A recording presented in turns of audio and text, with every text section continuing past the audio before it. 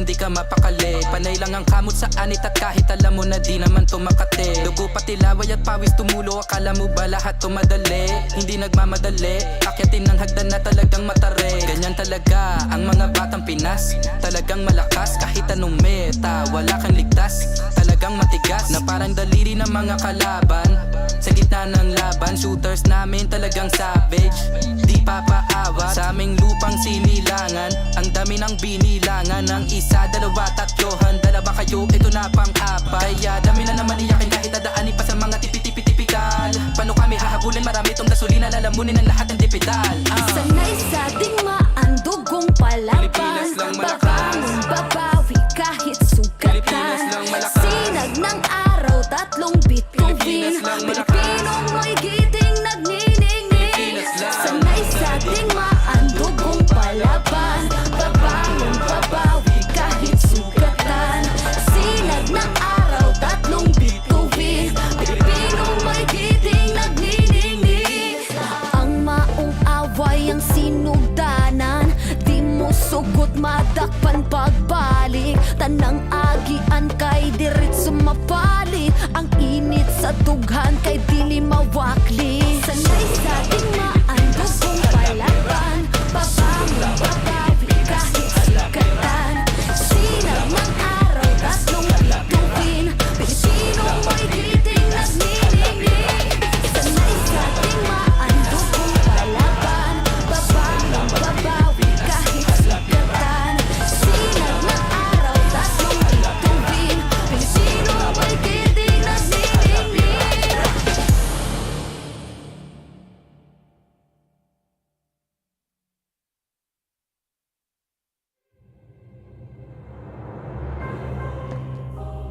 The Shadow Dragon was once my biggest weakness, but now it's my most potent weapon.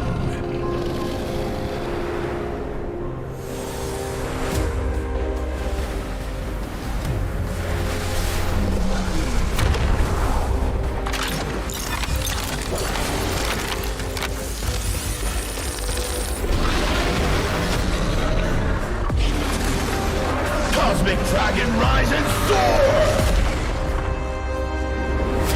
Dragon Stomp! Dragon Scales!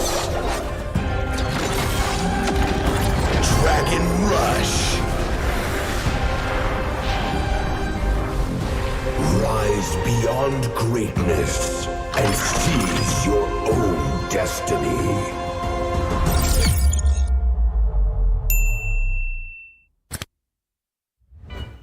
Tonight, we celebrate MLBB Esport. Do the kaldak! Do the kaldak! This is the Suman Challenge. Go! Oh, oh, oh, oh, oh, oh. This just it. Just it.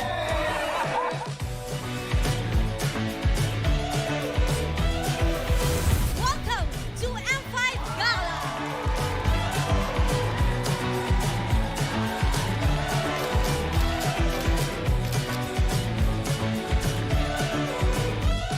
Guess the Hero Challenge. Lapu-lapu, Iritel. Franco, Nana. Nana. Nana, go! Best dressed team. Onic. Best dressed Super Marco.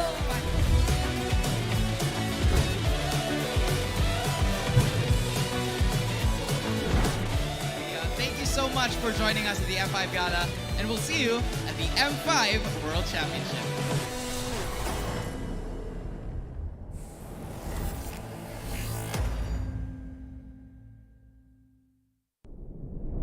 Have you ever wondered what is our identity?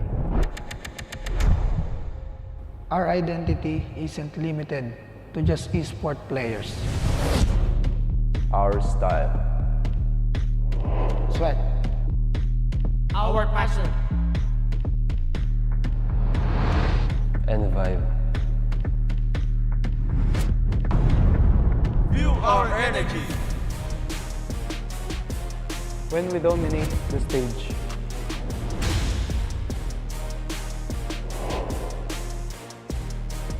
The hours of sacrifice. shape who we are. So, what is our identity? We are legendary.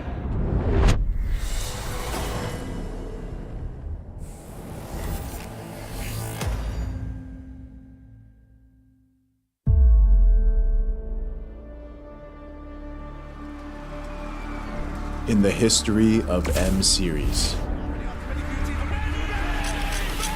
no host country has ever won the championship title. No other region has ever claimed the throne. No team has ever secured the championship twice. In this thrilling showdown, 16 teams across the world have gathered once more to seize the trophy. Which teams will prove themselves in their epic rivalry rematch? Will a new region unveil their strength and climb to the top? And who will leave an unforgettable mark with their skills? Behold, the old guards, seasoned titans returning to reclaim glory.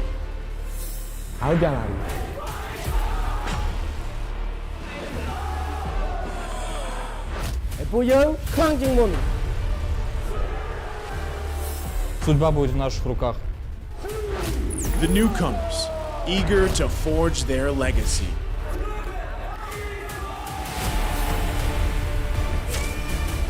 Kita di sini untuk lawan yang terbaik. Kami nggak takut tantangan apapun.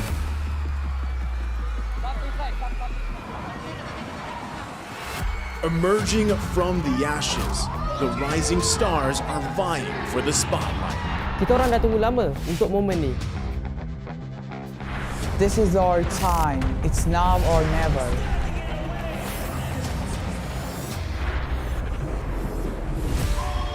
Enter the Contenders, here to defy the status quo and rewrite the narrative. We've weathered the storm. This is where we break through. Nós somos brasileiros e a gente não desiste nunca.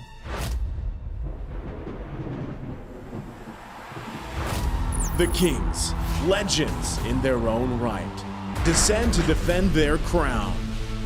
Kita sudah merasai kemenangan. Ini saatnya kita menguasai dunia. Naitaas na namin ang kampyonato at itataas ulit namin ngayon. Babawiin namin ang corona para sa aming hari at reyna. Get ready as the stage is set for the most dynamic championship of the year. It all begins here. It's time to see who will be better than great.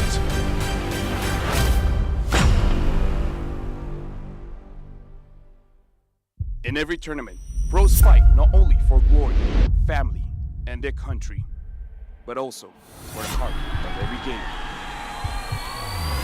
The fans. Are you one of them?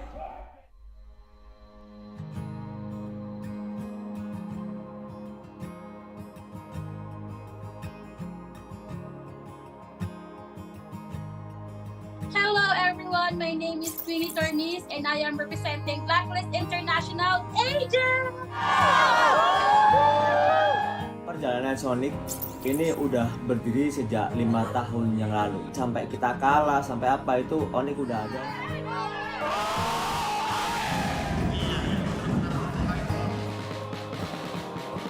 Flame sebenarnya sangat penting sebab dia bukan saja untuk homeboys, dia untuk tingkatkan komuniti MLBB dekat Malaysia ni. Kita nak kalau boleh komuniti tim lain bersama juga semangatnya macam Flame Boys. Hal yang bisa kita berikan secara maksimal itu adalah dukungan. Bila moral player tengah down, tapi kita orang tak tengah down. Kita orang tengah hype. Kita apa-apa pun, kita sebagai macam homeboys ada 5 player, kita orang Flame Boys adalah player ke-6. And I can say that I'm the correct fandom because they really value their fans. I can feel that this is not just like playing games or what, but this is like a family, a whole family. Player Homeboys punya gameplay every season macam improve. Like wins or losses, like they really not take it seriously, but they just take it as a room of improvements. Menang atau kalah, skill support. Kalau mereka kalah meski sedih tapi tetap rukun. Kekalahan itu awal dari kemenangan yang lebih besar. We wanted to make sure and ensure that they still feel that we are still here for them no matter what happens. Jadi ada 8 kota yang bakal kita adain host party.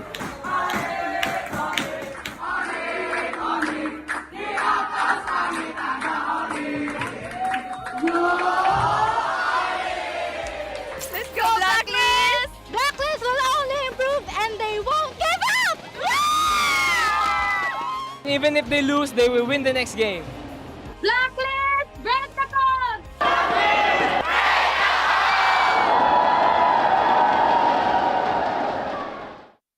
They have always felt your unwavering support and love. Maraming salamat po sa pagsuporta niyo sa amin palagi. Sobrang namomotivate kami lalo lumaban sa mga next games namin dahil sa pag-support niyo sa amin. Kaya po sana tuloy-tuloy lang. And yun, thank you so much. Maraming salamat sa mga agents na walang sawang sumusuporta sa amin kahit na manalo man o matalo, dyan pa rin kayo para sa amin. Yun. Isa kayo sa mga rason kung bakit pa kami nagpapatuloy. Thank you sa inyo. Pertama, makasih banyak yang udah dukung dimanapun kalian, dari Manado, dari semuanya lah pokoknya. Dukungan kalian sangat berarti buat kita, bikin kita semangat, bikin kita lebih konsisten juga biar menang terus. Guys, dukung kita dan kita juga nggak akan bosan buat juara. Terus yang terakhir mungkin selalu doain kita terus. Terima kasih. Thank you to all Sonics for supporting us. It really is touching and we really appreciate all of you guys from wherever you guys are, and I hope you continue supporting us and don't be bored. We will try our best to win every tournament for you guys.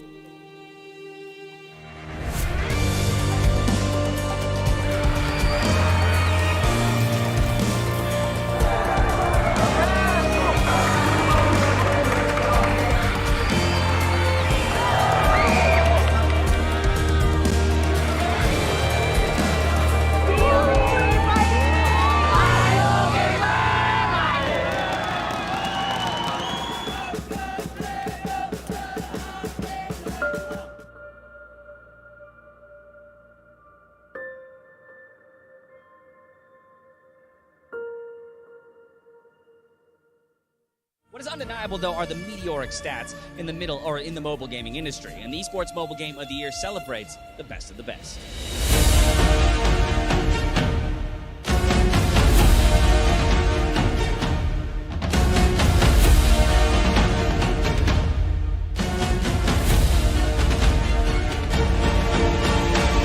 It is my pleasure to announce the 2023 Mobile Game of the Year, Mobile Legends Bang Bang. Congratulations. Oh my god, thank you guys. And then, okay, yeah, sure. And then Hello guys, hari ni kita nak rate player roam tank dekat dalam M5. Kon. Bu sezon favori tank oyuncularımdan biri. Malezya'da bayağı izleme şansım olmuştu. S'e koyuyorum. Dekat saya ada Apex 47 Apex 47 daripada tim, kalau tak ingat, B guys. Keyboy. No. Keyboy. She here. For sure. My classes is Keyboy. Keyboy, my idol. I'm gonna put also in here. Oh, my idol, Baloiski. The macro god, I think here. Oh, I think here. S+. First off, me. I'm going to put it like 8 here. I don't want to overrate myself. Okay. It's okay. Oh. It's okay. Betul. D. Sebab orang cakap dia tak tahu pun. Me. Because I'm bad, I'm gonna put F. Sorry, Baloy. And me. Okay. Oh, Luna. Luna. Luna B. Apex, I think here. Here. It's okay. Here. Next is Sorn. On my level. Sorn is like a mechanical player and also likes to taunt people. Ogun, idol. S. Oh, NJ will lose. NJ will lose. For me, F. Sorry. My enemy. With me. Sorry, you're my enemy.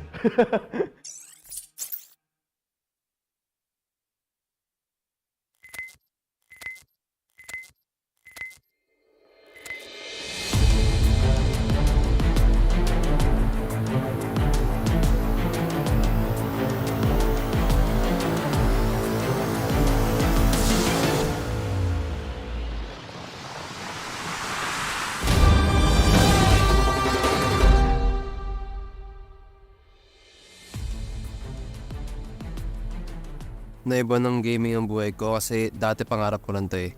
Kumbaga nabuhay ako sa pangarap ko ngayon.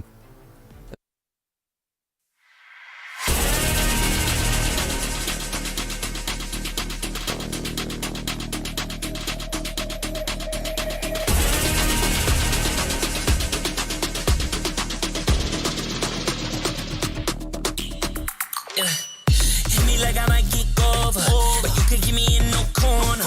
I know I can make a comeback, ace this round and finish this game now. Got the power on my shoulders, yeah you know that I'm a soldier. You can keep me off my guard, but you can't keep me from my honor. Nah, nah, nah, I feel like the floor is over, the energy's getting higher. You're saving my arms, 'cause I know just what I got. I got you like na na na, and you know I hold the power. This feeling I love, oh yeah. Making my grind good to great, so don't stand in my way. Standing tall and I won't fall over. We are better than great, good. We are better than great. We stand tall, won't run away. We are fun, nothing gon' change. Great, we are better than great. Can't get it great, I'm better than great. I play my own role, I become the greatest. Transcend myself into this game, yeah. I build a power to dominate fate. Championship mind, no time for the weak. We start to the game, shout, reveal. Better than great, that's how we feel. I feel like the floor is over, the energy's getting higher. You're saving my arms, 'cause I know just what I got. I got you like na na na, and you know I hold the power. This feeling I love, oh yeah. Making my grind good to great, so don't stand in my way. Standing tall and I won't fall over. We are better than great, good. We are better than great. We stand tall, won't run away. We are fun, nothing gon' change. Great, we are better than great. If we stand tall and believe we can make it, you and me, with a sense of urgency, you'll see I'm better than great. I'm better than great. Oh yeah, yeah. Oh, I'm better than. Making my grind good to great, so don't stand in my way. Standing tall and I won't fall over. We are better than great, good. We are better than great. We stand tall, won't run away. We are fun, nothing gon' change. Great, we are better than great.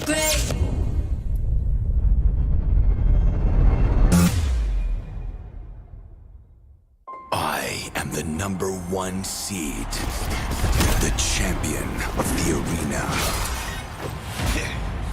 The fans adore me because I've never lost. Yet you are afraid that you will lose everything.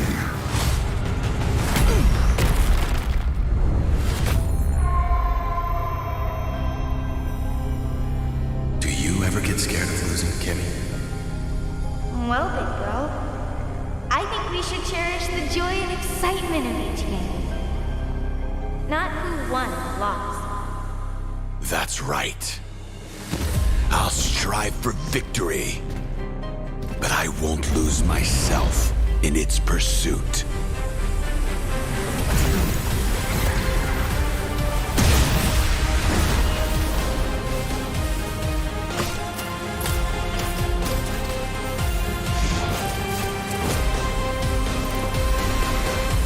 World Championship. I'm back.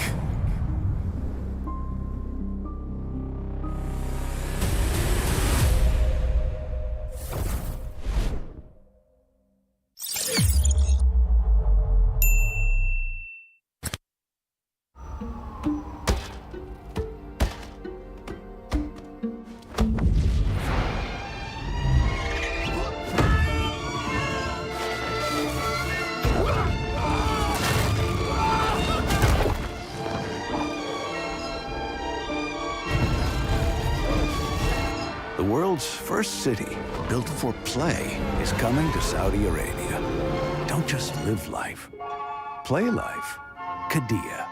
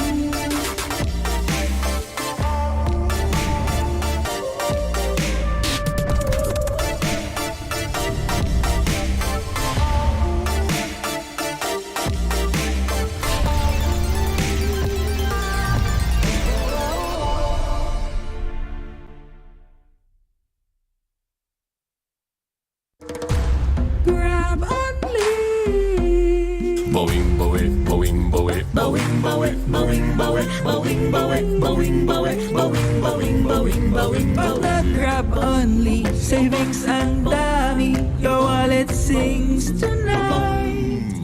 Laki ng bawi, pag nag-grab only, save 244 alright. Bawing, bawing, bawing, bawing, bawing, bawing, bawing, bawing, bawing, bawing, bawing, bawing, bawing, bawing, bawing, bawing.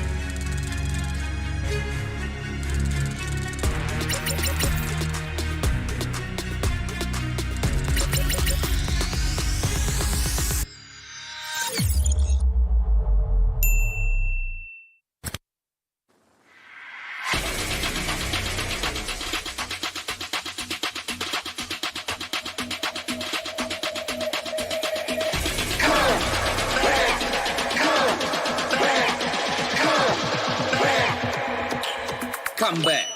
Что мы друг другу скажи мне, мы вместе на пути к вершине. Наши глаза горят, и воздух накален невыносимо.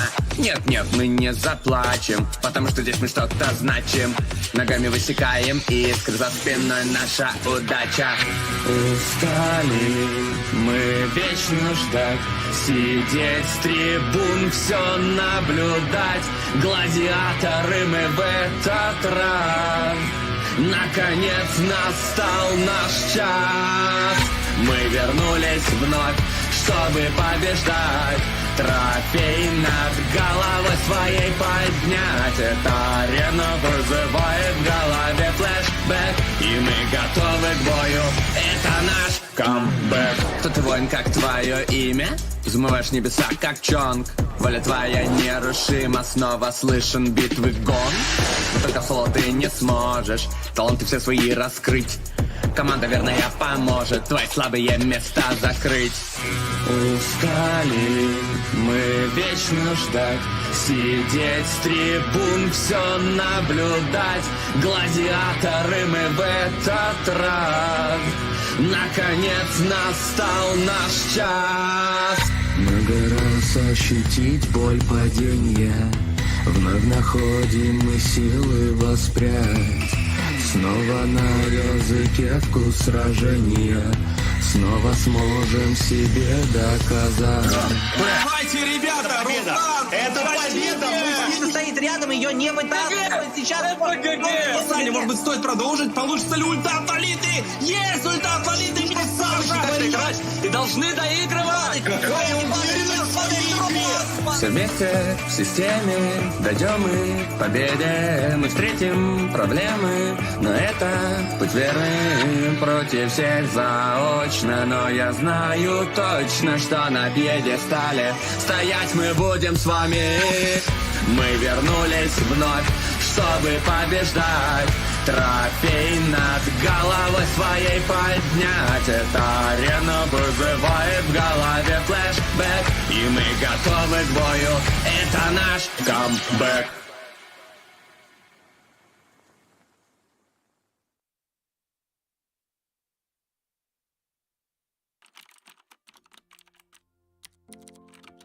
Hi Monina, alam kong nag-iisip ka ngayon if you're going to let go of your BPO work. You know what? Take the risk. Pumasok ka sa mundo ng esports and tanggapin mo yung hamon and opportunity na maging team manager. It's gonna be exciting and different. Iba to sa dati mong naging trabaho. Hindi siya mas madali because you're gonna be dealing with kids and people with different personalities. The workload is going to be overwhelming, kaya please, huwag mong akuin lahat. Madaming challenges, pero mas maraming taong nakapaligid sa'yo na tutulungan ka to overcome those challenges. Learn to delegate, work on your adaptability. Life is not a straight line. May magiging ups and downs talaga along the way. Don't be afraid to try and to speak up. Kung may mga ayaw makinig sa'yo, lakasan mo pa yung boses mo. As long as alam mong may sense yung sasabihin mo, go for it. More than a manager, be an ate. These kids would be going through a lot of emotional stress and disappointments. Do your best to be there for them and to comfort them kapag kailangan. Alam ko, masakit din para sa'yo kapag natatalo. Pero ang importante, nandyan ka para samahan ng mga players mo, mga batang kapatid mo. You will sacrifice a lot. Resources, time with family, and even relationships. It would be stressful, but every minute will be worth it. Especially when you see the joy in your players' eyes na makakasali pala kayo in the World Championships. I promise you, Monina, you will not regret leaving your corporate career because time will come that you will manage a world-class esports team.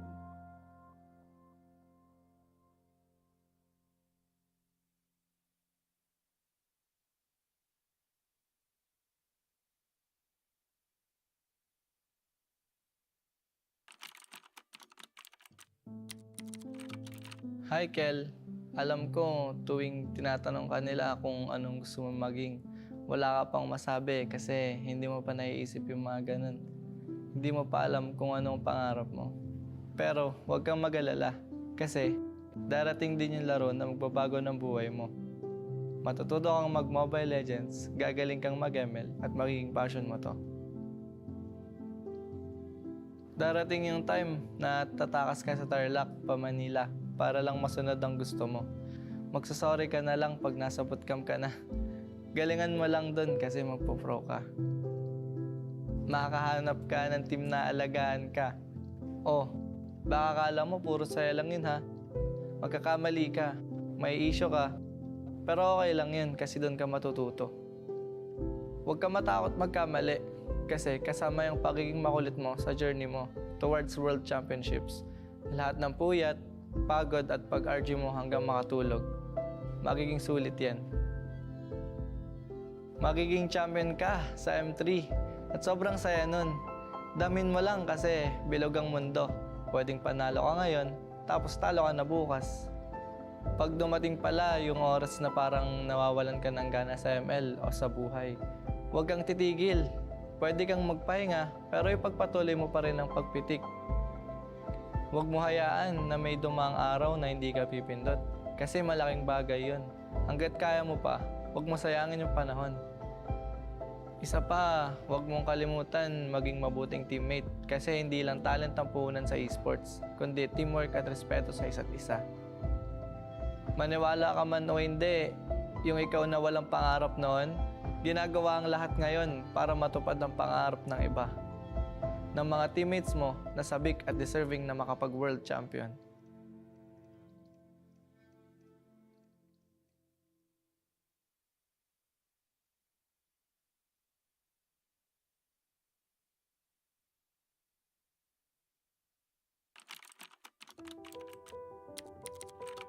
Jay, kamusta ka?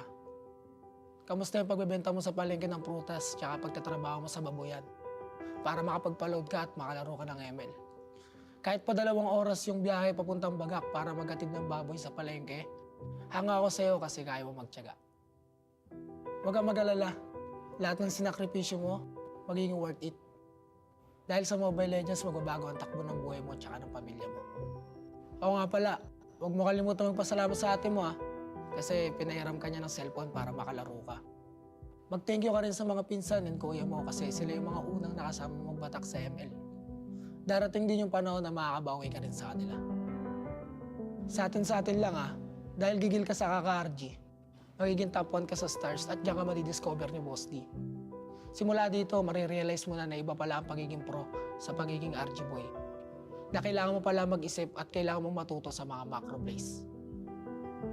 Diyan ka rin magiging content creator.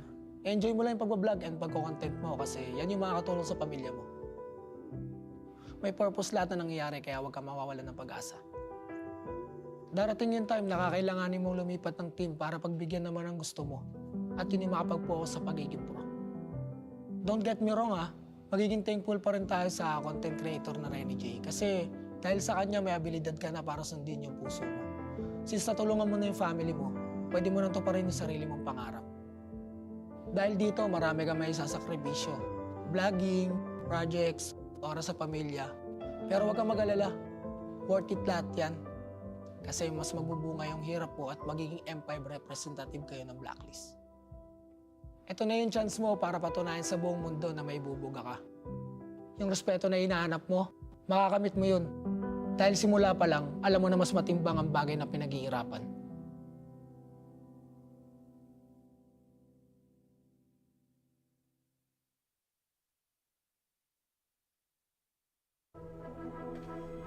For the longest time, we have wished that the wondrous worlds we game in were real.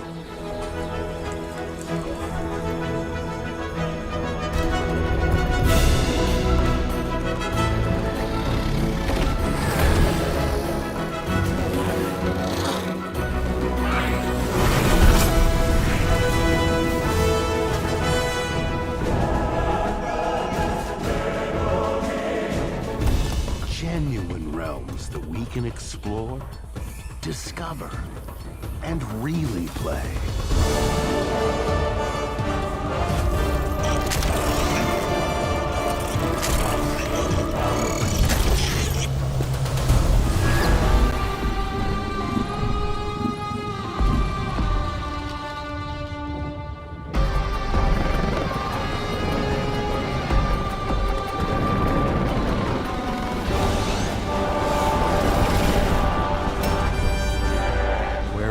can celebrate and earn rewards for our triumphs.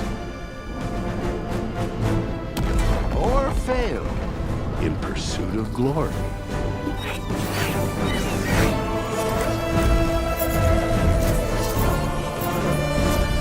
A place where we've always dreamed of living, where we've always dreamed of working.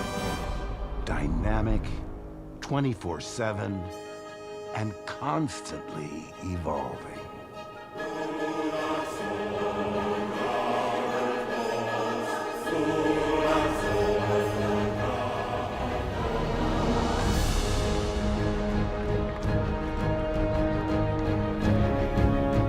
Host to the biggest events, where the greatest among us hone their skills.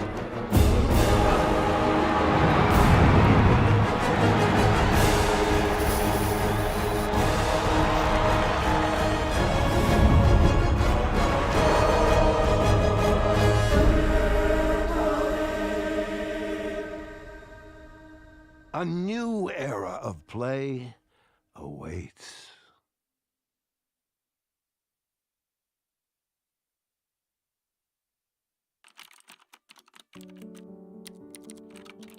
Carl, alam kong mabigat ang nararamdaman mo dahil nagka-injury ka.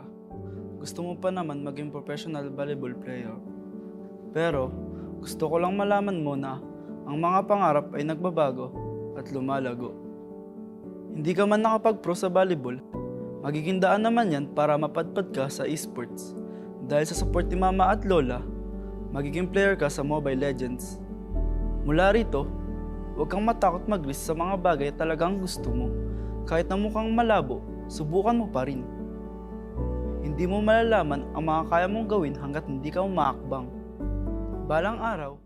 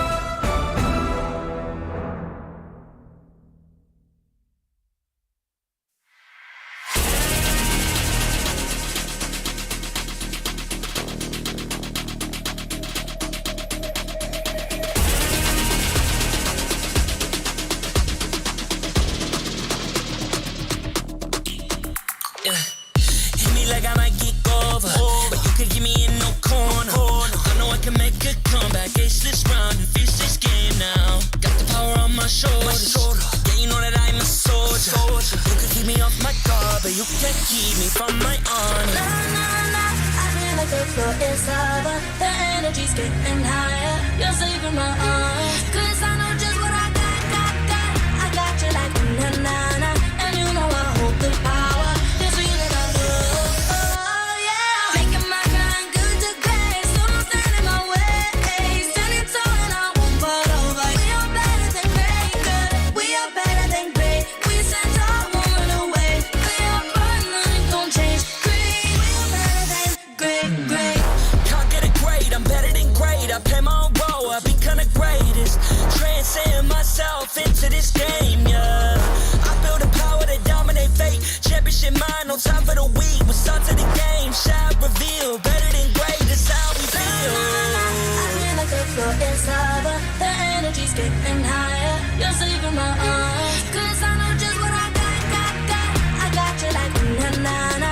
And you know I hold the power. This feeling I love. Oh, yeah. Making my grind good to great. So don't stand in my way.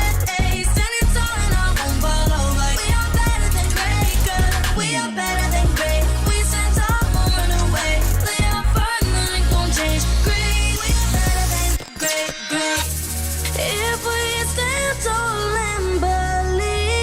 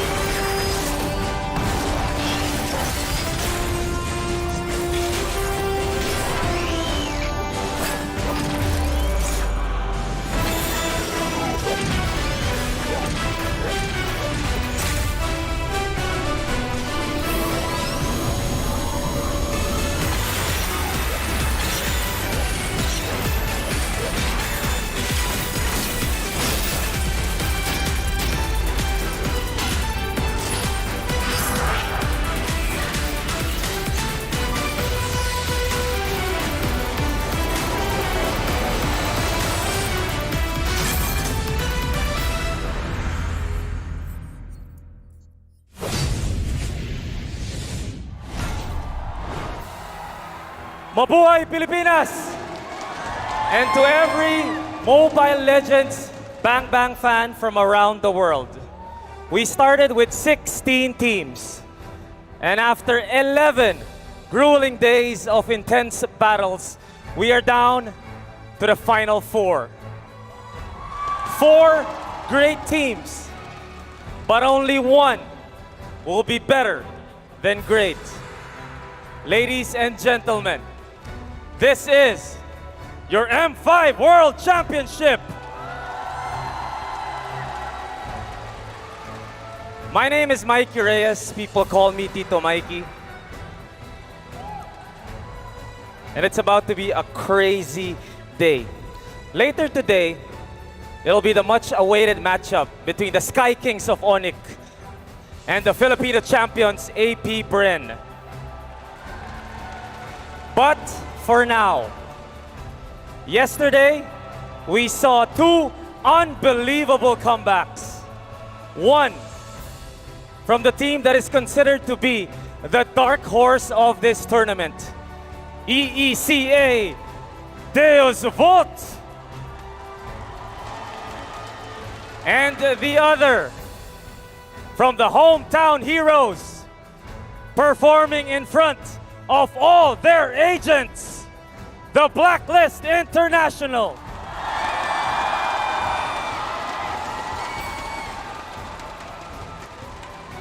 And today, they go head to head. Can Renegade lead his team to the next phase? Or will Kit Bomba have anything to say about it? Can Daewoo continue this Cinderella run? Or will Blacklist International break the code? Fasten your seatbelts, people. It's about to be a great series. Talents from all around the world. It's time.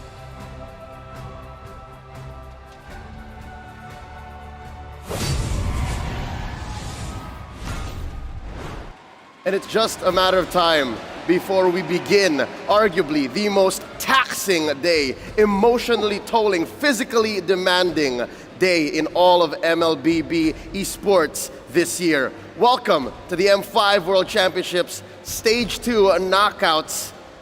At your service, my name is Leo, here with my good friend Wolf. We're coming at you live from the Rizal Memorial Coliseum with a capacity crowd opening up day 2. How you doing, man?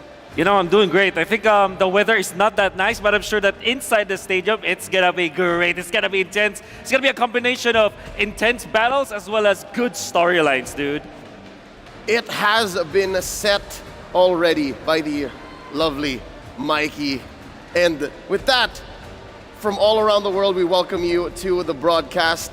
Whether you're rooting for Deus Vult or a Blacklist International, well, it's been a wild ride. Let's look back at the previous days of competition and see how exactly we got here via the daily recap. Check this out.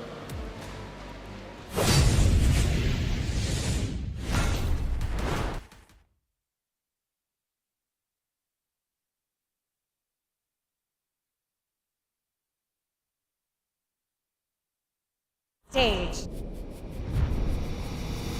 The reveal of the M5 main stage also saw 2 intense series that sent 2 more teams home, while the tournament is now down to the final 4. The showdown between the agents and the geeks started off as fierce as it can get. Flickers back, Oheb in trouble now. Blue comes in with the bravest fighter and finds 2. Blacklist International crumbling under Geek right now. With the Indonesian squad taking the first game. And Geek fam against the odds take game number 1. Blacklist International reverted by staging an epic comeback. Boys inside with a wild charge, knock up onto Edward. Luke into the backside with the bravest fighter, looking for Oheb. Gets a stun, the wave, oh! Bloyski goes down. Luke! Now it's Luke against the world. Marky looking for some free shots. No way, Luke goes down. Oh as well. Black to turn the game around and take the second Lord. And Blacklist International takes game number number 2. And the series was tied 1-1. The agents did it again as their patience paid off, claiming the win and reaching match point. Don't want to stop here. Netherrealm is still in play, but there comes the Nolan's Fury. A boy! Edward able to find a boy. Marking to the backside with a blazing duet. Bloisky goes down. Luke is going to be next on the chopping block. Who gets it? Picks up the double. Kyle trying to get the play. So he takes it from his fingers. And it was down to the Hitman's Estes, the signature ube of Blacklist International, to send the Geeks home. The Cambodian champions did what they do best, attack and never look back. And they're all smashed against the wall. 4 members of Deus Vult taken out. Despite a valiant defense by Sunset Lover, See You Soon prevails. Sunset Lover doing everything he can, but they're going to get the final shot. No way. We'll move on and take game number 1. The Sooners continued their aggression and cornered Deus Vult from the start. Victor is going to get the knock-up on Asari on Felix. With the crossbow, Tank's ready to unload once again. Madison going to go down. Who's able to pick up the kill? Sabo finally getting 4-man knock-up. Felix in the midst of the ball. Sabo trying to get away, but he can't. Asari Felix picks up the kill. And now Kid Bomba will fall next. Felix with the double. Sunset Lover all alone once again. Going to go down. A triple kill for Kusei. After over 30 minutes of non-stop skirmishes, Deus Vult showed that they were not done yet. Sawo looking for the kill. Carby there as well, and down goes MP. Debu, move forward. Magister unleashed his real potential by shutting down MP the King again and again and again. But still, ultimate pool. Magister able to lock on again with a violent Requiem. Sawo also going to come in with an Owen's Fury. And the Bomba mentality helped EECA to extend the series.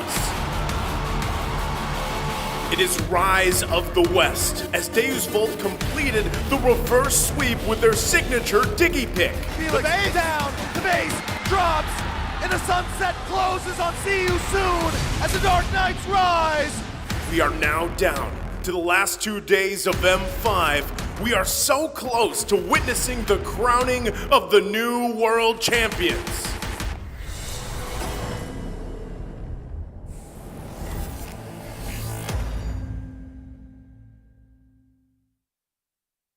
Back-to-back bangers yesterday, bringing us the play of the day, presented by Kidia. We're awarding it over to Luke with his perfect final slash against Blacklist International. Yeah, he said it perfectly off cam. Book of Luke, chapter 1, how to play the Lapu-Lapu, but this is chapter 2, how to play the Arlet. With a wonderful gameplay of the final slash, catching up the members of Blacklist. Unfortunately, they lost the series, but it was a wonderful play for sure. That's right. And that's how they ended up dropping in the hands of Blacklist in yesterday's matchup. 3-1. It was followed by what seemed to be an epic for Deus Vult, going 3-2, knocking down See You Soon. And now we have this opener. The hometown heroes in Blacklist going up against See You Soon, and we're waiting on a match from the upper bracket later on. Wolf, again, I gotta ask you, is this how you expected this last stage of the knockouts to be? Well, I guess at least at the last stage, right? When after going to RMC, we kind of pictured what the matches could be. I'm pretty sure that Daewoo can win against See You Soon. Blacklist, obviously, they are the hometown heroes. You know, I want to sound smart. Yeah, this is something that I kind of expected, you know. Come on. You're saying you know that Deus Vult would go this deep. You're saying that they would be at the cusp of maybe ending Blacklist International's lower bracket run. Talk to me about that, because that's the first match coming up. What is Blacklist looking like to you, given that yesterday they went 4 games against Geek Fam, but it wasn't as easy as it looked? It wasn't. But the thing is, the fact that they have... That was technically, what, 4 games that Geek were able to get the first game, the early game, I mean. Right. And Daewoo and the Blacklist International won against all of those. So how do I feel about Blacklist International? Oh man, they're back. They're bringing back the M3 form that when after going down to the lower bracket, they're gonna just steamroll through.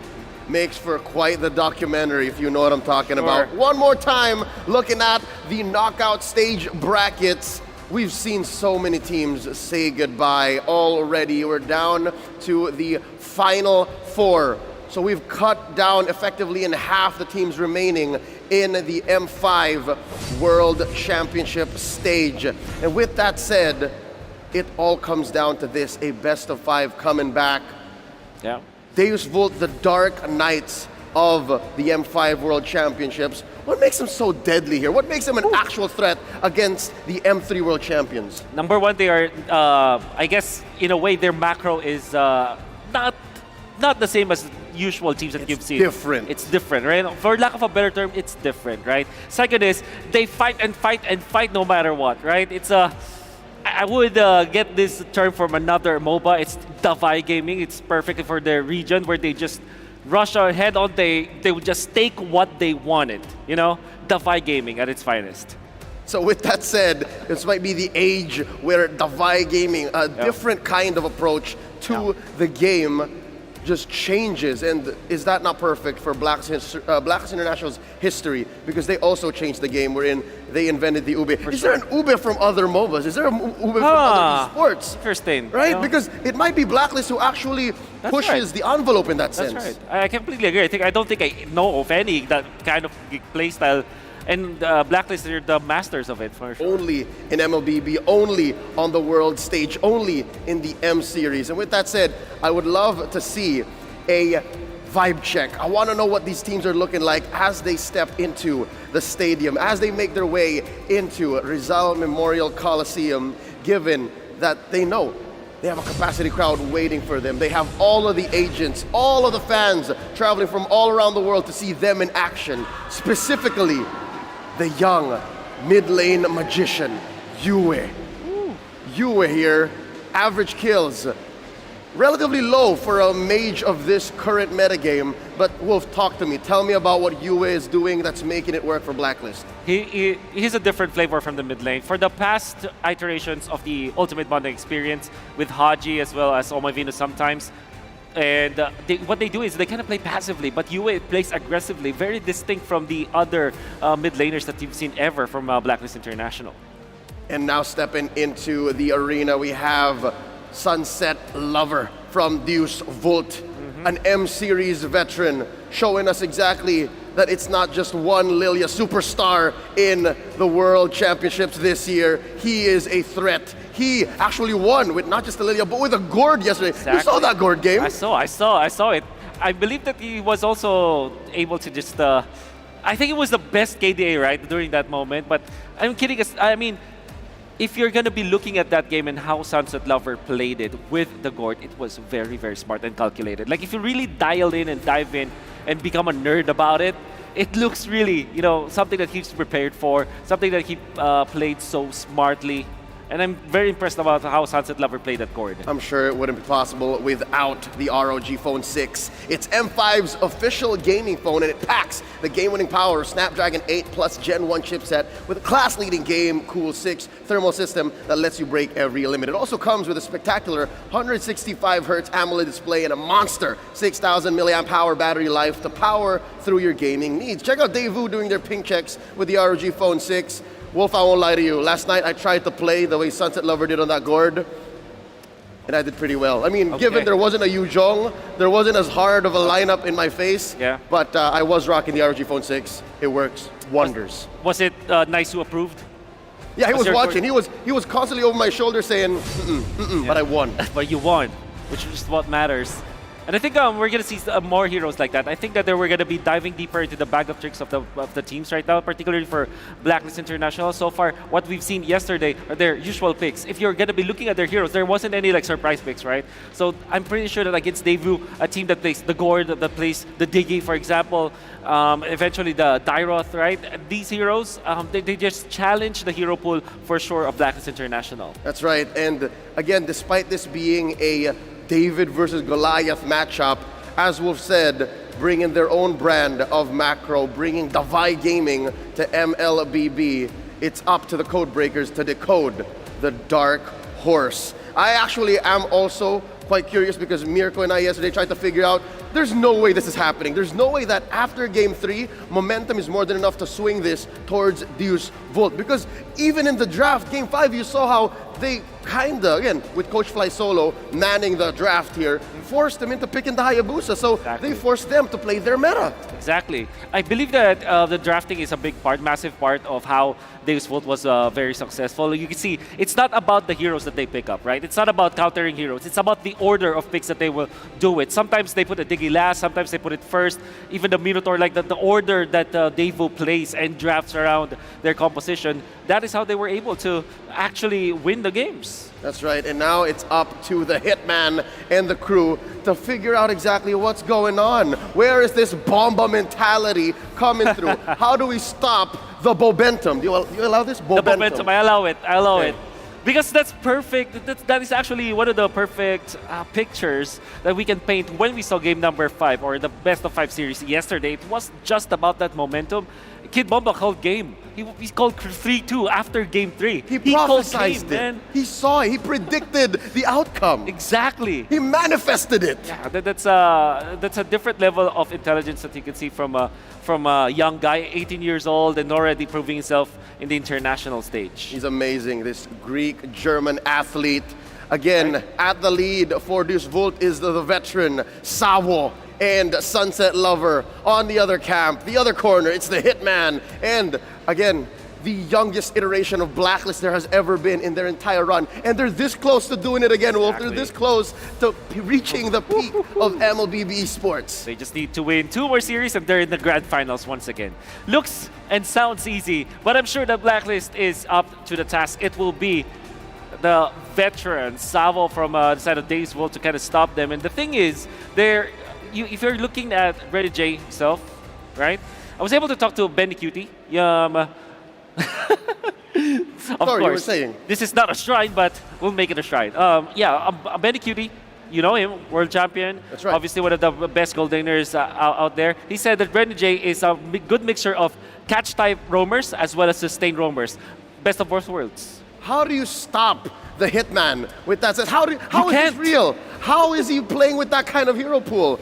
We'll go to the desk to get the action started. Let's get it on.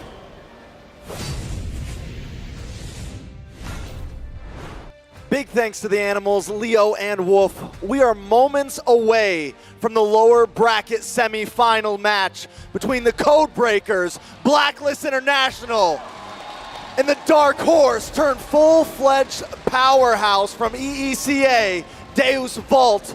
My name's Trex, alongside with the legendary Mirko and the best caster, LaFell. How are you guys doing today? Mirko, are you ready for this? I think the crowd has made me ready, right? Even when I wasn't ready earlier, the cheers, the love given over by the PH crowd here, it's been phenomenal. For me, I'm hyped. But again, the audience here, are you guys ready for an amazing match? They're hyped, man. I'm hyped. We're hyped. Definitely very hyped. But before we get too hyped, I just gotta let you guys know the M5 World Championship is powered by Moonton, presented by Kadia, supported by ROG, the official gaming phone, Grab, the official super app partner, and Secret Lab, our official chair partner. Thank you to our lovely sponsors. M5 wouldn't be possible without your support. A special shout out as well to Kadia, our global presenting partner. Kadia is a giga project, a city that is being built in Saudi Arabia. It is the future capital of entertainment, sports, and culture. Mirko, do you want to know a secret? What's the secret? Okay, I'm just gonna whisper it to you. Tell me. The Secret Lab chair can get you ahead of the competition. With the Secret Lab Titan Evo gaming chair, you guys can get the mythical honor, mythical glory. You'll hear the crowd. They want to be mythic. Booyah! I mean, hey, I thought it was supposed to be a secret, man. Oh yeah, sorry. Are they hyped? Are they that hyped just about the chair? They heard the Or did secret. someone just walk in? I think Blacklist just walked in, but also the chair. It's the chair. It's definitely the chair. Now, one last thing, the M5 Pass is still ongoing. Unlock Yuzong's M5 exclusive Dragon Shade skin and Prime Cosmic Dragon skin when you buy the M5 Pass. Accomplish all activity tasks to reach level 75 for free. A ton of M5 exclusive rewards are also waiting for you. Get yourself one or gift Mirko one now. I already got one. I already got one too. So we just gift a friend one. Do you have the 150. Are you at 150, Lavelle? No, I'm 75. Oh, you don't get adapt then, sorry. You don't get adapt. Wait, Not yet. 175? Until you get 150. Wait, he said 175. No, 75. Oh, never mind. All right. All right, we got to give it up. Dude, I'm looking at the players, man. I can't wait. I got my purple buff ready. I want to see the game. All right, we got some walk-ins coming in. Some very important people. Sometimes the people that go unbeknownst to the rest. But these are the people that keep things secure, keep things safe. This is the Marshall walk-in to officiate the M5 World Championship. We have our Marshals making their way to the stage. They are here to ensure the fairness and integrity of our games. What would we do without them, Mirko? We wouldn't be able to get those pauses in time to troubleshoot. Most definitely, but the code breakers have proved themselves to be the bane of everyone's lower bracket existence since their iconic M3 run. On the verge of repeating history, agents, welcome Blacklist International! This team don't need no introductions. You hear the crowd. They love them. And again, this could be a miracle run. A history in the making since M3. Now, Blacklist is good, but from the tournament, Dark Horse to the pride of EECA was able to transform themselves into a full-fledged powerhouse. One explosive match at a time. Give it up for Deuce Volt Sue! Every story needs a villain, and Kid Bomba has shown that he can be one here. They go to the crusade, they go to the battle, yelling, Deus Volt! I love it. The villain art is in prime movement right now. Can they defy this, though? And now to guide the teams to victory, we have their head coaches and analysts for Blacklist International, Master Basics, as well as Dexstar for Deus Volt, Fly Solo, and Woro WM. Woro no WM. We got a lot to unpack here, guys. A lot of people have been waiting on this match. Deus Volt yesterday with an insane reverse sweep, proving that they are willing to go the distance, but Blacklist has also been known to go the distance. What is the game plan for these two teams here? Honestly, looking at both teams, they have a very clear way of playing. For now, we got to talk about the teams individually. Let's talk about Blacklist International, OHEB, Sensui, Edward, UA, as well as Renegade. We saw UA just now, and here's the thing. Give this guy a carry hero, and he will carry your team. Him on the Valentina, let me tell you, man, that's a very scary comp when it's just one hero. Definitely a very scary comp. I mean, Blacklist International in total right now, so many of their players have been showing up, have been making it onto base, have been making plays. I feel like each game it's Renegade, next game it's Yue, Edward, OHEB even had some amazing Claude games, but Deus Volt as well have been doing an amazing job, Mirko.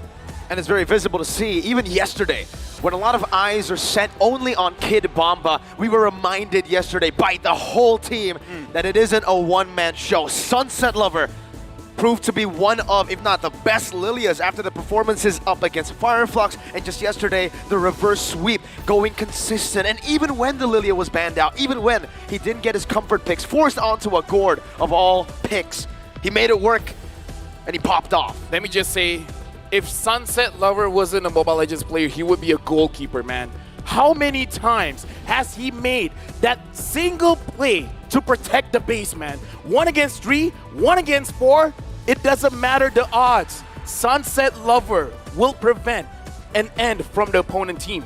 Most definitely. And taking a look at some of these stats, I mean, they're honestly very close. The underdog team matching them almost in KDA. The hero pool, though, is something important. Daewoo with 25, 5 more unique picks than Blacklist International.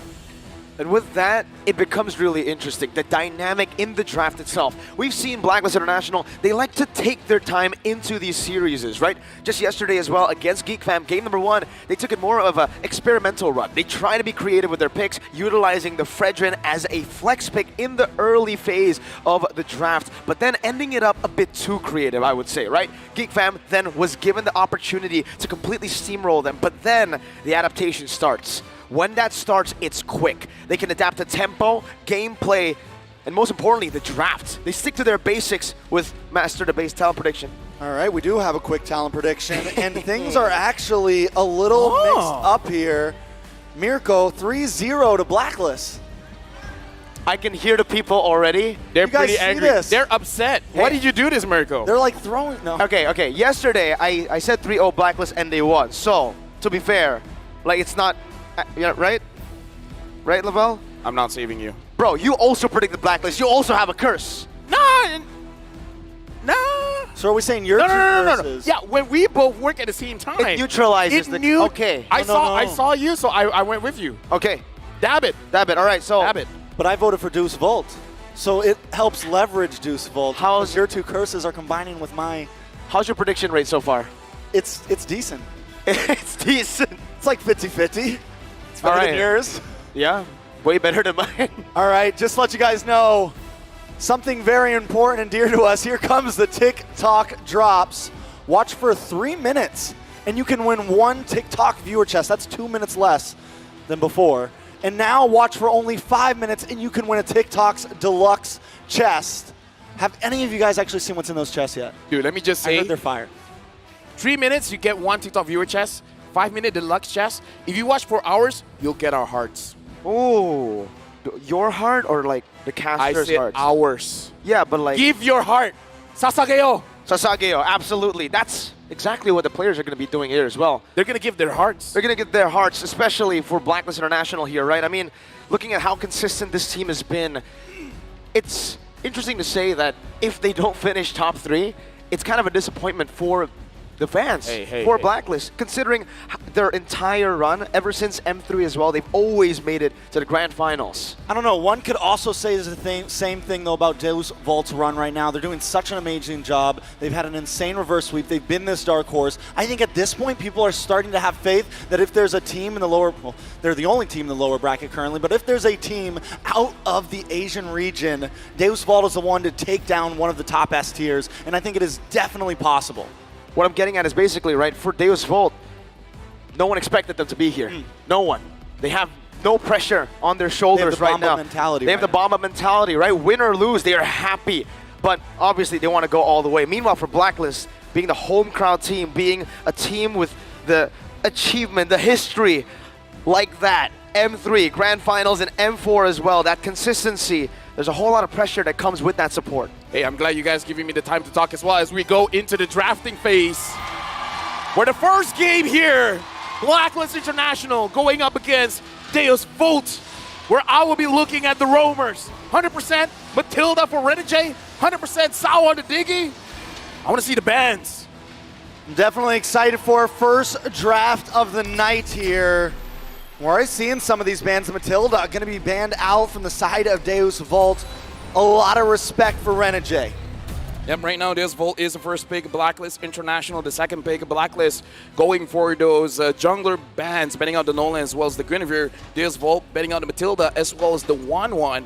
I'm just going to put my point in as well because you guys were talking about the mentality game. I kind of feel like Blacklist mentality, they don't lose to the same team twice, is going to help them out in this best of 5. Because I feel like in the long series, Blacklist is going to learn much more about their opponents than what their opponents can learn about them. Definitely possible. I think there's a lot of angles you could come at this. Blacklist, I'm wondering, do they still have anything up their sleeve, and are they going to need to use it here? We saw that Daewoo has a little bit of a larger hero pool right now with 25 picks over Black, only showing 20. But it could also mean that Blacklist is willing to just sit. They're very comfortable. They have what they need already, and it's been working very well for them. At this point, I kind of feel like Farmis is going to be a pretty solid pick here. But again, giving Yue that Valentina is going to be very dangerous because Yue is one of those players that doesn't matter what kind of composition the opponent wants, he'll just take the Valentina just because it's going to serve the team incredibly. So I kind of feel like this is where Deus Volt, they're really considering. Do they want the Farmis? Do they want something else like an Angela? Or a Lilia, right? Something that they have been able to first pick a lot of times, but they go for the Baksha instead. A pick that kind of gave Blacklist International in the early game up against Geek Fam yesterday when Nile was on it a lot of problems. So maybe that might be the angle of attack for Deus Volt. They want to take control in the early stage and snowball. So do we think we see a response like the Valentina Bruno here? A lot of things still on. I feel like the Basha pick, yes, it's solid, but we don't see a first pick blue side a whole lot, just because a lot of time there are some power marksmen on the field, there's some power mid laners on the field. I think it's decent, especially like you said, taking it away from Sensui. It gives them some fast pace as well. But how much are they sacrificing just for the Basha here? I feel like they're trying to threaten Blacklist International to pick up something like the Angela, because the Angela as well as the Baxia is very good tempo play from the early going to the mid. So Blacklist International, it's up to them. They're picking up the Bruno and the Valentina, so they're not staying away from the game plan. Even if Deus Volt, they pick up something like a Faramis, something like an Angela, Blacklist is going to have it too. And again, we saw UA on this Valentina. It's Uelentina. Uelentina? Uelentina. Uelentina. Uelentina. I like it. I like it very much. I don't, but thank you very much. It's great. It's great. Daewoo, on the other hand, still looking for 2 more picks. Do they lock in the marksman now? The Ixia maybe. We saw it last time. Carvey used it great to counter against it. Faramis, solid as well. At this point, I would kind of pick up the Claude if they're very comfortable with the Claude, but looks like they're going for the Terizla, where again, let me just say one thing. This is the stark difference that both teams' playstyle is. For Blacklist International, they're very comfortable with disengage. They're very comfortable with kiting, and they're very comfortable with a prolonged team fight. One reason why I kind of feel like the Akai is banned out, because the Akai is going to make it very difficult for Deus Volt to start any kind of team fight. So I feel like the ban is dictating the picks here for Deus Volt. And right now for Blacklist International, right, this is the question now. For Deus Volt, they've already secured a basically trio mid and also that top side, a really strong side. Blacklist, it seems like the question, before I even asked it, was already answered. They want to compete in that trio mid division. They want to try to get neutral objectives as much as possible, and they need to facilitate that with giving a utility pick, a good one to last hit, like the Fredrid for Sensui. Yesterday we saw Akai's all throughout. Now it's taken away, so the Fredrid. What do you think about this choice, right? I mean, the Fredrin has fallen hard out of popularity, out of the prio list, and it hasn't really had the best of tournaments so far. I mean, Sensui has had a good Fredrin, though. Blacklist is one of the same teams that have had decent Fredrin games overall. They're one of the same teams right now that are like falling back to that regularly. Something important to point out, though, Renegade, the heel man, 100% win rate on the Raft right now, and I almost thought they were gonna slot that in before they slotted in the Fredrin. So at this point, I think something important for Daewoo, with Renegade not picked up right now, they need to focus hard in that hero pool. I think maybe ban out the Raft here. They decide to go for the Lapu instead. Maybe not a whole lot of fear. I feel like it's because that's what GeekFam tried to do against Blacklist, and it didn't work. Yeah, honestly, at this point, I feel like for Blacklist, one of the advantages that they have for Renegade, it is like a Swiss Army knife. He can do it all. He can play a catch hero. He can play a healer hero. At this point, it does become a situation. Going up against the Faramis, the Rafaela is very solid because not a lot of dashes coming in from Deus Volt, so that slow coming in from the Rafaela, it is going to have a difference. But I feel like the moment they see who is going to be their roamer is going to dictate. Is this going to be a Rafaela game? Is this going to be something different, like a Kaja, like a Cho game? So I'm looking at Blacklist International with the lineup that they have. I kind of feel like we need more of the heal man rather than the hit man. And now banning out the Minotaur as well. I don't know. I kind of feel like having something like a Rafa, having something like a Estes would be pretty good. I think so too, right? For Deus Volt, they have such a big AoE comp already. Going for the Estes, I think the Estes might be a bit more risky, right? Considering there's so much AoE damage and also already some anti-regen built into their composition with that Baksha pick. So something like a Rafaela gets you out, gets you that maneuverability as well. But something else that might come through for Blacklist is that Diggy. We haven't seen it for Blacklist International, but we have seen it from Sawo. It might be also not just a pick that's great for Blacklist, but a good deny pick from Deus Volt. I think, yeah, and we know Blacklist has that in your kit. You mentioned the Swiss Army knife. I don't think it's anything completely out of their range. Do we jump into game one with that, though? Do we deny that immediately? Daewoo didn't fall back to the Diggy pick until game 5 last night, and it makes me wonder, like, was that even a pick that they used a whole lot in the past? Was it even a pick that was very important to them, or was it something that just started really kind of hitting fruition for them in the M series? Blacklist International on the gun now, looking for the first pick. I kind of feel like for that Diggy pick, it's the strongest when you don't expect it. Yeah. Right? Like, after 3 games, after 4 games, they're like, Sawa's going to pick this, going to pick that, and then all of a sudden he picks the Diggy. He's like, how can we forget about the Diggy? Now the Paquito getting picked up here. You can hear a crowd. That's a signature pick for Agent Zero. Edward Balboa was his nickname at M3. And having this Paquito on their lineup, they have multiple ways to play the map. And since you talk about Diggy, let's talk about Diggy. Yeah, the master of time, hoot hoot, Sawo, has recorded 100% win rate with Diggy in 4 games. So 4 games with the Raf on Renegade, 100%. 4 games with the Diggy on Sawo, 100%. 100%. So total, quick maths, 8 games, 100%. Oh yeah. 200%. 8, right? No. I mean, that's not how it works. I don't think that's how it works. I agree with you, Trex. But you also agree with Miracle. No. No. Miracle can go to the side. Desvol now, having the Brody as well as having the Angela here, a lot of protection. But I'm looking at the early to mid. The team has to move as a team to really contest for objectives here. You know, we saw a great game from Daewoo the other day. The Sawo Carvey combo with the Harkard and the Bruno. This time it's going to be the Brody, but still, we know that combination is lethal. I kind of feel like for Desvol, it is going to be a matchup where you have to look at the rotations 1 minute 30 to the first 3 minutes. That's where we will see whether they can actually handle what Blacklist is going to do. And now the final pick here, now that they see the Brody as well as the Angela, quite a lot of good roamer picks for Renegade. And it's also still very explosive for Deus Volt, right? They have a lot of just burst damage in the start of the fight, but then when it gets to that prolonged stage, Tigreal. Blacklist say we can try to do what you've been doing. We can team fight our way as well. If you want to be explosive, we have a Tigreal here with that implosion. We're not going to see the heal man, we're going to see the hit man.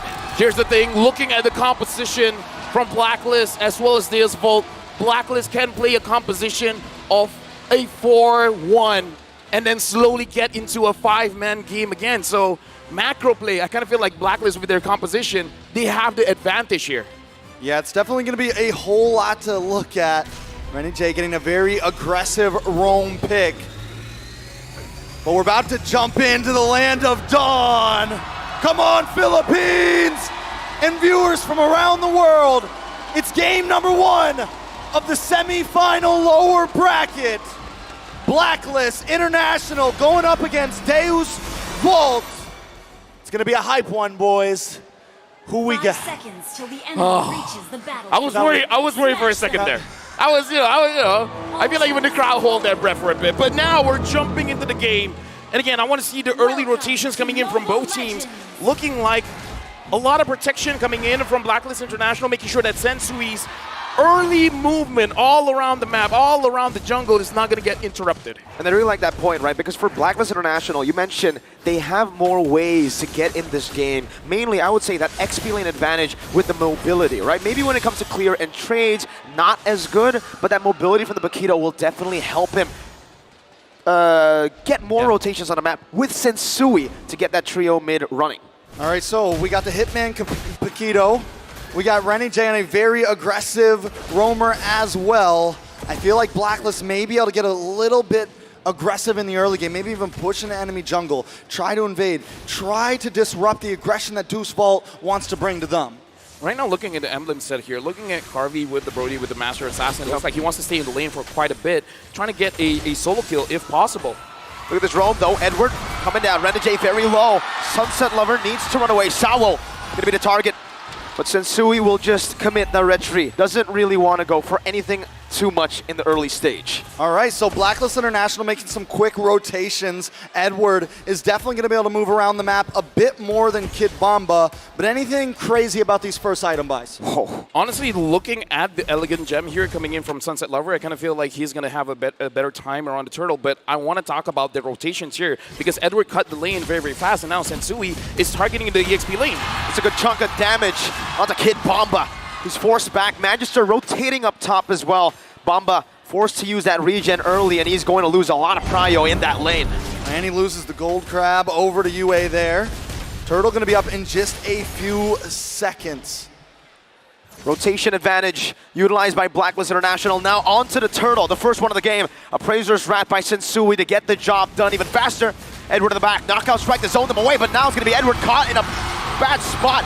A good Nether Realm coming down, the implosion disengages for them. Renegade sweeps them back all the way to Edward, but they have to disengage. Renegade with a flicker, defensively. Sawo on top of Magister running Renegade down. Yue has the flicker ready, but he doesn't need to commit it. He falls back in the way. Kid Bomba looking for a dive. Yue very low, looking for the outplay, finds it. Falls, and Yue claims first blood. Daewoo biting off a little more than they could chew right there, but well played from both sides. Blacklist coming out on top though. Right now we're looking at a hero counter here for the Boxia as well as the French win. 50% win rate, but I gotta say for Blacklist International, the game that they're playing is priority. Edward having that priority allows them to maneuver better in the fight. And here's the thing, this is a Deus Vult thing. When they see an opportunity, they go for it. And Blacklist International, this is what I'm talking about. They're very good at kiting. The moment they understand they can't win, they're gonna have a safe distance. So Deus Vult, they gotta be careful. They're playing into Blacklist International's plan. Man, I gotta say, the agents are going crazy right now. Hard guard coming down, Carvey with re-engage onto Renegade. Now it's Magister, Shield Unity, locking Sensui down just for a bit. Sensui racking up those stacks into the Appraiser's Wrath. Yue still has the flicker, decides to pop it off, but now it's gonna be the chase down and the torn apart memory to equalize in the early game. That's 1-1. I would say the only mistake there was that Yue was separated from his team, and because of that, maximum damage coming in from Carvey because of his emblem setup with the Master Assassin. So if Renegade was around closer to Carvey, he could have survived. Daewoo, you know this is when they're feeling good. This is the mentality that they need coming into this game. Sawo dropping the TPs, dropping the taunts right now, but we are having a first look at these items, LaFell. I kind of feel like the power spike is going to be a little bit faster for Sunset Lover just because the item that he's building is a little bit cheaper. But before that, Edward goes in! A big punch onto Sawa, knocks him out. Sunset Lover zoned away. Now it's Magister who's looking for an angle back to try to claim this turtle, but Sensui is one level ahead. Yue dealing some good damage to Terrify as well, to pressure Kid Bomba. That's an explosion from Renegade, forcing the Nether Realm, but Edward looking for the flank right now, jumps in with a jab, another one to take the Nether Realm HP. That's Yue with another Nether Realm as well, and Renegade will fall. Deus Vult have won on this team fight. Appraiser's Wrath, nice flicker from Kid Bomba with amazing flicker. Sensui disengaging, now it's gonna be Edward jumping out of Sunset Lover, finding the kill. And Carvey, flicker forward onto the minion waves. Edward still surviving. The torn apart memory, dealing not enough damage to take him down as Oheb rotates as well. Meanwhile, Magister with a good steal onto the enemy purple buff. Blacklist International lose out on this turtle pit fight. We're only 5 minutes in, guys. 5 minutes in on game one. And Deus Vult and Blacklist International are swinging right now. It's been a kill a minute, technically. I kind of feel like for Blacklist, the idea is we start the engage. Don't allow Deus Vult to start the engage, because for Deus Vult to win the team fight, they got to go in hard. They got to make sure whatever they want, they get it as fast as they can, because Blacklist International, even though they don't have a healer, this is how they play. They know how to play prolonged team fights. So Blacklist International, they're completely fine with committing first, force Deus Vult to use all of their skills, and then they just take over the team fight later. Blacklist International, they're playing with Deus Vult. Deus Vult has to recognize this. You got to be proactive. Don't let Blacklist do whatever they want first. And that's due to the rotation speed, right? That game of prio that Blacklist International are slowly utilizing to get this lead. It just seems like Deus Vult, even when they want to retaliate, they get there a bit too late. Man, Edward is definitely going to be the saving grace of the team right now. 2-0-0. He had about a 1,000K gold lead over Kid Bomba, or about an 800K gold lead over Kid Bomba. He is just feeling himself right now. I can't believe he has a 1,000K. 1,000K? That's like, what, a million? That's it's a lot. That's a lot of, yeah. You understood what I was saying. Yeah. Nah, you know, analysts. Anyways, looking at the situation here, looks like Blacklist International, they are hovering around the turtle pit. They're trying to figure out where Deus Vult is. They see Magister. And I kind of feel like they should have an idea of where Sunset Lover as well as Carvey is. They do. They just confirmed it. They just confirmed it. So now, Blacklist International, they're waiting for a setup coming in from Renegade. Sensui has got an angle, a great one. The last hit, he jumps in all the way, but Magister is the one who picks it up. A bit of a miscalculation by Sensui as Carvey dishes out some damage. Edward getting caught right now, flickers out, but will still fall to Kid Bomba. They needed that. They needed that kill on Edward. It was very important to slow him down. Deus Vult still behind, but keeping up overall. Implosion onto that top side, shoving him back as well. Another realm saves him just for a bit. Carvey with a good stun onto Yue, but that's another realm stolen away. Torn apart memory gonna be used up, but not the right timing. Yue flickers out to safety, and just like that, both teams disengage once again. Sensui, let me baiting. let me just say, Sunset Lover is a lover. He's all around the map. Every single time someone gets picked off, quote unquote picked off, he's there with the NetherRealm. The movement coming in, and especially because we looked at his emblem set, all about movement speed. He wants to make sure that he's a utility mid laner, but the thing is, now he has the Necklace of Durance. 2 more items, he becomes a damage dealer as well. Definitely very true. Stats starting to get evened out here. Taking a look at some of the items. Oheb's closing in on that Berserker's Fury.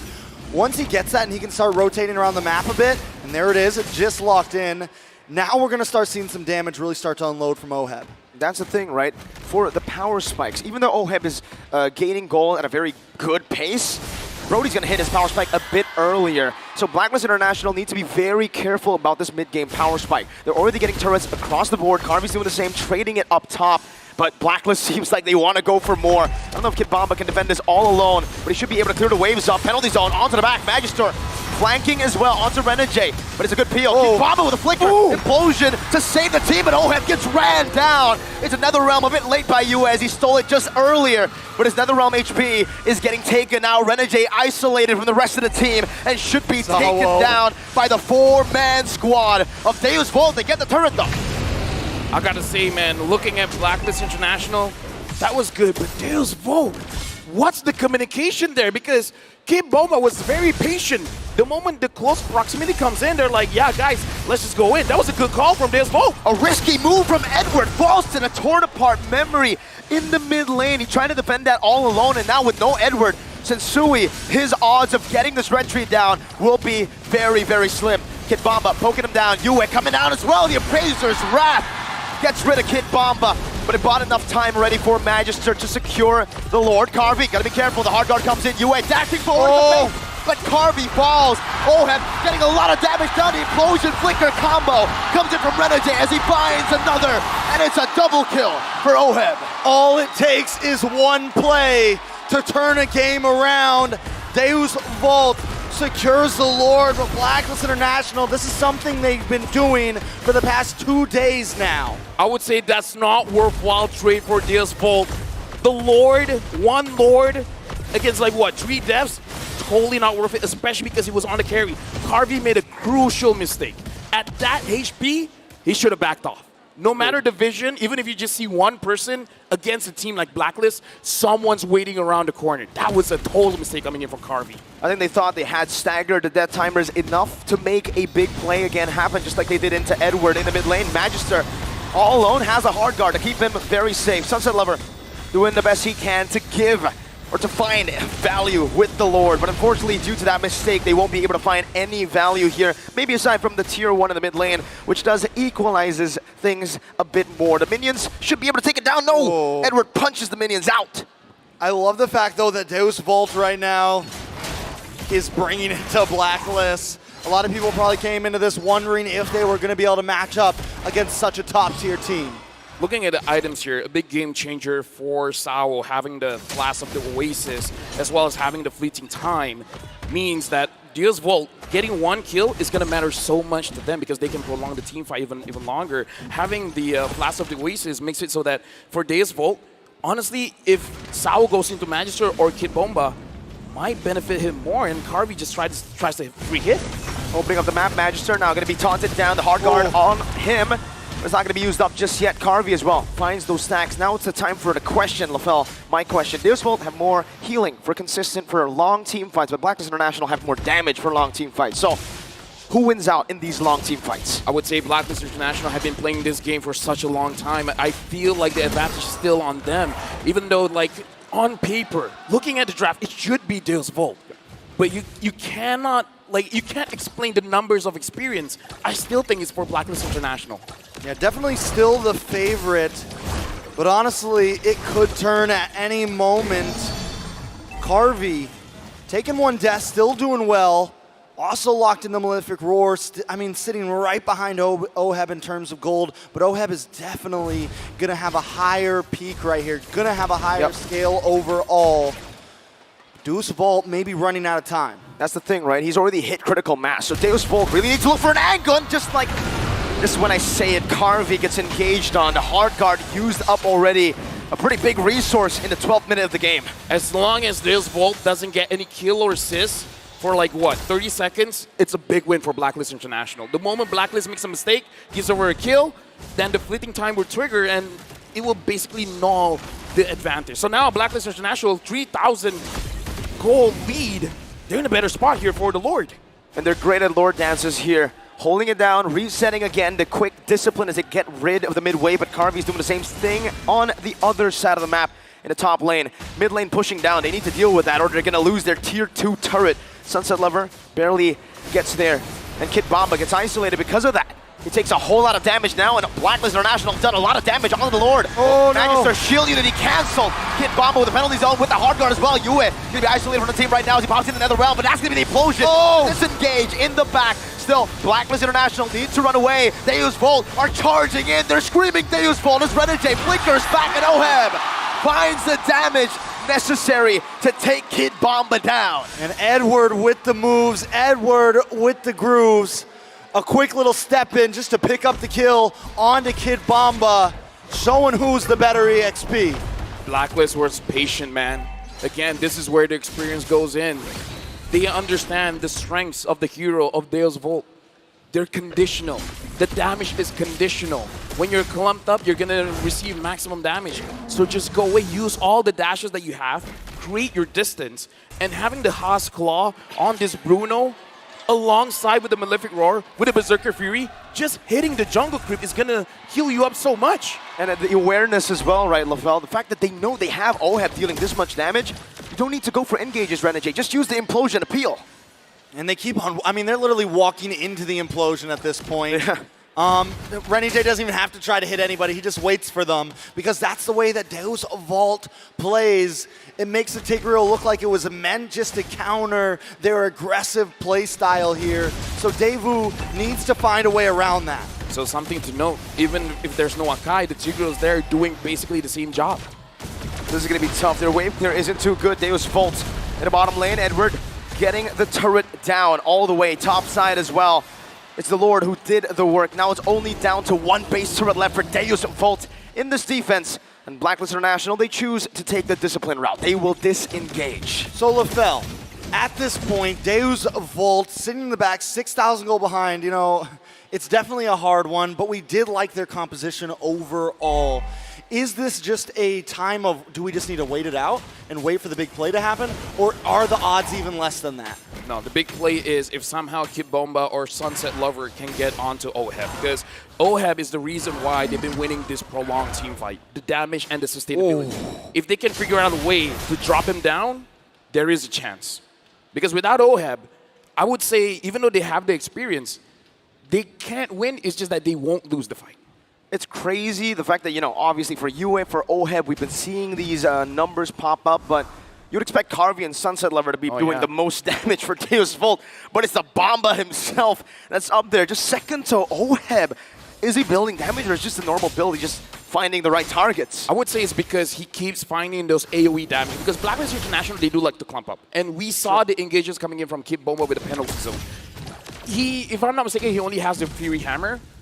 And I don't think at this point it's going to be all that great unless he goes for a Hunter Strike.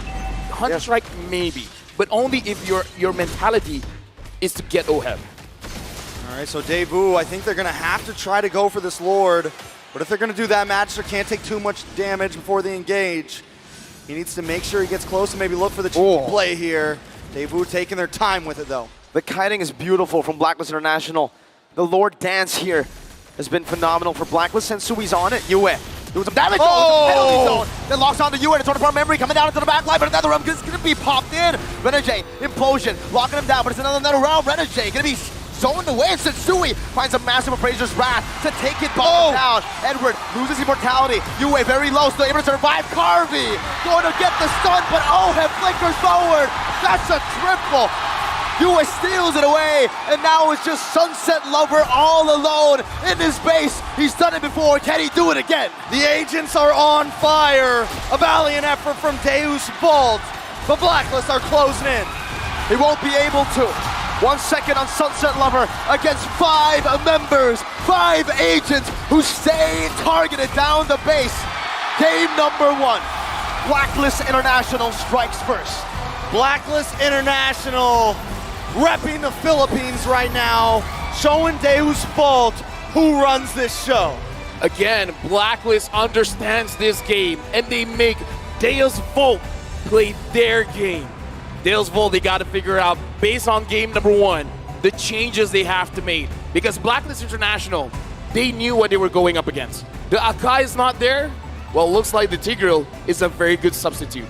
Yeah, very solid pick indeed. I think that pick alone was the bane of Deus Vult's existence that game. So many times they got close to getting the pickoffs, but then would just get stopped in their tracks. But we aren't the brains of this show. Let's throw it over to the wonderful, beautiful, handsome Leo and Wolf. A very entertaining and explosive way to start this best of 5 between Blacks International and Deus Vult. Welcome to the analyst stand. At your service, my name is Leo, here with Wolf. And I gotta say, Rizal Memorial Coliseum, are you not entertained? Is that not the kind of match you want to start with? Then we can see that it was the signature playstyle of Daewoo, at the same time the signature playstyle of Blacklist International clashing together. We knew that at the start of this match, this will be a styles clash, and we were given what we wanted. It's just that the Ube specialists reigned through. And was it not just yesterday, less than 24 hours ago, that Blacklist International had to dealt with a very aggressive team in Geek Fam who owned the better part of the 8 and 9 minute mark, and then that's when Blacklist had to figure it out. Here, they were coming in, cocked and loaded. They were ready to face off against a team that was so ready to fight. Again, Davai Gaming at its best. I'm just surprised how Daewoo went for this play, going for the Angela plus the Brody. It allowed them to be that aggressive, and that is actually the way to go. Now, going into this game number 1, we know that our MVP was OHEB. Unforgettable moment when they were, after winning the second Lord of the game, what Daewoo did was to actually run down Blacklist International. Davai Gaming again, but OHEB kept his ground. He was able to punish Magister, the backshot that was chasing them. And many times in this game, OHEB's positioning allowed them to punish Daewoo when Daewoo wanted to push for more kills. It's all about that play. And OHEB, he dealt so much damage in that regard. You'll see here in the highlights as we run through them, the moments in this game where OHEB showed that his Bruno was very much capable of dealing with Deus Vult's very aggressive forward front-to-front lineup. There was a part in the broadcast where our English desk, they asked, hey, between the styles of the lineups and the play style of Daewoo and Blacklist, who would win come the late game? I think the answer was clear. As long as OHEB continued playing this way, his auto attacks would trump all of the ults. Yeah. Let the record show that Mr. Leo actually copied how the Bruno did it, how OHEB did it. All right. He can balls. He can bounce. And by the way, I want to say that Renegade played so well in this game. I mean, come on. I have already posted so much about Renegade, and people might think that we are biased, but look at him in this game. Was able to save his teammates so many times. I think that this was a unique way of utilizing the implosion. This is a defensive implosion. All of the usages, maybe 9 out of 10 times that Renegade used the implosion was for defense. Watch out for OHEB, the way that he was able to punish the overextension coming out from Daewoo, and then another one as for some reason, the members of Blacklist International just survived through. And this is mainly because of the flicker usages, the battle spell usages, as well as the immortalities. In this particular game, all of the particular clash, I mean, all of the resources were in favor of Blacklist International. In fact, they had the battle spells, they have the ultimates, they have the immortality, and they have the better positioning, as well as the better items. I think that was when you already know that when it comes to the late game, Blacklist are masters of it. That's right. We'll get deeper into the builds in just a bit. You want to know exactly what's keeping that Tigreal as tough as it was? Look at Renegade. All right. That's what you got to build, folks. And as well, I like the touch on the concussive blast. It helps clear waves faster for you to be able to reposition and then allow for a game to end at a reasonable pace. That's right. And we know for sure that the Wilderness Blessing also plays very big part in this particular playstyle of Renegade. You saw he's able to get into the position faster when it comes to punishing, more so than when it is them trying to start the fights. Because, again, why would you try to start the fight as Blacklist International? You're facing Davai Gaming. Let them come to you, counter it with implosion. And the exact term that we use is the turn. They are turn specialists. That's and right. because of that, Edward's able to flank. A lot of the entries from Agent Zero came in from post-engage, coming in from when he was clearing top and then going through mid and joining the fight later on. Looking at the items here, again, I think the Radiant Armor came into play, which acted like a baby Guardian helmet, wherein he would conceal away, Right. flicker away, and then come back with just this much health, Yeah. enough to survive and then fight again. Yeah, and obviously Edward picking up the Windtalker eventually to finish the game. That is not part of his build. Don't copy that. Not because you see Edward utilize the Windtalker on the Pakiro, it means that you would use it. That was used to end the game. By the way, Kid Bomba, I would say that this is the game that he might be comfortable in playing, but at the same time he was countered as well. You can see the Blacklist International, the way that they drafted this, they let the Faramis through and then take the signature Valentina. Then eventually they went in for the tank build with the Fredrin as well as this Tigreal to kind of man the front lines. It's a very well put out draft composition from Blacklist International. And also looking at, again, the highlight player from pre-series. Before we even began, we put a spotlight onto the mid lane Magician Yue, dealing a lot of damage. If you dealt more damage as a Valentina compared to Sunset Lover on the Faramis, Right. wherein you're fighting the Ube, again, clumped up heroes, that is a dream come true for a Faramis. Yue was doing amazing. He was doing great work, better than great work. Because what is that? You're playing with range, you're playing with threat assessment, with target acquisition, which I think you'll see if you roll back the tape. Blacklist International had just trumped Deus Volt, despite being Davai Gaming. Yes. When it came down to picking the right targets at the right time, Blacklist got them checked. And what is really weird about this Davai Gaming is that it makes a lot of sense going for the Brody as well as the Angela. But I guess the combination of double supports plus the Brody might not work so much. Maybe if it was the Claude, right, it will deal the damage in the late game. But you can see that there was severe lack of damage from the side of Daewoo, that you felt it in the late game or the mid-game stages of the game. You saw that when they jump in, yeah, they do. It was very explosive. They have the Faramis as well. But they didn't have a closing statement to their sentences, for example, or their paragraphs. They cannot close it even with the torn apart memory because of two things. First, they don't have enough damage because of their composition. Second, man, Blacklist is good at kiting. They actually avoid the torn apart memory so many times. Yeah, again, it's become more and more popular in the past couple of months, the reverse collapse, the fade away team fight. It's happened so many times in the last quarter of MLBB esports from all around the world. Looking at the damage taken, I gotta highlight Magister. Magister was maybe second or third most damage dealt for Deus Volt, but also he's second most damage received. That's right. So with that said, again, you're seeing how these little bits and pieces of Deus Volt's lineup are making up for their lack of reliable damage. Yes, which I guess in a way it works against normal teams, but against a team like Blacklist International who knows how to kite, it's better that it's better if you are able to burst them, right? But there's also a downside, obviously. This Daewoo lineup, it was at least in my eyes, it was a gamble because they went in for Brody plus the Angela. Makes a lot of sense, but going up against a team that is great at kiting, and I think that the casters pointed that so well in the particular skirmishes that when it comes to like kiting, it seems like Daewoo should have gotten many more kills, but they weren't able to do so because of the magical kiting that you see coming up from Blacklist International. Yeah, and again, compare that to the amount of CC, well, I guess reliable CC that Blacklist has. It's very hard to, again, even get good target acquisition. As soon as Blacklist makes the call, all right, Ube time, we're backing off. For Deus Volt, it's either, okay, we force the advantage, we get one kill, and then walk away, we waste all of our ults, or we walk away, it's a wasted rotation. And that's what our casters were actually watching here in the English desk. They were saying, okay, if in the next 30 seconds there's not a kill from Deus Volt, that was a wasted approach. And as long as Blacks can waste your time, and they can find that window, Deus Volt won't even go past 20 minutes. I completely agree with what you said. I might just reduce that 30 seconds to maybe just actually 10 seconds. That's how fast you need to kill the members of Blacklist International. The teams that have exposed weaknesses of Blacklist International kill them faster, you know?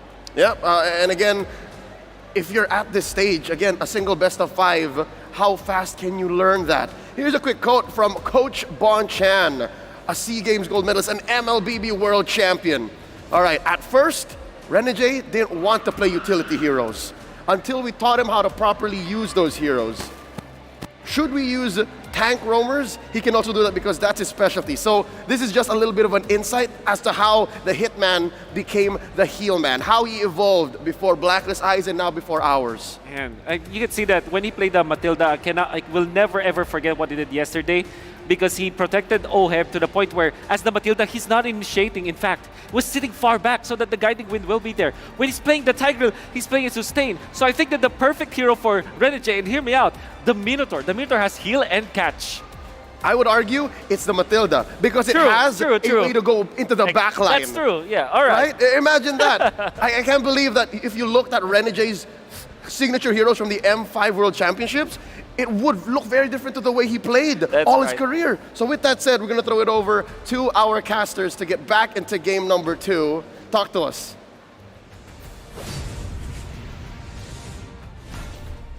All right, thank you guys so much. Here we are, back on the caster desk. Trex, Mirko, LaFell.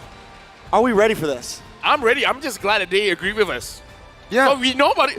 If the panelist agrees, then we know about the game. Exactly. Hey, good job, man. You call him the two. Thank you. You too, man. You too. Far away. No. Great job. No. Better than great job. Well, before we get too crazy, don't forget, here comes TikTok Drops. Watch for 3 minutes, you can win 1 TikTok viewer chess. And watch for 5 minutes or more and you can win a TikTok deluxe checks. And if you watch more than 5 minutes, you know what you will get? Happiness. Dude. Or sadness, depending on the team that you're voting for. You changed it. I already did the thing. Yeah, no, here's the thing. ADHD, keep on changing, man. It's all right. Sasageo, give your heart. There you go, right? Go give your heart. So, happiness or sadness? You know, either way, it depends on the team. Depends on the team that you're in. Right. I mean, to be fair, if you're a Deus Vult, if you're a Deus Vult fan, maybe you'd be sad after game 1. If you're a Blacklist fan, whoa, you gotta do it. There you go. That's about how they all feel right now. That's how they all feel. That's how they. You want to test the waters, Trex? What do you mean? You want to test how the environment is right now after game 1's win? Sure. You got this. So, agents, I'm just wondering, after that Game 1 win for Blacklist International, I'm wondering how the energy is. So, on the count of 3, yell. 1, 2, 3! All right. And the timing for the drafting phase have started. Going into the game, Deus Vult, they have to figure out how to stop Blacklist International from kiting. If they can't, it might be Blacklist game again. Let's see if they can do it. Deus Vult took 2 losses yesterday before they could come online. Is that going to be the secret ingredient today, or will Blacklist continue to move forward? All right, Deus Vult, first pick, Blacklist International, second pick for now. No changes in the bands. Deus Vult first picked up the Boxia in the previous game. Will that shift or not? Because again, even the panelists that were talking about in terms of the damage, looked like it wasn't enough. Yeah, I think despite them having like a composition that wants to go for long fights, their damage dealers were bursty damage dealers, right? It was Brody and Faramis. The fact that Kid Bomba was dealing the most damage shows you that I feel the synergy just was off with the composition that they had. Bomba was dealing more consistent damage, bro. Yeah, I think Daewoo just needs to maybe draft something that has a couple different win conditions, not just everything into the early game. I kind of feel like the Boxer first pick is still fine. It's just that Carvey on that Brody. Using a Brody is actually very risky in my personal opinion because you can put yourself in a very tough spot. Whereas something as a Claude, you have a lot of movement. The entire Land of Dawn is your canvas. You can move around. Unless unless they draft something maybe with a very scaling mid laner, something like a Novaria. But even then, you're totally right. Right now, the marksmans that shine are really those ones that can scale into the late game. The Claude, so many things like that. The Juan, the Bruno, things that no matter what, even if you're roamer, even if you're jungler fail, you have answers. Same response for Blacklist. I think that was a great point, by the way, right? The Brody, but I feel like maybe Deus Vult are also overthinking themselves. They could have just gone for a signature Diggy pick against the CC coming in for Blacklist. It would have also denied that peel with the Tigreal. That was obviously last pick, but still, Deus Vult went for the risky choice with the Angela as well. Yeah, I kind of feel like why the Diggy is so strong is just because they have information with the Vision Getter, right? Yes. But the more important thing is that no one is stopping their engage. Exactly. And I feel like that's the very big difference here, because if there was a Diggy, Implosion is a no solution. value in You can just move through. It's a no implode zone. Implosion. Implosion. It's a notion to implosion. It is a Fredrin as well. That's Same exact draft as last time. Same exact draft. No changes. Even the bans. You could have guessed this 100%. We could have. Yeah, but we are meant to be challenged. Exactly. We're meant. We're meant to be challenged. Oh, We're meant to be said challenged. something else. Yeah, it is something else. But that's the way we like to play, you know. Like if it's difficult, This land is then I love it. I love being difficult. So far, the drafts haven't been difficult. Both of the teams know exactly Yeah, what's what going does to happen Dave here. Wu change here? Do you think they went into the room and were just like, it wasn't the draft. We Probably. had that. Yeah. We made some mistakes in game, so now we just play better. Or it was the mistake wasn't in the first phase of drafts. It was in the second. True. Because again, it's coming to the mentality, right? Because we talked with Kid Bomba behind the scenes, and he was very crucial when it comes to the micro mechanics. He understands at a certain power spike, you're able to do this and that.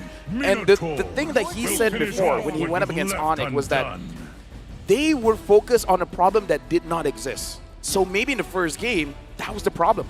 They were worried about things that did not exist. So maybe this time, the damage dealers are going to do a better job. Maybe this time, Carvey is going to make sure that he doesn't do those mistakes where the mistakes is easily avoidable. I worry about things that don't exist all the time. Ghost, cuckoo birds. Ooh. T-Rexes. T-Rexes. That's why I made it my name. Reptars. Reptars are real. Reptars are real. One in the talent room. But this right here is even realer. It's the same draft, exactly. Literally even towards the second phase ban, so nothing has changed so far. So Paquito? Imagine the one time we say the hero. Exactly, right? That's what I'm scared and of. That's why we're not like an Arlet. All right, Blacklist will go Paquito. Let's see if the curse works. I don't know if you want to test that out, you know, because I predicted Blacklist. Oh wow, all right. Your team. Who would have guessed that, man? Even Wolf wouldn't have been able to guess that. No, because he would have got inside his own head. For sure. True, yeah. Only the meant to be challenged like us would be able to get. Is it a BA? Is it a Brody Angela? A BA or an AB? Or a Diggy? A BD. A Brody Diggy. A I will be there upon Okay. the first blossom. That's the Angela. Angela. We've got it. One more. Will it be the... I think pick up like a Beatrix here. Just switch it up. Yeah. I'm okay with the Beatrix. Something else. Consistent damage. I like it, right? If it's not the Beatrix, what do they want to go for? Do they want to go for something like a Claude, actually, right? Claude, yeah. Claude. Yeah. Anything other than the Brody right now, honestly. Because that was definitely... Actually, the Claude would be great. Yeah. Is my tempo. Your team is picking. The crowd It would cheered. be great. It would be great, right? Are they downloading? We don't have a visual mistake, right? No. Right? So it's the Brody, and now Renegade's like, wait, Tigreal? Are we in a time loop? Are we going to be here forever? Are we still in game one? Was game one so fun that Groundhog we game? just, have to repeat it? No. If this is game one, my friend.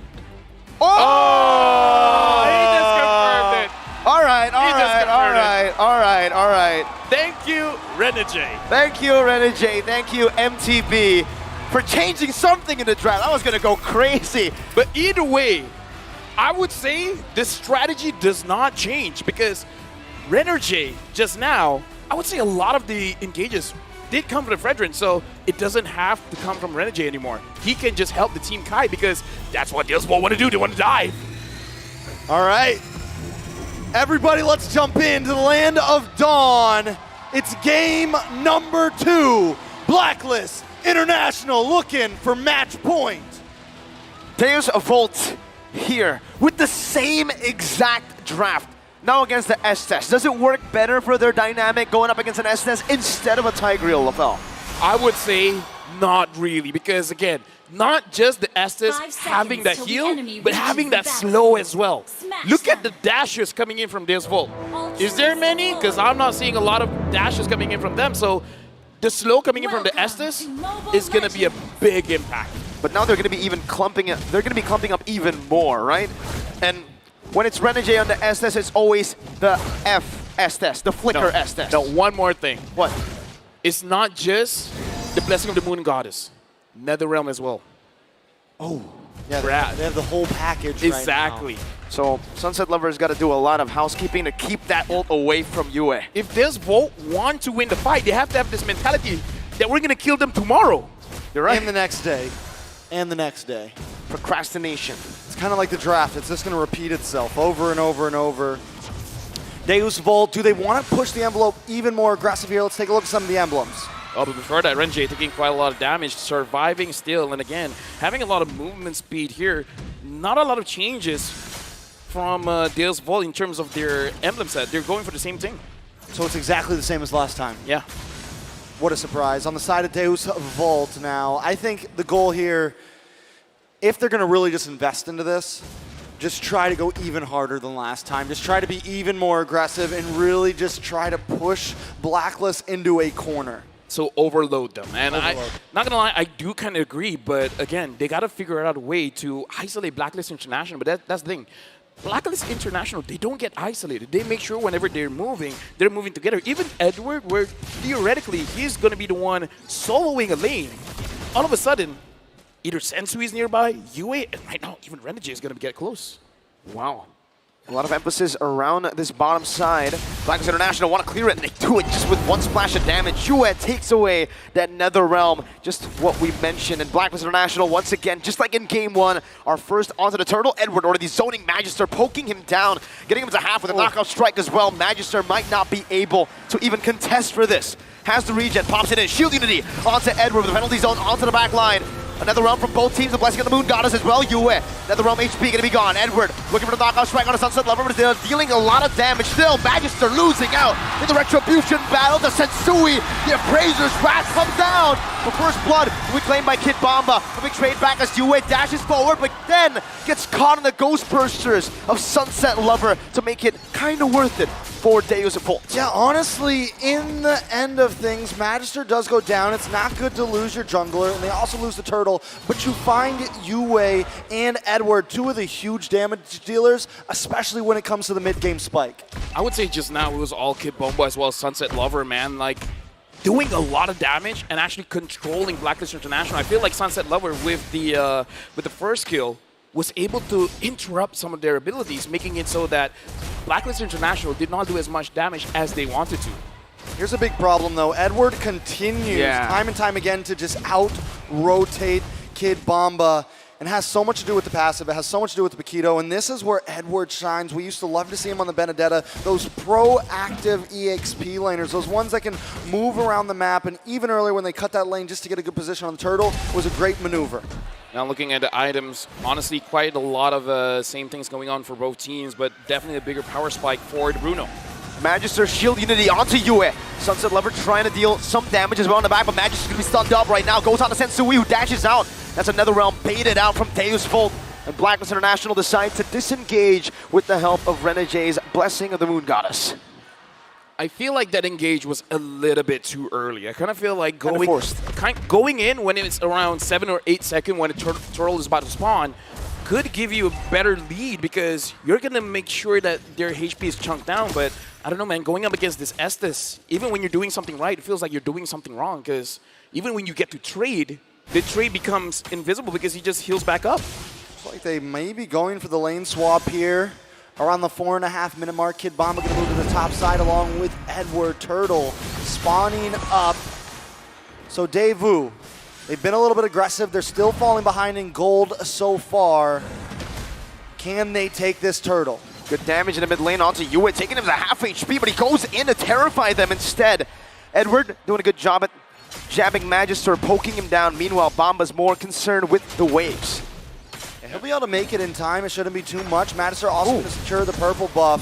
Can they go for the steal? He retreat that. Edward force a flicker out. Hard guard coming down. 4-man penalty zone by Kid Bomba, but Sensui still finds the turtle. Now with the Blessing of the Moon Goddess, but Renegade's caught in the midst of it all. Flickers out to save the Sunset Lover with a flicker of his own. And Edward is forced back. Now under the turret, going to be taken down as well by Sawa. Let me just say, if you want to give an MVP, man, look at Sunset Lover. The Shadow Stampedes. Again, we're talking about you got to figure out a way how to make sure that Blacklist International don't kind of look at Kid Bomba. Bomba's caught under the turret, now caught under the Appraiser's Wrath. Sensui takes him out. As I was saying, Deus Volt, they find the answer. Time when Blacklist International wants to kite away, when they want to move back.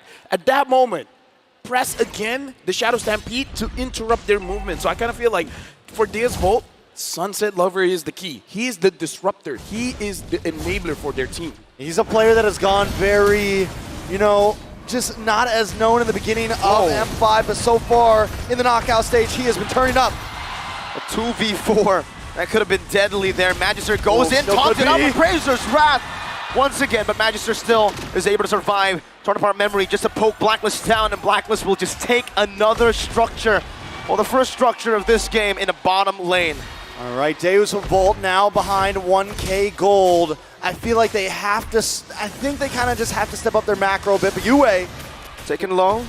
Should be able to get away there. Let's take a look at these items. Honestly, one notable thing is just that for this time, Kid Bomba doesn't have the Fury Hammer, so he shouldn't be able to do as much damage as before. So that may be the adjustment, going straight for defense instead of delaying it for a little bit of offense. So it's an interesting change. We do have to see if it will work out.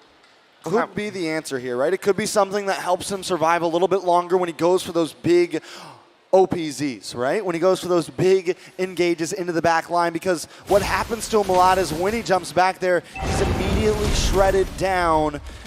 And with Sunset Lover, Carvey, Sawo able to kind of be aggressive, it might be the magic ingredient. And now, how does this play out, LaFell?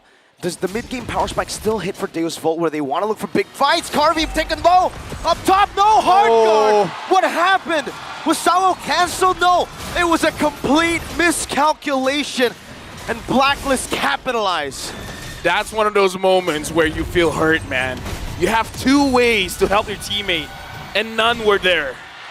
Yeah, definitely a big miscalculation for Deus Volt, and this is what separates the boys from the men. This is what separates the S-tier teams and the A-tier teams. Blacklist International not making those minute mistakes right now as Deus Volt unable to keep up. The saddest thing, Sunset Level was there. He had the Netherrealm, but I feel like the call was save the Netherrealm for the bigger fight. Yeah, just use the hard guard, and Sawo was like, wait, are you going to use it? Appraiser's Wrath on the Sawo, just to zone him away mid lane. Magister trying to hold down the tier 1, but it's still going to be taken down by Blacklist International. And now both teams disengaged, but Blacklist are walking away with a 4,000 gold lead. Let me just say, Mirko, your question was interrupted, but I feel like that's the answer. At this point, it's not because of the draft, man. It's because of the calls. Yep. The calls are definitely a problem for Deus Volt. At this point, Blacklist International is starting to outclass them, showing them that maybe they are in a league of their own. Deus Volt, though, we've seen them turn the tables before. We've seen them able to do things that many teams aren't able to. But is this going to be the end of their road? It's game number 2 right now. Daewoo sitting at a significant deficit, but definitely still have some fighting capabilities here. Right now, my personal worry is for Deus Volt. If you want to win a fight, you need damage. And Carvey, I don't know if he, after what happened just now, he still has the mentality to move forward to dish out the damage. And at this point, even I don't know. Yeah. Should he have the mentality to move forward? Maybe it's better to take a back seat, see what happens first, and then dish out the damage. Maybe let Yue do the initial part of the damage, and then have Carvey get some stacks and then finish it off. I think so. I think the whole point of the Brody here is to be the executor, right? It can't be the main source of damage here, as, again, the way that they're fighting, they need to bait out a lot of these abilities. The Netherrealm coming in, the Blessing and the Moon Goddess, you put a Torn Apart Memory against two of those, and it's basically a wasted ultimate for the Brody. So it's really how they layer these abilities, the damage source as well, to get the execute onto the right members of Blacklist. The big problem is Carvey's supposed to snowball. The Brody is supposed to have a kill or two by now, and at this point he has nothing. He actually has a death. Whoa! Penalty zone flicker to the back right now. Netherrealm coming down, very clutch. Blessing the Moon Goddess coming down as well. Kid Bomba, very, very low. Oheb walks forward, finds the shot. Edward running away, sends Sui onto Magister now as he grants all the space that Blacklist need to get Oheb all those free hits. Not only did Blacklist win out in that fight, but they walked out of that fight with full health bars. Deus Volt unable to even chip into the heal coming from Renegade right now from the space created from the team of Blacklist. Deus Volt aren't going to be able to last much longer if this is how fights keep going. I don't want to be a party pooper, man, but at this point I feel like Blacklist International, they need to receive damage from the from the crystal for them to die. Yeah. I feel like the turrets have to chip in. They really do, LaFell. I think if the turrets don't chip in, this will just simply don't have enough damage to melt down these HP bars. If it was bad earlier in game number 1 against the Tigreal, now put an Estes in and we got the answer we were looking for. Dude, this is one of those comps where you just want to go to the next game, man. Yeah, it's definitely going to be a lot to compete with. Blacklist International closing in on the towers, Lord on the top side. Counterpart memory used up, Oheb just soaks it in, knows that there's Renegade on the side to give him more HP as Yue cuts in as well, looking for another angle to dish out damage, and there's no punishment. Meanwhile, bottom lane, Sunset Lover doing some good damage onto Edward, but again, he can just sustain back up. Let me just say, it's been 4 to 5 kills. It's a low kill count game. It's just because Blacklist International, there's never a point they have to force it. They do enough damage where this will have to disengage. This was macro dominance. Kid Bomba poked down, one more shot, Oheb again! Even with the DPZ, it isn't enough to get away from the Filipino sniper. That could be it. Blacklist International going to start chipping away at these towers right here. Deus Vault need an answer. They need something to get out of this heel hell that they're in right now. Blacklist International trying to close things up. What is the answer? No, let me just say, Oheb took a lot of turret shots. And he still didn't die. And he still didn't die. You know why? Renegade. Renegade, the heel man. The heel man with the Haas Claw? It doesn't matter if you have a Boxia. And they also have the Nether Realm. It's just... No, 50% of what Blacklist has is still a lot. It's like 50% out of a million. 500,000 is still a lot. That's a lot. And you can see from Edward as well, usually you expect the Bloodlust axe, right? He went straight for the Oracle, so he knows, you know what, I'm just going to rely on Renegade to heal me back up. Because as long as they buy time, right? As long as they're able to make these fights last more than 5-10 seconds, they always come out on top. At this point, it doesn't seem like there's an answer for Deus Vault. Kid Bomba went for the more defensive build in the beginning. Carvey is still 0-1. I mean, nobody on the team can really do any damage to them. Because the answer is, you want to outlast the Netherrealm and outlast the Blessing of the Moon Goddess. But let's be realistic. Can you? Right? Unless Kid Bomba dives in completely alone. And he gets all of those things. Maybe. But let's be realistic here. I think that's difficult to do. There's too much layering.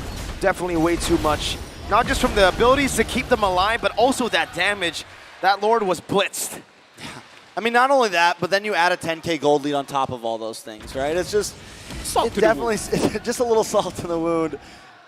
Now we have Oheb already completely maxed out in items, as Carvey is still lacking 2. He's at a, what, 8.5, 9.5, 10.5, a 2,700 gold deficit right now. Renegade as well, having the Enchanted Talisman as well as the Flask of the Oasis. Now, in case you guys don't know what a Flask does, when your HP is low, when you heal someone, they gain a shield. And at the late game, the shield is basically like 60% of your HP. Good luck trying to get anyone down at that point. Especially when you have an 11,000 goal lead. Edward, knockout strike on 2 right now as another round gets popped in right now with a torn apart memory as well. Blacklist International, Bomba with a desperate play in the end, but the Appraiser's wrath comes down. And Oheb is 3-hitting. Game number 2 will end with Oheb picking up a triple kill. Blacklist International keep on stomping. Deus Vault losing another game. That was a rough one. This time, Blacklist coming in with a draft that is basically unkillable. They're not kiting for this one. They're pushing forward. They're challenging the Dark Knight. We know you won't have enough damage. Try as you might, but we're not going down. We got the Heel Man. And the Hitman. He's the nicest Hitman I've ever seen. Yeah. He's the only Hitman I've ever seen. Good save, man. Good save. That could have been really, really scary, right? That's normally how that works. So game number 2, full of action. What do you think, analysts? You know what else he is? The only music recording artist that is also an MLBB athlete on the world stage. So far. Welcome back to the Analyst Stand at your service. My name is Leo, here with Wolf, breaking down game number 2 between Blacks International and Deus Vault. Folks, I hate to say, but this is a sequel to what we saw in game number 1 with but one twist. So you could say it might be a game 1.5. Yeah, and it's borderline madness for me, you know? Insanity. Insanity, exactly. Because what they did was to try to utilize the same formula going up against Blacklist International. Evidently, it didn't work. And I think that with the Estes, it's even a more difficult task, right? You saw that the Tigreal was able to kind of, prevent them from dying. Estes literally is not going to have any problem in that game. Back-to-back, I mean, of course, this is game 1.5. 1.5, so same MVP. Game 1B. Game 1B, exactly. And it's the same concept. The auto attacks from Oheb, able to overload the Netherrealm, able to disincentivize Hearth Guards. Yeah. And he had to just do better than great. He had to do better than what he did in game 1 and just follow the momentum, follow the flow.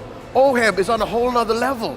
There was an improvement that Blacklist International did from yesterday when they went for the turtle fights. This time, actually, if you're going to be looking at Blacklist International, they're faster at the turtles. They're cleaner when it comes to taking care of their jungle. It's because of their heroes. And my God, Edward was phenomenal when it comes to zoning out their opponents in many moments in this game. We can see, again, lack of damage, dude. It's just how it feels. I mean, maybe the first 2 minutes you can take them out. Look at the beautiful penalty zone, but no kills afterwards. It's just so difficult to fight if you're Daewoo, even if you have all of these members. Eventually, they took out Renegade, but man, they got punished afterwards. Yep, it's one thing to pick another lineup and work on your target acquisition, because that's one thing they had lacking from game 1. But now, Blacklist just came in and fixed their issues, tightened up their screws, and came in and ended much, much sooner. Yeah. I mean, you know for sure that this is going to happen. If you're going for the Brody Angela 1v1, well, it's not technically a 1v1, but you know what I'm getting at, right? Doing duels, it will win. But when it comes to full-blown skirmishes, especially when there's a looming Estes threat all the time and there's the Valentina Faramis, I think that that's just not gonna work.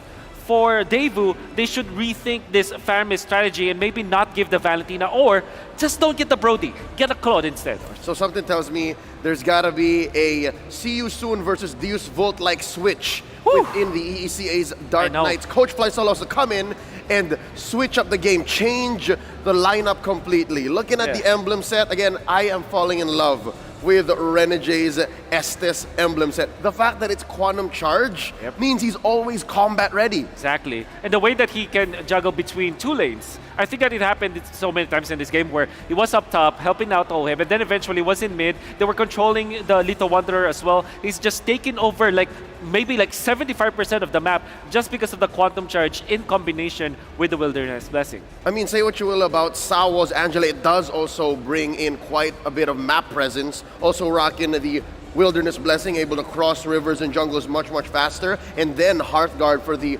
omnipresent threat.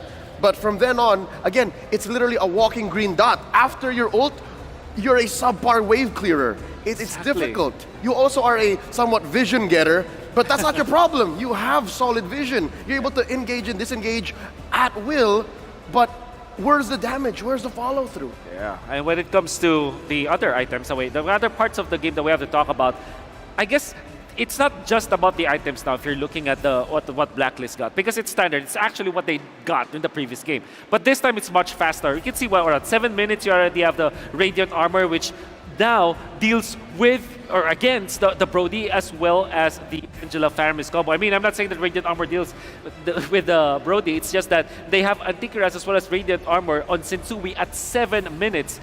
Already, 7 minutes before the Lord fight, you already have 2 items to go up against the main damage dealers of Daewoo. And for Daewoo, you see here they're building up towards what they did as well in game 1. You see here the Sea Halberd on Carvey. You see the Durance on the way for Sawo, and the Durance already built on Sunset Lover. And of course, the anti-heal from Magister's Baksha. And this was against the Tigreal, and it was already difficult. What more against a lineup that actually likes to heal? Exactly. So Blacklist completely overloaded, used what they were good at, was getting real comfortable, and forced the issue. 14 minutes. This is a fast game compared to the average across all of M5, even in the knockout stage. Yeah. again, the stats that we were seeing, Kid Bomba as well as Coffee, they dealt the most damage, but it not net them anything because when it comes to the overall macro of the gameplay of the game, they weren't able to get anything out of it. This is mainly because the early game wasn't won by Daewoo. Brody Angela, they need to snowball. With Brody Angela with the backsha, the win condition of that kind of composition is to win the game as soon as possible. Make sure that the SDs will not hit critical mass. Make sure that Bruno will not be able to take out your turrets. Unfortunately, it didn't happen at all. It's basically breaking down a wall with a sledgehammer that keeps rebuilding itself. Or missing the wall entirely, because that's what Deus Volt's lineup was. It was a sledgehammer. Yeah. And you needed to break through past the 8-9 minute mark and own that part of the game to be able to move on forward. We'll see here. In the damage dealt, exactly what they were packing. It's just that, at some point, they couldn't get through effective damage anymore. Not at all. You can see that you have to look at the mid lane matchup. It's Sunset Lover versus UWeb V2. It's a Faramis versus the Valentina. Then the overall idea here for Daewoo is to have this Faramis as well as the Angela. Well, guess what? Because they gave the Valentina for the side of Blacklist International, not only does Yue deal the damage, he also takes care of business when it comes to the sustain. Renegade, in combination with having the NetherRealm, imagine Estes as well as NetherRealm. How much sustain can you get? That's natural for Blacklist International. Basically, everyone in Blacklist International is Masha.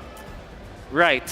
Or Xborg, whichever you want to look at that's it. right. Right? I agree. That's why you gotta see Daewoo. If that was not Blacklist's lineup, there would have been more kills. So this is a relatively low kill count game for a lineup like Deus Vult. So with that said, again, the onus is on Coach Fly Solo. The ball is in their court. How do they switch up their game? I think that they're so convinced about this lineup after playing that in their first game and then playing it again in the second game. Maybe this is one thing what they have spent the night over. Like, let's pick the Brody. It makes sense, don't get me wrong. But the thing is, there's just one ingredient that they need to really fix, which is, I'm gonna say it again, it's the Valentina. You win the Valentina is just so deadly. Surely you'll be scared about his Faramis or whatnot, but I think that giving him the Valentina is, at this point, like Assassin Dave would say, criminal. Interesting how Valentina has dropped Rose and is now the villain once more in the metagame. With that said, it's now come to the point wherein Deus Vult has to play one game, one game at a time, win again and again and again. Ooh. They were in the same situation less than 24 hours ago against See You Soon. Now, against Blacklist International, it's dire straits. What do they have to do in the draft, Wolf? Well, okay. Blacklist will ban the Assassins. They will now be another trade-off when it comes to utility junglers. So it will be like Baksha or Fredrin that will get with Tristan Valentina. But this time, Claudjella should be their choice afterwards. Switch up the combo. Switch up the combo. All right, with that said, let's throw it over to our host. It's the handsome Mikey. He's with the crowd. Let's hear from the folks here at Rizal Memorial Coliseum.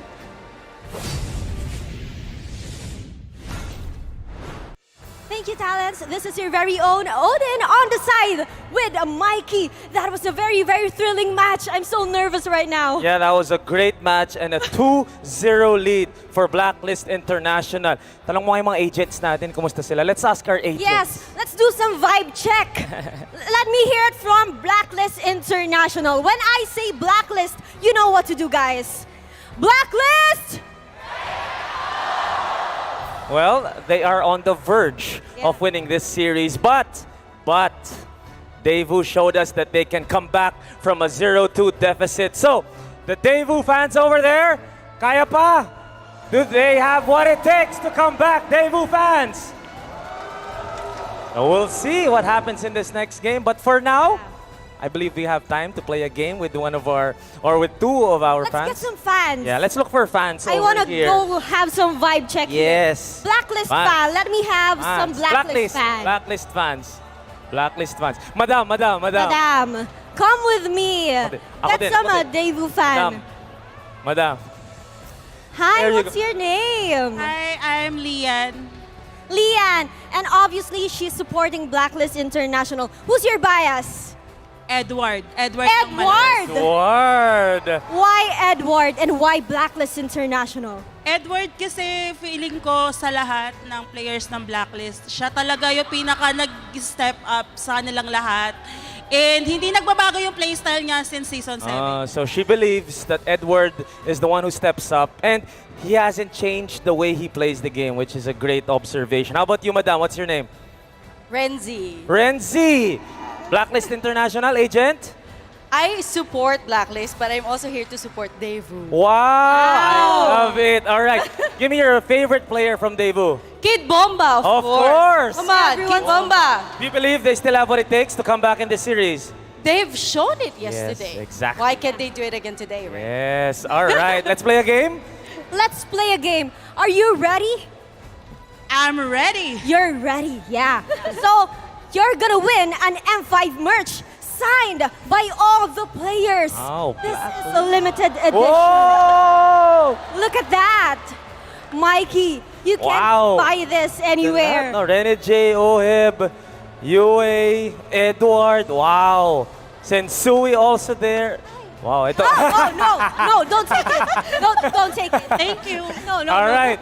Now what are we For gonna those do? who want to get this M5 merch, this is available outside. Yes, baseball field outside the Rizal Memorial Coliseum, so you can pass by over there. Let's play a game for you girls to have a chance to win Okay. the All signed you have to shirts. do is shout your favorite player's name, which is Yue. Yue. You know what to do. As How about long her? as possible. Yue, as long as possible, all right? The one to say their favorite player the longest wins. How about her? How For about you? Kid Bomba. Hindi, mahaba masyado. But their It's too long, chance it's too long. is- How about Sue? There Yes, you go. there you go. A See? real fan indeed. There you go. All right. Who wants to go first? Rock, paper, scissors. Rock, paper, scissors. Okay. Ready? Rock, paper, scissors, shoot. Ayun. All Who right. wants to go first? All right, You you go go first. Lamang naman kayo 2-0 eh. Lamang kayo 2-0. Oo nga naman.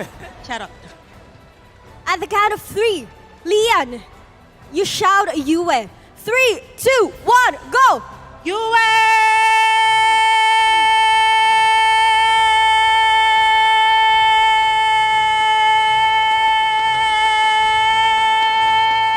Whoa! 15. 12 15. seconds. 12 seconds. 12 seconds? 12 seconds. 12 seconds on the All right, clock. 12 Can you seconds, beat Renzi. that? Oh, Kaya. all right. Kaya. She For can. Daewoo's comeback. Daewoo. Yes, sir. Let's go. Ready?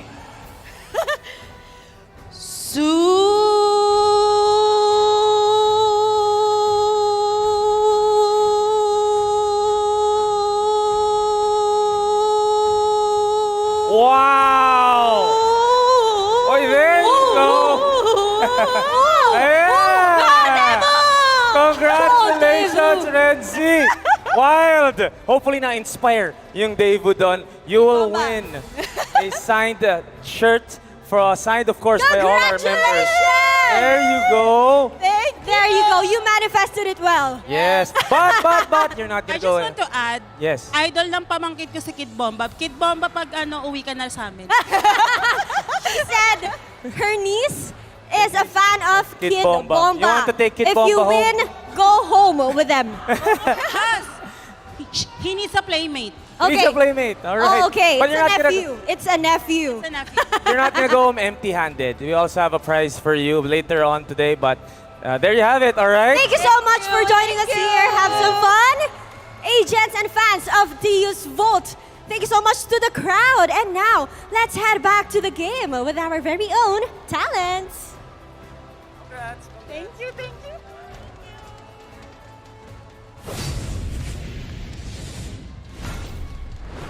Prepare yourselves for the next game because this is a match point for Blacklist International.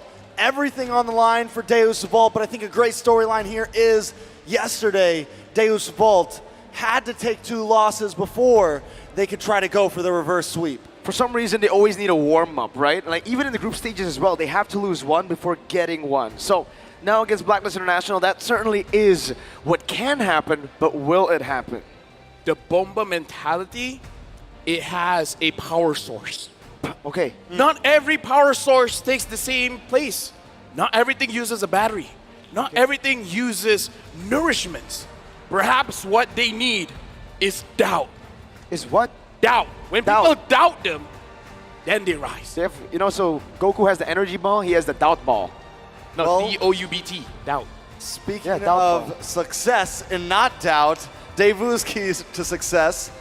In our previous M Series runs, we were more like a mix of 5 players individually. This time, we feel more like not only a team, but a family. A big Bamba family. They already have the kid, now it's the rest. Needs to change the Bamba. Not gonna lie. Whenever I'm going for a job interview and they're saying they're like a family, big red flag for me. Why? I don't know, man. Something about him saying we're like a family. It's Listen, kid. I've worked in the real world. Trax, you've worked in the real world. Yes, Mirko hasn't. I'm 21, man. Dude. Let me. Family, man. Family. Family. Must be cool. Oh. Hey, dab it up. Dab it up. Dab it up. We're getting real must dark be here, cool, bro. FL. What? Must be cool. Oh. If you know, you know. You know. If you know, you know. I'm gonna dab myself up. Shout outs to family. And shout outs to mental health. Now, going into the game here, you know what's. Even though I'm down, I want to see some drops. I want to see some TikTok drops. Some TikTok drops. Well, here comes TikTok drops. Watch for 3 minutes. You can win 1 TikTok viewer chest. And watch for 5 minutes or more, and you can win TikTok's deluxe chest. And watch for Deluxe. a few hours, and you may no longer be single. Because you'll have TikTok's chest. Yeah, 2. And nobody's single with TikTok chest. You'll have 2. Exactly. It'll be triple, not single. No, because in MPL Malaysia, let me say, our single rate is going down lower and lower with every game. So y'all are getting Riz. We got the Riz. So Riz far, versus- Deus Volt have the Riz 2 games in a row, but they've lost on it. Maybe now they Is that need what the you call songs. the Riz? The Rizla. Oh, they've had the Rizla. Yeah. The Rizla, man. So it's the time to switch it up. Maybe they need the hoodoo. song. At this point, you got to The what? The song. The song? The U song. The song. The Oh, M5 the song. U What song. do you hear? They need The song, but I just don't know what song. Okay. They need the 15-year-old. The Diggy. The Diggy. The Diggy Right. is 15-year-old? Yeah. The Diggy is Well, 15-year, but let's jump into the draft to see if that can happen. Daewoo up against the wall right now. Match point for Blacklist. They definitely need to switch something up. The same draft better not come out of Daewoo's hands, or else I'm going to be silent the whole game. it might happen. I'm just saying it might happen. But Wolf said minor changes can work, right? The fact that they kept everything literally the same. At least for Blacklist, they changed something. They adapted to the S's. There you go. So it's confirmed we're going to get a change. I mean, the swap sides already, right? But there's no way it's the same draft with the 2 different sides, right? With Blacklist, I cannot be. I'm going to be silent. With Blacklist, I kind of feel like they can get away with just a Valentina first pick, right? For I sure. mean, the Bruno is great, but I feel like OHEB can do more than just a Bruno, right? I think, yeah, for sure. With the Bruno pick, it does ensure Deus Volt will have a little bit better of a late game, and that's technically where they've actually found the comeback angles, right? Towards the later stage of the game, when they're able to prolong and waste that early to mid game, the time is very, very important, the TikTok timers for Deus Volt, but it's also as important for Blacklist International. That's how the ADP works. The anti-disaster protocol. Lose out in the early game, completely fine. Get it to that later stage of the game, and then you give it over to OHEB and Yue, the 2 main damage dealers, and they've already been farmed up. Right now in the drafting phase here, Blacklist International is putting pressure onto Deus Volt because they're already batting out the Faramis. So now there's, I don't know, in my head, whenever you're doing the draft, it is a mind game. And I kind of feel like banning out this Faramis is putting Deus Volt in a situation that they will be very uncomfortable. So now Blacklist International, they got a lot of things open here. And I kind of feel like if Deus Volt picks up the Bruno with... Wait, the Matilda is open as well. Yeah. Oh, wait, No, sorry, Matilda's banned. So picking up the Valentina and then Deus Volt picking up something like the Bruno, maybe even the Terizla, I don't know. I kind of feel like Blacklist International, they're controlling the draft just with the bans. Yeah, and well, even the way that the bans have been going recently, I think it's a great choice for Daewoo to move over to the red side. Yeah. Because, yeah, they can get the Bruno here, and they can force some change up, and OHEB has just been a monster on the Bruno, but we know OHEB's hero pool can also go into the Claude, go into something else that can really shift the tides of battle.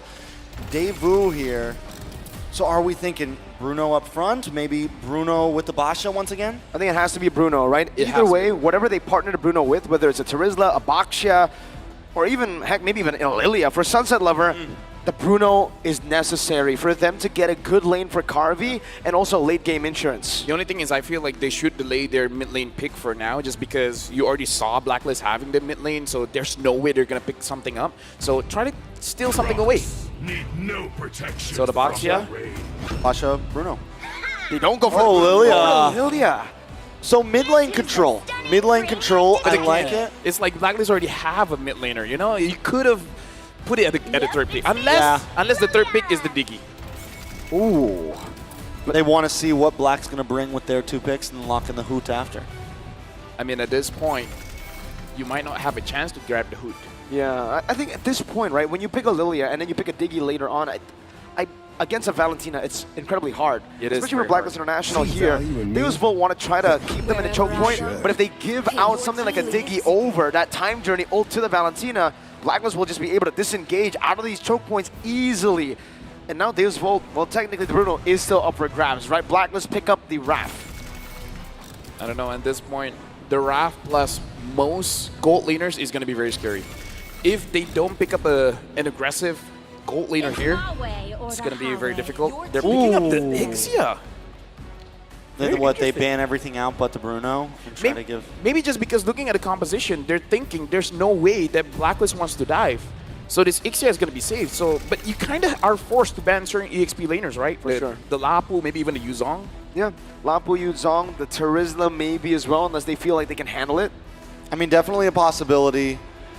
I think I like the idea of they know that there's Ixia is going to be safe in the back line. So now Blacklist definitely maybe wanting something that can get to the back line here. Lapu, Terizla, plenty of options still out there. But I love that Raph pick because it denied any idea of like, all right, we're not going for heavy CC here. You're not going to pick the Diggy. It'd be pointless at this point. We know the composition we have. And again, it just goes to show how much diversity just that one pick from Rene J can make with the team. At this point, like our panelists were talking about how Blacklist is like a wall. Now this wall has wheels. Or wings. There you go. It's a moving wall. It is a moving wall. That's very scary. It's a floating moving. It's a flying wall.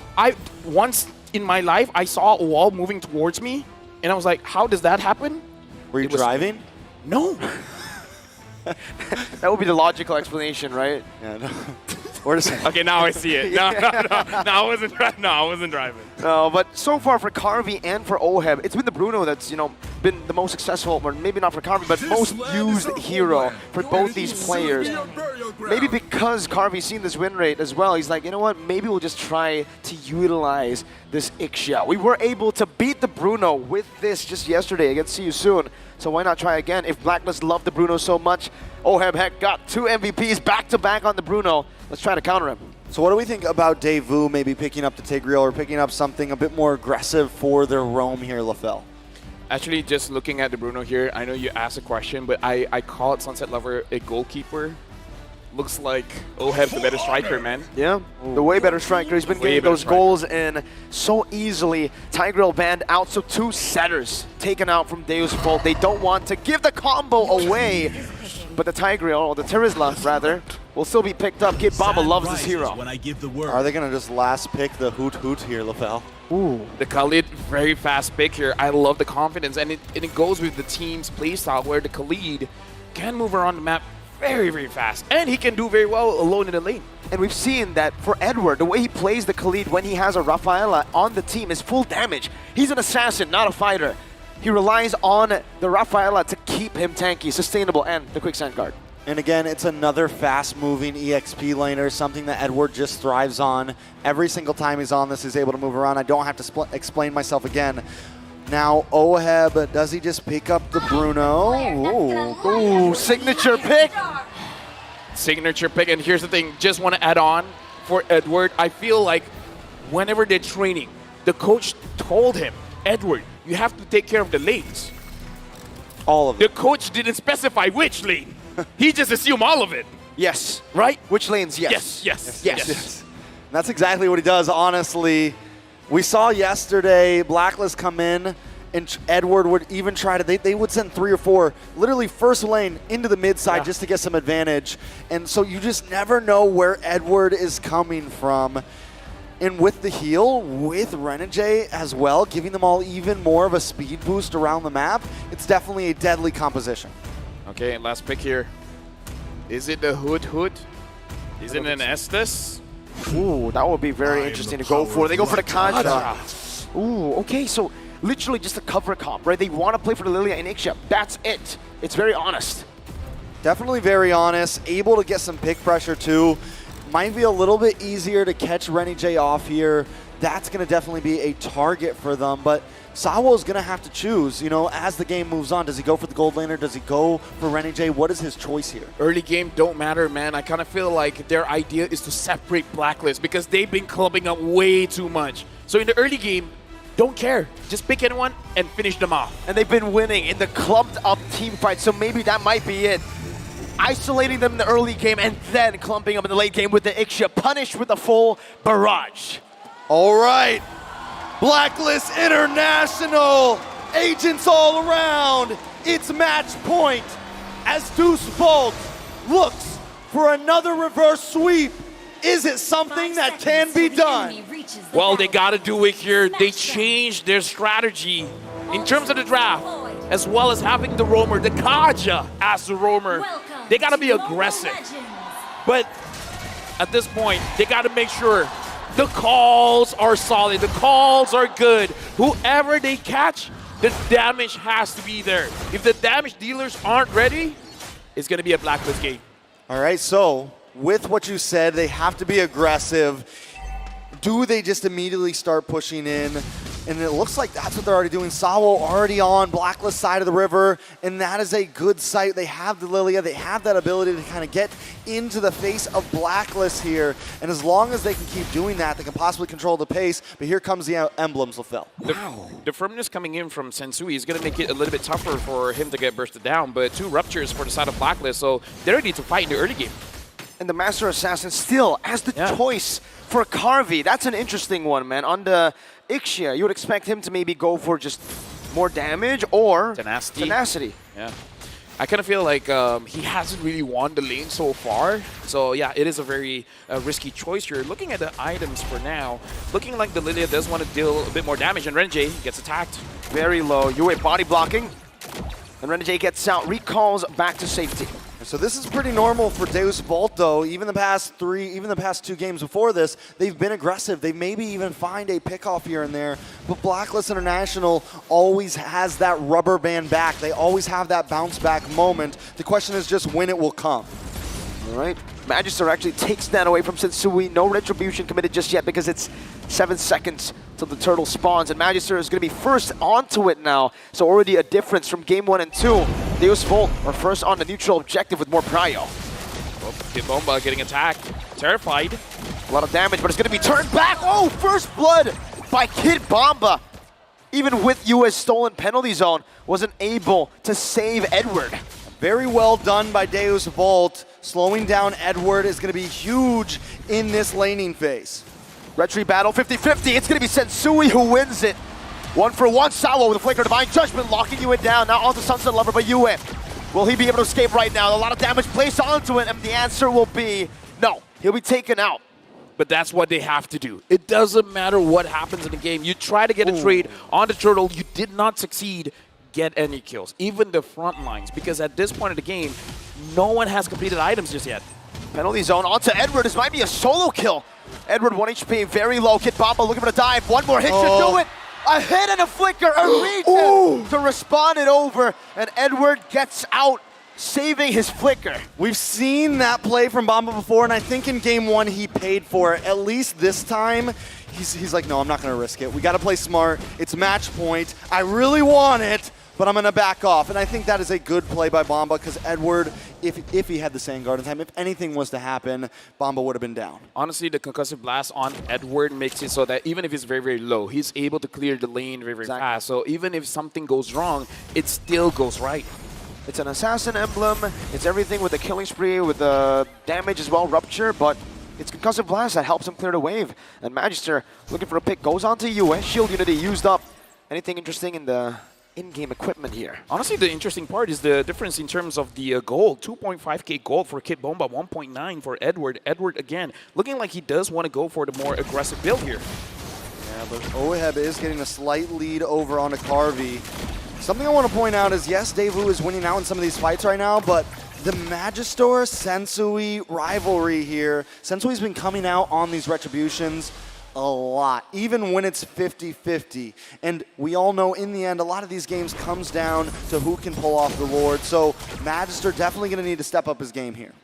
Yeah, looks like Sao had an opportunity just now, but apparently just with Sunset Lover, they don't want to take the risk, especially because UA having that Divine Judgment as well. Perhaps he was worried that he might get caught himself. I think for both of them, they were trying to bait out each other's Divine Judgment, right? You do it first. No, you do it. But both of them stayed patient, and now it's going to be Deus Volt who have this Sao Flicker Divine Judgment. There you go. He does it first, finds Yue. Penalty zone onto Renegade, who's forced to flicker meanwhile in the bottom lane, or up top actually. A little bit of a gank from the gold laner, rotating, and a bit of a curveball as well. Sensui spotted out in the bottom side Tribush. Walks out, tries to escape, but the Glooms locks him down real good. Sensui finds an angle again with the help of the Holy Healing. Sensui doesn't get it. It's Magister, one level down, but it's no problem for him. All right, a good play by Deus Volts, but they do lose Carvey, and Oheb is just having a free lane right now, and that is definitely not what you want when this mid-game comes around. Speaking of mid-game, now we're transitioning into the mid-game. Deus Volt, they have to understand how they want to control the map at this point, because when you have a Kaja, controlling those bushes is going to be very productive for your own team. The moment you lose those bushes, the Kaja isn't going to be as effective. Wow. Bomba just out-trading Edward straight up. Yeah, he's definitely hit the spike. Edward a little bit behind, but look! Full barrage committed as well. Sensui goes for the taunt, dashes out to safety. One more hit should do it. And it's a big shield unity slammed to the ground to take Sensui out. Meanwhile, bottom lane still a 1v1 ensuing. Kid Bomba versus Edward. Right now, the kill going to Deus Volt, amazing. But they got to transfer the lead over to the objectives. They got to take down the structures here. Raging Sandstorm to lock him down. The Filipino sniper on point. Jumps over to Nibiru. Nibiru's passion used up, but Kid Bomba's a bit too tanky now. A four-man dive in the bottom side of the map. Kid Bomba looking to clear out the waves. The penalty zone onto Yue. The damage not going to be enough right now. He clears out. Yue does the same, and it's all a distraction to get Oheb the turret. Deus Volt almost got there in the nick of time. Luckily, Kid Bomba is able to just kind of play that very smoothly. They lose the tower, but if only the rest of Daewoo's teammates came in a little bit faster. Yeah, but right now, looking at the items as well, looking at Sao, he's building a little bit tanky first. He's not really bothered to build the fleeting time. So I kind of feel like this is a better approach, a safer approach to this fight. Looking at the items as well, oh, goes in. Full barrage, a beautiful Divine Judgment from Sao, but no more CC. Quick sand guard by Edward. He might be able to survive this one. Flickers out to safety. Agent Zero gets out. Taking a kneel and flickering away in clean fashion. Apparently the Corrosion Scythe isn't enough yet for Carvey. He might need 2. Heck, he might need 3. He might. And now Sensui is doing a good job at actually just zoning Magister away. 1-to-1 in turtles. The third turtle of the game spawning now. And Black was our first onto it. Edward, even though he was poked down, now jumps in, penalty zone, locks onto 2, but Yue does the same thing. Edward gonna be chunked down and taken out, executed. Kid Bomba taken low. Sensui finds the turtle. And Sunset Lover pops the Glooms down. A good taunt from Sensui. The Filipino sniper not able to find his mark. So Deus Volt does come out taking a kill almost each time they have an engagement, but still Blacklist International secures the third and final turtle of Game 3. Personal opinion, I kind of feel like that's more worth it for Blacklist International because Deus Volt, the only way that they can neutralize the lead is if they got one more kill. And if most of the members have an assist, if they got 3, it would have been Deus Volt victory there. Part 2, Raging Sandstorm this time, just used up, it gets out, and Deus Volt, they're not able to really look for these proactive maneuvers. Right now looking at the items as well for the gold laners, both gold laners have 2 items, but I would say the impact is bigger for Oheb because it's a bigger power spike for the Beatrix.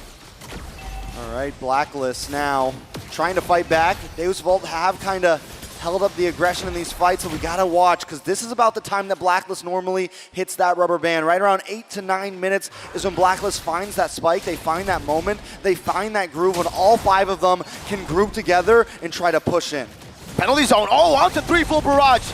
just a full barrage, not in range though. Kid Bomba with the one isolated, and now the raging sandstorm from Edward connects Yue. Flickers out to the holy healing. A perfect skirmish for Blacklist International. Deus Volt down 2 members. That's not what you want to see as a Deus Volt fan. The idea was there, but the spacing wasn't, and now they're gonna get cornered. Edward jumping in with the helmet. Box him down, the Appraiser's Wrath used up. Sunset Lover pops into black shoes. Magister now caught underneath between the 2 turrets in the mid lane. But Blacklist International, they'll take that win and they'll step away. You know, when that first fight went down, Deus Volt started it. I thought for sure Carvey might have used the flicker. Wait, Sawo. We're gonna find Judgment, locking Oheb down. A penalty zone as well. Oheb still doing a lot of damage, but it's not gonna be enough as Yue pops in the penalty zone. A DPZ for himself. Deus Volt kiting back. Holy baptism from Renegade. The Hitman turns to heel man. Turns it around again. Deus Volt forced to run back to their turrets. Once again, Deus Volt looks for the play, but Blacklist counters time and time again. Deus Volt just can't get a full win here. You said it right, man. Blacklist, they keep doing it. Whenever they're running away, they're not really running away. It's a setup. They're getting ready for a bite back. And the thing is, Deus Volt just keep going for it. Like, Sensui was a superstar just now. Taunting 2, making it easy for the Hitman to get the Holy Baptism, that was amazing. They're 2 to 3 steps ahead every single time. Deus Volt are going in with these honest initiations, and Blacklist have so much up their sleeve. Now, with the items finally, you know, coming into this mid-late, what are we looking at, LaFell? It's scary. 8.4 key on the Beatrix. The Beatrix has 3 items completed. The Ixia only has 2. And Renegade now having the Enchanted Talisman as well. They can do this Lord Dance all day. They got the mana regeneration. They got the cooldowns. Yeah, and this has been the story for the past few games. Oheb has just had a free lane, and as long as Oheb gets a free lane, it is a problem, especially on something like this, a super comfort pick for him. Conceal play, though. Not going to find anything. Blacklist International read that out with Edward earlier. And now Deus Volt, they take control more. Better space, I would say, around this Lord pit, but Blacklist just are holding on to it. Sensui's holding on to the Lord. He's not going to be giving it over to Deus Volt as the bottom side of the map will be cleared out. Deus Volt holding it down still, and Sensui is denying this reset from Deus Volt. Kid Bomba taunted up. Holy Baptism connecting as well. Raging Sandstorm to the back. Salvo is going to be caught away with a penalty zone. And with some damage. Carvey turns it around. Sensui finds the Lord. Magister running for dear life. And Blacklist International, they lose 2, but they find a big objective. I would say I see what Deus Volt was trying to do. They tried to split the map up, having 2 different squads. You're going to go for the Lord. We're going to going for the kills. We're going to look at the instant replay here. Looking at the positioning coming in from Deus Volt. 2-man Magister as well as Kid Bomba there on the side. Sawa was there, was able to basically protect Carvey in the backside, making sure that they deal the damage. But when it comes to kills and deaths, it's 2 for 2. But Blacklist, having the Lord, especially with their goal lead, it is still Blacklist favored. Yeah, but there again, if Magister could have just got the 50-50 there, we would be telling a different story. It'd be 2 for 2 in the hands of Deus Volt with the Lord, though. And this is becoming the problem. Samo's opening up Divine Judgment with a full barrage. Also Sensui just tanks it up. That's the damage coming out from Oheb. A 4-man penalty zone, but Oheb is able to flicker. Outraging Sandstorm coming down. Connecting on a Magister. The crowd goes wild. Deus Volt getting the health bars of Blacklist really low, but unable to execute anyone. Meanwhile, bottom lane, that's a base turret taken down. What do they do here? Carvey, even when he's getting a full barrage, he's not. Three shots back to back to back. They're feeling it. Sunset number 4 to use the Purify in the black shoes. Yue chasing it down. What a Ranger's Wrath! And the 4th shot in a row for the Filipino sniper. Blacklist International are ramping up the pace. They're trying to end this soon. Dude, the damage from Blacklist is unreal. What can this will do? Holy Baptism, Raging Sandstorm. Everything in the kitchen sink to send the home ground favorites to the lower bracket finals. Blacklist International have swept Deus Volt. That one felt like a UFC fight night. The punch connected. Deuce Vault got dizzy. And Blacklist International went in for the kill. Another couple jabs, and Deuce Vault fall.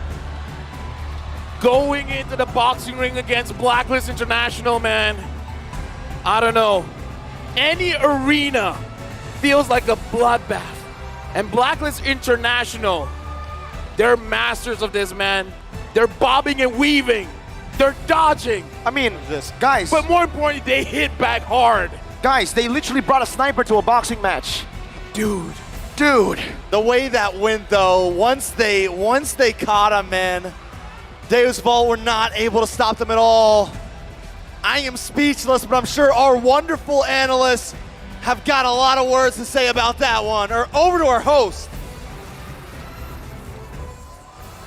A clean sweep for Blacklist International. But for now, may we please a warm round of applause for Daewoo, Sunset Lover, Magistor, Carvey, Kid Bomba, Sawo, and of course, Coach Fly Solo. Coach Fly Solo, if we can have Coach.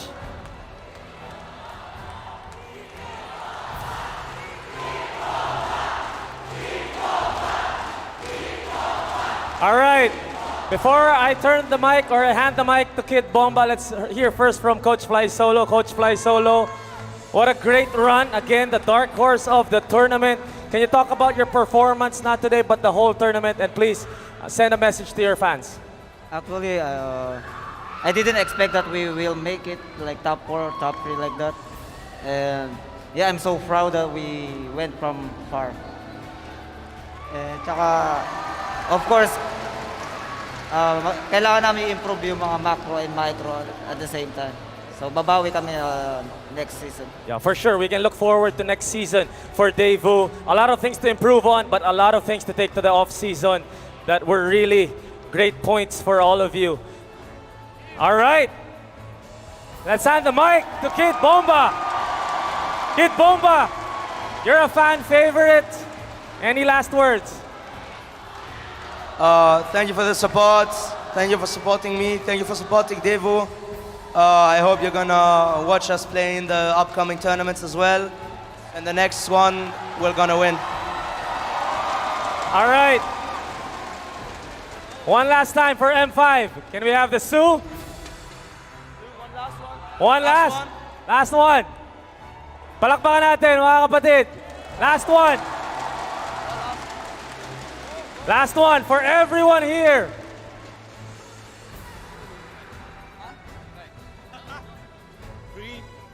One. All right. Daewoo, please take your final bow. Your journey ends here. Thank you very much. And we'll see you all again next year. What a great tournament for all of you.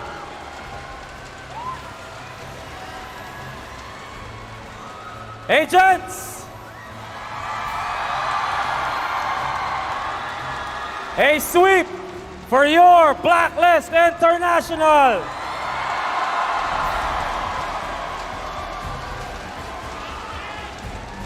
Let's start with Rene J. Nagkakagulo sila dito. They're going crazy. I just want you to tell us your thoughts about this performance, a sweep for all of you. How did you prepare for this one? And you made sure maganda yung simula ninyo. You had a good start compared to yesterday na natalo kayo dun sa unang laban. Yun po, yung focus lang po talaga kami yung kasi dalawa din, if ever na nalalo po kami, di ba? So dalawa po yung laban namin ngayon. Kaya talagang tinry po namin i-sweep para medyo malas yung pagod namin. Kaya yun, thank you Lord kasi na-sweep po namin. Yeah, they tried to go for the sweep because they didn't want to jeopardize their game later against, of course, the loser of the next series because they wanted to make sure that they were fresh heading to their matchup later on. Oheb! Yo! The Filipino sniper! Talk to us about that performance. You saved the best for last. Alam naman ng lahat, Beatrice is your hero. Ikaw yan. Alam na alam mo kung anong gagawin. Can you talk about this performance individually and as a team?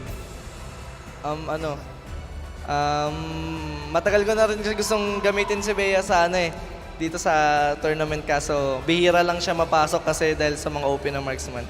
Yun kanina natuwa ako kasi na-pick ko ulit siya. Ayun na siguro. Edward, Sensui, UA, final words? Or actually, invite nyo sila mamaya kasi maganda yung laban ninyo kung sino man mga kalaban. So please, iyan mo naman yung agents ninyo, nagkakagulo sila. UA, Sensui, Oheb, UA, Sensui, go ahead. Edward. Invite nyo lang mamaya. Anong may expect natin mamaya sa inyo kung sino man ang mga kalaban ninyo? Salamat po sa mga agents na pumunta ngayon. Sana supportan niyo pa kami sa mamaya namin laban to. Thank you very much. Thank you guys. All right, your Blacklist International, take a bow. What a performance. And your journey will continue later on. We will wait on who wins the next series and who loses because the loser will take on Blacklist International for the right to enter your M5 World Championship Grand Finals. Analysts, take it away.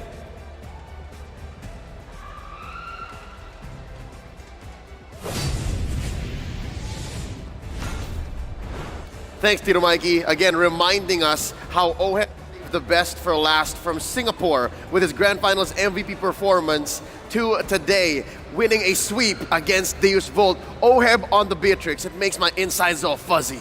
Yeah, I think that I can fairly remember both of us actually in that stage, being amazed of how good the Oheb was. But I think that this particular game, in particular series, Versado Blacklist International was perfectly won by Blacklist because of the style that they're playing and how proven this Ube strategy is going up against an aggressive team like Daewoo.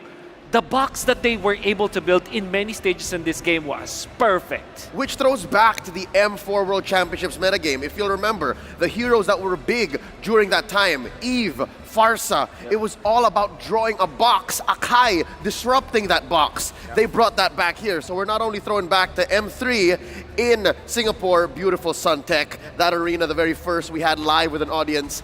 Also back to Indoor Tennis Senayan in Jakarta. So already it's coming into full circle. I can't believe how as we lead up to tomorrow's Grand Finals, we're seeing remnants of the past come back to show us what this new metagame brings. With that said, let's bring out our MVP. We're awarding Game 3's performance. Wouldn't be possible without, of course, Blacklist International's very own Sensui. Dare I say, this is the best since we've seen since their bout against Onic. That 3-2 performance, this is the Sensui with the divine retribution. Yeah, you know what? I'm going to back that out because I think that the movements as you saw from Sensui all throughout this game, very, very fluid. It started with how they were able to farm and get the advantage, and they're not spreading themselves thinly. I would say that Sensui knew exactly when to go and when not to go to aid his teammates. And we can see look at this invade, he goes back to help his teammates as well as taunt Magister so that Magister will not be able to follow up.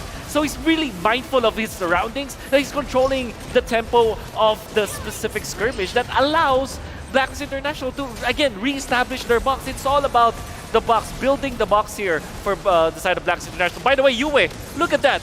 Beautiful chain of events, chain of spells. And at the same time, Renegade and Oheb, this is an inseparable duo now. Yeah, and again, it's not like it's Blacklist who set the pace. Again, Deus Volt always the aggressors, ever the forward pushing lineup, combat ready at all times, which came to their detriment at some points wherein there was a fight here, I think earlier, before even the 13-minute mark, wherein they were going in one at a time. Yes, sir. If only it was perfectly placed, if Sao started with the Divine Judgment, it would have gone well. But again, when you're playing against Blacklist who are so good at timers, it's gonna be difficult. Yeah, this is a very scientific approach coming out from the side of Blacklist International. Dare I say, though, geometric approach. Because of, I'm talking about space here, right? Every time that they set up their box, you can literally see all of their positioning where they have influence over one another. No matter what happens, somebody will be able to save one another. Sensui will be able to land the taunt so that nobody, or Magister will be blocked off. And then there will be Renegade to go for the backlines. Eventually, Renegade will be able to save Oheb. Then Edward goes for the backlines. That's what I'm trying to say. The box that the Blacklist built today is just perfect. And what makes that box possible is, in addition to what Wolf said, not just the physical space, but the way these heroes move and what their kit brings. Again, I'm looking at Edward's Khalid, and it's not your tank Khalid. Sure, it's rocking Concussive Blast, but it's full assassin, Master Assassin, the penetration, assassin emblem. Yep. But he used the very important bit of his kit that makes sense. The passive that allows him to reposition, and the quick sand guard, which, mind you, there's only really, what, 2 ways to get rid of it. One of them is an ult. Yeah. The thing is, entirely for the side of Daewoo, they kind of don't want to go onto the Khalid because they have more priorities. They have to go through the Beatrix, let him not reach the critical mass. They have to go through the Fredrin first, which kind of is a big problem for them. So I would say that it's also a composition advantage for the side of Blacklist International. More so, it is when it comes to their execution, because they know how to operate this. This is what, 3rd time in a row where it's Fredrin and the Valentina. Again, new villain, folks. Again, returning villain. It's as if you brought back Ultron from the early Avengers movies, and he's worse. That's what Valentina's doing right now in the current metagame in late 2023. Talking about the economy here, I did not expect for it to be this huge of a gap between Oheb and Carvey. Because in the mid-game, it seemed like Carvey was actually dealing enough damage because of the full barrage. But part of it, to me, came in through Sensui and Edward catching the bullets. But I did not expect for him to be this short. Yeah, I think the problem there was when you play the Ixia, you wanna get rid of the dive from your opponents, right? You don't want the Lapu-Lapu to be there, the Yuzhong, your typical. This time it's the Khalid. And the thing is, they have the Rafaela. And I always say this, every time that there's a Rafaela, every hero is a dive hero already. Yep, because of the holy blessing. And not to mention the holy baptism, which we've seen repositioned and used for a re-engage with the help of a taunt from Sensui, our sandbag. So with that said, Blacklist was playing with a good amount of peel, they were playing with good reposition, and this all reinforces that box. And if you're playing against a sledgehammer lineup,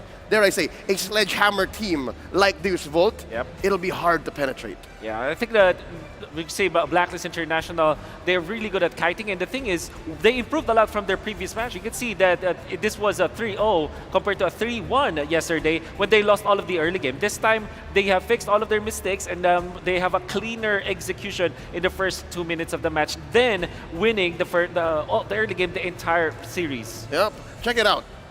The damage dealt stats show that, of course, you have Oheb and Yue dealing the most damage. They are the cores for Blacklist. But check this out.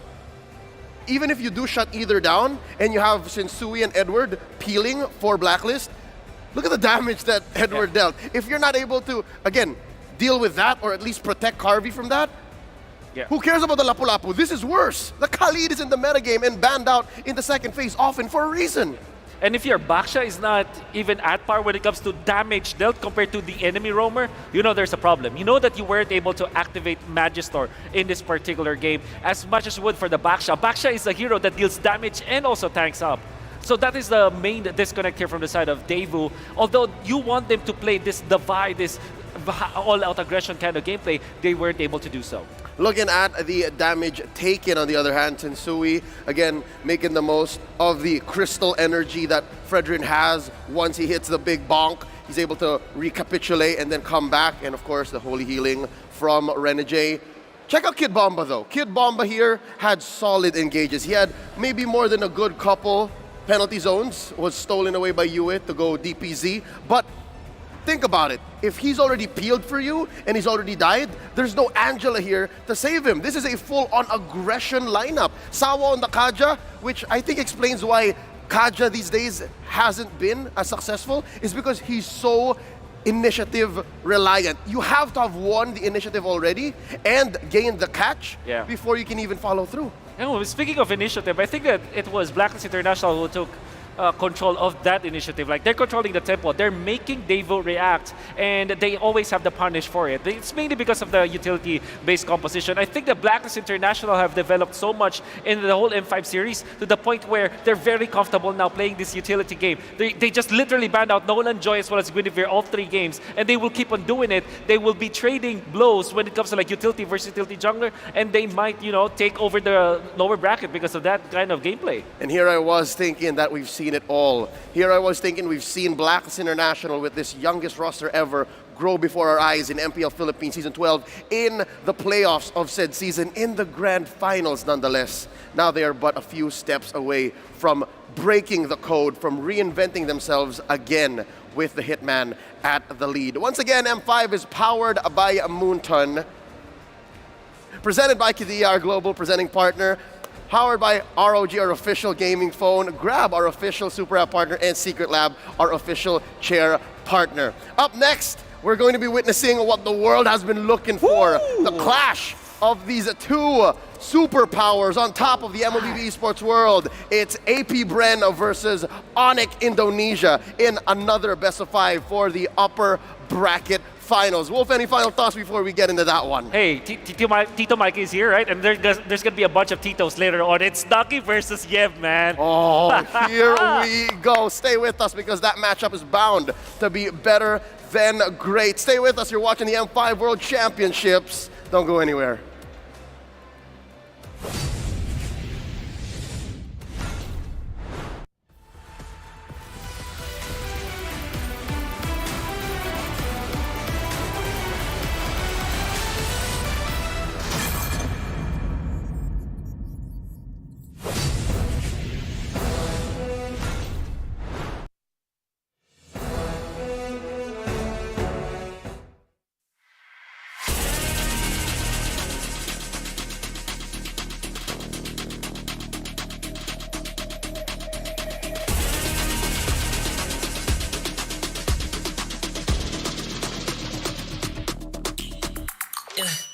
Hit me like I might get over, but you could give me in no corner. I know I can make a comeback. Ace this round and finish this game now. Got the power on my shoulders. Yeah, you know that I'm a soldier.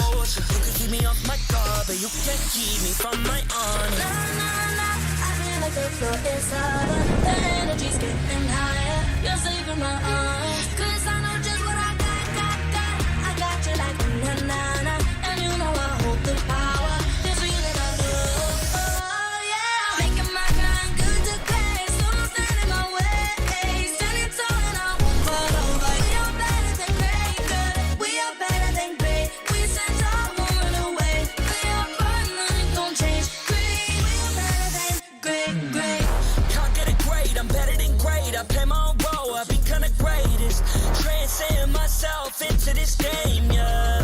I build a power to dominate fate. Championship mind on top of the week. We start to the game, shall reveal. Better than great, that's how we feel. I feel like the floor is over. The energy's getting higher. You're saving my arms. 'Cause I know just what I got. I got you like na-na-na. And you know I hold the power. This feeling I love. Oh yeah. Making my grind good to great. So don't stand in my way. Standing tall and I won't fall over. We are better than great, good. We are better than great. We stand tall, won't run away. We are fun, nothing gon' change. Great. We are better than great. If we stand tall and believe we can make it, you and me, with a sense of urgency, you'll see I'm better than great. I'm better than great. Oh yeah. Oh, I'm better than. Making my grind good to great. So don't stand in my way. Standing tall and I won't fall over. We are better than great, good. We are better than great. We stand tall, won't run away. We are fun, nothing gon' change. Great. We are better than great.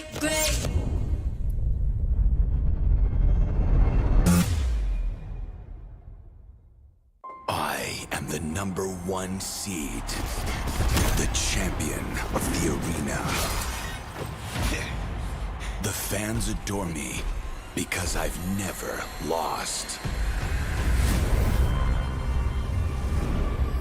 Yet you are afraid.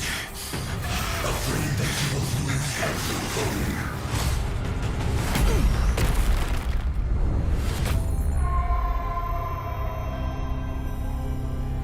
Do you ever get scared of losing, Kimmy? Well, big girl, I think we should cherish the joy and excitement of each game. Not who won or lost. That's right.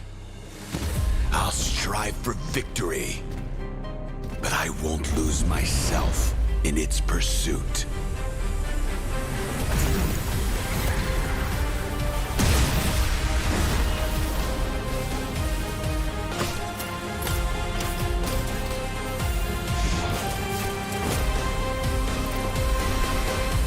World Championship.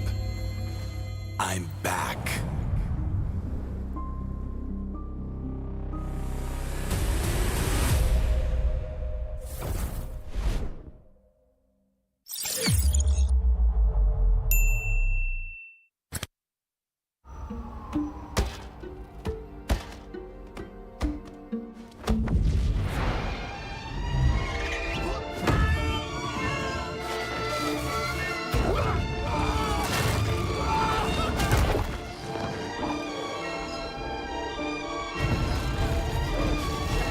The world's first city, built for play, is coming to Saudi Arabia. Don't just live life. Play life. Qiddiya.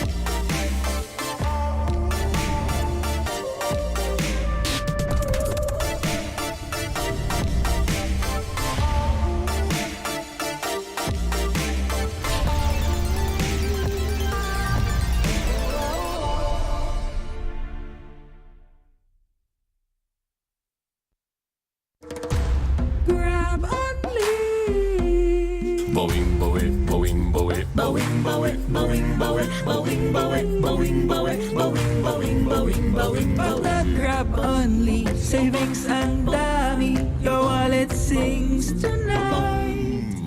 Laki ng bawi, pag nag-grab only, save 244 alright. Boing, boing, boing, boing, boing, boing, boing, boing, boing, boing, boing, boing, boing, boing, boing, boing.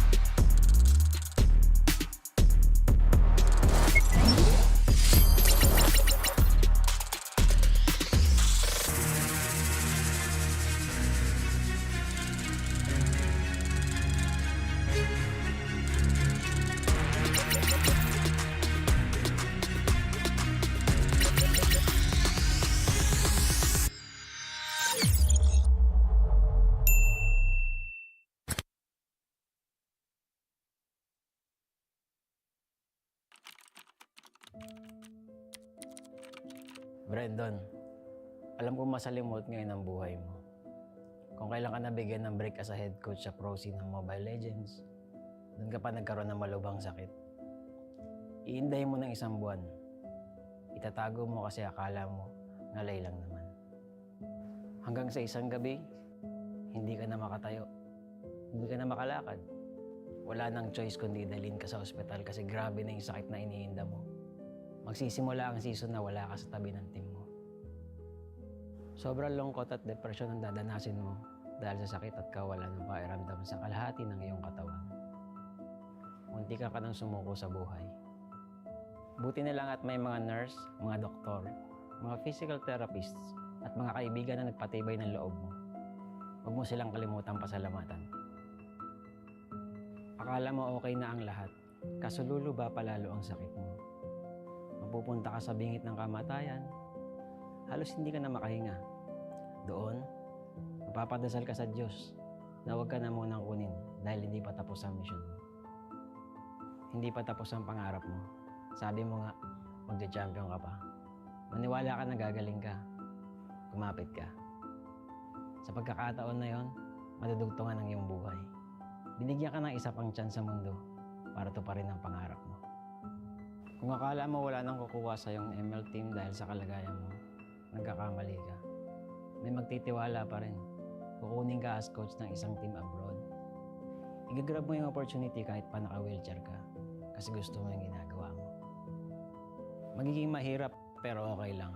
Ang importante, sumubo ka at wala kang regrets. Unti-unti na rin mag-i-improve ang kalagayan mo.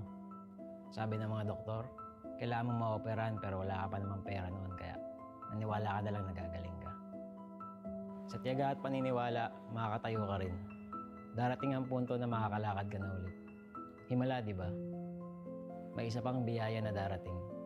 Lalapitan ka na isang kaibigan, si Coach Daki, para maging tactician ng AP Bren. May chance ka ulit na ituloy ang pangarap. Huwag mo tong sayangin.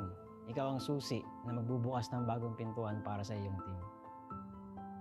Makakapagsibol kayo at dito magsisimula ang sunod-sunod niyong pagkapanalo sa iba't ibang tournament, kabilang ang MPL Philippines Season 12. Kung dati ay literal na hindi ka makalakad, ngayon lakad matatag ka nang ire-representa ang Pilipinas sa M5 World Championships.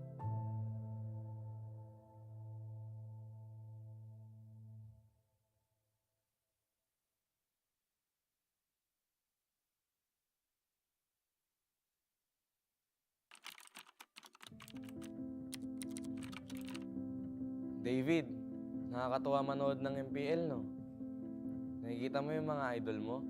Yung iba dyan, magiging kakampi mo. Maglaro ka lang na maglaro, tapos magpataas ka ng rank at stars. Sa sobrang loko mo, darating pa nga yung 24 hours na nag-live ka ng ML para magpapansin. Dahil sa kasipagan mong yun, may chance ka pang nakasali ka sa Bren. Sobrang saya ng magiging run mo kasi magcha-champion ka na sa MPL tapos makakasali ka pa sa M2 World Championship. Nakaka-pressure pa yan kasi rookie ka pa lang tapos mag-worlds ka na. Buti na lang, umayon yung resulta sa atin. Magiging champion ka ng M2. Oo, masaya siya. Kaso warning lang ha, yung mga susunod na mangyayari dito magiging mahirap at masakit para sa'yo. Ganun talaga yung buhay eh. Hindi laging masaya. Minsan, kapag nasa tuktok ka at hindi mo alam kung paano harapin ang tagumpay, sasagadsad ka pababa, tatamarin ka, makikinig sa maling sinasabi ng iba. At ang uli, magmamahal ka ng taong lolokohin ka lang pala. Sa mga panahong yun, mapatingin ka na lang sa salamin at parang hindi mo nakilala yung sarili mo. Magiging madilim yung mga susunod na kabanata ng buhay mo. Pero David, dito ka matututo. Oh, baka gusto mo laktawan tong part na to ha? Hindi pwede, kasi mahalagang pagdaanan mo to. Okay lang matakot, gawin mo pa rin. Magta-top 8 kayo sa MPL, talo, laglag. Hindi lang isa, 2 beses pa. Dahil dito, mapaisip ka kung kaya mo pa ba, kung para sa'yo pa ba yung ML. Ngayon ka dapat hindi tumigil. Kailangan mong ituloy at patunayan sa sarili mo na kaya mo. Kahit sa mga oras na wala ka ng ganang gumalaw. Kung magagawa mo to, magkakaroon ka ng disiplina. Gagawin mo siya dahil pinangako mo sa sarili mo na panahon na para magising at magbago. Kapag naayos mo na yung sarili mo, magiging maayos na teammate ka na sa mga kasama mo. Kung yung dati nga, sarili mo lang iniisip mo. Ngayon, mas masaya ka na kapag masaya yung teammates mo, di ba? Dahilan ito para mag-champion kayo sa iba't ibang tournaments, pati na rin sa MPL Season 12. Matutupad rin yung pangarap mo para sa team na makapag-M5. Ngayon, sa pagkakataong ito, mas gagalingan mo pa kasi gusto mong maranasan nila ang feeling na naranasan mo noon.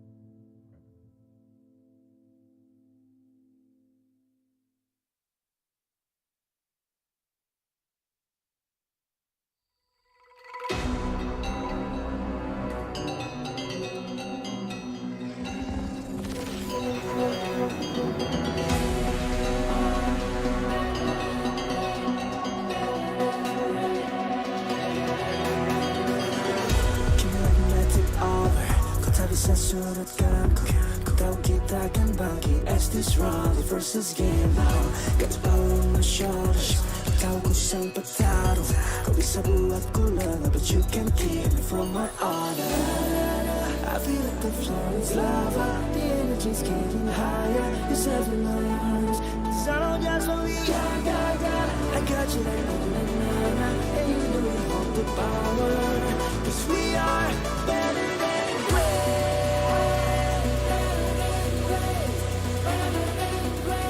Cause we are better than great. Better than great. Better than great. Better than great. We are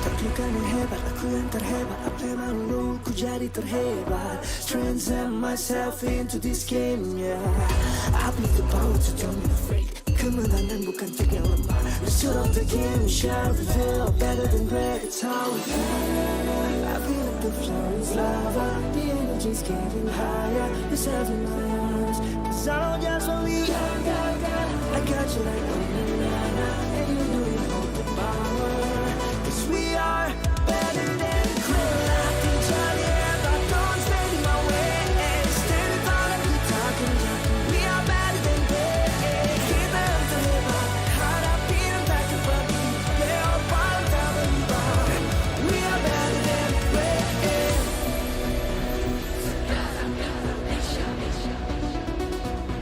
Cause we are better than great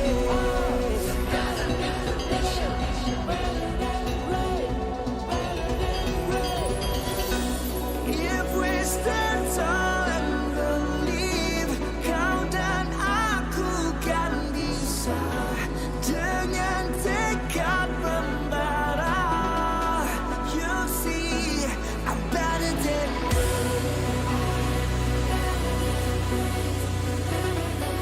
You see, I'm better than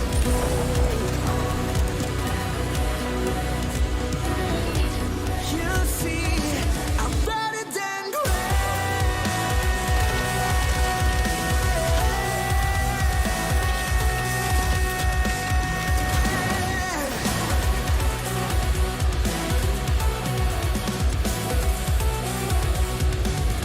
Ku berlatih jali if I don't stand in my way Stand in front of you talking jack We are better than great Kita yang terhebat Hadapi yang tak kebeli Leo parang tabaliba We are better than great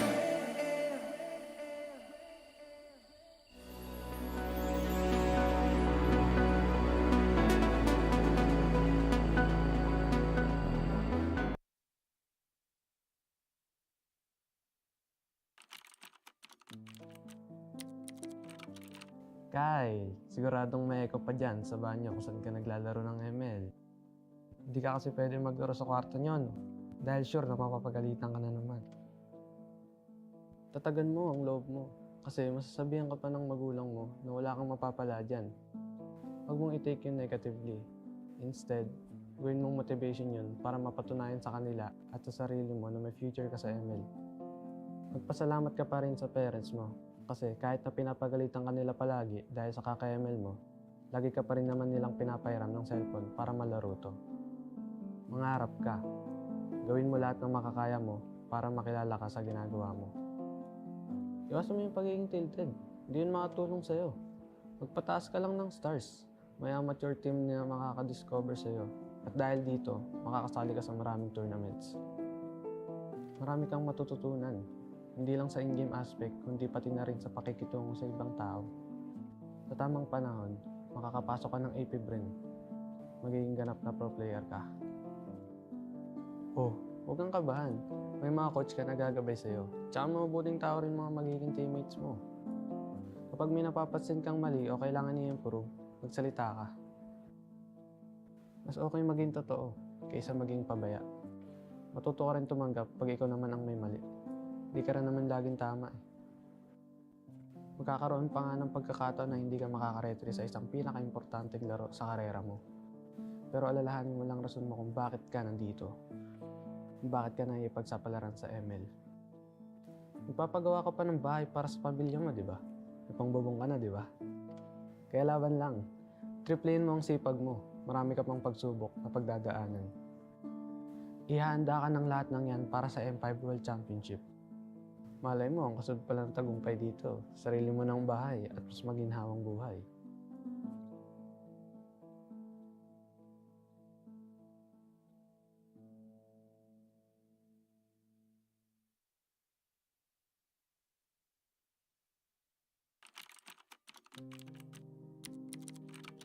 O Jin, unang-una, gusto kong malaman mo na magiging maayos din ang lahat.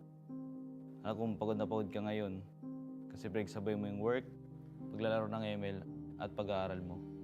Call center agent ka sa gabi, estudyante sa umaga, tapos sumasali ka pa sa ML tournaments tuwing weekends. Maga kang namulat sa hirap ng buhay. 7 kayong magkakapatid at walang ibang maasahan ng mama mo kundi ikaw. Kahit minsan, ang sakit-sakit na. Nakihin mo muna. Tibayin mo loob mo para makatulong ka sa pamilya mo at mabigyan sila ng maayos na kinabukasan. Darating ka rin naman sa point na ma-realize mo na kailangan mag-focus ka lang sa isang bagay. Huwag ka magpapaubos. Mas makakatulong ka sa kanila kung masaya ka rin sa ginagawa mo. Sa unang sabak mo sa amateur scene ng ML, wala ka pag-aanong ipapanalo. Pero dahil sa pagtitiyaga mo, magtiwala kang may makakapansin din sa talento mo. May makakaalala ng pangalan mo. Nakatawa man isipin, pero napakaswerte mo pa rin. Dadalhin ka rin tadaan na dyan sa AP Bren. Narating ang chance mo na patunayan ng sarili. Sa kawalan ng player na pupuno, ikaw ang magbubuo sa team nyo. Pero Jin, kahit na by chance ang pagpasok mo, binigay mo naman ang lahat ng oras mo sa paglalaro ng ML. Kaya naging magaling ka dito. Marami kayong pagsubok na pagdadaanan as a team. Pero malalagpasan nyo rin lahat yan.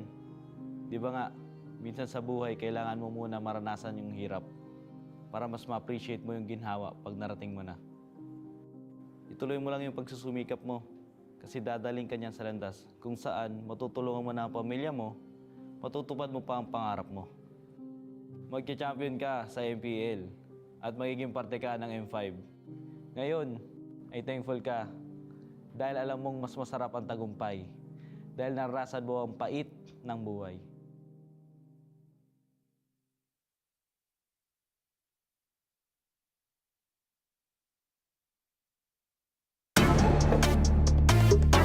We're better than great.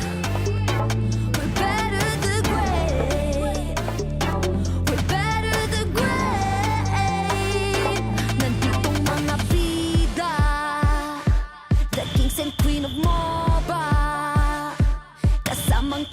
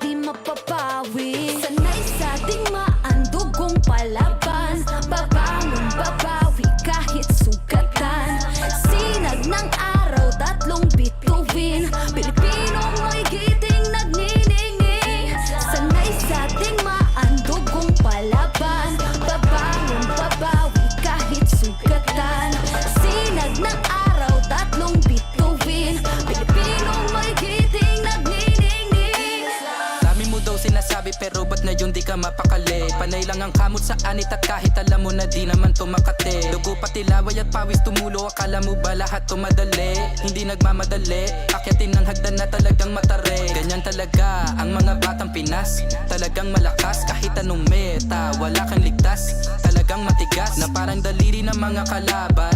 Sa gitna ng laban, shooters namin talagang savage. Di papaawat sa aming lupang sinilangan. Ang dami ng binilangan, ng isa, dalawa, tatlohan. Dalawa kayo, ito na pang-apat. Kaya dami na naman iyakin kahit nadaanin pa sa mga tipi-tipi-tipikal. Paano kami hahabulin? Marami tong gasolina, lalamunin ang lahat ng dipital. Sanay sa digmaan, dugong palaban. Babangon, babawi kahit sugatan. Sinag ng araw, tatlong bituin. Pilipinong may giting nagniningning. Sanay sa digmaan, dugong palaban. Babangon, babawi kahit sugatan. Sinag ng araw, tatlong bituin. Pilipinong may giting nagniningning. Ang maong away ang sinugdanan, di mo sugot madakpan pagbalik. Tanang agian kay diretso mapalit. Ang init sa dughan kay dili mawakli. Sanay sa digmaan, dugong palaban. Babangon, babawi kahit sugatan. Sinag ng araw, tatlong bituin. Pilipinong may giting nagniningning. Sanay sa digmaan, dugong palaban. Babangon, babawi kahit sugatan. Sinag ng araw, tatlong bituin. Pilipinong may giting nagniningning.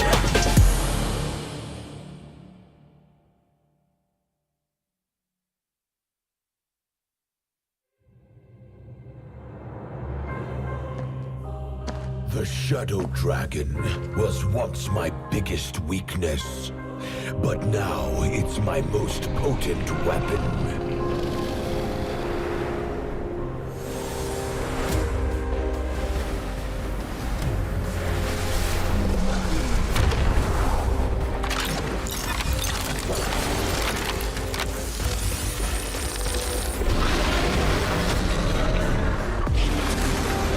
Cosmic Dragon, rise and soar!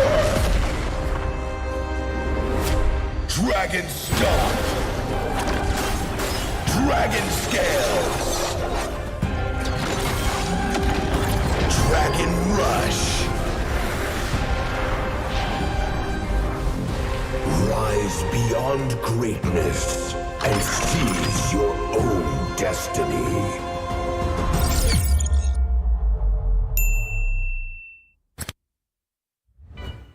Tonight, we celebrate MLBB Esport. Do the kaldak! Do the kaldak! This is the Suman Challenge. Go! Oh, oh, oh, oh, oh, oh. May jao, may Just it, just it.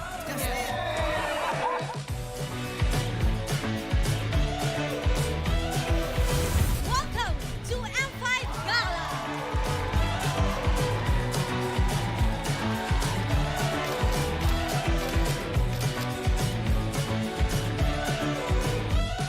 Guess the Hero Challenge! Lapu-Lapu, Iritel, Franco, Nana.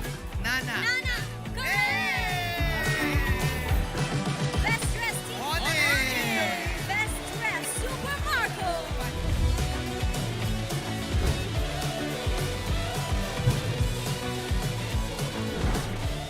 Thank you so much for joining us at the M5 Gala, and we'll see you at the M5 World Championship.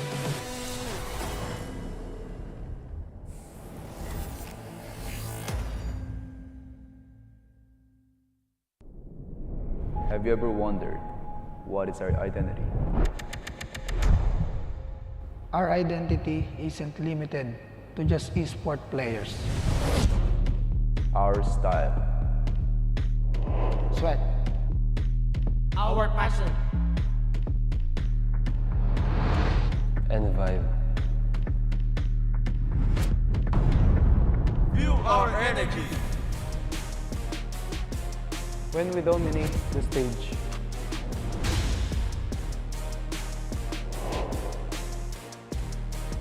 the hours of sacrifice,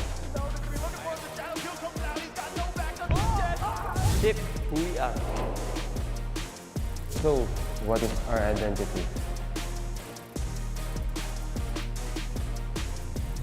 We are legendary.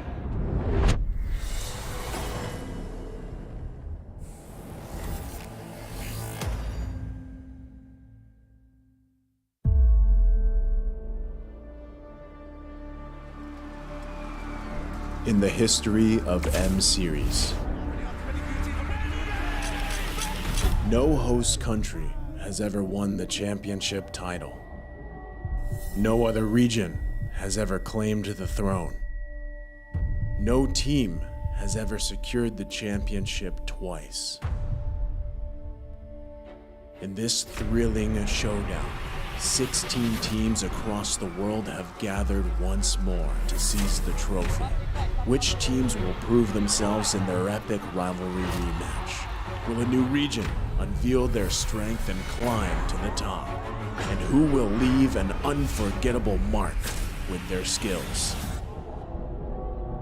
Behold, the old guards, seasoned titans returning to reclaim glory.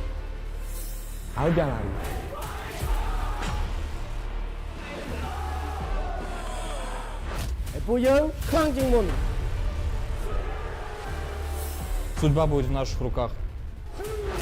The newcomers, eager to forge their legacy.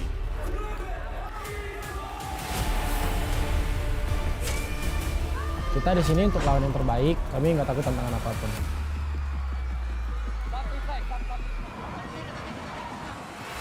Emerging from the ashes, the rising stars are vying for the spotlight. Kita orang dah tunggu lama untuk momen ni. This is our time. It's now or never.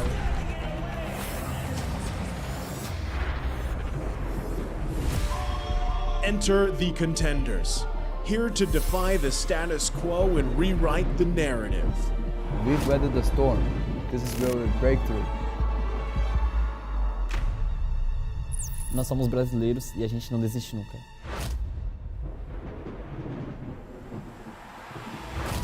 The Kings, legends in their own right, descend to defend their crown. Kita sudah merasai kemenangan. Ini saatnya kita menguasai dunia. Naitaas na namin ang kampyonato at itataas ulit namin ngayon. Babawiin namin ang corona para sa aming hari at reyna.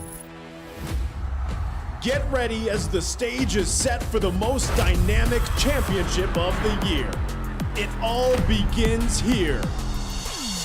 It's time to see who will be better than great.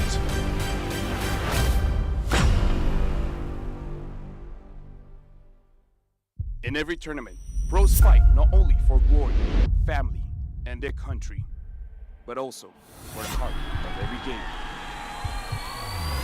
The fans. Are you one of them?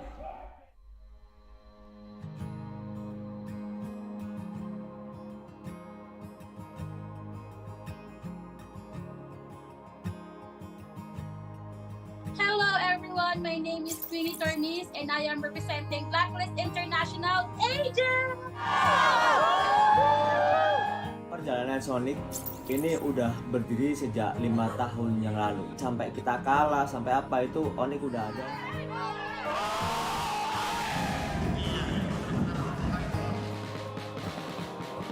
Homeboys sebenarnya sangat penting sebab dia bukan saja untuk homeboys, dia untuk tingkatkan komuniti MLBB dekat Malaysia ni. Kita nak kalau boleh komuniti tim lain bersama juga semangatnya macam Homeboys.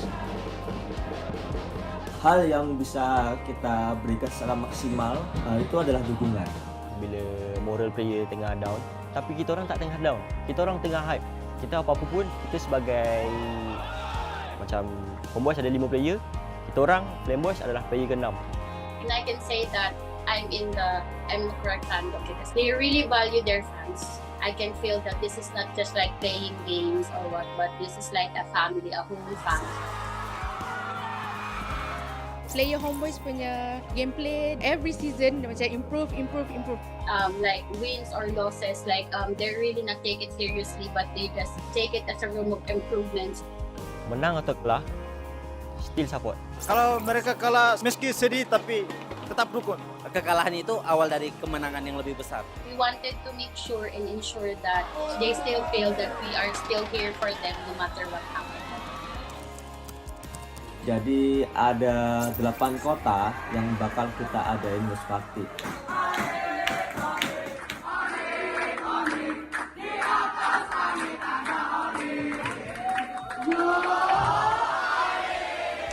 Let's go Blacklist! Blacklist will only improve and they won't give up! Even if they lose, they will win the next game. Blacklist! Break the code!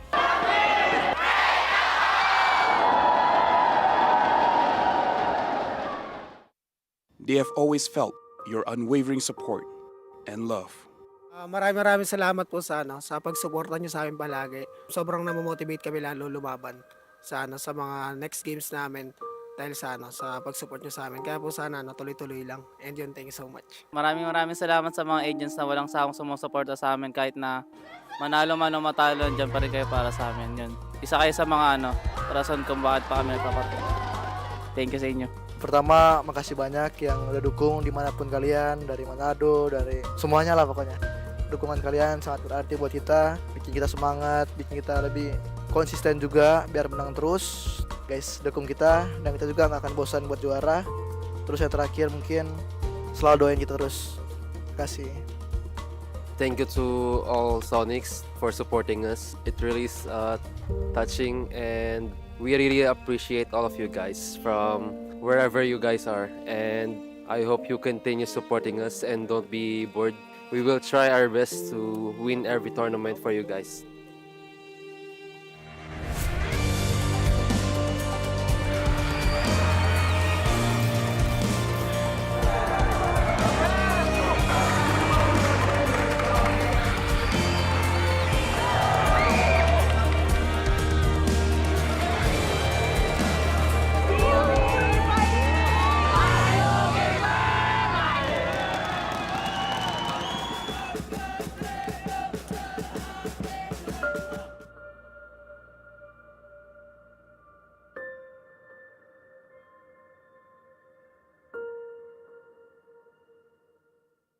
What is undeniable, though, are the meteoric stats in the middle or in the mobile gaming industry, and the Esports Mobile Game of the Year celebrates the best of the best.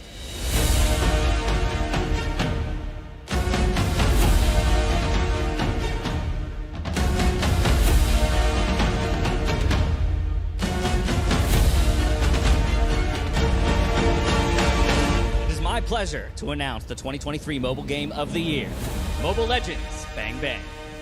Congratulations. Oh my god. Thank you guys. And then, okay, yeah, sure. And then put it. Hello guys, hari ni kita nak rate player roam tank dekat dalam M5. Kon. Bu sezon favori tank oyuncularımdan biri. Malezya'da bayağı izleme şansım olmuştu. Ese koyuyorum. Dekat saya ada Apex 47 Apex 47 daripada tim, kalau tak ingat, B guys. Keyboy. No. Keyboy. She here. For sure. My classes is Keyboy. Keyboy, my idol. I'm gonna put also in here. Oh, my idol, Baloiski. The macro god, I think here. Oh, I think here. S+. First off, me. I'm going to put it like 8 here. I don't want to overrate myself. Okay. It's okay. Abang ni. Oh. It's okay. Betul. D. Sebab orang cakap dia tak tahu pun. Me. Because I'm bad, I'm gonna put F. Sorry, Baloy. And me. Okay. Oh, Luna. Luna. Luna B.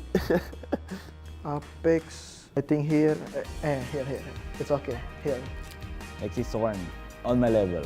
Sorn is like a mechanical player and also likes to taunt people. Ogun, idol. S. Oh, NJ will lose. NJ will lose. For me. Sorry. My enemy. With me. Sorry, you're my enemy.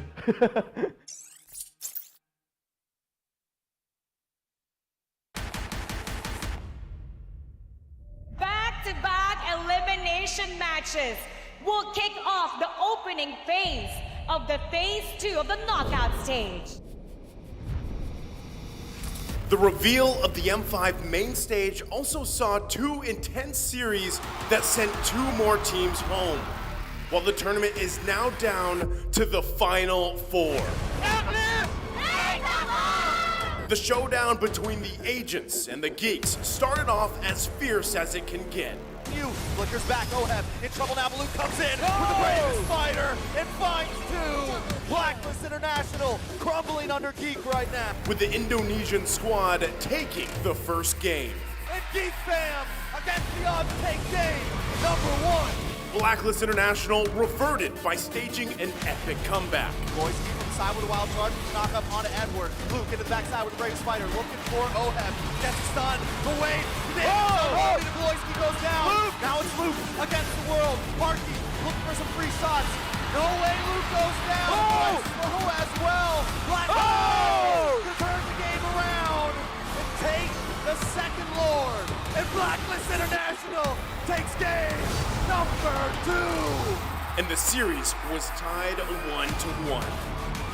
The agents did it again as their patience paid off, claiming the win and reaching match point. Don't want to stop here. Netherrealm is still in play, but there comes the Nolan's Fury. A boy! Edward able to find a boy. Marky to the backside with a blazing duet. Bloisky goes down. Luke is going to be next on the top of the block. Who gets it? Picks up the double. Niall trying to get the play, so he takes it from his fingers. And it was down to the Hitman's Estes, the signature ube of Blacklist International, to send the geeks home. The Cambodian champions did what they do best, attack and never look back. And they're all smashed against the wall. 4 members of Deus Vault taken out. Despite a valiant defense by Sunset Lover, See You Soon prevails. Sunset Lover doing everything he can, but they're gonna get the final shot. No way. We'll move on and take game number 1.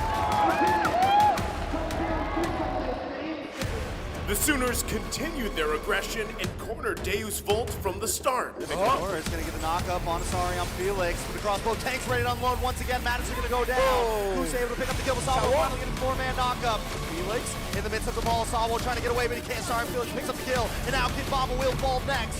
Felix with the double. Sunset Lover all alone once again. Going to go down. A triple kill for Kusei.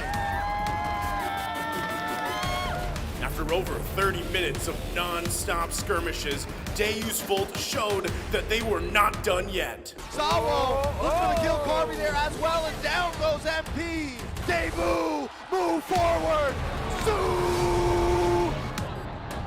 Magister unleashed his real potential by shutting down MP the King again and again and again. But still, ultimate pool. Magister able to lock on again with a violent requiem. Sawo also going to come in with an Owen's Fury. Flicker.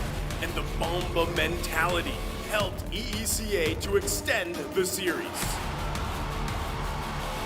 It is Rise of the West as Deus Volt completed the reverse sweep with their signature Diggy Pick. Felix down, the base drops, and the sunset closes on See You Soon as the Dark Knights rise. We are now down to the last 2 days of M5. We are so close to witnessing the crowning of the new world champions.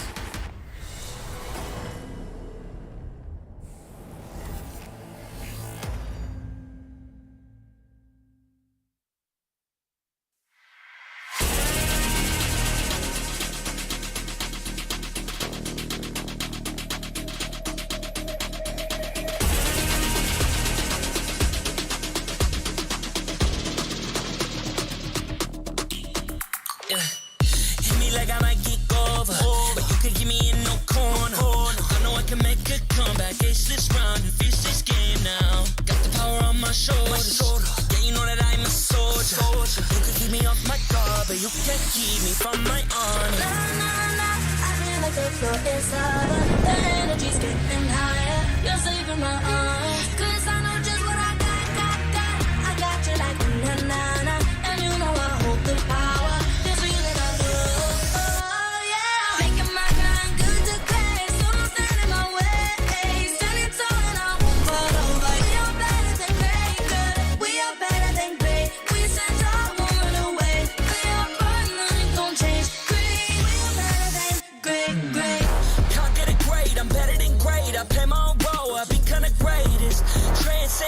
myself into this game, yeah. I feel the power to dominate fate. Championship mind, no time for the weak. We start to the game, shot reveal. Better than great, that's how we feel. I feel like the floor is lava. The energy's getting higher. You're saving my arms. Cause I know just what I got. I got you like na-na-na. And you know I hold the power. This feeling I know. Oh yeah. Making my grind good to great. So don't stand in my way. Standing tall and I won't fall over. We are better than great, girl. We are better than great. We stand tall, won't run away. Lay out firm, nothing gon' change. Great, we are better than great, great. If we stand tall and believe we can make it, you and me, with a sense of urgency, you'll see I'm better than great. I'm better than great. Oh yeah, yeah. Oh, I'm better than. Making my grind good to great, so don't stand in my way. Standing tall and I won't fall over. We are better than great, girl. We are better than great. We stand tall, won't run away. Lay out firm, nothing gon' change. Great, we are better than great, great.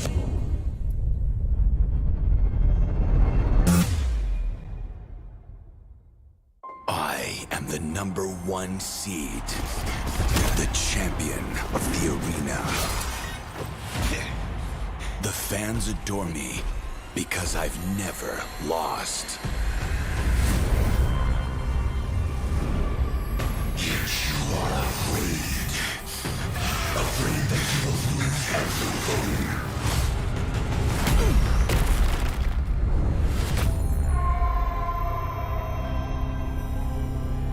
Do you ever get scared of losing, Kimmy? Well, big bro, I think we should cherish the joy and excitement of each game. Not who won or lost. That's right. I'll strive for victory, but I won't lose myself in its pursuit.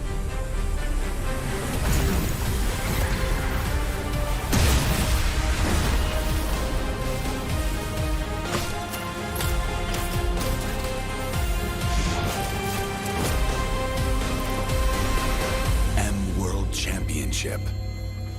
I'm back.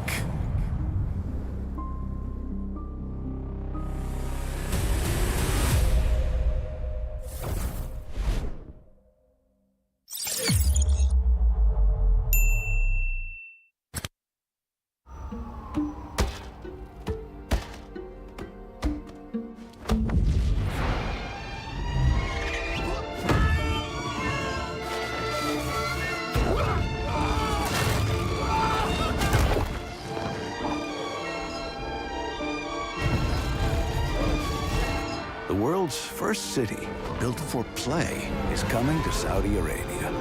Don't just live life. Play life. Qiddiya.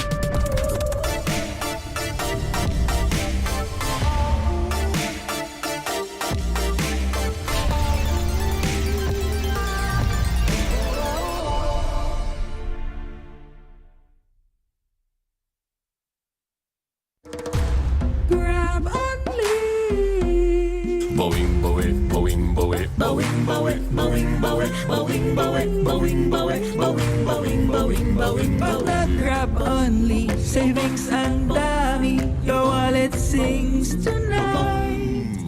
Laki ng bawi, pag nag-grab only, save 244 alright. Bowing, bowing, bowing, bowing, bowing, bowing, bowing, bowing, bowing, bowing, bowing, bowing, bowing, bowing, bowing, bowing.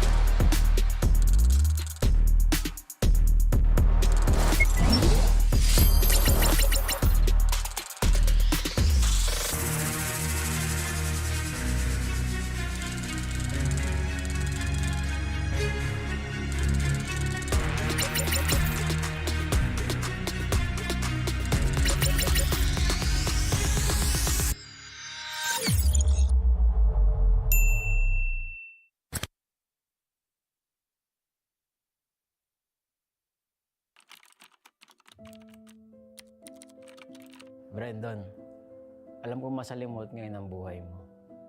Kung kailan ka nabigyan ng break as a head coach sa pro scene ng Mobile Legends, doon ka pa nagkaroon ng malubhang sakit. Iindahin mo ng 1 buwan. Itatago mo kasi akala mo nalay lang naman. Hanggang sa isang gabi, hindi ka na makatayo. Hindi ka na makalakad. Wala nang choice kundi dalhin ka sa ospital kasi grabe na yung sakit na iniinda mo. Magsisimula ang season na wala ka sa tabi ng team mo. Sobrang lungkot at depression ang dadanasin mo dahil sa sakit at kawalan ng pakiramdam sa kalahati ng iyong katawan. Munti ka nang sumuko sa buhay. Buti na lang at may mga nurse, mga doktor, mga physical therapists, at mga kaibigan na nagpatibay ng loob mo. Huwag mo silang kalimutang pasalamatan. Akala mo okay na ang lahat, kaso luluba palalo ang sakit mo. Mapupunta ka sa bingit ng kamatayan, halos hindi ka na makahinga. Doon, mapapadasal ka sa Diyos na huwag ka na munang kunin dahil hindi pa tapos ang mission mo. Hindi pa tapos ang pangarap mo. Sabi mo nga, magja-champion ka pa. Maniwala ka na gagaling ka. Kumapit ka.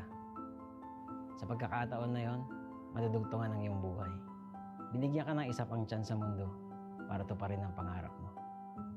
Kung akala mo wala nang kukuha sa iyong ML team dahil sa kalagayan mo, nagkakamali ka. May magtitiwala pa rin. Kukunin ka as coach ng isang team abroad. Igagrab mo yung opportunity kahit pa naka-wheelchair ka kasi gusto mo yung ginagawa mo. Magiging mahirap pero okay lang. Ang importante, sumubok ka at wala kang regrets. Unti-unti na rin mag-i-improve ang kalagayan mo. Sabi ng mga doktor, kailangan mo ma-operahan pero wala ka pa namang pera noon kaya naniwala ka na lang nagagaling ka. Sa tiyaga at paniniwala, makakatayo ka rin. Darating ang punto na makakalakad ka na ulit. Himala, di ba? May isa pang biyaya na darating. lalapitan ka na isang kaibigan, si Coach Daki, para maging tactician ng AP Bren. May chance ka ulit na ituloy ang pangarap. Huwag mo tong sayangin. Ikaw ang susi na magbubukas ng bagong pintuan para sa iyong team. Makakapagsibol kayo at dito magsisimula ang sunod-sunod niyong pagkapanalo sa iba't ibang tournament, kabilang ang MPL Philippines Season 12. Kung dati ay literal na hindi ka makalakad, ngayon lakad matatag ka nang ire-representa ang Pilipinas sa M5 World Championships.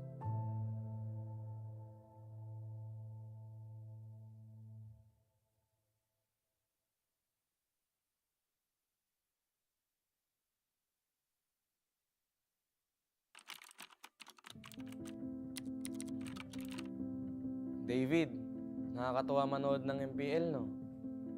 Nakikita mo yung mga idol mo. Yung iba dyan, magiging kakampi mo. Maglaro ka lang na maglaro, tapos magpataas ka ng rank at stars. Sa sobrang loko mo, darating pa nga yung 24 hours na nag-live ka ng ML para magpapansin. Dahil sa kasipagan mong yun, may chance ka pang nakasali ka sa Bren.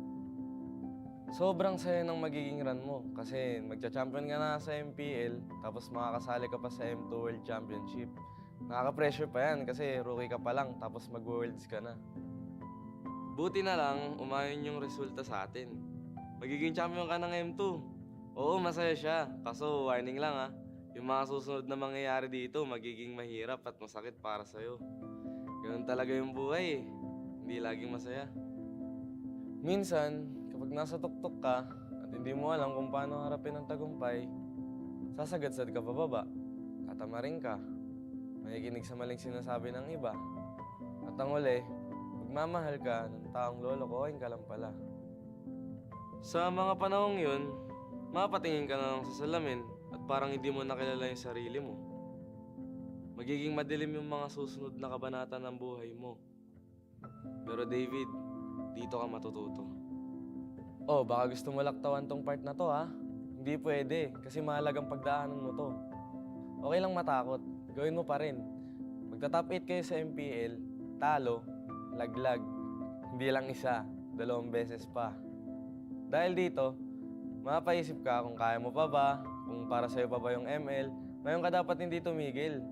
Kailangan mong ituloy at patunayan sa sarili mo na kaya mo, kahit sa mga oras na wala ka ng ganang gumalaw. Kung magagawa mo to, magkakaroon ka ng disiplina. Gagawin mo siya dahil pinangako mo sa sarili mo na panahon na para magising at magbago. Kapag naayos mo na yung sarili mo, magiging maayos na teammate ka na sa mga kasama mo. Kung yung dati nga, sarili mo lang iniisip mo. Ngayon, mas masaya ka na kapag masaya yung teammates mo, di ba? Dahilan ito para mag-champion kayo sa iba't ibang tournaments, pati na rin sa MPL Season 12. Matutupad rin yung pangarap mo para sa team na makapag-M5. Ngayon, sa pagkakataong ito, mas gagalingan mo pa kasi gusto mong maranasan nila ang feeling na naranasan mo noon.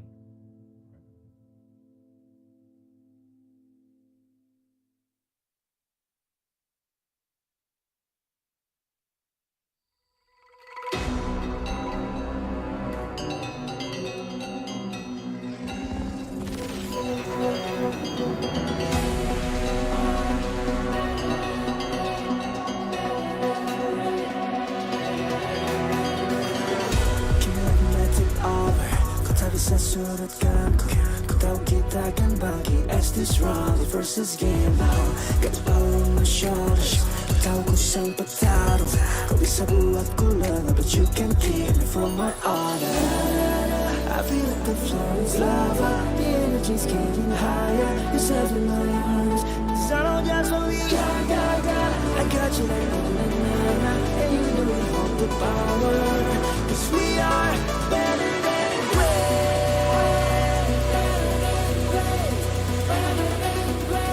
Cause we are better than great. Better than great. Better than great. Better than great.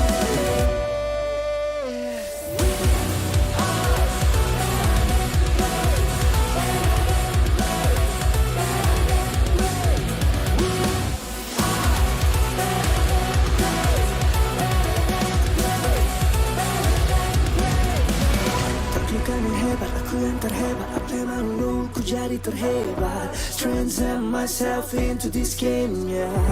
I need the power to turn me afraid. Kemenangan bukan trik yang lemah. The soul of the game shall reveal. Better than great, it's how we feel. I feel like the floor is lava. The energy's getting higher. It's heaven my arms. Cause I don't just want me. I got you like banana. And you know you hold the power. Cause we are better than great. I can tell you if I don't stand in my way. Stand in front of you talking. We are better than great. Kita yang terhebat. Hadapi dan tak terbagi. Leopard tak berlibat. We are better than great.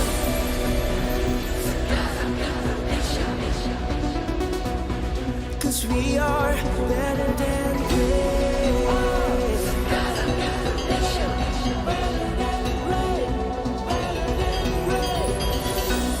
If we stand tall and believe, kau dan aku kan bisa.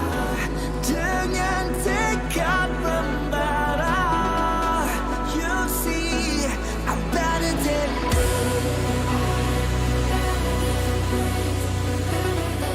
you see, I'm better than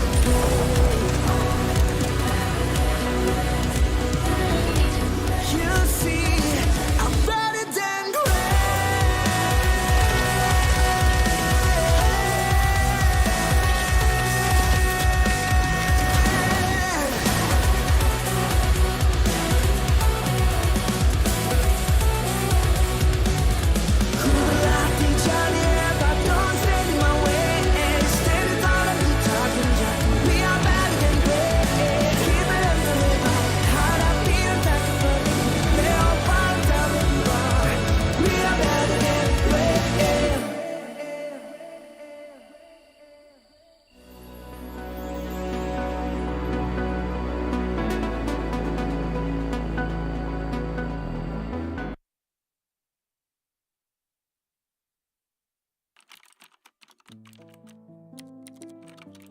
Kai, siguradong may echo pa dyan sa banyo kung saan ka naglalaro ng ML.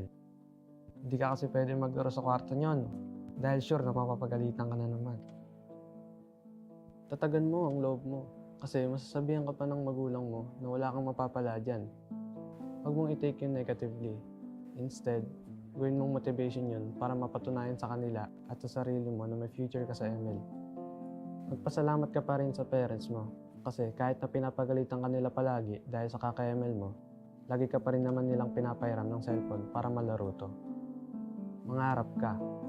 Gawin mo lahat ng makakaya mo para makilala ka sa ginagawa mo. Iwasan mo yung pagiging tilted. Hindi yun makatulong sa'yo. Magpataas ka lang ng stars. May amateur team na makakadiscover sa'yo. At dahil dito, makakasali ka sa maraming tournaments. Marami kang matututunan. Hindi lang sa in-game aspect, kundi pati na rin sa pakikitungo sa ibang tao.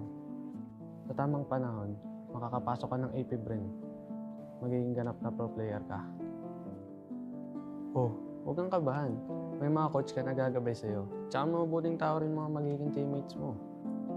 Kapag may napapansin kang mali o kailangan i-improve, magsalita ka. Mas okay maging totoo kaysa maging pabaya. Matuto ka rin tumanggap pag ikaw naman ang may mali. Di ka rin naman laging tama eh. Magkakaroon pa nga ng pagkakataon na hindi ka makakaretry sa isang pinaka-importanteng laro sa karera mo. Pero alalahanin mo lang rason mo kung bakit ka nandito. Kung bakit ka naipagsapalaran sa ML. Magpapagawa ka pa ng bahay para sa pamilya mo, di ba? May pangbubong ka na, di ba? Kaya laban lang. Triplein mo ang sipag mo. Marami ka pang pagsubok na pagdadaanan. Ihahanda ka ng lahat ng yan para sa M5 World Championship. Malay mo, ang kasunod pa ng tagumpay dito. Sarili mo ng bahay at mas maginhawang buhay.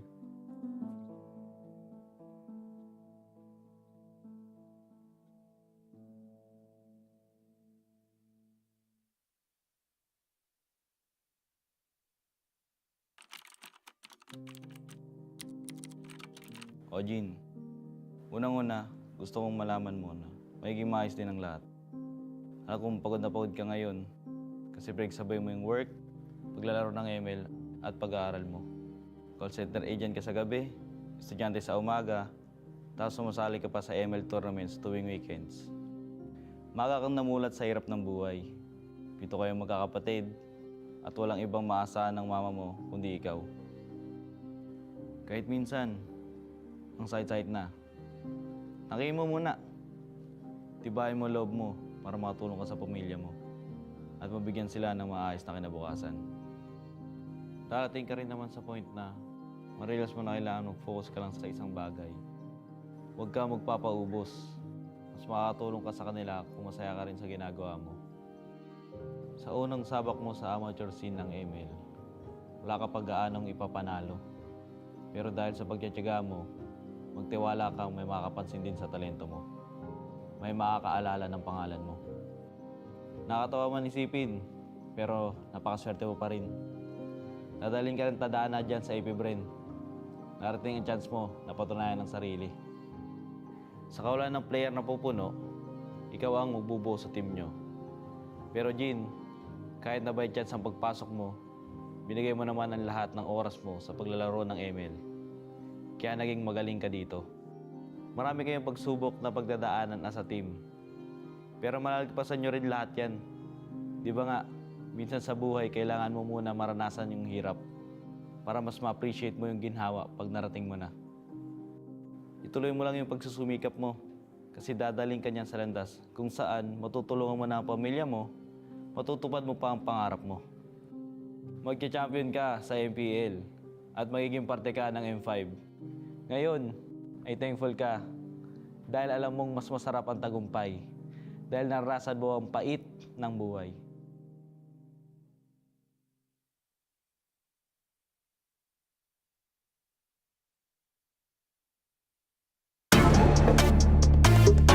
We're better than great. We're better than great. We're better than great. Nanditong mga bida, the kings and queen of MOBA, kasamang kabugera at 7,000 isla.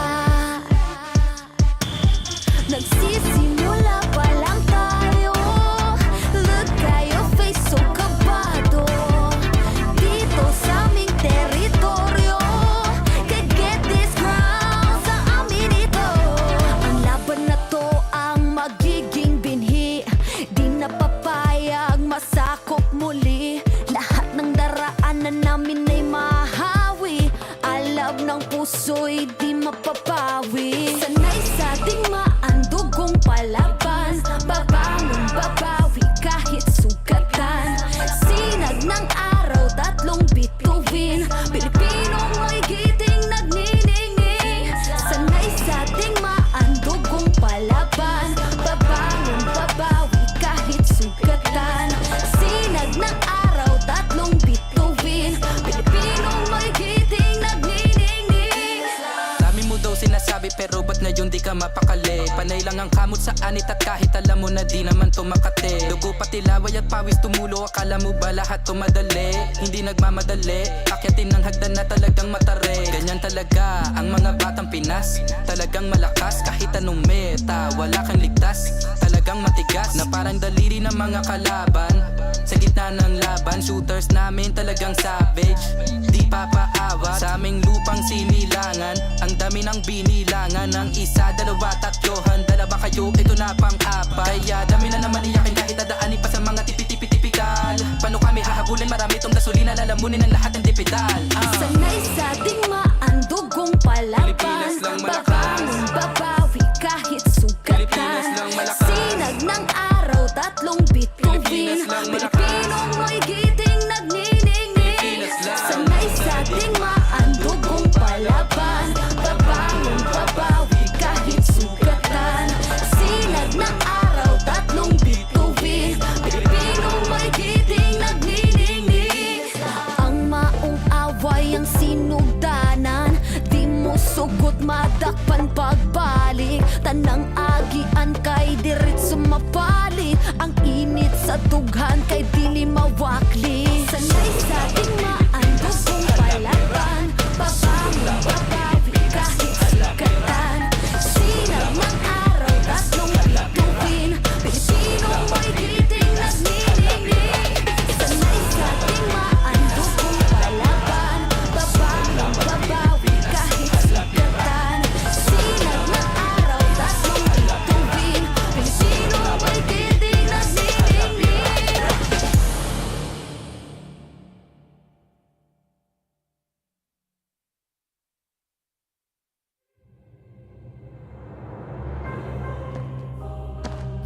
Shadow Dragon was once my biggest weakness, but now it's my most potent weapon.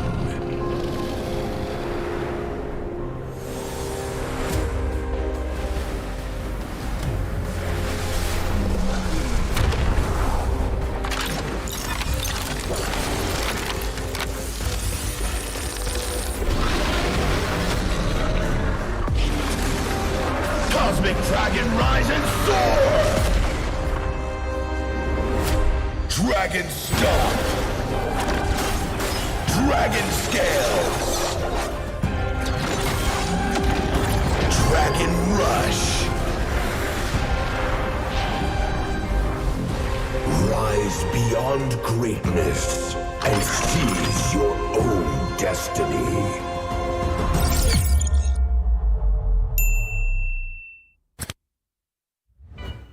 Tonight, we celebrate MLBB Esport. Do the kaldak! Do the kaldak! This is the Suman Challenge. Go! Oh!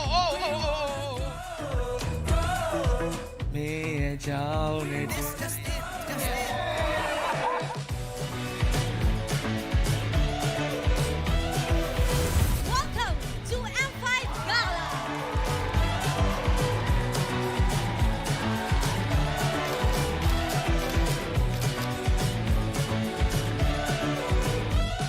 Guess the Hero Challenge! Lapu-lapu, Iritel, Franco, Nana. Nana! Best Dressed Team Onic! Best Dressed Super Marco!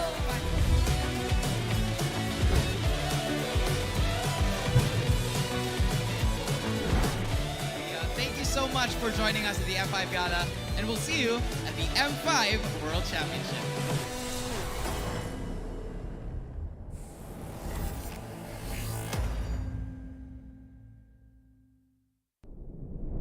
Have you ever wondered what is our identity?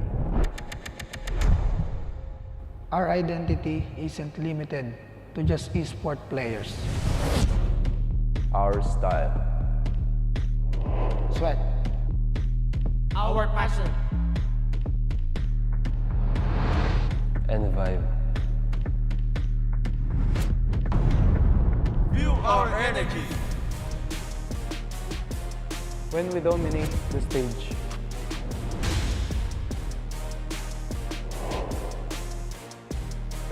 The hours of sacrifice. Shape who we are. So, what is our identity? We are legendary.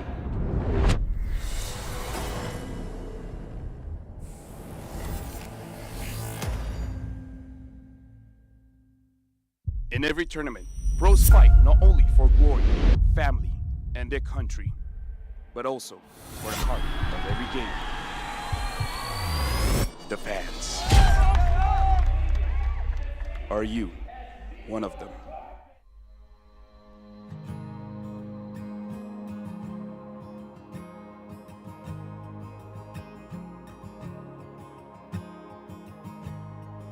Hello everyone, my name is Queenie Tormis and I am representing Blacklist International Agent! Perjalanan Sonic ini udah berdiri sejak 5 tahun yang lalu. Sampai kita kalah, sampai apa itu Onic udah ada.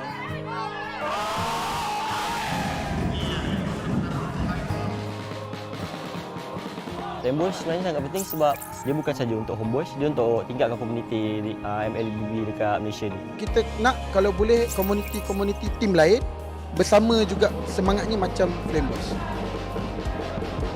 Hal yang bisa kita berikan secara maksimal itu adalah dukungan. Bila moral player tengah down, tapi kita orang tak tengah down. Kita orang tengah hype. Kita apa-apa pun, kita sebagai macam homeboys ada 5 player, kita orang Flameboys adalah player ke-6. And I can say that I'm the correct fandom because they really value their fans. I can feel that this is not just like playing games or what, but this is like a family, a whole family.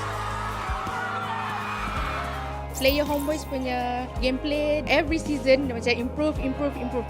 Like wins or losses, like they're really not take it seriously, but they just take it as a room of improvements. Menang atau kalah, still support. Kalau mereka kalah meski sedih tapi tetap dukung. Kekalahan itu awal dari kemenangan yang lebih besar. We wanted to make sure and ensure that they still feel that we are still here for them no matter what happens. Jadi ada 8 kota yang bakal kita adain Most Party.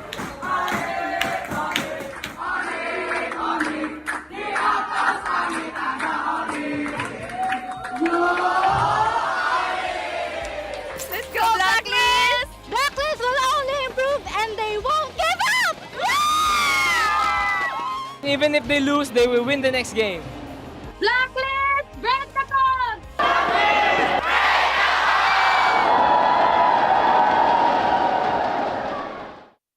They have always felt your unwavering support and love.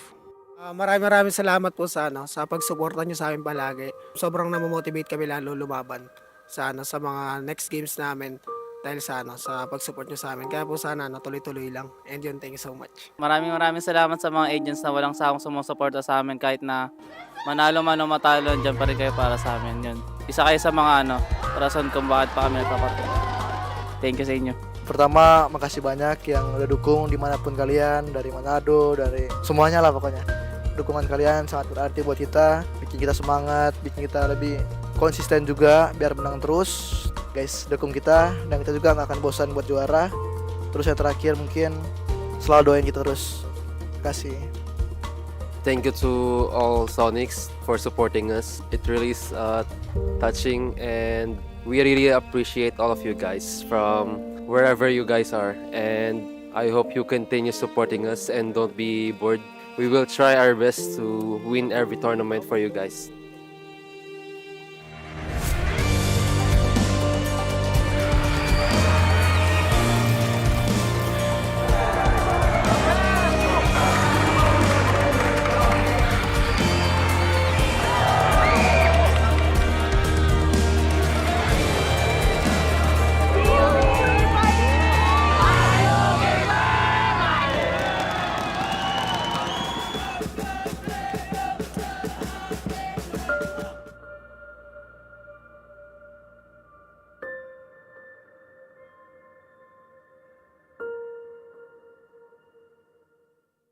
What is undeniable, though, are the meteoric stats in the middle or in the mobile gaming industry, and the Esports Mobile Game of the Year celebrates the best of the best.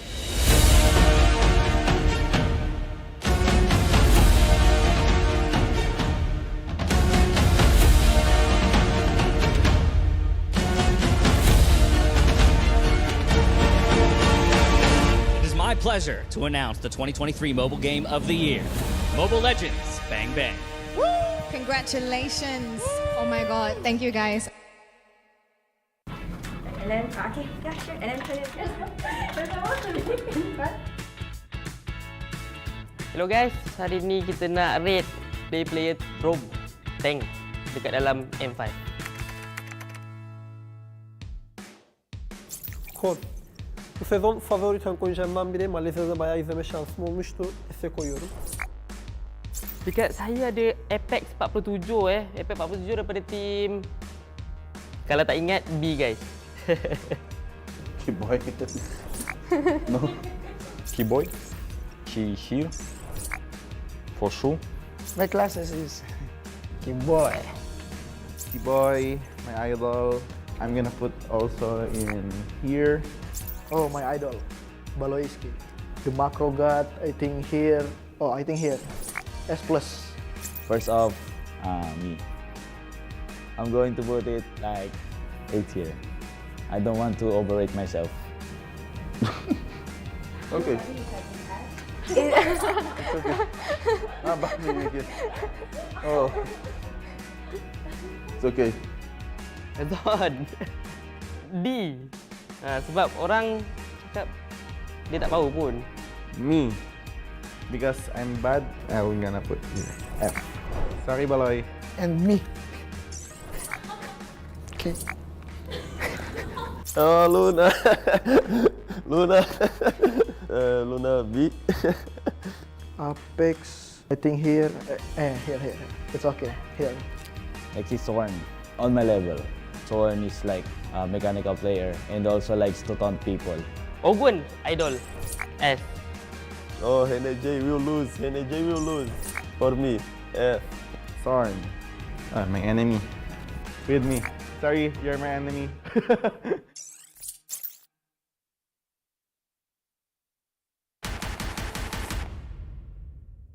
Back-to-back elimination matches will kick off the opening phase of the Phase 2 of the knockout stage.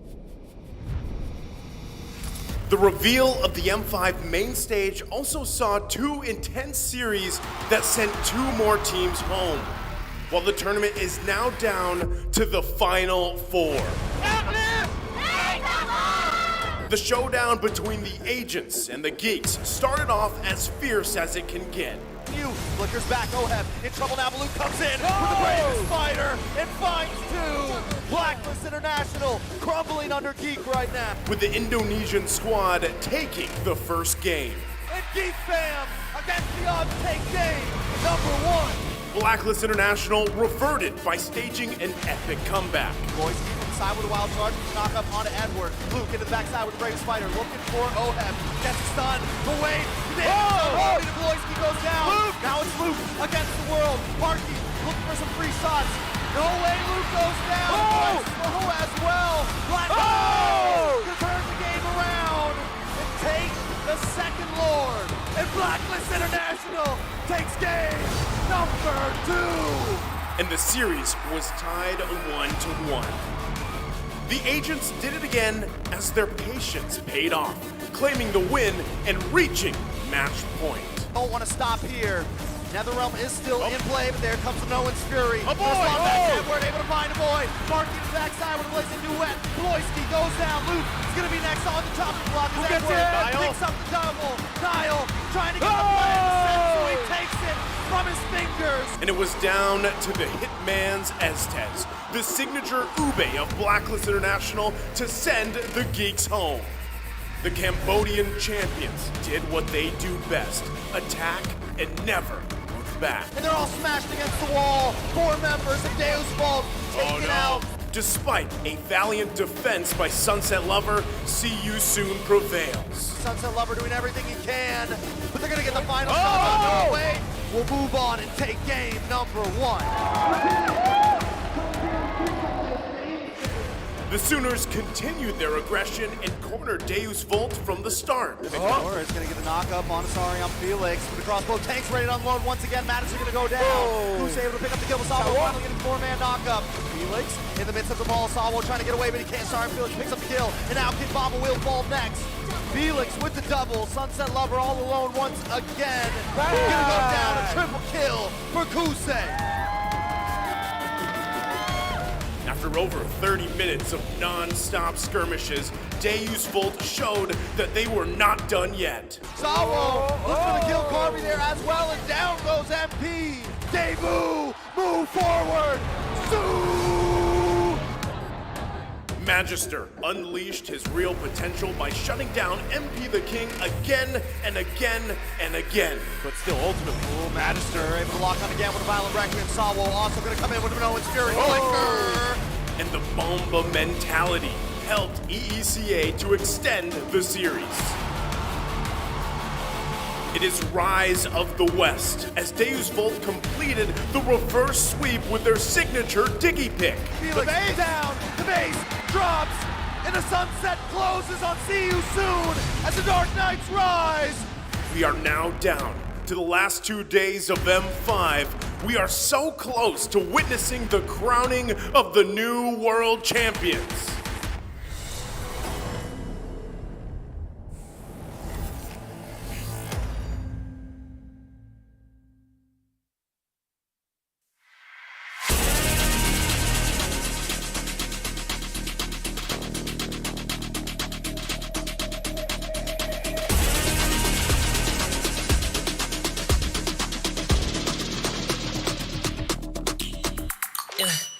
Hit me like I might kick over, but you could give me in no corner. I know I can make a comeback. Ace this round and finish this game. shoulders. Yeah, you know that I'm a soldier. You can keep me off my guard, but you can't keep me from my honor. Nah, nah, nah, I feel like the floor is lava. The energy's getting higher. You're saving my arms. 'Cause I know just what I got. I got you like na na na, and you know I hold the power. This feeling I love. Oh yeah, making my grind good to great. So don't stand in my way. Standing tall and I won't fall over. We are better than great, good. We are better than great. We stand tall, won't run away. We are fun, nothing gon' change. Great, we are better than great. Can't get it great, I'm better than great. I play my own role, I become the greatest. Transcend myself into this game, yeah.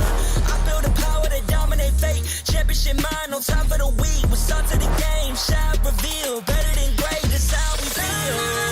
I feel like the floor is lava. The energy's getting higher. You're saving my arms. 'Cause I know just what I got. I got you like na na na, and you know I hold the power. This feeling I love. Oh yeah, making my grind good to great. So don't stand in my way. Standing tall and I won't fall over. We are better than great, good. We are better than great. We stand tall, won't run away. We are fun, nothing gon' change. Great, we are better than great. If we stand tall and believe we can make it, you and me, with a sense of urgency, you'll see I'm better than great. I'm better than great. Oh yeah, yeah. Oh, I'm better than. Making my grind good to great. So don't stand in my way. Standing tall and I won't fall over. We are better than great, good. We are better than great. We stand tall, won't run away. We are fun, nothing gon' change. Great, we are better than great.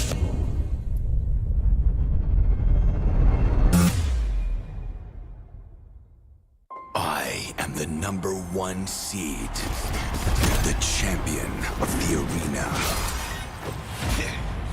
The fans adore me because I've never lost. Yet you are afraid that you will lose everything.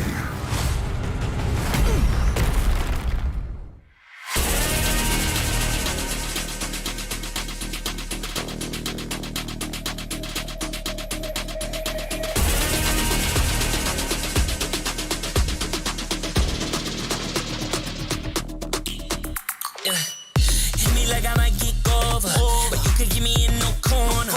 I know I can make a comeback, ace this round and finish this game now. Got the power on my shoulders. Yeah, you know that I'm a soldier.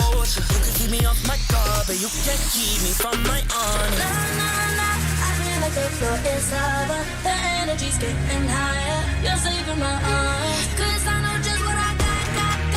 I got you like na na na, and you know I hold the power. This feeling I love. Oh yeah, making my grind good to great. So don't stand in my way. Standing tall and I won't fall over. We are better than great, good. We are better than great. We stand tall, won't run away. We are fun, nothing gon' change. Great, we are better than great. Can't get it great, I'm better than great. I play my own role, I become the greatest. Transcend myself into this game, yeah. I build a power to dominate fate. Championship mind on top of the week. We start to the game, shout, reveal. Better than great, that's how we feel. I feel like the floor is lava. The energy's getting higher. You're saving my arms. 'Cause I know just what I got. I got you like na na na, and you know I hold the power. This feeling I love. Oh yeah, making my grind good to great. So don't stand in my way. Standing tall and I won't fall over. We are better than great, good. We are better than great. We stand tall, won't run away.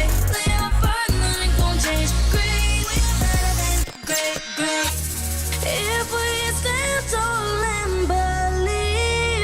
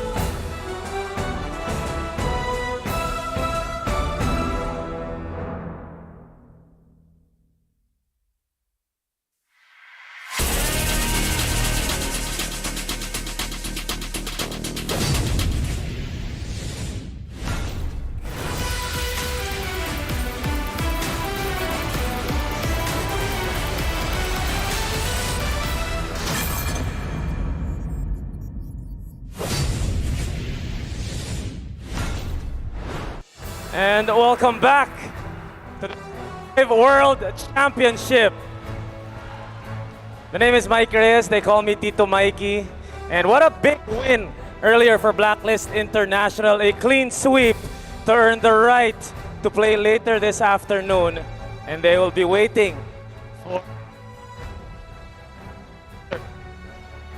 for the loser of this match right here. I know everyone is excited for this matchup, this series between the Onic and of course the Filipino champs, AP Bren.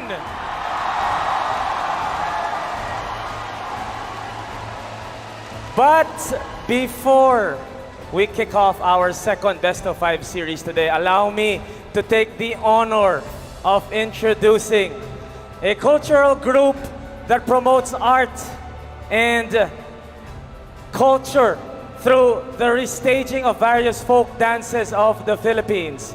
And in celebration of the biggest mobile esports tournament being held here in the Philippines, they will be performing Bagong Umaga, an uplifting song about facing a new day with positivity and hope.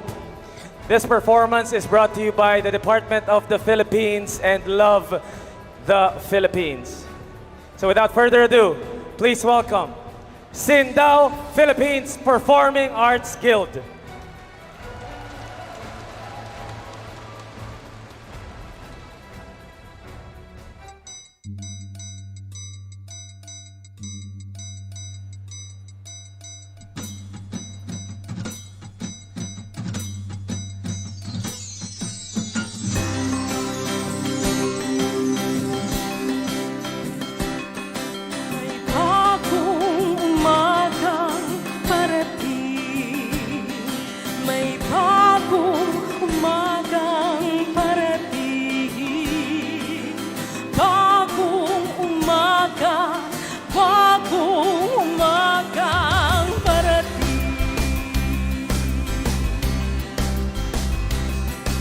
Gaano man kabigat ang dinadala, gaano man ang hirap na nadarama sa buhay mo, kaibigan ko.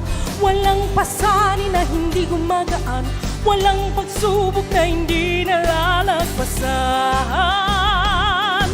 May bagong umagang parating, may bagong umagang parating, bagong umaga, bagong umagang parating.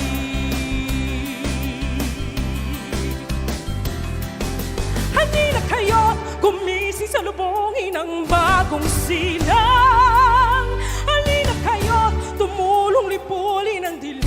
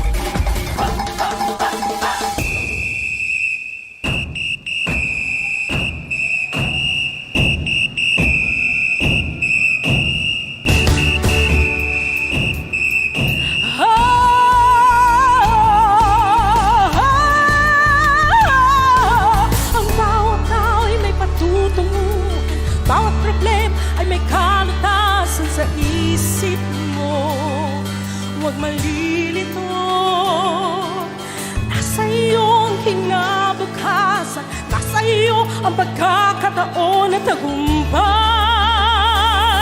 Tagumpay, may bagong umatang parating. May bagong umagang parating.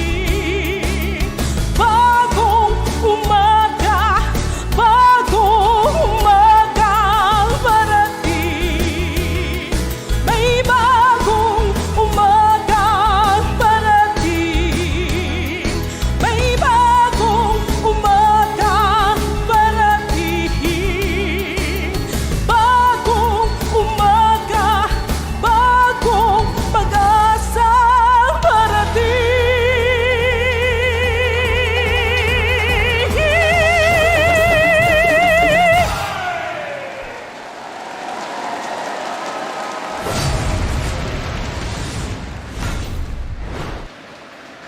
The much-awaited matchup is about again at the World Championship. I don't know what to say or how to feel here with an audience this big just to see the very first grand finalists. It's hard not to be excited. And better yet, for all of those who are watching, who would have thought that it would come to this? Well, there are a lot of people who thought that these two teams will get into the top, but the way that they managed to get into this, they just steamrolled everyone. You know what? Let's be frank here. I call them the big boss, you know? The two of them, actually. Onic as well as AP Bren, we know their mettle. They have been tested already. You saw their performances in their respective MPL seasons or MPL regions, and we know for sure that these two teams, they have worked tirelessly all throughout the year just to get to this spot. I mean, they have MVPs and star players from everywhere to make this, some may even call a super team. Yeah. Based on what I'm hearing, it looks like the teams are coming here today.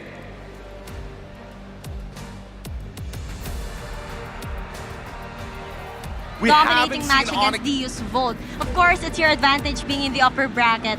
How did you prepare for today's match? Mga nag-practice po kami ng mga hero as usual, tapos pinagandaan po talaga namin.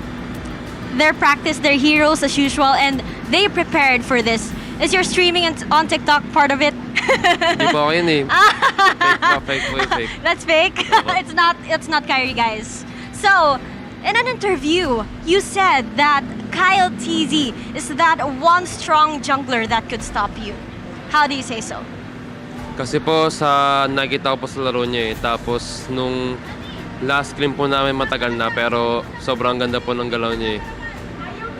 According to him, he sees that in Kyle TZ's action, and they played a long time ago, but it's evident that he can stop you from that.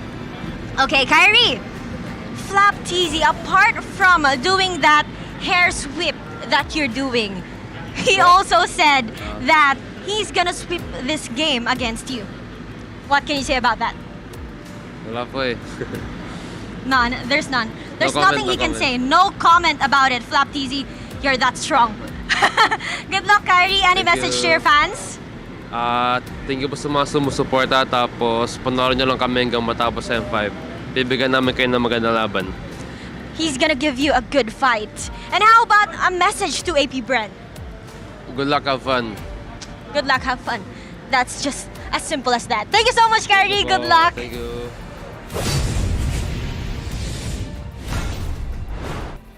Thank you so much, Odin. A quick interview with Kyrie on his thoughts on jungles. I mean, you have to admit, Kyle and as well as Kyrie, what a comparison. That is going to be a massive matchup. By the way, I just want to say, if there's one thing that Kyrie disappoints me, is the way that he answers, because he's very humble about it.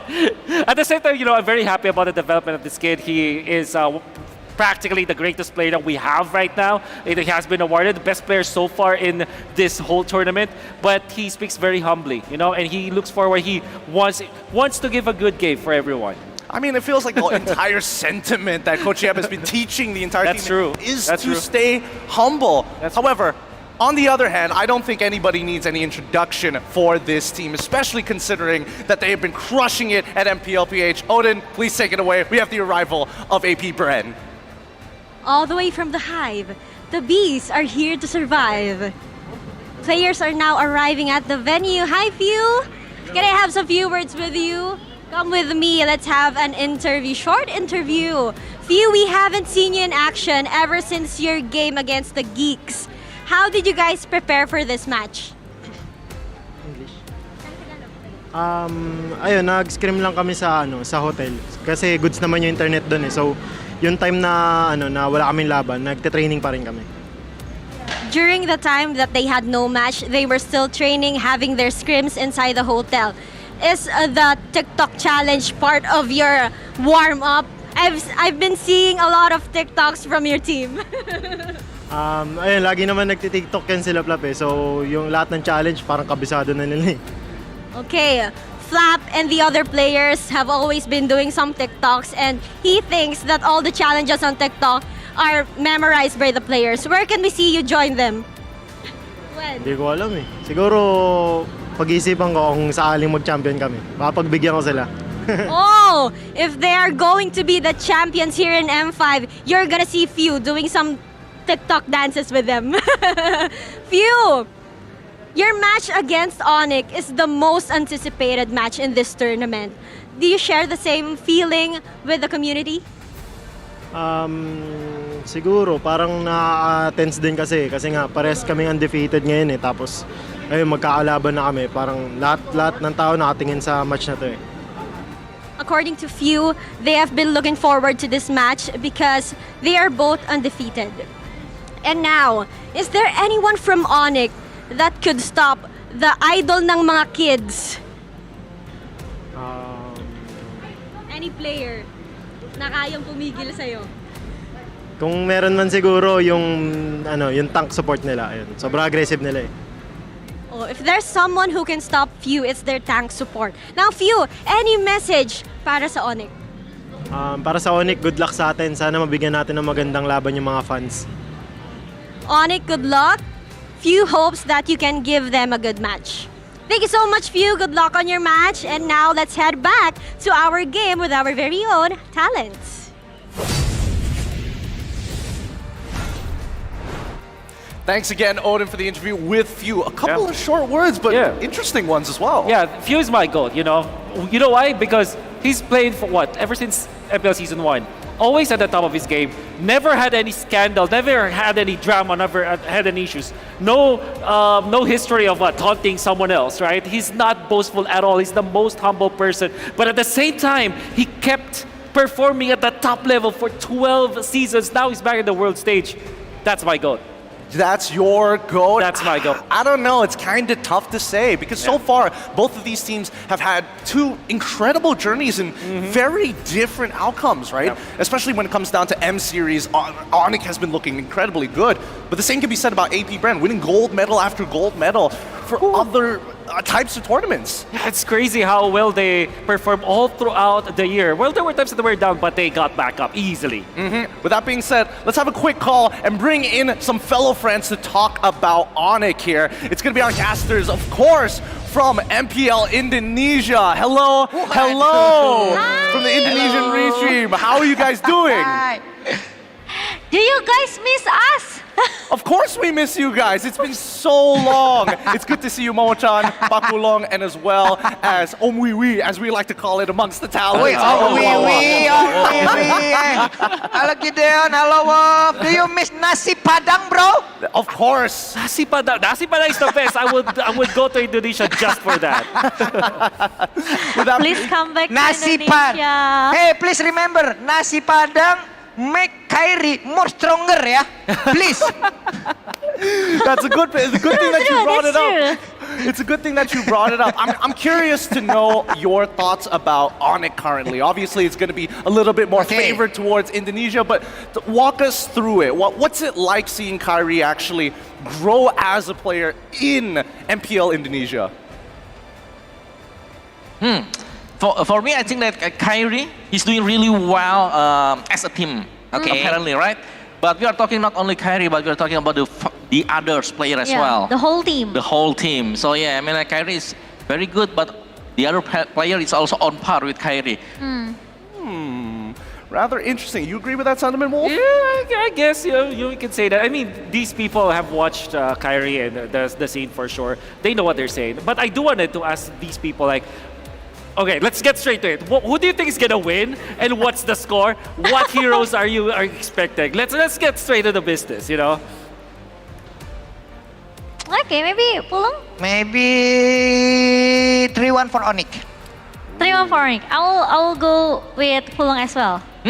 How about you? I think- Wee Wee? Wow, okay. I must say that I quite agree with all of my friends here. 3-1 for Onic. And For I Onic. would love to see a few against Suns with Novaria. Me too. I'm kind of curious though. You? That sounds like fun. I don't know about you, Wolf. I don't know how much I trust Papulong. I've heard the crowd in Indonesia call him Papulong anti-Onic to a certain degree. He even has a jersey with the name on it as well. That's what I heard. You know. Exceptional for M series. It's exceptional. For- Okay, that's Yeah. totally fine. That's For totally M fine. series, yep. Let's For have a M look. series, Pulong Indo. For M series, Pulong Indo Pride, Onic. Yay! Of course, it's gonna happen. Only Of course. naturally. Let's have a look at the graphic up on the screen and we'll talk a little bit more. The epitome of greatness. We are seeing the achievements listed down from both sides. And obviously our Indonesian counterparts is going to lean into Onic.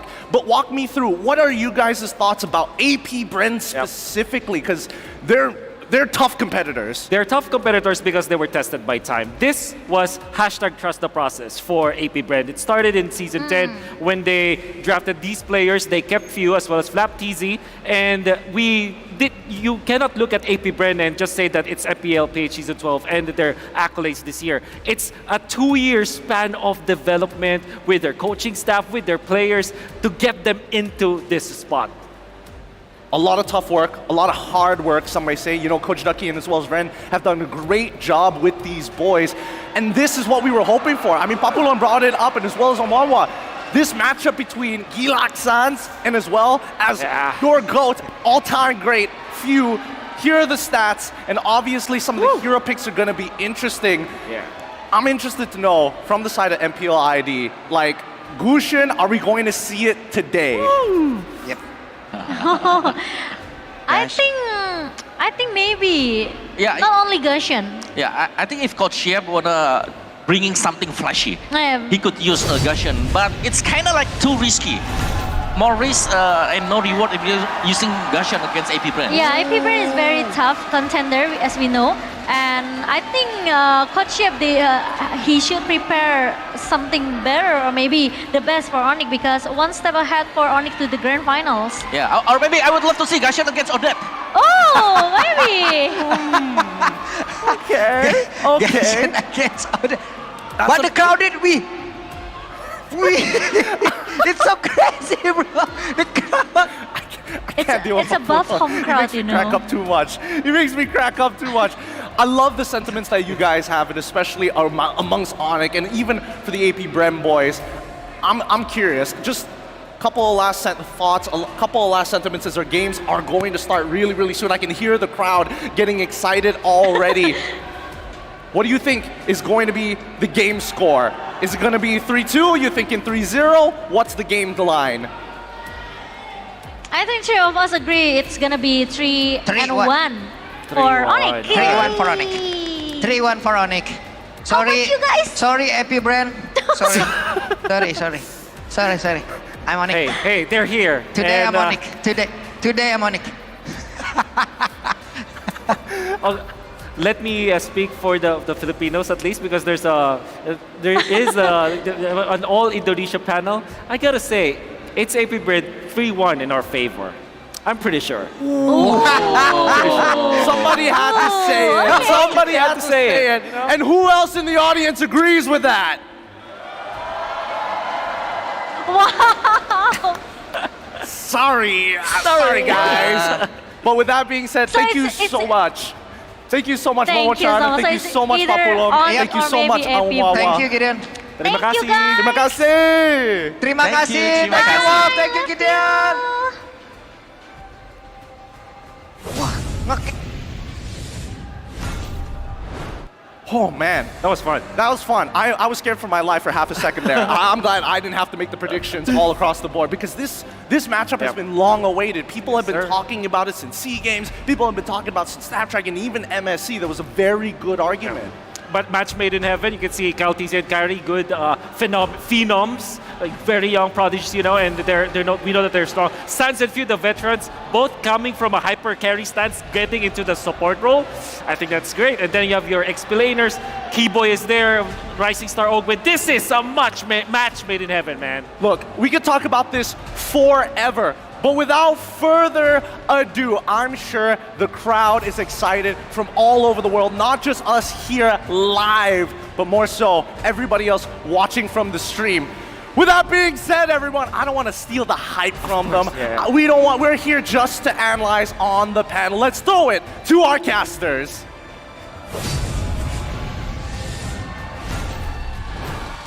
A battle of greatness is about to erupt here in Rizal Memorial Coliseum, and we are waiting for this matchup to unfold. Again, on desk here, what is up, guys? I'm Naisu. This is Mirko. Trex, how we guys doing? We're doing great. We're doing better than great. After that first series going 3-0, it can only mean one thing. It can only mean that we're gonna get a banger of a series here. Definitely going to get a banger of a series, hopefully, right? Hopefully it Hopefully. goes the whole way. The epitome may... Close. Greatness. It's epitome, right? It's epitome. Oh, just making sure, All right, we've cleared that up now. Before we talk about the matchup some more, of course, we have to thank our sponsors. M5 is powered by Moonton. It's presented by Kadia, supported by ROG, the official gaming phone. Grab, the official Super App partner, and Secret Lab, our official chair partner. Thank you to our lovely sponsors. M5 would not be possible without you guys. Special shout out as well to our global presenting partner, Qiddiya. Qiddiya is a giga project, a city that is being built in Saudi Arabia, and it is the future capital of entertainment, sports, and culture. And that every big city, as some of the other casters like to say, they definitely need some chairs. So don't forget about Secret Lab. Get ahead of the competition and reach Mythic or Mythic Glory with the Secret Lab Titan Evo gaming chair, outfitted with pro-grade ergonomic features, engineered for maximum performance. Shop match-winning comfort and keep yourself at the top of your game now. I got rid of all my couches in my house. I replaced them all with Secret Lab chairs. You just have Secret, even at the dining table. Yes, dining table everywhere, whole house. Yeah. I mean, like, you gotta be ergonomic, man. At right? all times. At all times. Eating dinner, watching TV, whatever you're doing. Why not? Even Comfort. casting. Even casting. Also, maybe while playing, everybody out there, the M5 Pass, it's still going on for you guys to go ahead and join. Unlock the Yuzhong M5 exclusive Dragon Shade skin, the Prime Cosmic Dragon skin when you buy the M5 Pass. Accomplish all tasks, hit level 75 for free. There are a ton of exclusive M5 rewards waiting for you guys, so get yours now. Don't forget to gift it to your friends as well. And now everybody's been waiting for this moment, but I just want to test the waters real quick, right? Rizal Memorial Coliseum, are you ready? They're pretty ready, right? They're pretty hyped up. They're pretty ready. And by the way, you heard Wolf's prediction. He was kind of outnumbered there, right? He went with a 3-1 for AP Bren, but we'll leave it up to the players, right? But before we welcome the players out to the stage, we of course have to welcome the men behind it all, keeping things fair and the integrity of the game, the Marshals. Now to officiate the M5 World Championship, we have our Marshals making their way onto the stage. They're here to ensure the integrity and fairness of play. We have Rain, Wilbert, Shun, and Ivan. Thank you guys so much for your hard work throughout this entire thing. And now, let's get ready. The champions of Indonesia soar back to the World Championship stage to inch closer to fulfilling the Golden Road. Everybody bow before the Sky King's presence. It's Onic. At MSC, they ascended. They made their arena, their kingdom, and now they descend once again to prove to the world who the best team in the world is. And across from them, the crowd loves it, looking to put an end to their golden road as the Filipino champions.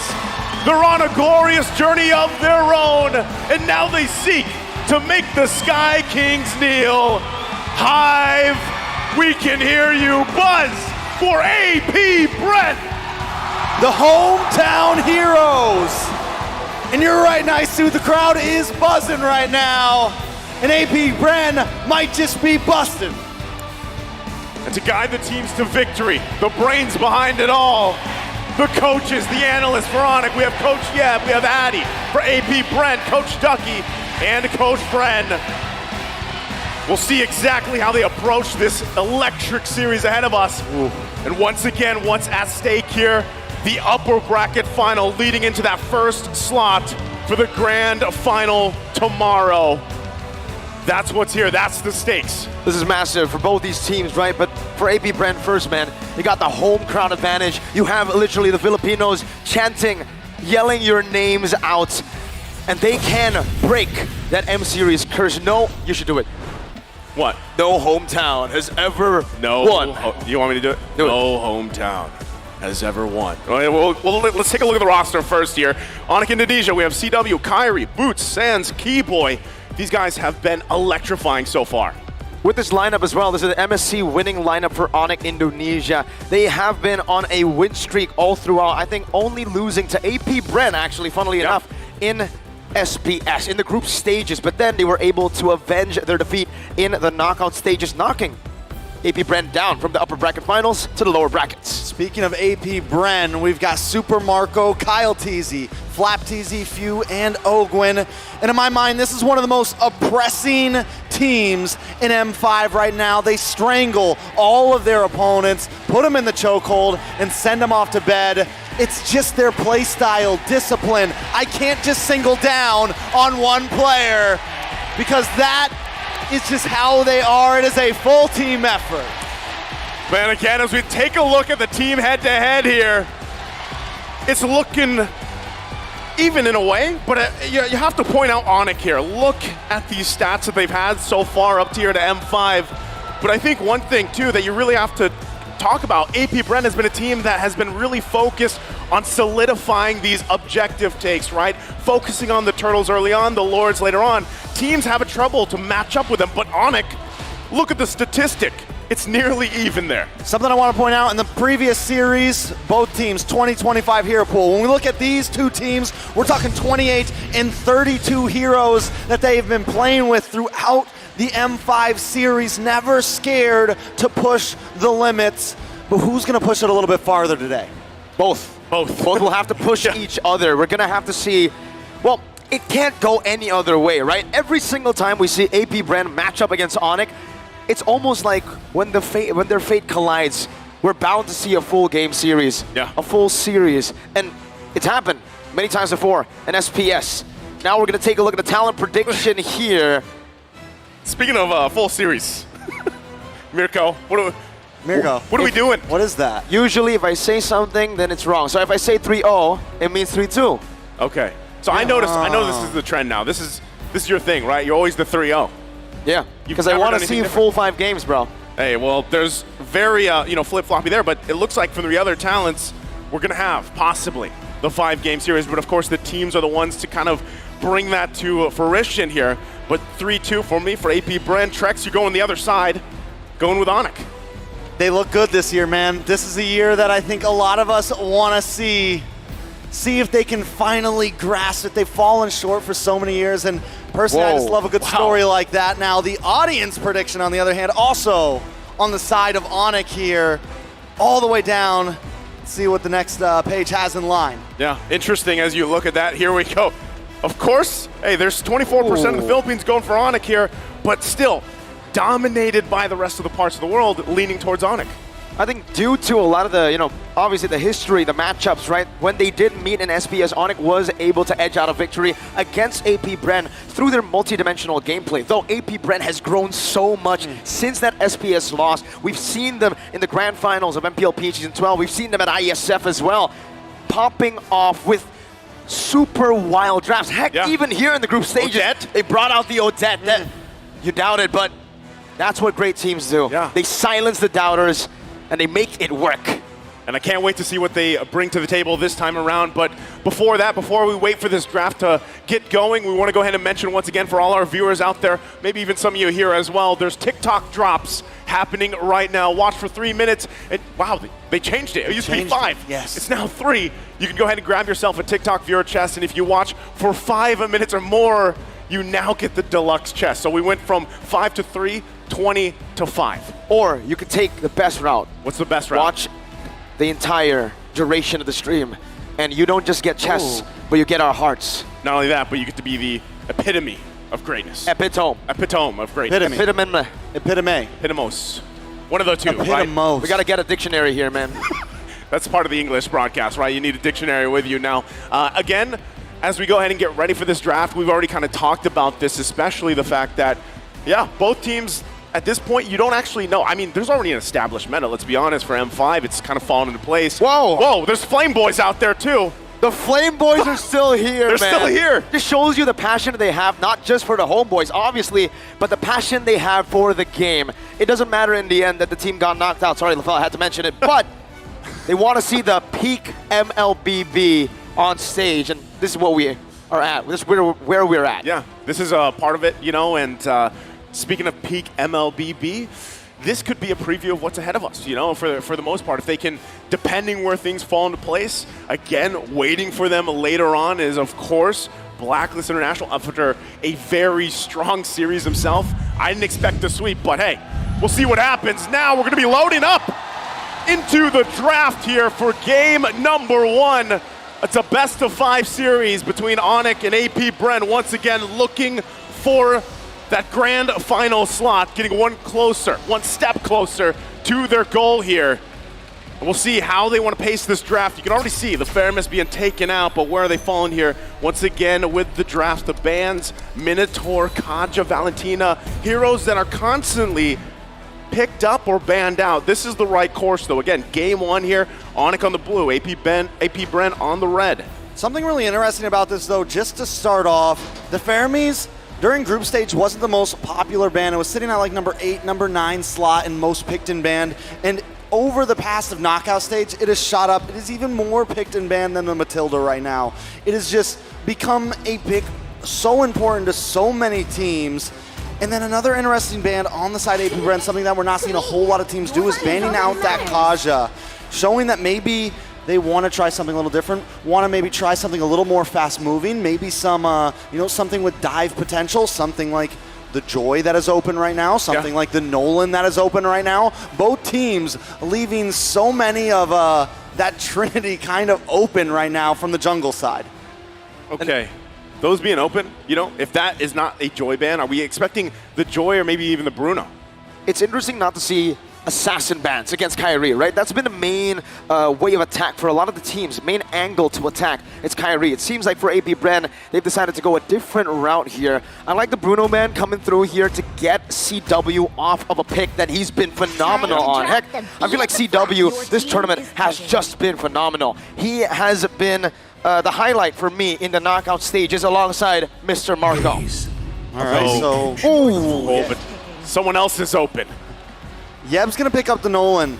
So I'm wondering, like, does Ducky have a plan here, right? Like, what is... Phobius isn't banned out. Phobius is open. First pick, are we seeing that? Like, on for the side of AP Bren? I don't think so. I think last pick in the first phase. I think you want to get the Bruno. You want to get something very strong up front, something powerful. Because if you're giving up the Nolan and the Bruno, that is a huge problem. So Bruno, Gwyn. I think that's a good plan. They already locked in the Gwyn, but no. Matilda. They go Matilda. That's open as well. You know, you can at least provide some of the mobility, the utility that Matilda brings. We've seen a lot of playmaking happen from other teams as well. You know, just utilizing this hero, and we know it's banned quite a bit, honestly. So 2 heroes now that kind of slipped through the cracks so far for this first phase. I love, and I'm wondering, you know, Ducky coming into this game, it's like, this is what we're going to do. We're going to leave a lot of things open and see how things go. This is a great game to kind of test the boundaries, test the waters, come into game 1, and both coaches love to do this. We saw it from Coach Yeb, letting the Benedetta, letting Kyrie play the Benedetta. It's a great time to test things out, but giving up the Nolan and the Bruno is pretty huge here. On the side of AP Bren, we do have some great divers. We have some great engagers with the Gwyn and the Matilda. We've seen some of those heroes fall before. They're going to pick up the Rizla. And we got a little bit of some information. Sky is the limit. Wow, Onic has the highest goal lead difference against opponents with an average of 8,245 An per average? game. That's crazy. An average. An average of 8,245. If there's a rich guy, there's got to be a rich team, right? So far, Onic are the rich team of the tournament, but AP Bren are definitely looking to take that away. You can see the emphasis, huge emphasis around trio mid-control with the Guinevere, the Matilda as well. They want to get in and get out as fast as possible to secure neutral objectives. And when Onic goes for more damage output, AP Bren goes for more maneuverability.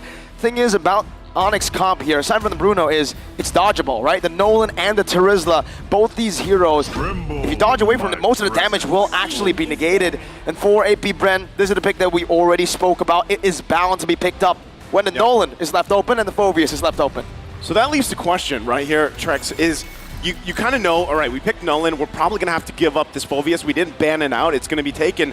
So if you're Onic, how do you build around this to go ahead and kind of go against a counter already against the Nolan? I mean, you have a few options, right? You could go for the old, like, overload strategy.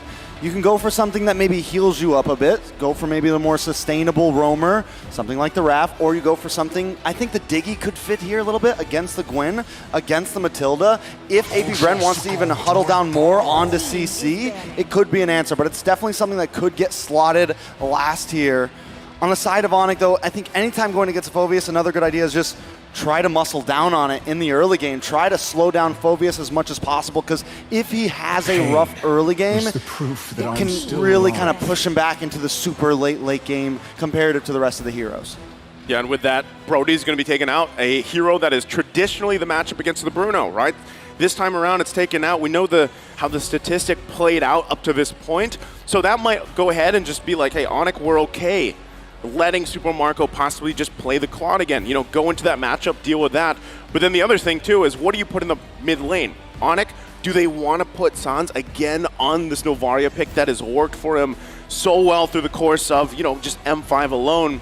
But real quick, too, looking at the Matilda comparison between Keyboy and Ogwyn, how's this looking, Trex? I mean, right now, Ogwyn with an 80% win rate on the Matilda on the side of Onic.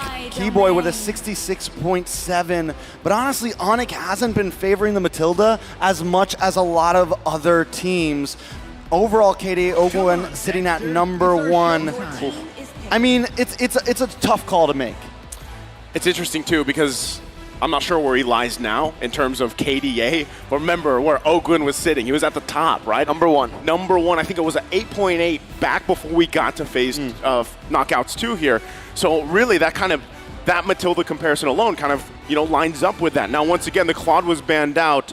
Where does this leave Super Marco even for the gold lane against the Bruno matchup? The only hero I can think about right now has to be, you know, the Carry and the Beatrix, right? Those two heroes are still up for grabs. The Khalid gets chosen first. They know that, well, Ixia could be a very good choice Matilda as well. With the Matilda, you're right. Oh, we saw that combination. Yeah. Literally just yesterday. It was I think it's a given right here, in game honestly. #5, I believe, right? Against you soon. But you can really see for Onic here, it's really strange usually to see a Brody ban when a Terizla is already picked up, right? Yeah. I think they know that AP Bren want to go for offense is the best defense kind of route. They want to dive in, and when they do dive in like that, penalty zones will be used in a defensive manner, and that's when the Brody can actually free hit. So it's actually a good read, in my opinion, by Onic to ban out the Brody, ban out the Claude as well, take any sort of maneuverability away from their gold lane. Like this pickup, Lilia gets locked in, another hero that has been making waves up to this point, just how much damage you can do. It's nearly up there with Novaria and Valentina, of course, and then the Tigreal to cap it off here for Onic's lineup. All right, so they have a few answers with the Tigreal, right? They're able to possibly mess up the Khalid here during those sand guards, during those clinch moments. Another thing, a great way to stop Phoveus is to lock him down for enough time that he doesn't even have time to pop the Demonic Force. And the amount of damage that Onic is bringing to this game, anyone that gets caught in that implosion could easily be taken out. They have huge damage from Nolan, huge damage from Lilia, huge crit damage from the Bruno. This is an aggressive composition right here. Will it scale though? Like yes, it scales, but is it too all or nothing? It's a good question, right? Oh, whoa! This was a pickup that, you know, our old good buddy Renmar was hoping for yesterday. It's going to be high noon here, right? Clint Yeehaw. locked in, yeehaw. Super Marco, this is a hero that he loves to pick up. We saw this even back in ISF. It was played with the Claude a lot of the time. So it was either those, and they kind of cornered him into this pocket. He picks it up now in this first game. Even in SPS, right, we did see the Clint start to be very popular amongst, well, for sure, Mr. Marco. Me and Leo even gave him the nickname Sheriff Marco whenever he's on the Clint. So Sheriff Marco's in town.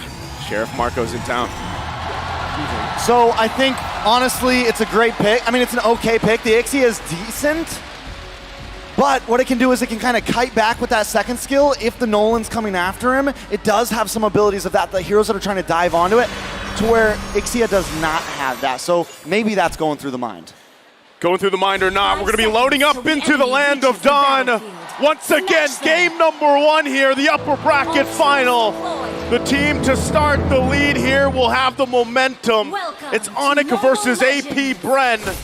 As we take a look at these early rotations here, Kyrie going to be on the Nolan, who has been constantly banned out. And when it's been locked in, teams have had to come up with an answer against it. Does AP Bren have that answer? They might. There's no other reason you would actually leave the Nolan open unless you already have some countermeasures against it, especially when you're up against Kyrie. Keyboy, very early on, going to be chunked down already by AP Bren. And this is what Onic will have to deal with the entire day. Every time AP Bren gets a small win, you can hear a big, big reaction from the crowd. All right, taking a look at some of the emblems. Does look like Sans is going to go for a little bit more utility there, get some movement speed, get some cooldown, but Boots building pretty aggressively, building sustainably, going for some spell vamp there, could be the answer. So far, we've seen the Khalid with so much damage, and we've seen the Khalid actually win out on top of the Terizla recently. It does become a little bit of a skill matchup, but Flapteezy with the movement speed doesn't have to pick up the Boots here, and he can still probably outspeed Boots here. So definitely going to be interesting the way that this EXP lane pans out overall. I'm excited to see how it works. And hold up, so wait, it is, we completely looked over this. It is mid lane Phoveus. Yeah. You know, again, when that Khalid was locked in, we didn't really point it out, but I think a lot of people at this point, they're so used to Few just being like, all right, I'm going to throw a Fredrin in the main lane. Hey, I might throw the Phoveus there, and they make it work usually, right? That's one thing, again, when we talked about both these teams, the capability to go ahead and just channel that hero pool, bring something surprising out or make it work is what gives them that advantage in a lot of these matches. And again, considering this is what AP Bren loves to do. Go ahead and focus on these objectives. Penalty zone onto the back view. Now Demonic Force ready. Kalteezy picks up the first turtle. Oh! Amazing sandstorm from Flapteezy as well to claim first blood and a double kill to start things off in game number 1. So before the point that I'm about to give was already shown, having the Phoveus in the mid lane, especially against the Nolan, overall just feels like such a smarter choice than putting it into the XP, because you get to just follow the Nolan around. You get to always be there in these team fights. You get to rotate. So I think it is such a smart maneuver to stick this on to Few. Sometimes it's more of a, oh, we just have to put it there. But I think honestly, this was the plan from the start. Interesting fact here as well. Guinevere and Matilda combination. It's been picked 6 times, but the win rate for M5 is 83%. That is a strong duo, if you will, between the heroes, right? The way they interact. Look at this already, the aggression from Ogwin. I mean, it's essentially a guaranteed knock-up for the Guinevere. You hit the Circling Eagle, Guinevere just travels around with you. Let's say you knock 2 up. All Guinevere has to do is pop the Violent Requiem, and you don't even have to land your Spatial Migration or anything like that. So definitely works out well.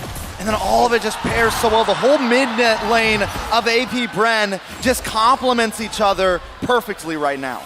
Again, that's one of the strengths there as well. Having the Nolan, you have the Fracture, it can help you get out of some of those landing spatial migrations, but still the pressure. Whoa! Requiem into the spatial migration, into the Demonic Force!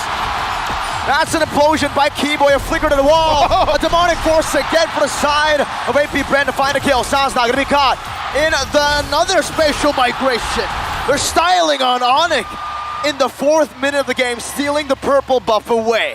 Not only are they styling, but this is the AP Bren you do not see all the time. Normally they take it slow. Normally they strangle them, but right now they are slamming into Onic at full force. The 2.3K lead they've garnered themselves now, the second turtle here. Onic though, despite all that, still want to go ahead and focus on this, but AP Bren making their way for the fight. Risky move, FlapTeasy poking boots down right now.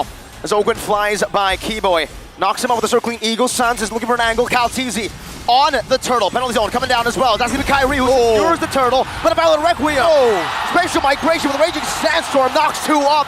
And it's a 2-kill trade for the neutral objective. Was it worth it? No. Probably not. But he got the turtle. Kyrie is having to put in extra work to just get these objectives even close. But every time AP Bren has an answer. AP Bren is everywhere right now, all at once. And like I said before, you don't see him play like this very often, but I think that was part of the plan. Let's catch Onic off guard. Let's come in like no other team is going up against Onic. Like most teams come into the game a little bit worried. They want to take it slow. But AP Bren knows their strong points. They know they have the ability to bully any team in the bracket. And Onic, for the first time in a while, is feeling that pressure. Again, as they put the pressure in the jungle. AP Bren wants to work around this lead real quick. Items, how's it looking here, Trex? So far, the main thing I want to point out is into this gold lane. Neither of them oh, wait a second. Another penalty zone into an implosion right now. Comboed in together with a guiding wind. They're able to get out, but the Violent Requiem once again comes down to turn things around. Hugh getting one final shot to the force. Kyrie dashing away, but Hugh is inevitable. San's getting gunned down by Sheriff Marco. 3 for 0. 9-0 at 6 minutes in. What is going on? The Hive is buzzing, and Onic is having trouble keeping up. Back to the items now. Kyle Teasy is on fire, 4,300 gold. He's got almost a full 2K gold leader, a 1.5K gold lead over Kyrie right now. Kyrie has only gotten in the Hunter Strike. On the side of Kyle Teasy, we've got the Dreadnought. We've got the Molten Core getting started. I mean, it is becoming a problem. So let's think about it here once again, given the fact that AP Bren heavily in the lead right now, most likely we'll be able to just secure this turtle as well. The third one of the game, it's better for Onic just to wait, buy time, get to a point where you are online. Kyrie has struggled for the majority of this. Sands needs a couple items as well in this Lilia to help pump out the damage. And with that, the next turtle's taken here for AP Bren, and they go right for the purple buff, but Kyrie does not get it this time. Kyle Teasy. He's feeling a CW now. In that goal, gonna be dove on. He doesn't even need Calteezy to jump on him. It's Trooper Marco who gets him down with the quick draw. Yeehaw. Yeehaw, partner. And he just locked in the Berserker's Fury for Super Marco. He's gonna be unloading. He hasn't even come into the equation yet. Onic, on the other hand, oh, wait a second. You're going against two. Spatial migration of the Violent Requiem into the Raging Sandstorm. The Wombo combo once again under the tier 1 to catch Keyboy for the 4th time in this game. 11-0. AP Bren are slaughtering Onic. And FlapTeasy just got in the Blade of Despair as well. A lot of time he won't build that up front, but when you have this much of a lead, you are just gonna hammer that item in. And now that is gonna put them even more ahead. That double combo that they've been landing every time, the Violent Requiem onto 1 or 2 members, FlapTeasy comes in with the Raging Sandstorm. How does Onic even compete with that? Using Keyboy right now on the Tigreal, I'm wondering whether that was a good pick. I was wondering if they should go for something a bit more supportive. They went for the aggressive Tigreal, but the thing is how can Keyboy catch any of them? The movement is everywhere, from the spatial migration, the guiding wind, all of the above. It just seems like a very tough game for Onic. Tough game as well for Kyrie as in terms of the jungle, resources go. FlapTeasy though, look at the damage, but Boots gonna fight back. Okay, both ultimates used. Once again, Kyle. Spatial migration, the fracture grants Kyrie from everything else. Ogwen's perfect circling eagle into Kyle Teasy's Requiem. Again, difficult game here for Kyrie and everyone for Onic. The layering of ultimates is just on point from AP Bren right now. Lord gonna be up, and they have all control right now in this game in the 9th minute, as this first Lord will go to AP Bren undecisively. AP Bren, 8.8 gold lead. They're at the average, bro. They're at the average. They're at Onic. They're passing Onic's average right now. I don't think Onic was prepared for this type of aggression in game number 1. I think they completely got caught off guard. Onic right now in complete shambles of game 1. Look at that. I know it's a long series. Look at that. But Kyle Teasy feels good. Kyle Teasy's feeling good, as he should. Alongside, once again, the 10,000 gold lead now.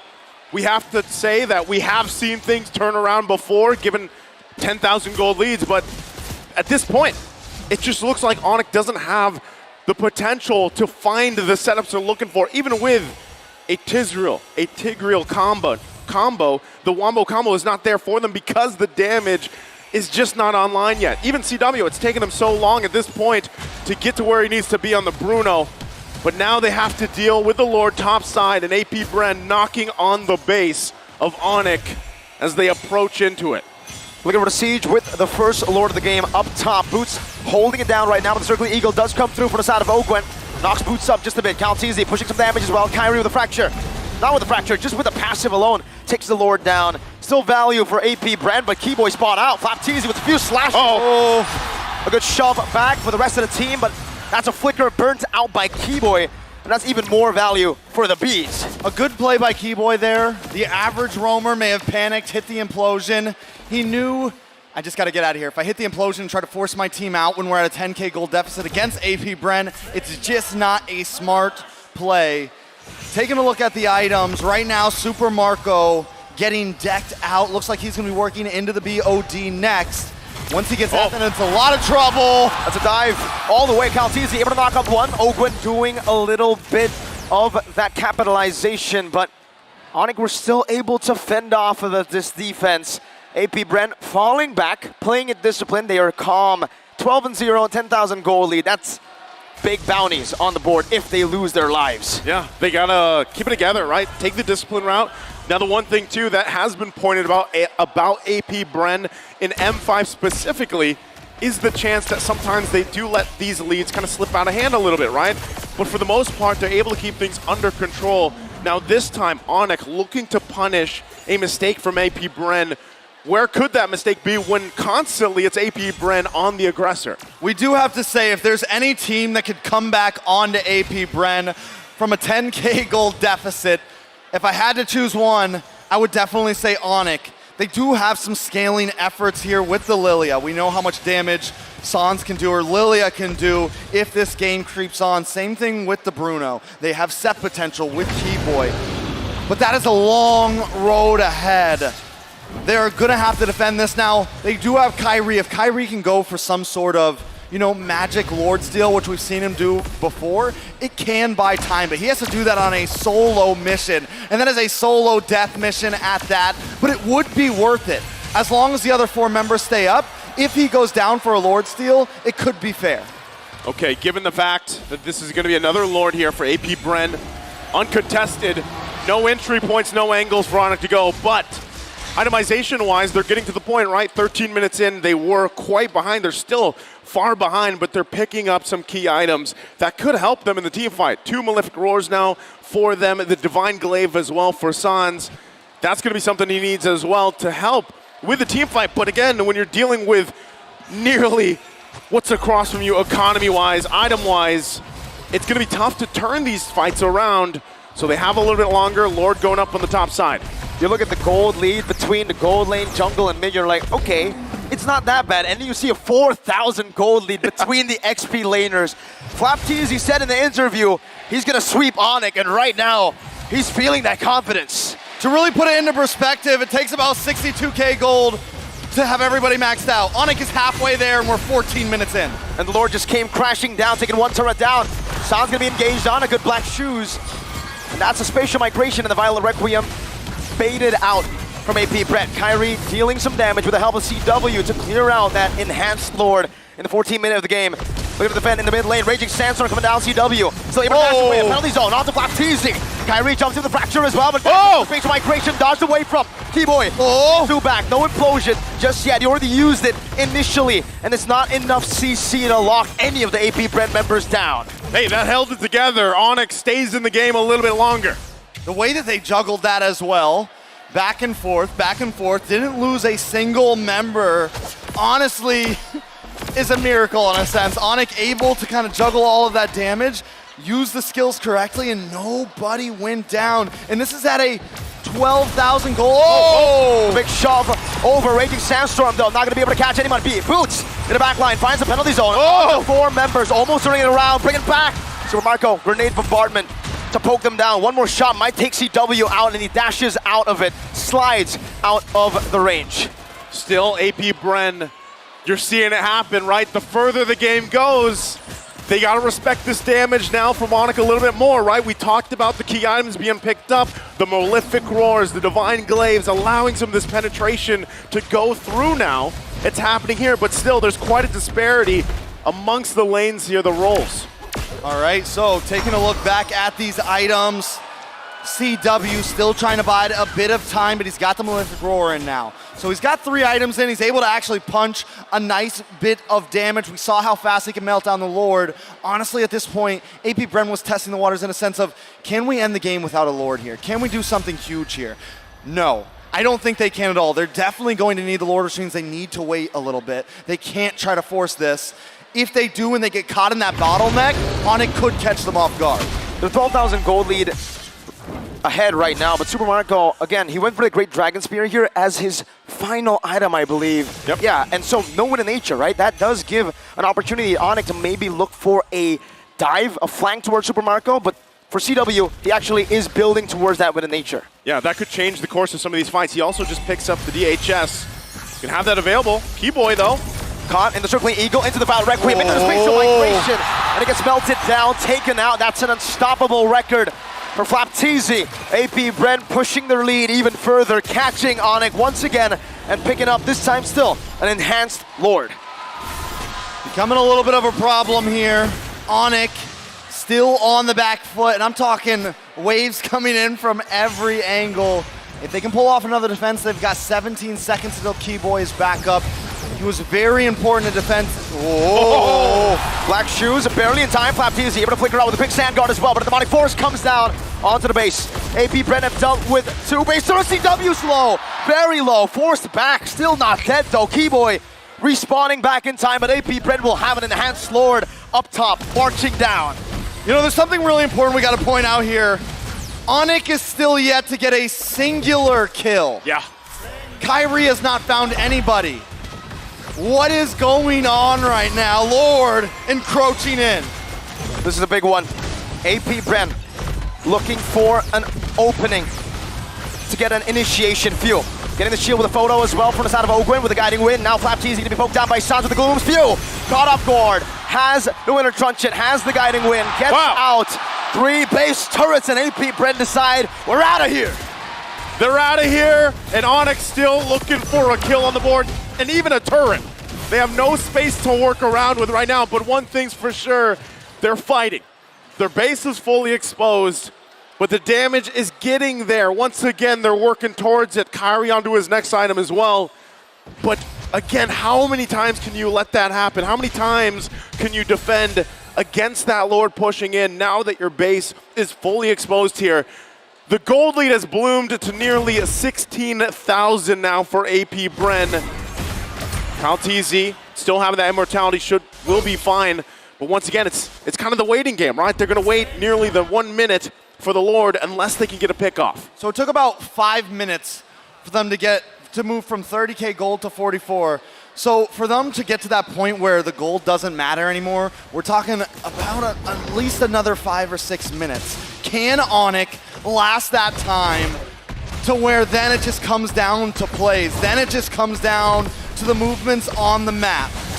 Circling Eagle coming down onto Keyboy, knocks 2 up. It's Kyrie and Boots right now, and they're looking for a re-engage. That's Flapteezy, who's able to steal away the orange buff from Onic. A retribution used up, but it's going to be back on time for that Lord.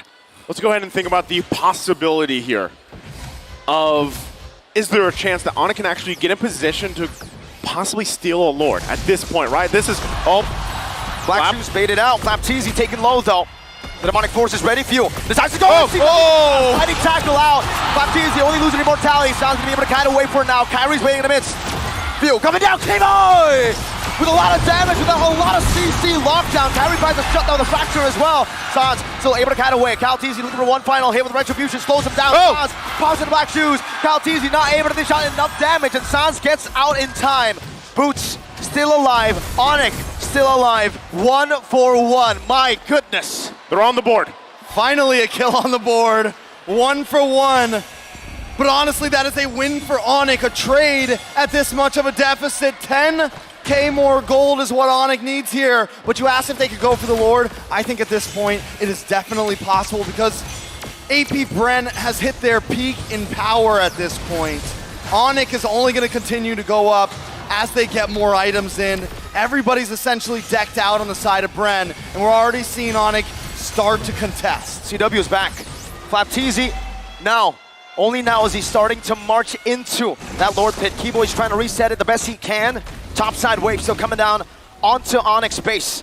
They need to be able to do that housekeeping. They're gonna have to deal with these waves. Meanwhile, AP Bren gonna keep the Lord less than half health for now. They're gonna send CW back to deal with it. Flapteezy also putting the pressure. Onic's gonna run back. Ogwin using the Circle Eagle, but nothing can happen just yet. Kyrie though, he's gotta get out as well. But the Lord, 20 minutes in, CW had to move up top. They had to send him down. Not a whole lot they could do there. Maybe switch over to Boots, but they want that engage. They want to try to give Kyrie enough space, and I get the idea, right? CW, yes, he's their damage dealer, but I don't think they were going for a team wipeout or anything. They're going, let's buy time. Let's get a moment where we can CC everybody and Kyrie can steal the Lord. That was denied. Taking a look at the items, everybody on the side of AP Bren is decked. Can Onic defend this Mirko? Not too sure about this, man. I mean, 13,000 gold lead for AP Bren, but like you said, the later the game goes, Onic will make that gold lead irrelevant. Kyrie's dealing some damage. They're actually holding out the waves. Yeah, with that too, Super Marco is going to pick up the Wind of Nature for this fight. It comes down to this Lord push as both teams poke back and forth. Winter Truncheon already used up by Few. He swapped into Immortality right now. CW to be brought back to the team right now. Is a Raging Sandstorm. Will be dodged away from by Kyrie. CW pops in with nature, able to dish out some damage. Kill. The base is wide open, but it's going to be cleared out. Sans in the back, doing some damage. Immortality's falling left and right. AP Bren losing members. Calteezy with the patient by break. Base, an implosion, and just like that, the Sky Kings descend from the skies back to the Philippines. I've got chills right now. What is going on, Onic? At 22 minutes, making the comeback. Are they going to be able to run this down mid? I said let's dream earlier. What just happened? Taking a look at the instant replay presented by Kadia. It just unfolds here. Masterclass Keyboy finds the implosion of a lifetime. Keyboy, that one play. Now the base is wide open. One straight push. Is it all they need? Onic! What in the world was that? It should not have happened. It couldn't have happened. It happened. It happened here. Game 1. Killless, turretless, 14K behind, and Onic comes back and takes game 1. We're talking at 15 minutes. 0 kills on the board. How? Nothing. How? It's Onic time. Oh man. I have nothing to say. Again, when you count them out, that just happens again. Fully exposed base, everything going in favor of AP Bren, and they turn it around. All they had to do was buy time. They knew their goal, they knew the assignment, they knew their objective, and that clock was ticking. I called it from around 13 minutes. They need just a little bit longer. I'm sorry, casters, we gotta take it away, but even for us, that was an incredible game. 22 minutes. We've held it. I have held it. Look, we're at a loss for words for good man. reason, but we're going to try and break this down. And especially from our POVs, it looked like an almost impossible situation to come back from. Like, what a goal lead they held from the 12th minute onwards. Like, this should not have happened in the first place. And to be fair, it's not like Bren or AP Bren are mindlessly jumping into the opponent. It's not like that. It's not a game where they were just throwing bodies at AP Bren, at Onic. It's crazy. But let's break it down, right? There are so many MVP performances that you would give to the side of AP Bren, but this guy, oh my God!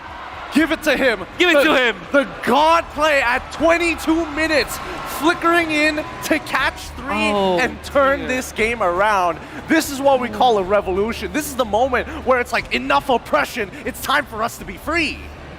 After the updates on the Tiger, where you're able to kind of suck your opponents into that big bubble, into that implosion, you would think that, okay, yeah, surely that is going to be a broken ultimate, right? But nobody actually used it like that. Keyboy used the dash as well as the flicker in combination with one another so that he's able to land that beautiful implosion at the end. The timing and his patience was just so good.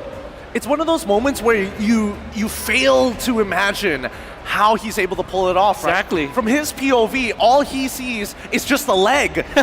Yeah, you're right. He roughly can tell that there's 3 people there. Let's jump into these highlights and really break this down step by step, because I think from the drafting phase alone, we could see that there was a huge priority for the side of AP Bren after the first turtle. It's all about lane prio for AP Bren, which I like, because what they did was to win the laning stage, including the jungle and the side lane, so that they can actually invade time and time again. They're trying to invade all the time, and even after there's a lot of protection from the implosion, it's not enough, because if you're going to be thinking about the lineup of AP Bren, they have 4 dives. Matilda, Guinevere, Phoebus, and Khalid, all very good in the early stages of the game. I mean, they're really hardcore heavy dive, and the momentum that they generated by the 7th minute alone, we're already at 6 minutes, but you can see that the lead increases significantly, and it got even worse for Onic, because as soon as those tier 1 started to fall, the neutering began. Yes. Purple buff taken away, and then the initiations coming in from FlapTZ enables them to do whatever they want, and when you think it's over, Owen's just going to pull them away. If anything, AP Bren just showed us how to jungle choke. They had a wonderful way of doing it. They cleared the waves in the middle, and they make sure that 4 of them will be into that purple buff at the most perfect time, and they will try to just do it their best. And I guess it is one of the better initiations coming out from Onic, but I didn't think that there will be another like this, especially after AP Bren secures the Lord. Obviously, Few got baited into that spot. Look at Keyboy. Look at that flicker and that dash. You would think that he was targeting CalTZ, but no, he wasn't. He utilized the flicker so that he can skewer the other people to the backlines. It's one of those moments where the genius of it is most people would hope that when you are pushing your opponents away, that's when you're expected to use your implosion. But instead, he just needed to close the distance. He just needs to be close enough to catch you. Now, let's have a look at the item build here, because this is where it becomes the most important for everybody, right? From emblems, starting from the emblems, immediately we see high priority on we need to be able to fight. I'm already seeing a Master Assassin. I'm already seeing a Concussive Blast coming up from Flap. And it's also important to take note of the Purify that we saw from Mr. Few, so that he's able to utilize this full views to its full advantage from the early stages up until the late stages of the game. So it's not just about the emblems, it's also about the spells that they were able to get. And I gotta dare say, this was AP Bren's game already. Like the way that they drafted, the way that they composed this lineup against AP Bren, definitely they can win. But, you know, it's not as easy as that. When we look at the items, Gideon, I want to point out one important itemization I saw from CalTZ in the early stages. Even though they lost, I think it's still genius. They utilized this Molten Essence, casual Molten Essence, and Dreadnought Armor for the first 5 minutes of the game. Even when there's no full item yet for the Guinevere, he tanked up everyone. Nobody can touch him from the side of Onic. And the best part is once he does start getting ahead, he has people like Ogwin to actually pull him out of these dangerous situations with quick follow-ups from, well, especially FlapTZ, the greediest EXP laner I've seen so far. Second item, Blade of Despair, to ensure that they maintain that lead. It's some incredible gameplay, even for Super Marco, right? Second item, Berserker's Fury after the endless battle. It gets extremely dangerous from that point on. But keep in mind, despite the rich guy being Super Marco, breaking down turrets like they're absolutely nothing, as soon as we see the Ice Queen Wong coming up from Gilak Sans, the carry of this game, that's when it started to get really difficult for AP Bren to penetrate into the base. Sans is the only player that I've seen play the Lilia so aggressively against his opponents when being down, 14k, 12k, recalling in front of the champions of MPL Philippines at home stage. He's the only one that can do that. That guy's crazy. He really is. He really is. And he kept the team together. A lot of these base defenses, and especially during these team fights, it's important to keep in mind how they're actually approaching it without a Matilda. They're just trading back and forth constantly. And it's not ideal in some of these senses, but I think it's extremely important to note that when you are deciding on how to approach a situation, and more importantly, once you are that close into the base, from both perspectives, you're looking to defend, but at the same time, AP Bren did not want to get caught and get turned around like that. You saw it at the 15th minute, right? They're just very careful with the way they approach Onic. And to think about the composition of AP Bren, it's not like they don't have a lineup to end the game. They have a Clint with enough range to be safe while taking down the base building. Few was baited into the backlines with the ultimate again from Sans, which again, Sans outplayed so many members of AP Bren in this particular match, and this is what we expected. It's a Few versus Sans matchup, and a new shade of black and yellow for sure. Absolutely disgusting. I mean, from both of these teams, they have absolutely crushed what the metagame is to most people, right? You're thinking that Tigreal, he's out of the meta. No. M-Series has proven that he's worthwhile, and I think Keyboy this time around has proven why he should be as good as he is currently. Yeah, there were many changes for the side of Onic Esports. I think that M-Series as well as international tournaments have always been like the downfall of Onic Esports as a franchise. Whenever they perform internationally, pre-Coach Yeb, Kyrie era, there were so many doubts about them because they usually get defeated by teams that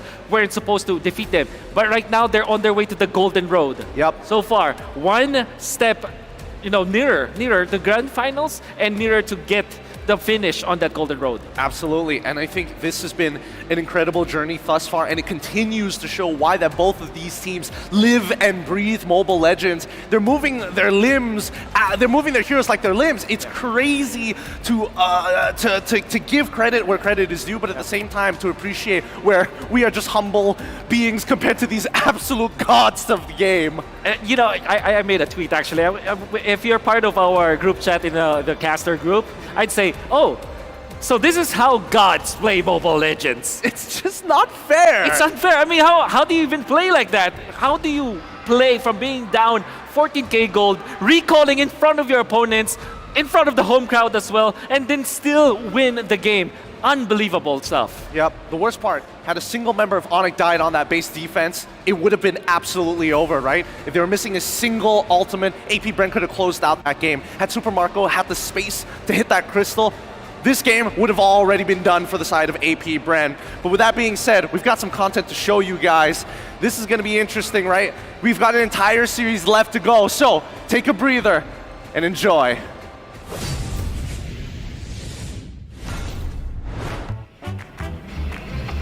This week. So old. You play this? Yeah. There's a spell back then that like silence the tower. Silence the tower? Yeah, I think I played that, but it's in 2017, right?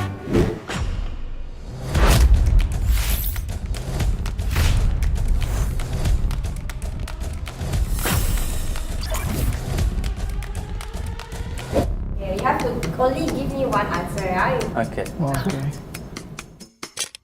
I think it's Layla. Layla. Of course. Layla. What? Season 1 Layla. That's so different. What do we get? Outfit is less skin. Texana? Texana or Eudora? Texana, the face like. Oh, alright. Eudora. I started to play with Kadita. I play Layla. I play Layla also. Why did you pick that hero? Layla is like the default hero that start in the tutorial. Random? I don't know. I entered the pro scene when MPL Season 1 started in the Philippines, like way back 2018. The thing who inspires me the most is my brothers and my cousins. They're the one who introduced Mobile Legends to me. How do you know the game? Yeah, in my friend. We don't know together and playing, I think 2016. I see Season 1 Mobile Legends ID, I see Rek. Blood God. Yeah, a lot so strong, so good playing, and then I want to go to beat them. Now you're better than Rek. No. What change do you see in the game? Who do you want to answer? Of course, you. Me. I think the major changes I see in the game is playstyle. Like then it was like more micro, just individual. Now it's more on teamwork. Yeah, I think the same. Yeah, same. Which is your favorite patch? My favorite patch is in M3 with the supports. M3 is like marksman meta, right? And marksman and yeah. support meta in Alici because I like Nathan, playing like that. Alici when I almost die. Oh my god, have a support here to help me. How about you? Same. Okay. Your experience in your first pro team. Experience in my first pro team, just like brotherly, more focus in the outside game rather than in game. Like when we have mistakes in game, we don't trail each other because we don't want to hurt each other feelings. But now you cannot do that because your team will not improve. My first team, Onic. I think before that's not good. I just joined, right, and then too many like internal problems, and then I cannot see the positive. And then but slowly more good. Trust the process. Yeah, just trust the process. Nice. For me, my jungler would be Carl TZ. For tank, I pick you, Kiboy. Okay. Yeah. Mage, I want Odil. For gold, Kelra. Explain would be Edward. But I think my team is Edward, Kyrie, Sans, Boy, Kyler. How about you, bro? I think first XP Edward, Kelra, Kyle, Pale, Yeah. Baloiski. No, Baloiski. The best for Natalia. us, guys. Natalia Rome. For me, I think as long as my teammates and coaches are trusting me and I can see that I can still like compete in a high level, I'll just continue playing. In my opinion, I will continue my life with pro player because I like playing Mobile Legends. And you? I think if I can still playing like before, I have like for my Injury? hand, yeah. Yeah, you have injury. My muscles, something like that. If I have team, I still play. First of all, I would like to say to the mobile community, so not be that toxic in saying bad words against players because some players take that seriously, so be kind about your words. Keep up supporting us. Just keep support us. Don't toxic, okay? Okay.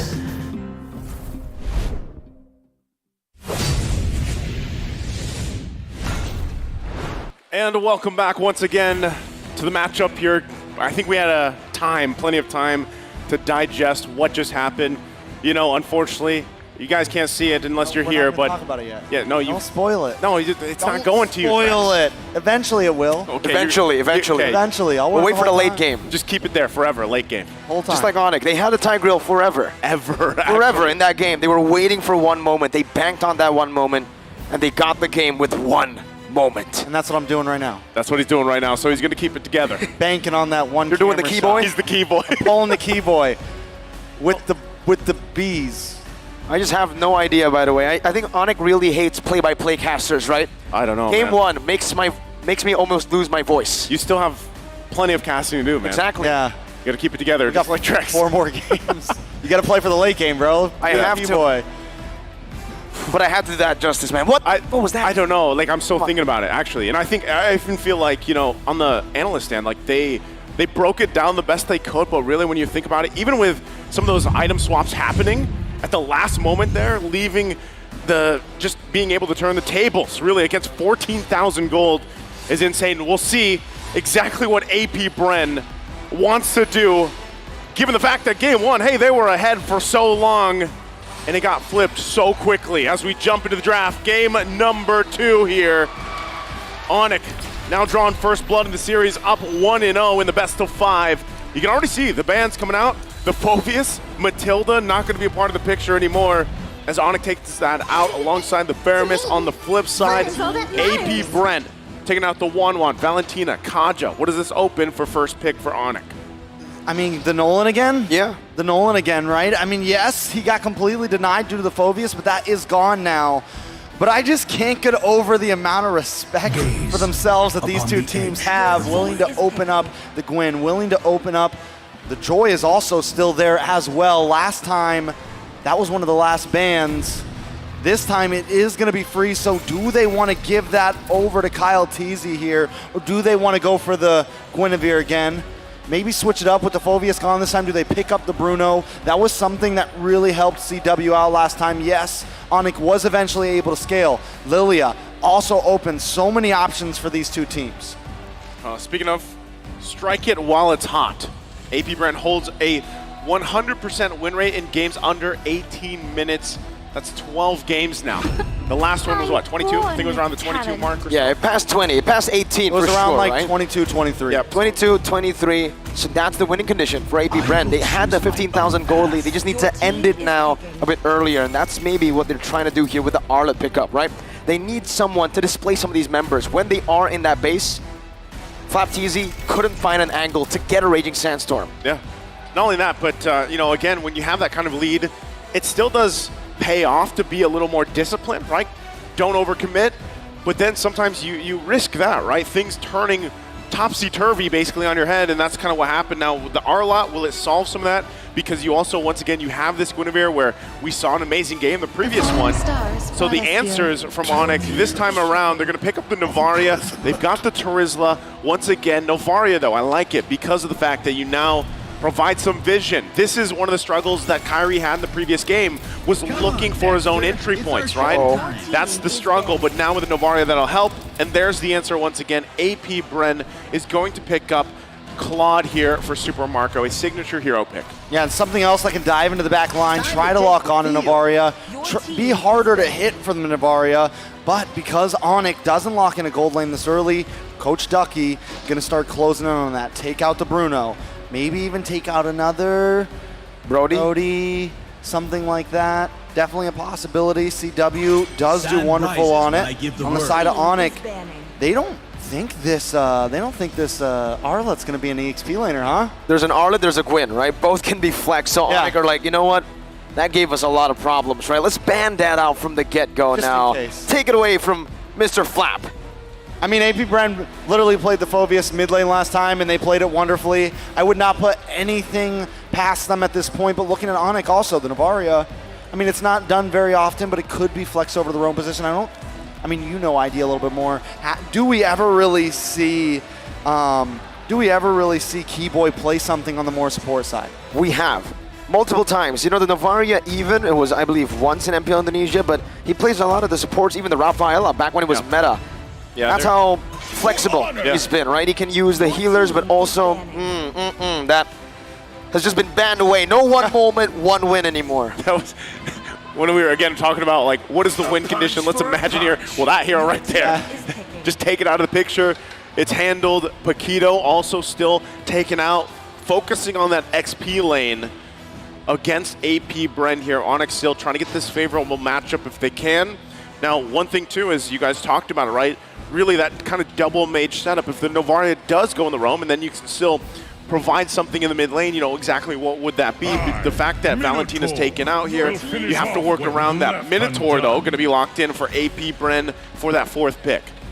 I almost feel like maybe they didn't plan on putting the R-Lot, or if they did put it in mid, it was going to be flex. Coach Yeb's like, listen, either you're going to play that in the mid, or you're going to have a terrible EXP matchup.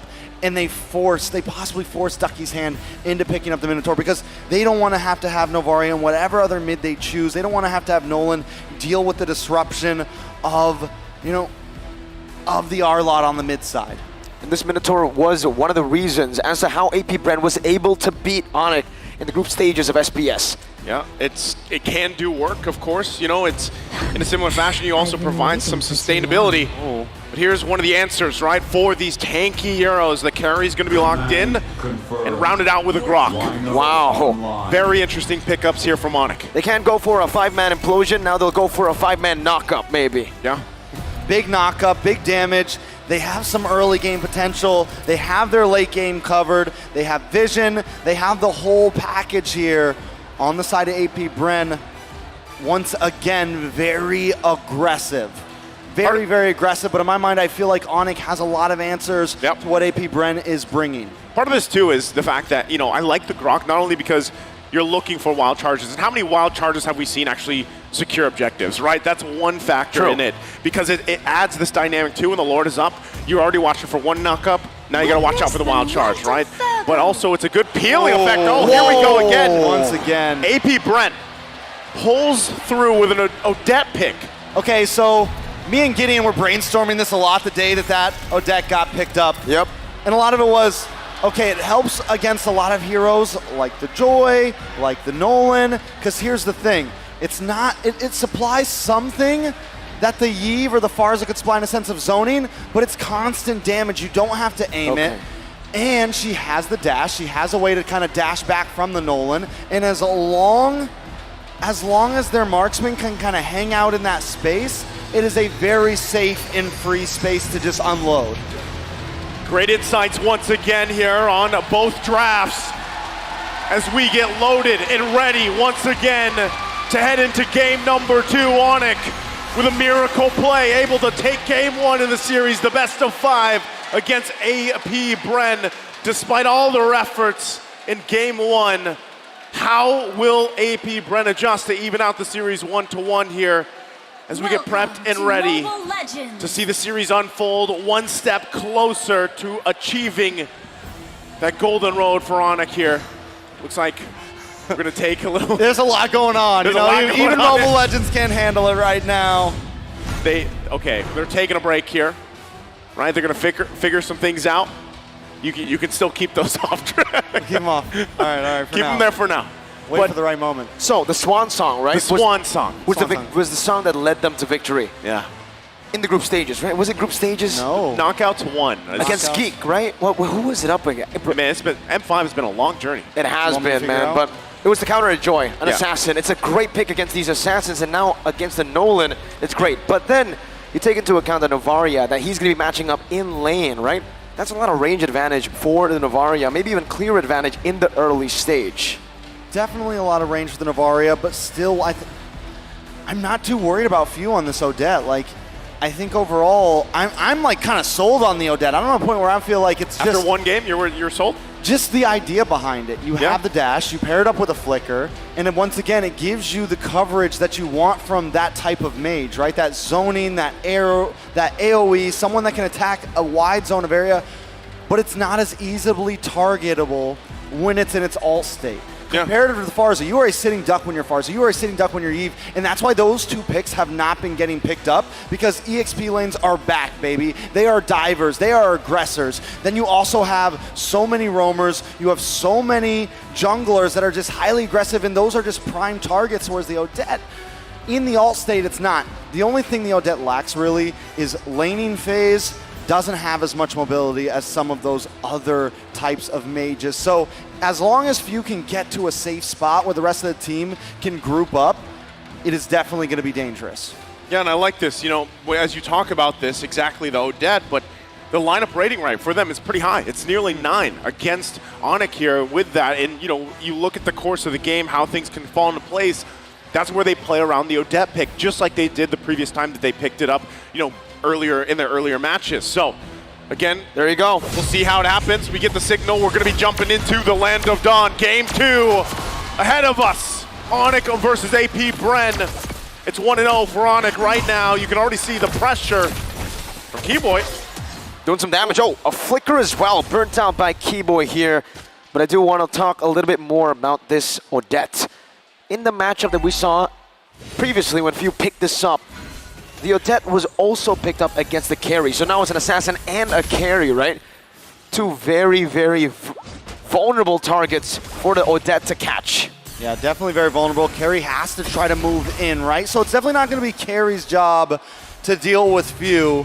Taking a look at the emblems, nothing too out of the ordinary. Boots going for the same exact setup as last time. CW does pick up a nice defensive emblem there. Make sure that if Carry needs to, it can kind of survive a little bit of a gank there. Taking a look at these items, CW as well doesn't go for the boots, whereas Super Marco does. Super Marco also going to pick up gonna go straight into possibly the defensive boots there. So a slightly different route than normal. Okay, speaking of, they already get the flicker out from Few, right? Putting the pressure there. Sans takes a shot, Ogren's gonna block it, but you see how this time around, because Kyrie has this type of lineup to work around this Nolan pick, it allows him to farm up pretty confidently. He is a little bit ahead of Kyle Tizia as well right now, right? So Turtle's gonna be up here in just a couple seconds. They'll both get in position. A lot of these still trying to get that level 4, the ultimate's available. That's why they're parking themselves in the XP lane. Both junglers lead into the Turtle. Clear up top a bit faster for Onic. Caltesi looking for the setup as well, but Keyboy just pops in at Power of Nature. And a wild charge, and Keyboy gets the Turtle as well. Wow! Game number 1, it was 2 kills and a Turtle over to AP Bren. Game number 2 starts off with Onic doing the same thing. That is a big switch up from what we saw last time. This time Onic bringing the aggression. You can tell their morale is up. I mean, after winning a game like the last one, you gotta feel good about themselves. Onic definitely in their zone right now. AP Bren need to try to kind of get things back into the groove. It's not too huge of a loss, but it is already 2K in the first 3 minutes. The thing about it too, well, Super Marco is gonna have the pressure here, but you know, when you're talking about the mid lane picks and you're talking especially about Sans here, the Novaria, his track record on this Novaria is insane. His success rate is very good, but not only that, the fact that the way that he plays it to the point where, yes, you're topping the damage meter, you're topping, you know, you're farming up really, really well here, but also the vision that's usually on point allows this. Wild charge flicker combo into the fracture. Kyrie gets rid of Phil, and that's another combo together. Ogwen wall down, but Onic, they'll take this win. 4-0 Sans, canceling out the recall. Keyboy looking for an angle once again to maybe cancel another recall, but Ogwen just stays behind that turret. We'll try to facilitate Flapteezy's way back to clear this wave. Take a look at the junglers right now. Kyrie with a 1,300 gold lead already. He's got the Hunter striking. Whereas when we take a look at Kyle Teasy, he's got practically nothing on his side. That's a wall down. Super Marco gonna be caught, pinched down right now with a lot of damage coming through. Kyrie will be able to give CW the kill down below. The entire turret shield as well into an Astral Sphere and an Astral Echo, revealing Ogwen and Fuse, zoning them away for CW once again to farm up and shove the wave back to the turret. And putting the pressure once again. Sans is just on point so far. Even with the lead that he's garnered himself, right? 2-0-3 on the Novaria allows him to continue to do this. Just kind of siege from, you know, the safety, from distance. That's why the Novaria is so great. But as I was saying before that fight even broke out, you know, the ability to provide vision allows even Kyrie to rotate a lot more confidently. And even Keyboy, the fact that he picked up this Croc, at this point, he's just walking vision, right? He's one of those vision getters. He's a getter vision. He's a getter of the vision. And another great thing about Keyboy, why he can do this so well is when he pops that first kill, he's immune to the CC, right? So he can go into the enemy jungle without fear of the magic sum, without fear of getting knocked up. And as long as he has Sans sitting in the back lane behind him, he knows he's good. I mean, take the long way. Disgusting. He's making Flapteezy walk to his base. You don't get the recall. You have to walk. That's what Keyboy does. So with that, again, this is very different from the previous game, right? You're talking about now, the 5 minutes in, almost 5,000 gold ahead, and you can see just how strong they are in the lanes, right? Super Marco doing a relatively, trying to keep up as much as he can, but still the pressure being put through every single lane right now as they go on. All right, so 5K gold lead for Onic right now. AP Bren cannot find an opening. I think they know, all right, let's take this slow. We're pretty much going to try to pull an Onic this game. But Onic has a composition that scales so well into the late game with CW, with Sans, with the amount of vision they can have overall. Taking a look at the item CW, he's got the Scythe in. He's got the Golden Wand in. He's 2/3 of the way to the Holy Trinity, and it's going to be trouble once he locks that in because the rest of his team is, Spatial Migration, Val Requiem, and the Swan Song onto Keyboy. Final slash as well, but Keyboy gets out with a wild charge. That was Kyrie into the back of Fracture, not getting him just yet. Minute Fury, Flicker combo, boots with the penalty zone. Distracting the back line, open, barely dodging away from that last hit, but CW's rotating over already now. Immobilized under the turret, boots taken low right now. Vengeance come down with the Astral Echo with a few more hits. CW finds the kill under the tier 1 of AP Bren. Onic Esports goes from getting caught off guard to completely responding, finding a kill, and almost a tower for themselves. Oh, Keyboy. Are we gonna be able to make it another one? That's a knockup, but Keyboy's still chasing. He's chasing. He's hungry. Few gets the dash. Super Marco gets Few out, but all that, while that was happening, Onic took what? Whoa! With a wall onto Few. You cannot recall right now if you're AP Bren because there's a gator hunting you down. Final slash in the battle, Requiem, but Keyboy just charges wildly back. He's not even stressed about it. Keyboy's like, it's okay, you can knock me up for a second, I'm good. I just wild charge away. No problems. And now, Onic are at their average. This is the average, right? But now it's only 7 minutes in. It's kind of crazy to think about what that gold average is that they have leading into M5, now the 8.4K ahead. And it's flipped around. It's weird, right? You're 7-0. Is this what these games are going to be, essentially? We're just going to go back and forth, each team starting the game off with a 10K gold lead. And then one moment that changes everything. Is that the possibility here? That is a possibility. It's one moment. It's one moment. If you had. Shout out. Moment. Shout out one to Yasu. shot. All right, taking a look at the items once again. Few just getting that first item in. This is a problem, right? This is. We saw the same thing from AP Bren last time, but I would argue that AP Bren has a slightly worse composition to try to pull off what Onic did last time. And AP Bren didn't have the scaling capabilities that Onic has this time. CW is just getting involved into these team fights. It's only been a few minutes, and now that they're grouped up, now that they're ready to push in, it's going to present more and more of a problem. Yeah, it's crazy when you think about it too, right? The fact that we talked so much about this Odette pick, but unfortunately for the game, it's really just been stopped, right? You really haven't been able to see the Swan Song do anything just yet. Oh. You see AP Brent dealing with the siege from a distance, and once again, why that Novaria pick was so great. It was so crucial for the game plan here for Onic as they approach this game. Even with that, right, you need, you know, when we looked at the comparison, as this Lord is just going to be taken uncontested for Onic, when you looked at the comparison, right, the lineup power was in favor of AP Bren. Yep. But they have not been able to execute the lineup that they've drafted. Again, looking at Novaria here, this is why teams love this hero, and they pick it up, not only for the vision, but the insane damage early on from safety, essentially. Yeah, and the vision just supplies so much. I mean, especially when you have a lead overall, that is when you can really just start to get the noose around the neck, right? That is when you can really just start to keep AP Bren exactly where you want them at all times. Onic really starting to close in now. Wow. Gonna try to take this tier 2, and AP Bren can do nothing about it. Rose Gold Meteor built up for CW as well, so if the Swan Song does get utilized into the back, get CW, he'll still be able to survive it. 3-man Astral Echo as the Lord marches down bottom lane. This time with the first Lord looking for one base turret. Final Slash Flicker combo. Not going to be able to connect right now. CW free hits. Keyboy in the back. This might be the zone into the wild charge. Keyboy taking low. Swan Song and the Minions Fury Boots caught in enemy territory. 1v4, but Lord was able to deal with the base turret. Now Super Marco's chasing Boots, but Boots is unkillable. He just walks out of there. The body of Smith. The BOS. The body of Boots. The body of Boots. The Bob. That's what worked there. The Bob. I have to say, still almost worth it, honestly, for Onic. At this point, when you're that far ahead, you can toss a body under the tower as long as you get the tower. Onic, if they want to try to close this out quick, they have to make sure those towers go down. Kyrie just stole the orange buff? Yes, he did. Looks like it. He's having a much better game this time around. Kyle Teasy, on the flip side, struggling this time, right? Even with the same pick, but really it's that lineup. It's the lineup difference here for Onic this time around, and now they're the ones, right?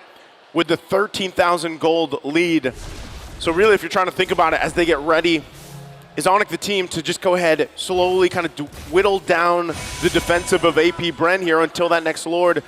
And at the same time, they still have the tools to actually force a fight, even if it's just Sans. Give them the vision, poking them down like that. Oh my God. He gets out very, very close. Are you telling me Onic want to go for the siege without a Lord? That they do in the mid lane. Baser are going to be taken down. Boots, penalty zone, locking him down. Wild charge. Keyboy flickering back. CW melted Ogwen. Oh. And now it's Kai with a fracture of Innis Fury. Even onto the blazing new evidence. A double kill for Kyrie, and Super Marco is forced back. Flap TZ falls. Game number 1, they ended it in 23 minutes. Game number 2, they're looking for the end in the 11th minute. No mini waves, they have to back up. Super Marco defending with 1 H1 member. 11-1, what the heck? Another what the heck moment for Onic. A drastic difference from game 1, calm and collected. Wow. They ended quickly, 2-0 in the series. The stadium is filling up by the minute. More and more people are flooding in to watch this series. Onic wins game 1 in 22. They cut that in half for game number 2, 11 minutes. They did not pull what AP Bren folded last game. 11 kills, 11 minutes, 1 kill. AP Bren. There's a lot of ones. There's a whole lot of ones. This time around, we're gonna have to have this broken down further with our analysts. Guys, take it away.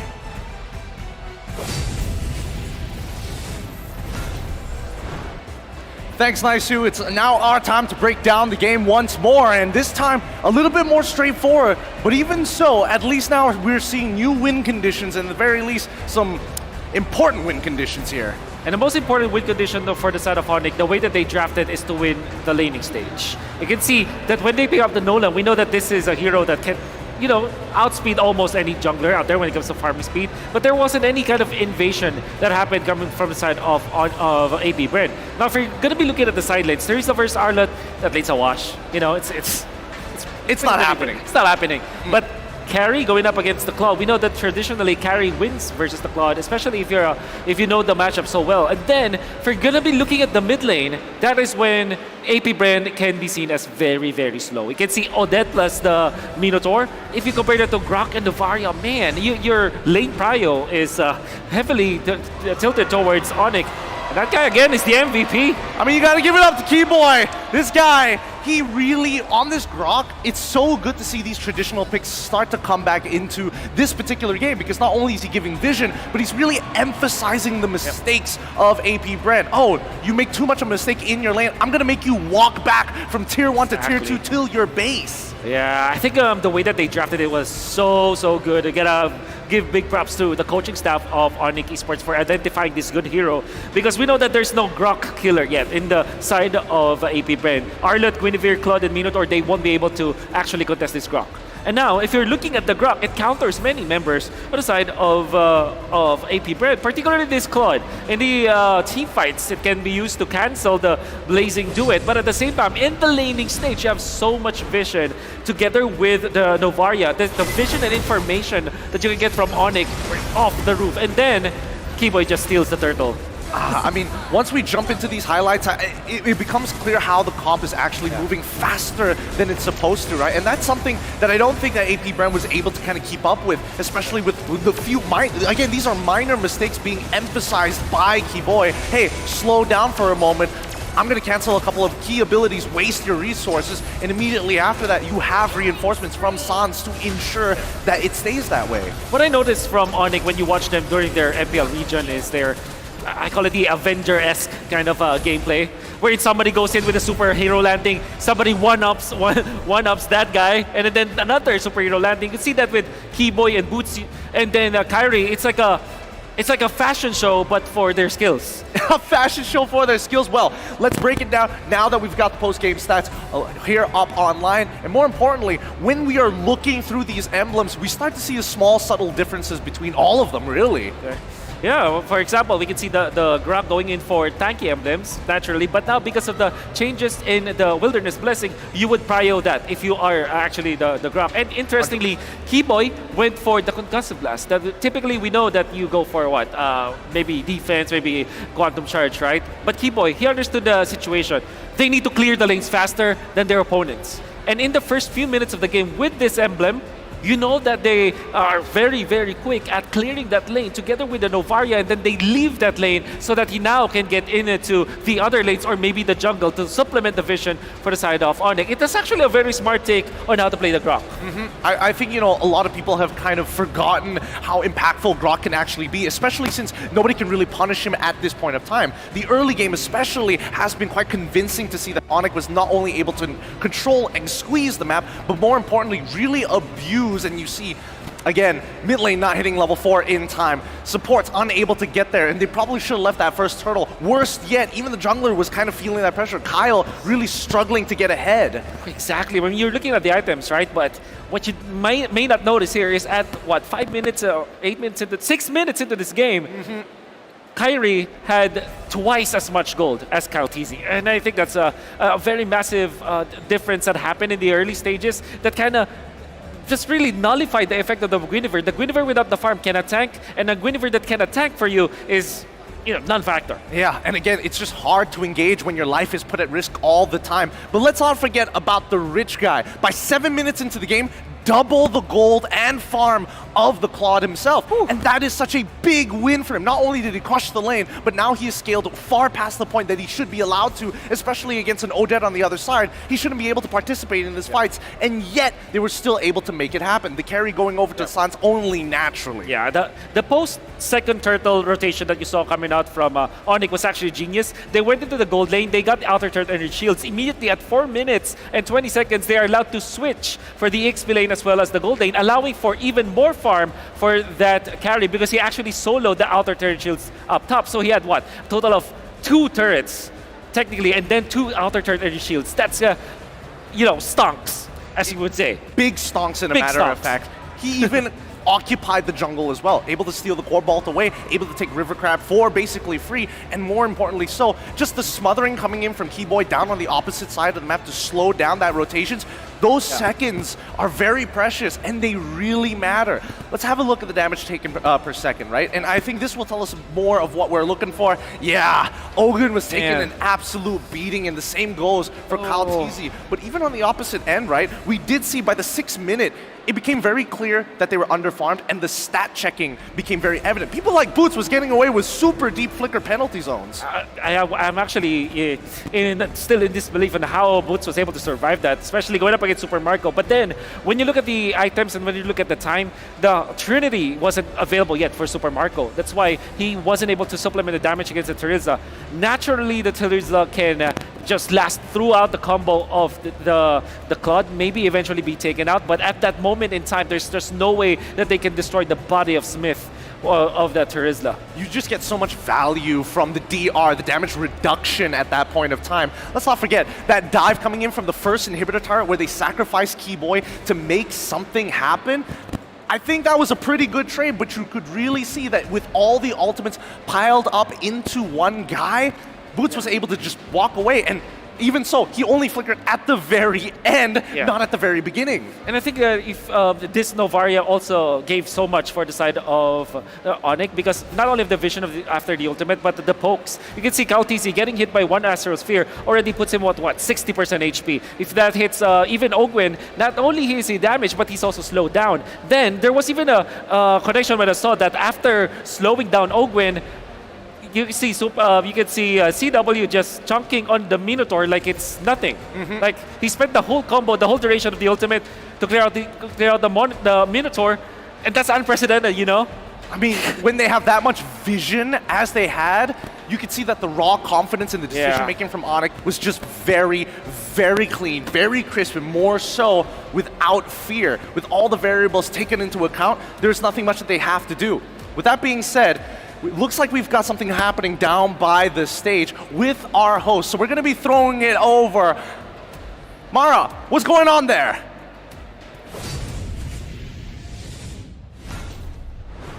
Oh, it is intense right here by the stage. And joining me here today from Todak, we have Moon and Chiku. And of course, we're going to have our translator, Lafel, helping us out with this. Chico, Moon, this is very intense. Who are you rooting for? Saya Onic lah. He said, oh my god, it's so loud. He said he's supporting Onic because game number 1, even though Onic was like, wow. But then when Onic fight back, okay. that's why he's supporting Onic. Was that accurate? That's true. That was accurate. Okay. In Malaysia, it's just a few words, but there's really a lot of emotions. Okay, Moon, who are you rooting for? He's rooting for Onic. Kalau saya pilih Bren. He said he's supporting AP Bren because AP Bren, they're bussing. They lose 2 games, but they're gonna come back. Were you, did you feel that intense? Yeah, I feel it. Okay. You are Onic, you are Bren. Okay, we're gonna settle this, okay? You're gonna battle each other with facts. Why you think Onic and Bren is gonna win? Okay, Chiku, you go first. Why? Kalau saya sebab Onic terlampau kuat lah untuk sekarang. And saya nak Indo vs PH kat final. My boy Siku, okay. He said Onic too strong. He said he want to see Indo-Philippines in the grand finals. Okay. Hoo-ha! Hoo-ha! Did you say hoo-ha? Yes. You said hoo-ha. Let me hear you say hoo-ha. Let me hear you. Let me hear it. I didn't hear it. Okay, there. Okay, there you go. I thought I missed it. Okay, why do you think Bren is gonna win? Sebab Bren pernah menang MC Series juga, so dorang ada mentality tu. Let me go over here. My name is Zachary. Chiku, you don't know what you're talking about. Oh, you don't know what you're talking about. AP Bren won M Series before. They have the knowledge. They have the experience. They have the manpower. They have the bees. Damn, Lafel. Is that right? Yeah, that's Can what you I said. say that again with the same expressions? Oh, cannot. Can I? Cannot. Even just one. Come on. Ini tadi Lafel. The way you said it. Okay, there you go. Okay. Well, what do you have? What do you have about Onic? What else?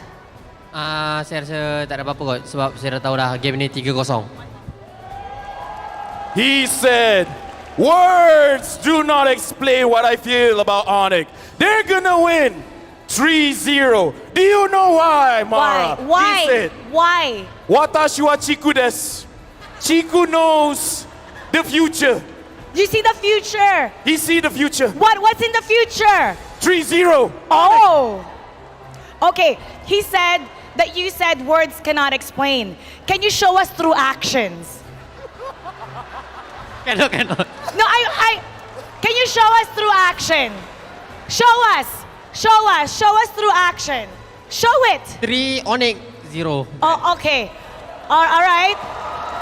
Okay. You Sorry. cheering for Bren. I don't think we're gonna let that pass. What do you have to say to Chiku? Tak tahulah, tapi bagi Lapel lah cakap kat Chiku. Lapel, settle.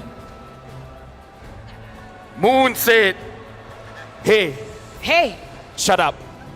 Oh, okay. If we have any final messages to the people that are watching right now, what do you want to let them know? Chico.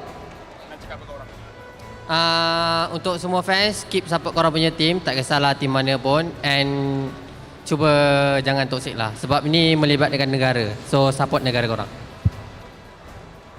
Thank you everyone for supporting N5. Keep on supporting your favorite teams and be as friendly as Chiku. Thank you very much. I felt that was very accurate. Okay, Moon, what do you have to say? Nak cakap good luck, all the best, and yeah, tu je lah. All the best. Oh wait, he said it in English, never mind. Okay. What do you want to say anything else? He said some stuff that... He said thank you to my wife, his wife, not my wife. And I love... He love his wife, I love my wife. Ken. And do your best. Do your best to be great. And the teams are going to be better than great. And we're going to go back to game number 3. Casters. Pasok.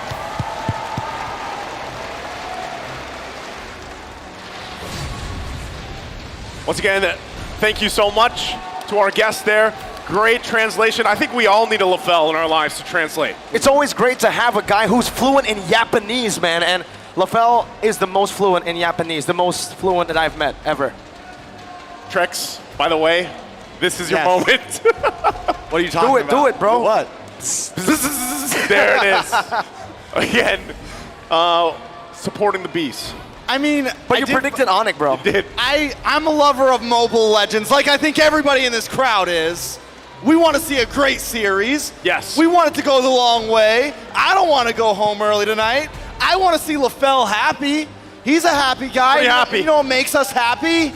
A 5-series upper bracket finals. So for the next 2 games, I'm a B, baby. By the way, greatest talent. I don't think this is greatest talent. Greatest The talent. greatest talent does whatever he wants. Greatest talent, LaFell. Take care. He does whatever he wants, man. That was not scripted. Seriously, he just walked up here. He's unhinged. He's part of the show. Hey, we're having a good time. Now, once again, we have to bring it back, right? What's ahead of us? We have to focus on the possibility that this might be a sweep. But for everybody watching, Don't even say that word. Hey, don't even Ali, say don't that say the word. S word. Don't say the S word. Not here. Don't do it. all right. Just 5 games. Anyway, for everybody watching online, please do give us your feedback about your experience through this QR. There's a QR now on your screen. Check it out. Go ahead, scan it the way you scan QR codes. Give us your feedback. It means a lot to us, of course, for improving as we move on forward. Again, speaking of the milestone yesterday, M5, we had the 500th game yesterday, so we continue on leading forward, and it is important as you guys are a part of that journey with us. Now, like we said, let's bring it back to the match. Game 3 upon us. This is the weird part, right? Game 1 and Game 2 was quite different for this whole series. I'm honestly trying to rack my brain for what exactly Onic can do here. They had such a great draft, such a great game in game number 1, but still weren't able to pull it off. And then game 2, Onic completely destroys them. So do they get back to the basics? Before that, we got the pressures on Onic. Yeah, love this. Again, this is from AP Bren's coach, Bren here. Actually, there's really no pressure because from the past year and this year, we've played in a lot of tournaments, and most of the time, we're the tournament favorites. I think the pressure is on Onic because they've only played 2 major tournaments so far. These are some heavy words from Coach Bren. Well, Bren. maybe he cursed himself because you know what pressure makes, right? What? Pressure makes diamonds. And right now, Onic are as hard as diamonds, and they are cutting through the glass of AP Bren. I did not expect that. That was so good. Yeah. Yo. Good job. It must be the... It must be the buzz. It's the buzz. I'm taking in all the buzzes right now. Yeah. Well, we'll see. You know they talk and dance, right? They talk and dance? Yeah, It's too bad that bees they're- talk by dancing. It's too bad they didn't hand these out. Maybe this is the channeling energy, that they need here. Maybe if AP Bren makes There's it a few. forward. I know there's a few, but You had to be at the group stage. Oh, Or you had to be at groups. the EVM to get these. That's true. Someone came up to me and said, "You're a B now." I think I said it to And all they of gave us. these, man. I think I got it too. I think I got one Yeah. too. I just didn't bring it along I with thought me. I was special. Damn. You are. Today you are, Trex. Today you are. You're the only one that brought it to the venue. To the venue. And the bees love you for it, man. Again, we have to think. I want to reel it in and ask you guys as we wait for the draft. Speaking of draft, we're going to be jumping into it. Game 3, and I want to leave this question with you. The Odette pick, we saw it work wonders before. This time it didn't really work out. So are we seeing the flip-flop of sides here? And also, priority-wise, AP Bren, what do they go for against this lineup from Onic after seeing a devastating loss in Game 2? What are the adjustments here? Bands already coming forward. Faramis, Fovius, Matilda, still Onic on the blue, AP Bren on the red. Again. They want this. So I was going to start off with saying maybe ban out the Nolan, force Onic to change things up a little bit, right? But they do not. Instead, AP Bren take the difference here. They're going to put Few on the Novaria, still pick up the Arlot. So we're keeping one, we're changing the other, but still, this is going to force definitely a different draft than what we saw last time on the side of Onic. Do they continue to put Few up? I mean, do they continue to put Sans up front on their lineup?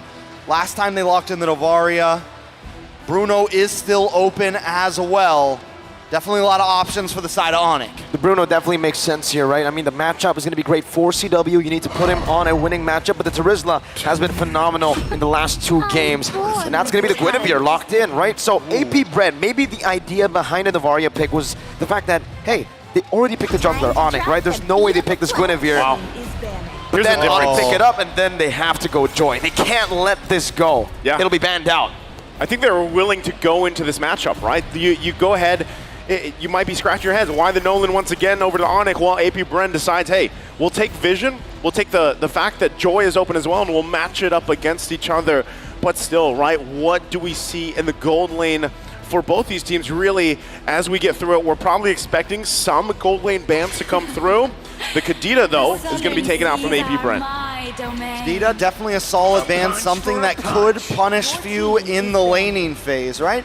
Even once the level 4 spike comes, if Sans plays that Kadita like an assassin, or they decide to, no, now they have the Gwen, so it's got to be a roam Gwen. Either way, on the side of Onic, we're looking at mid lane for them right now. I like the Guinevere pickup, but it's going to be hard to target down on a Joy. Main target for Keyboy right now has got to be Few, and whatever Super Marco ends up locking in.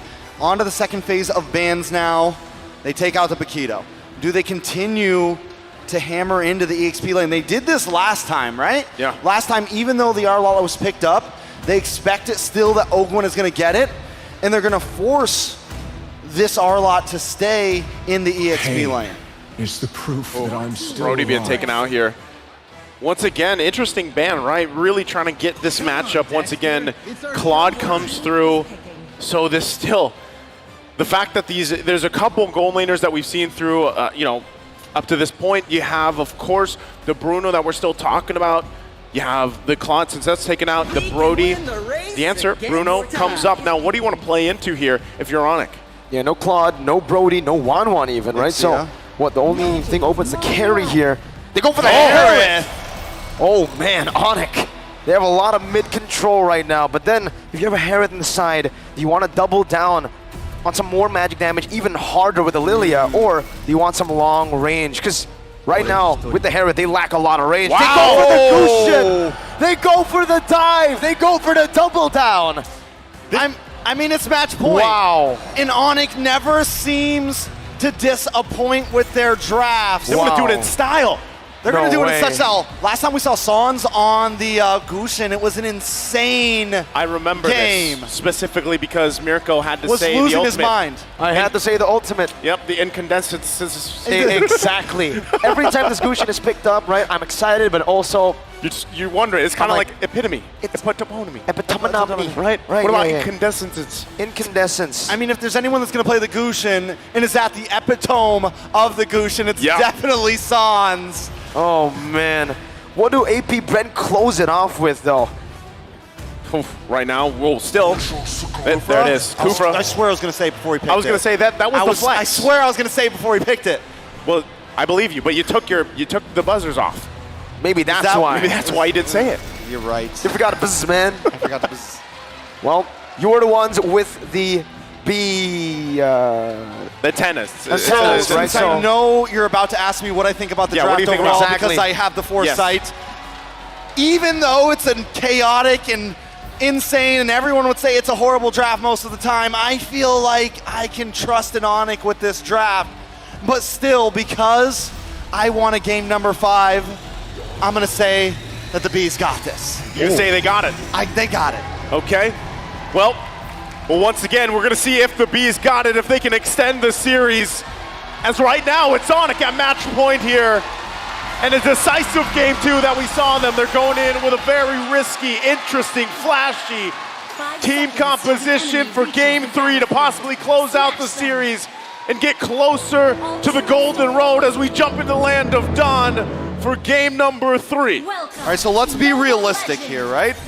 We take a look at Onic's composition. Definitely aggressive, a huge level 4 spike for almost every member of their team. Now onto the side of AP Bren, they do have a lot, and I mean a lot of late game potential. Definitely a huge win condition for the side of AP Bren. AP Bren needs to try to slow them down. Watch out for the level 4 spike. Watch out for the mid-game spike overall. Few needs to stay as far back as possible. He can't get caught off by Sans. He can't get caught off by Keyboy. As long as Few can do that, it's definitely a possibility.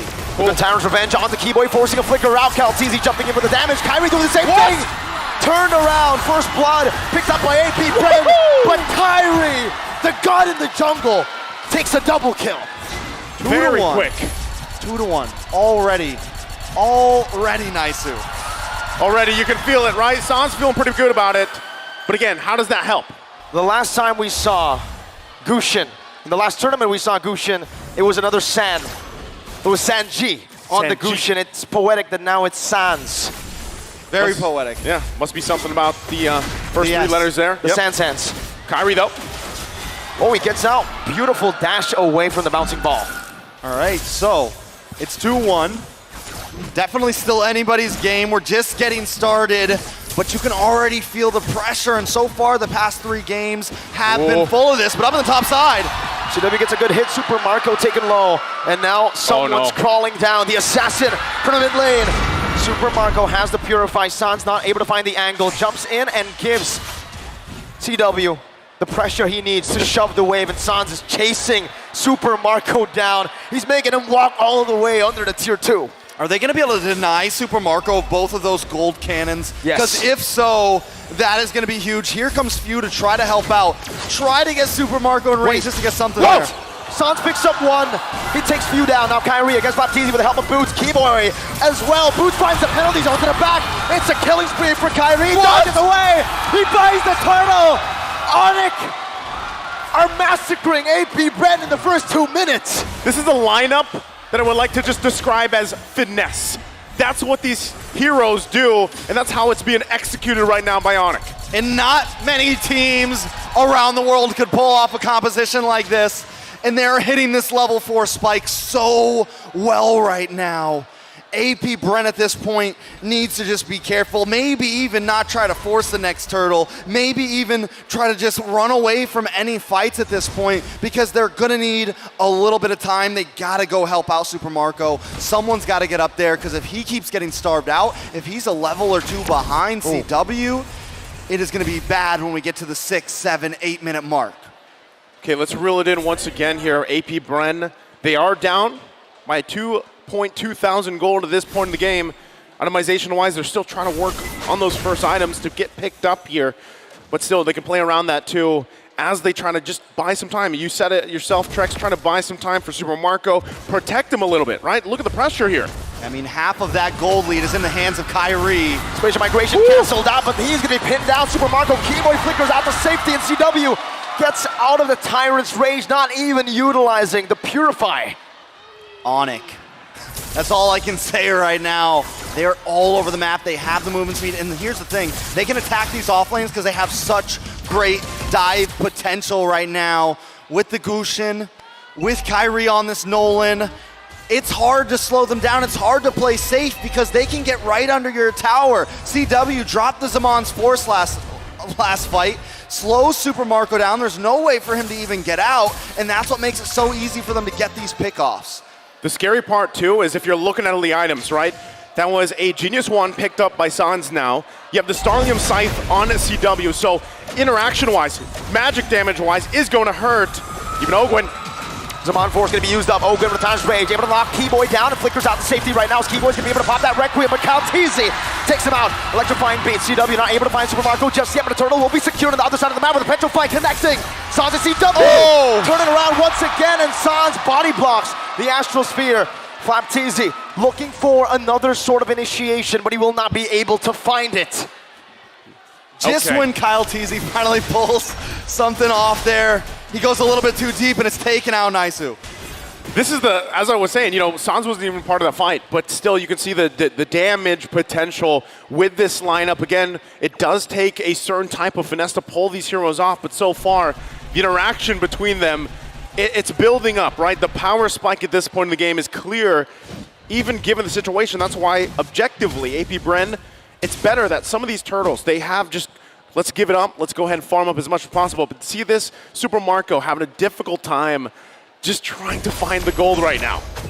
Violet Requiem onto Kyrie's damage, onto Ogun with a bouncing ball. Meanwhile, the other side of the map, CW gets picked off. It's a two-man dive in the bottom lane. AP Bren showing signs of life. I love how in some of those last two fights we saw, Onic isn't even worried about the bouncy ball. They're literally dashing right in it just to chase him down, dropping the Zaman's force. At this point, Onic, 3K gold lead, 6 minutes in. It's definitely a slightly slower pace than the snowball that they had last game, but they are just getting started.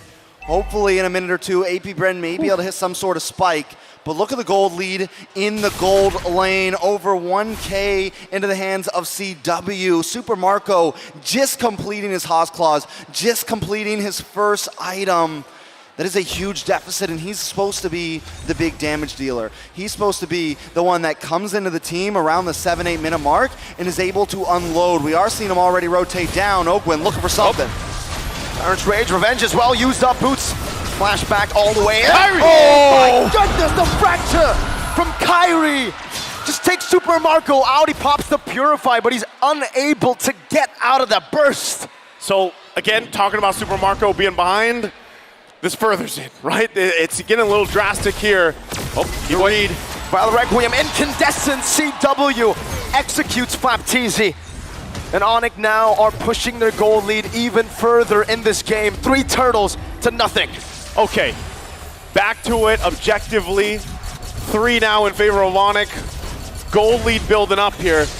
You have to start to ask yourself, where is AP Bren going to be able to find the comeback for this, right? Given the lineup that they have, the Joy, who has slipped through the cracks for the most part, but really hasn't been able to utilize. M-Series Facts, by the way, total kills ranking. Kyrie has surpassed Carl Teasy's total kills in the M-Series. The Sky King is now ranked 4th with 201 kills. And you don't see that very often for a jungler anymore. He's been in 3 M-Series, right? Yeah, Onic PH M3, Onic with M4 and M5. He's come a long way, and right now, he is minutes. If they can win this game, he's minutes away from a grand final standing. Onic is hungry for this, and it shows in their gameplay. Now, look at the gold earned. Kyrie and CW just leading the pack right now. Few, Flapteezy, Super Marco sitting below almost everybody on the side of Onic.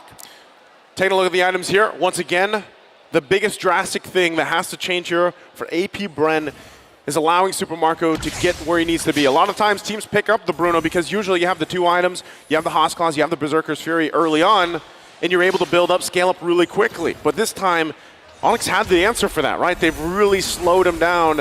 And so if AP Bren, they have to find a way to stay alive for the most part. And that's why you even see some of these defensive items being picked up, right? You have the Radiant Armors here now available to deal with some of this burst magic damage like we saw even previously from Kyrie alone.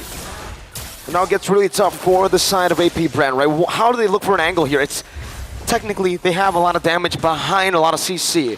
They have Ogwin on that Kufra, who can look for a lot of disengages, re-engages, and even catches around the map.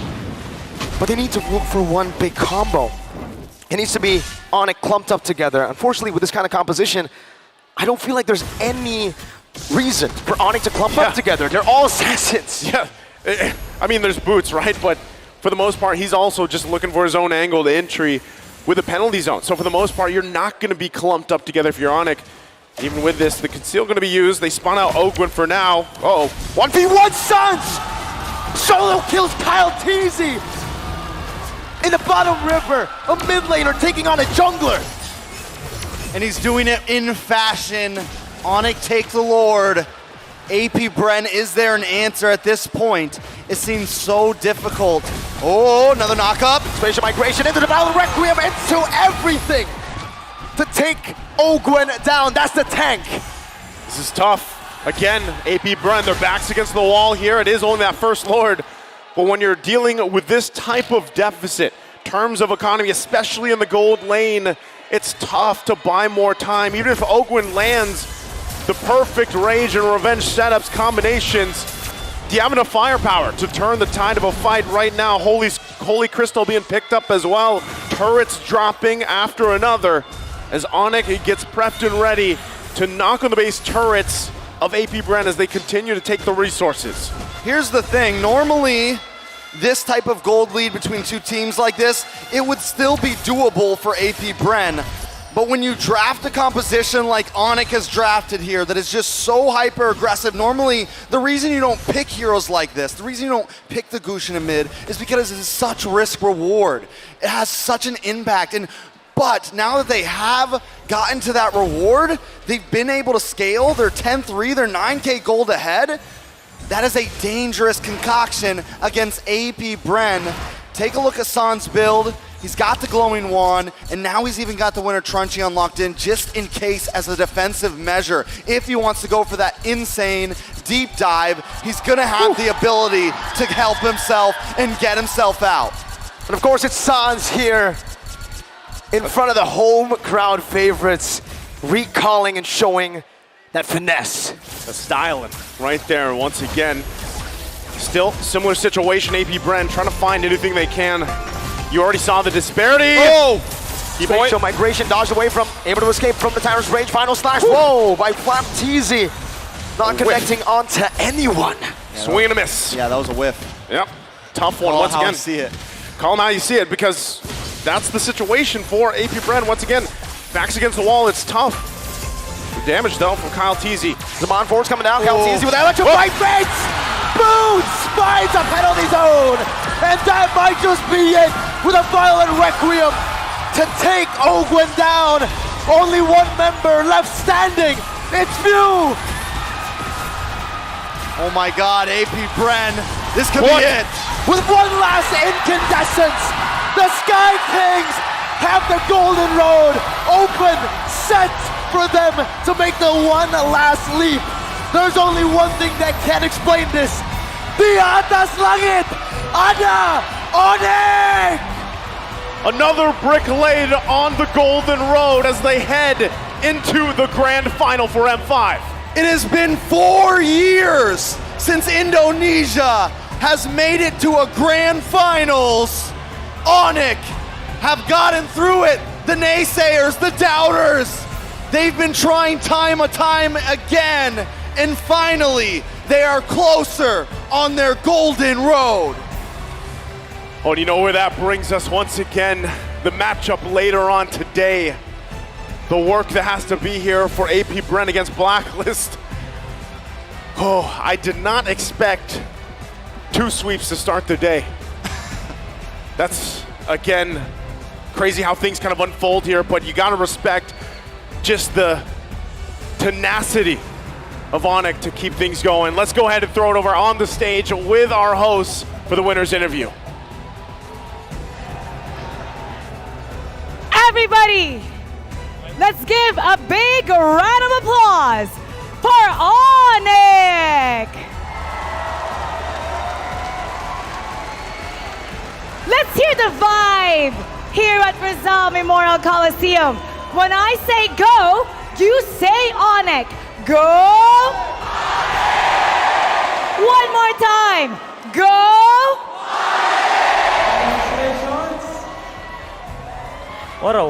Wow. Congratulations, guys.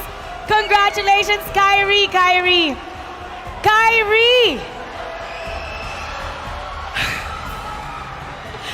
Actually, Coach Yeb, ikaw na muna, Coach Yeb. Coach Yeb, dahil sa inyong lahat, because of you guys, for the first time in how many years? In about 3 years, it won't be an all-Filipino in the grand finals. It'll be Indonesia versus the Philippines. How do you guys feel about that? Actually, hindi po namin iniisip yun eh. Gusto lang namin ibigay yung best namin palagi.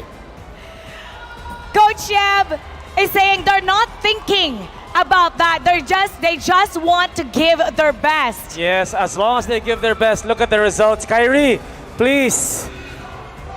Kyrie? Please talk us through that first game.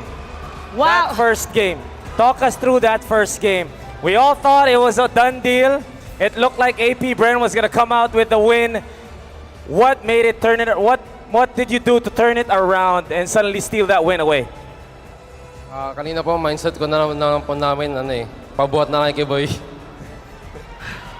They just asked Kiboy to carry them to the win. That's basically it. But what was the mindset to stay composed and really just try to get that one? Normal lang naman po kasi marami din naman po kaming game na durog po kami ng early to mid. So, part of the game naman po yun. Kaya hanggang di pa tapos yung game, kaya pang manalo. It's part of the game. It's part of the game until it's not over. It's not over yet, but he was saying earlier, they just relied on Keyboy to carry them for that game one. Keyboy, I want to hear from you. And I want Sans to translate once again. Keyboy, that game number one shaped the rest of the series. You guys were down. It was 0-12, I believe, for the entire 19 minutes. In 3 minutes, you were able to turn it around and take that win. There was so much pressure going on in that time. And they said they were just relying on you to carry the team. How did you stay composed? What was going through your mind? Because that game shaped everything. Sans, you have to translate everything I said. You gotta translate everything I said. Take the mic, translate it to Keyboy. Translate it to Keyboy. You translate to him. That's okay, yeah, you translate with the mic. You translate with the mic. We want to hear how Sans translates. It's okay, he's got this. Keyboy is gonna carry everybody again. All right. Okay. Maybe just chill and hockey. Just chill and Lucky. Just chill. He'll take care of the rest. Just chill. He will take care of the rest. Okay. Keyboy will take care of the rest, Mikey. Keyboy's got the whole team and everybody here. Sans. You really have you to again, hold the Sans. mic. Sans. I will translate. Okay, coach will translate. Blacklist versus AP Bren. The winner, you will meet tomorrow in the grand finals. What are your thoughts, and who do you think has the advantage later between both Filipino teams?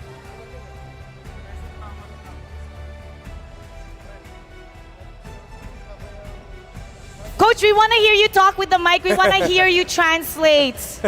We want to hear you translate this. Besok, Blacklist lawan Bren kan. Jadi menurut lo siapa yang ada advantage yang bisa menang? Grabe. Galing Mungkin masih Bren. Soalnya aku rasa aku kan udah lawan dua tim, Blacklist sama Bren. Tapi aku rasa masih kekuatan Bren. Jadi mungkin ada chance Bren yang ketemu kita besok. Jangan terlalu. San said he thinks Bren will win because he tried versus Bren and Blacklist, right? And he thinks Bren is more stronger. Okay, that's a great challenge. So that means, how confident are you if you were able to sweep Bren today? How confident are you that you're going to sweep Blacklist International? Since you swept Bren and you feel that you're gonna see Bren in the grand finals, so do you think that you can bring this home? Yeah, because he said that pakiramdam niya Bren ang papasok. Swinip ninyo yung Bren. How confident are you that you're gonna sweep Bren again? My apologies. Jadi lu ngerti? Jadi dia tanya lu kalau apa ya? Lu tahu confident kan? Kalau lawan Bren lagi gimana? Ya pasti sangat confident buat besok juga. Tapi ya pasti kasih yang terbaik aja buat besok. Kita pasti bisa champion. Sun said he don't know, but he will just try his best tomorrow. And final message to all the fans. See, Si Kapitan, Kapitan. Cap. Kapitan, Kapitan. Cap, go ahead, Cap. Invite everyone to catch the finals tomorrow, the grand finals. Thank you for all Sonic and thank you for you guys who always supporting us. I hope we can give our best in grand final. Thank you, Po. Again, congratulations to Onic. Once again, give Onic a big round of applause. Okay, wow. How about this? We're going to throw this to all the audience. Yes. Pick your spot. You Go can ahead. choose any audience you Scatter want. it around. Make sure you We're choose gonna a good throw area. it all Go ahead. around. To all Onic fans. Keyboy, over here. Over here. Go, go. Over here. There you go. Try to go far. Over there. Yes, a lot of Onic fans in the house. Yes, sir! Congratulations! We're gonna have one more series right after this. It'll be between Bren and Blacklist International. Between the two, we will determine who will face Onic in the grand final. So we're gonna break that down for you and turn it over to our casters. Pasok!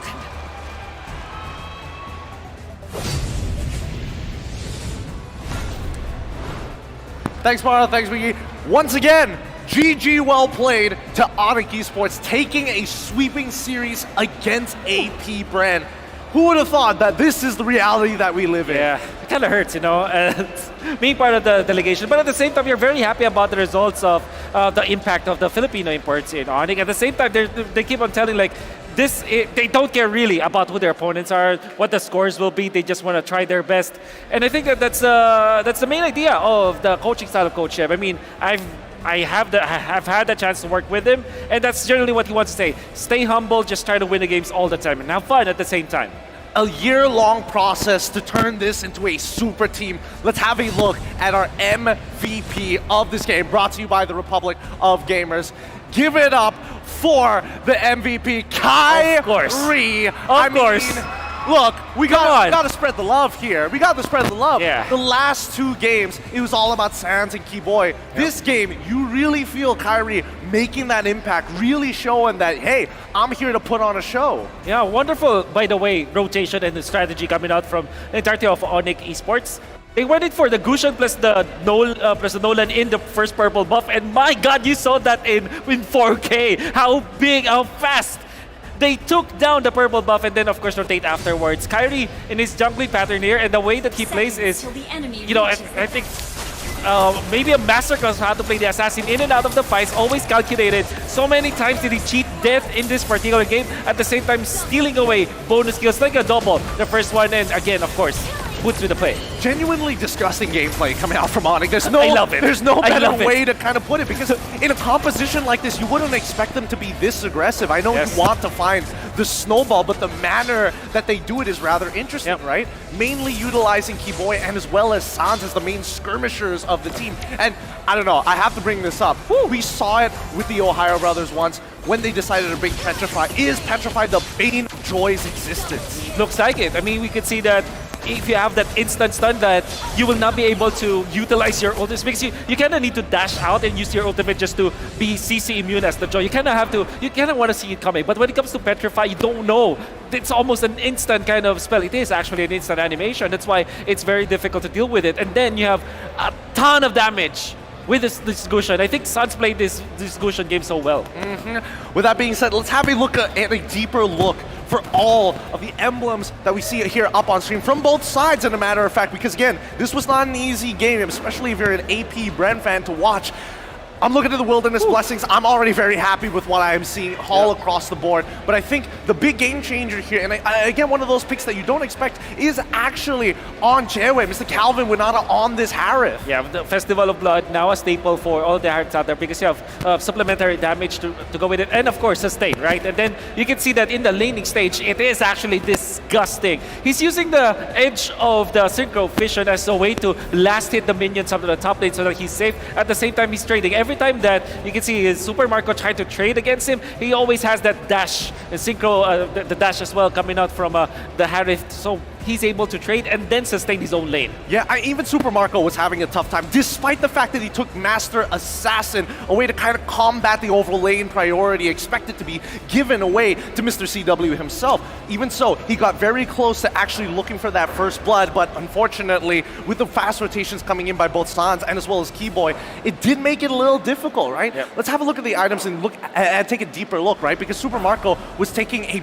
brunt of the punishment. Important item as well, going for Athena Shield on Kyrie. Every time that he gets stunned up, which eventually he will, you'll notice that he will survive just because of the Athena Shield. Gonna be looking at the composition of AP Bren.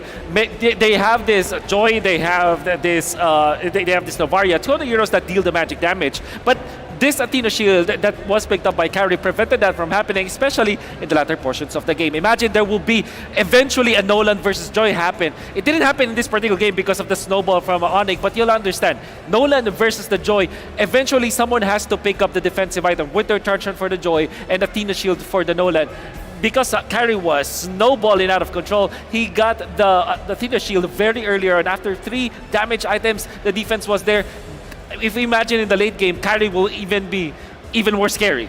Yeah, I mean, if we're looking at some of these post-game statistics, we're hoping to see that Ogren was supposed to make a bigger impact in those motions, but I do feel that even amongst Ogren and even Flapteezy, it felt isolated, right? Isolated from the rest of how the team is supposed to actually function. Ogren was at the right place, right time, sometimes jumping a little too soon where you could have gotten a little more value, but unfortunately, Flap just really felt out of place in a lot of these motions. And the thing with Kyrie, the way that he got the rich guy with the highest GPM, it's because of the rotation and the idea here coming out from Onic. They drafted for the Gushon plus the Nolan. Very fast leashing and clearing of the lane, of the purple buff. And you can see that through the jungle, it was very quick for Kyrie. We know for sure that Nolan versus the Joy, the Nolan is much faster when it comes to the jungling, and then he gets kills together with a double kill in the first Earl. That's why we overload the farm onto Kyrie because of the draft as well as the playstyle of Onic. And hopefully we get to see this a little bit more, right? This is one of the few exploits that have been utilized in not only just today's match, but even for the rest of the group stages. Is Gushon questionable in the meta right now? And considering what the lineup that he had to face, you would imagine that Ogren would have a better time at actually stopping him in his tracks. But unfortunately with a Petrify, and especially when you're up against the Joy, we are now seeing more utilizations for the Gushon. Typically, when you go for a Novaria kind of gameplay, you don't necessarily want to go for assassins because you want some people to protect you as a Novaria. Novaria is a hero that scales into the late game and then supplements the damage. And typically paired with utility junglers because you have that vision, that astral echo, so that you will take over the neutral objectives. In this case, for AP Bren, they had the choice to pick up utility junglers. They didn't. When they saw the Nolan, their last pick during the first phase of the pick stages was the Joy. And it kind of makes sense, but Joy and Novaria together, you can see that they scale too much, that there wasn't any, pad or safety net in the early stage, no trampoline for AP Bren to launch off of. Well, I think this is also the genius of Coach Yeb, right? I think he picked up on one of the few patterns that he noticed pretty early on in game number 2, locking in the Terizla as well as making sure that Gwen was on their side, given to them in the first phase. It did pose a couple of questions, right? Yeah. I even thought that this might be the game that AP Bren can take it away until they locked in that Joy. So, again, interesting choices. Interesting choices, especially letting go of the Nolan. I think that this is a harsh lesson for all of the teams out there. There will be 2 teams that will eventually be facing Onic. It might be AP Bren, might be Blacklist. I will be calling it now. Nolan will not be available anymore. Never again. Never again. Never 3 again. times being defeated by Nolan. The first time was a comeback. The following 2 times were snowballs. Kyrie's a beast. And give him the OPest hero of the metagame. He's gonna do magic with it. I mean, there's even an argument that maybe AP Bren should have taken the blue side and give Kyle, the guy who has made Nolan so precise, so clean, to have that finesse like no other, the name that we have here today. Nolan is disgusting. It's gotta go. But with that being said, once again, M5 is powered by Monton, presented by Kidia, our global presenting partner, supported by ROG, our official gaming phone, Grab, our official Super App partner, and Secret Lab, our official chair partner. Now, up next, we have the last best of 5 series of the tournament between Blacklist International versus AP Bren. I don't know about you, Wolf.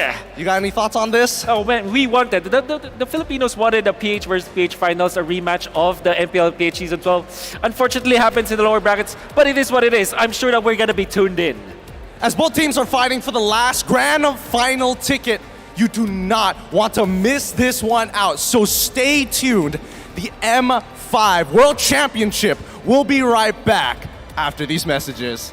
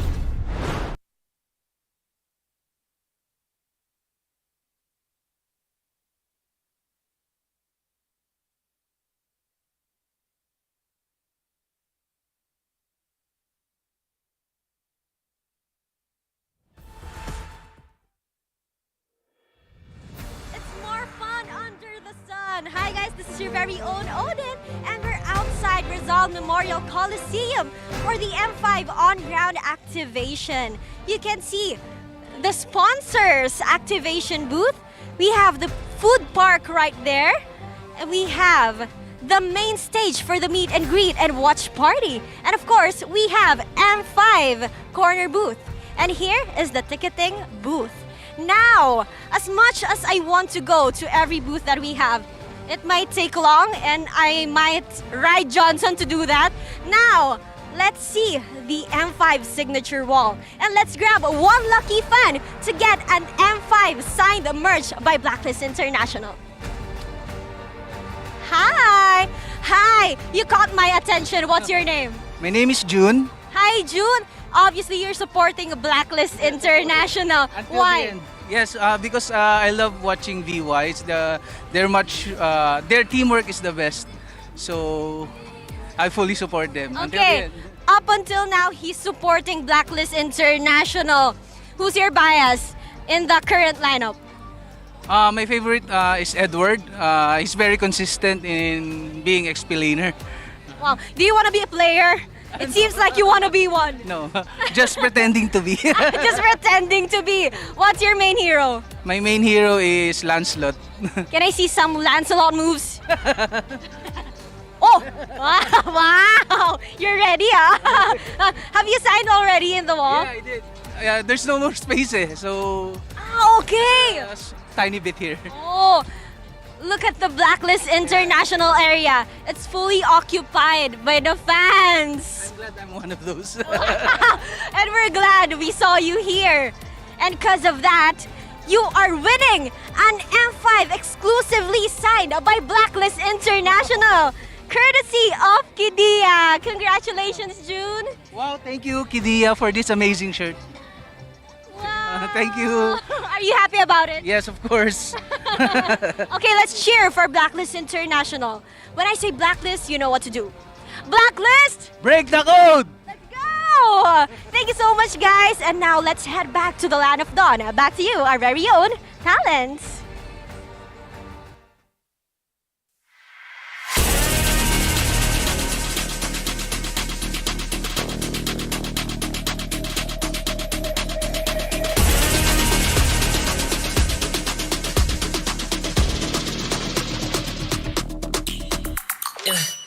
Hit me like I might kick over, but you could give me an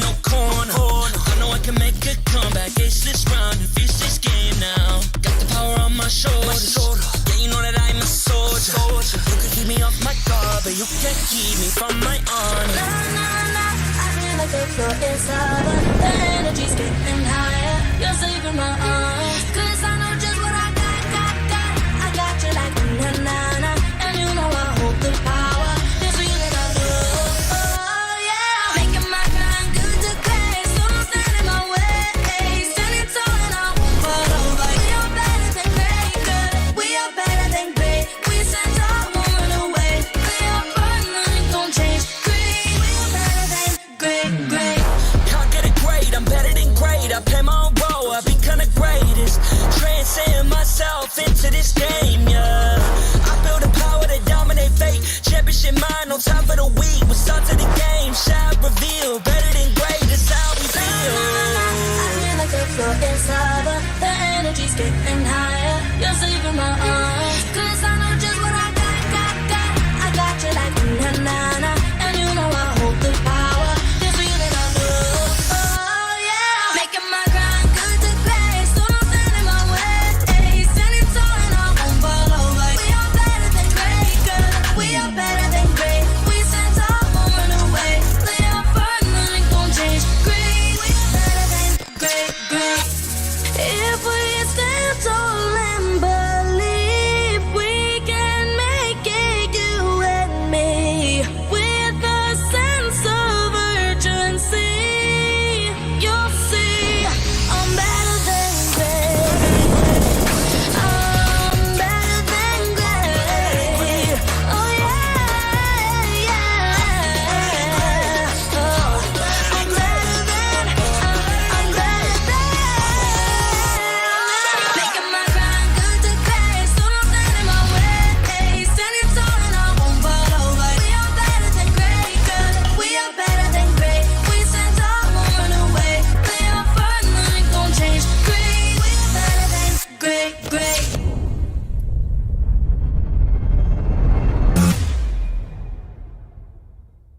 I am the #1 seed, the champion of the arena. The fans adore me because I've never lost. Yet you are afraid that you will lose everything.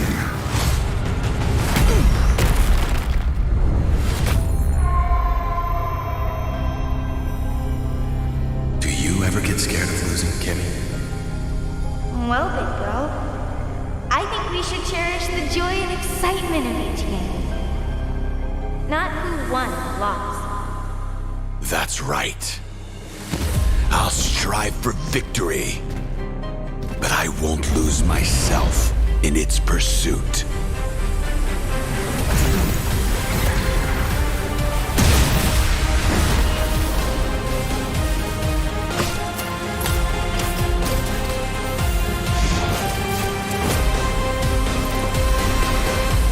World Championship.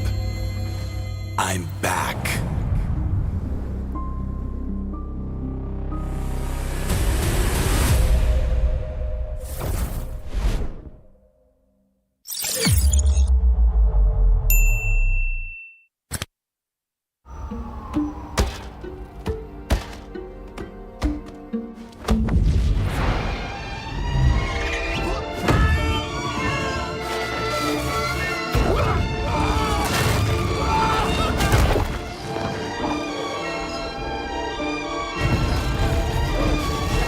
The world's first city, built for play, is coming to Saudi Arabia. Don't just live life. Play life. Qiddiya.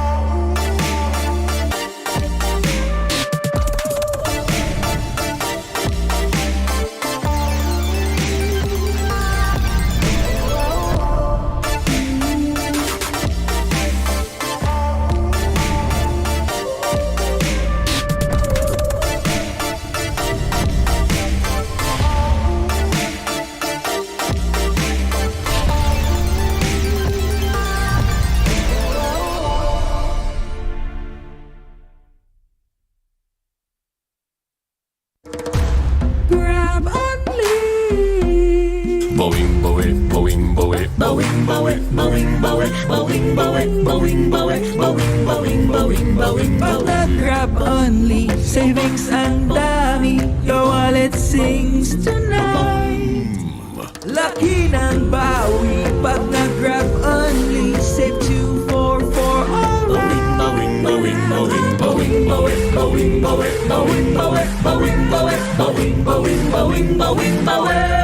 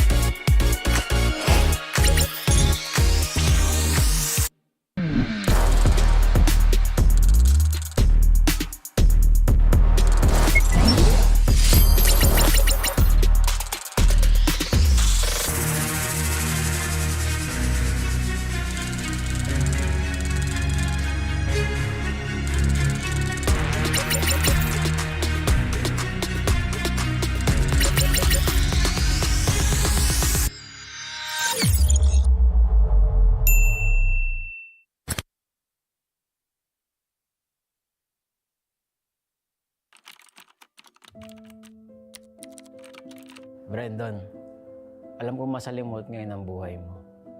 Kung kailan ka nabigyan ng break as a head coach sa pro scene ng Mobile Legends, doon ka pa nagkaroon ng malubhang sakit. Iindahin mo ng 1 buwan. Itatago mo kasi akala mo ngalay lang naman. Hanggang sa isang gabi, hindi ka na makatayo. Hindi ka na makalakad. Wala nang choice kundi dalhin ka sa ospital kasi grabe na yung sakit na iniinda mo. Magsisimula ang season na wala ka sa tabi ng team mo. Sobrang lungkot at depression ang dadanasin mo dahil sa sakit at kawalan ng pakiramdam sa kalahati ng iyong katawan. Munti ka nang sumuko sa buhay.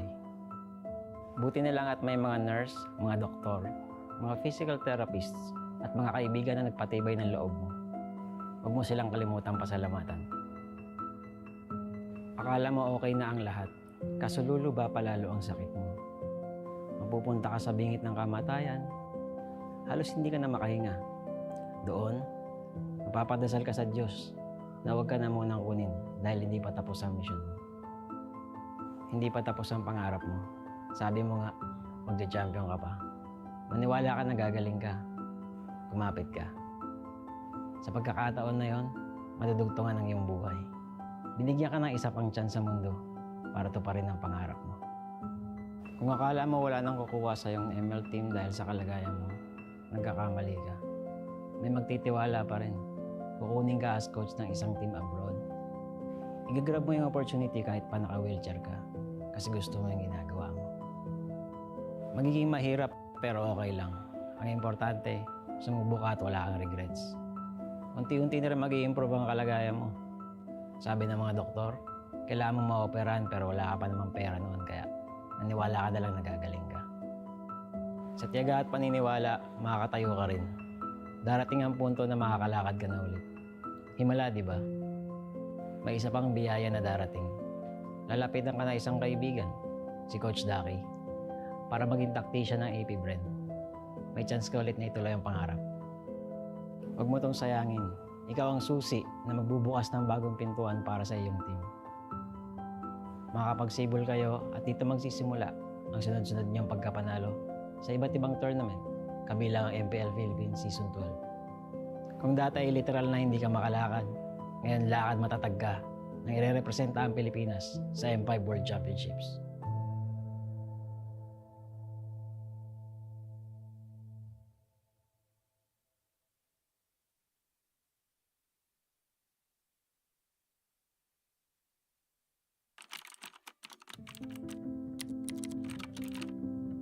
David, nakakatuwa manood ng MPL, no? Nakikita mo yung mga idol mo. Yung iba dyan, magiging kakampi mo. Maglaro ka lang na maglaro, tapos magpataas ka ng rank at stars. Sa sobrang loko mo, darating pa nga yung 24 hours na nag-live ka ng ML para magpapansin. Dahil sa kasipagan mong yun, may chance ka pang nakasali ka sa Bren. Sobrang saya ng magiging run mo kasi magcha-champion ka na sa MPL tapos makakasali ka pa sa M2 World Championship. Nakaka-pressure pa yan kasi rookie ka pa lang tapos mag-worlds ka na.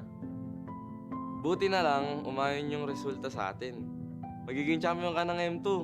Oo, masaya siya. Kaso warning lang ha, yung mga susunod na mangyayari dito magiging mahirap at masakit para sa'yo. Ganun talaga yung buhay eh. Hindi laging masaya.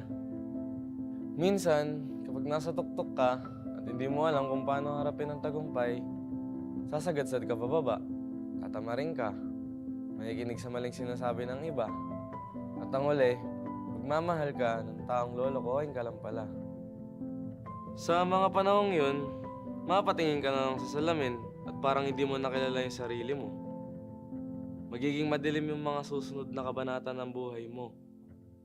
Pero David, dito ka matututo. Oh, baka gusto mo laktawan tong part na to ha? Hindi pwede, kasi mahalagang pagdaanan mo to. Okay lang matakot, gawin mo pa rin. Magta-top 8 kayo sa MPL, talo, laglag.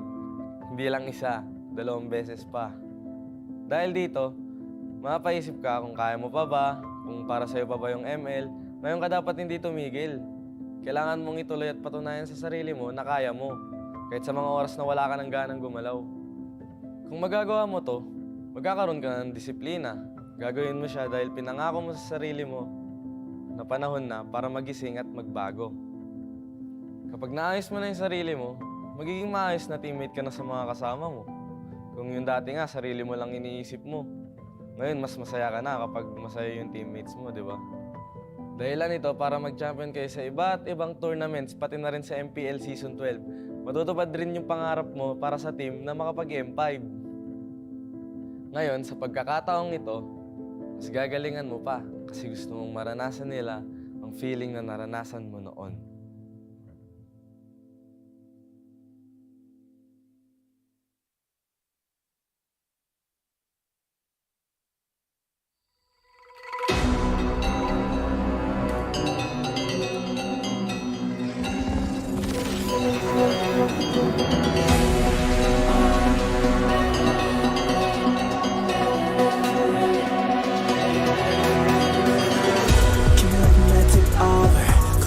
Surut kanku Ku tahu kita akan bangkit as this rally versus game now.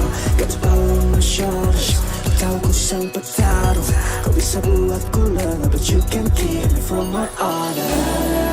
I feel like the floor is lava. The energy's getting higher. You said in my arms, 'cause I know just what we got.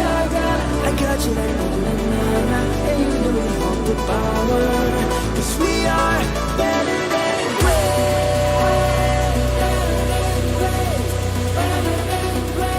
Cause we are better than great. Better than great. Better than great. Better than great. We are better than great.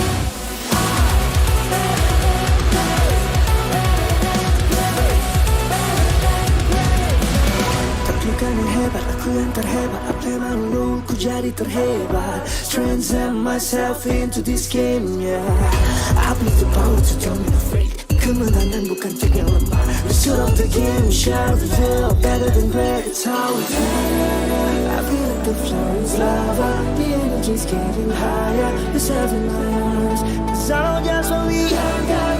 I got you like banana. And you know you hold the power. Cause we are better than great. I can tell you if I don't stand in my way.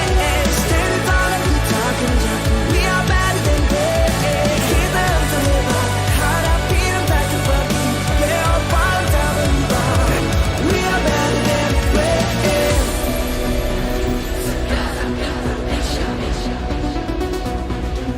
We are better than great.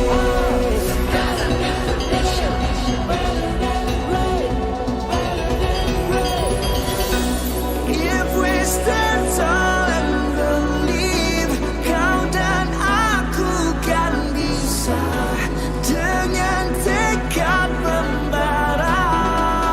You see, I'm better than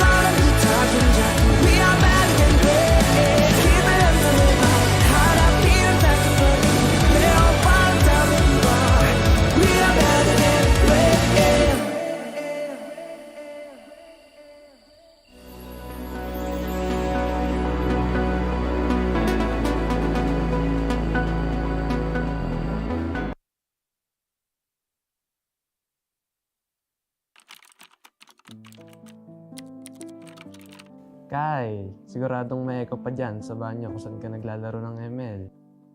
Hindi ka kasi pwede maglaro sa kwarto nyon dahil sure na mapapagalitan ka na naman. Tatagan mo ang loob mo kasi masasabihan ka pa ng magulang mo na wala kang mapapala dyan. Huwag mong i-take yun negatively. Instead, gawin mong motivation yun para mapatunayan sa kanila at sa sarili mo na may future ka sa ML. Magpasalamat ka pa rin sa parents mo. Kasi kahit na pinapagalitan ka nila palagi dahil sa kaka-ML mo, lagi ka pa rin naman nilang pinapairam ng cellphone para malaro to. Mangarap ka.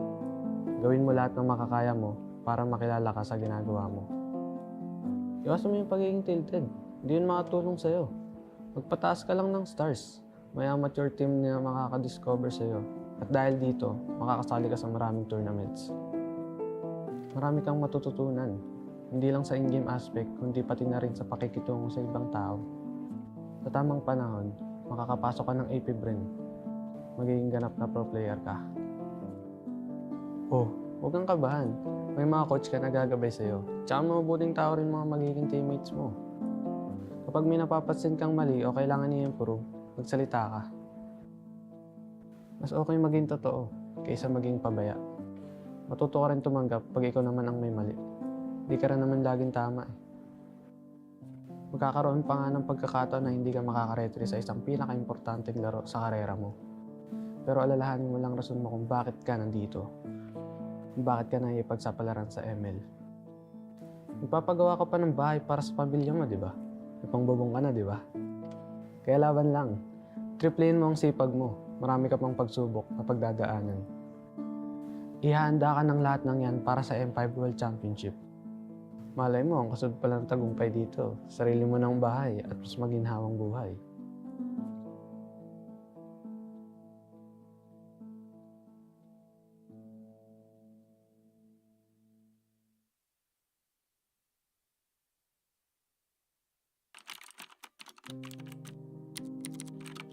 Ojin, unang-una, gusto kong malaman mo na magiging maayos din ang lahat. Alam kong pagod na pagod ka ngayon kasi pinagsabay mo yung work, paglalaro ng ML at pag-aaral mo. Call center agent ka sa gabi, estudyante sa umaga, tapos sumasali ka pa sa ML tournaments tuwing weekends. Maga kang namulat sa hirap ng buhay. 7 kayong magkakapatid at walang ibang maasahan ng mama mo kundi ikaw. Kahit minsan, ang sakit-sakit na. Takihin mo muna. Tibayin mo loob mo para makatulong ka sa pamilya mo at mabigyan sila ng maayos na kinabukasan. Darating ka rin naman sa point na ma-realize mo na kailangan mag-focus ka lang sa isang bagay.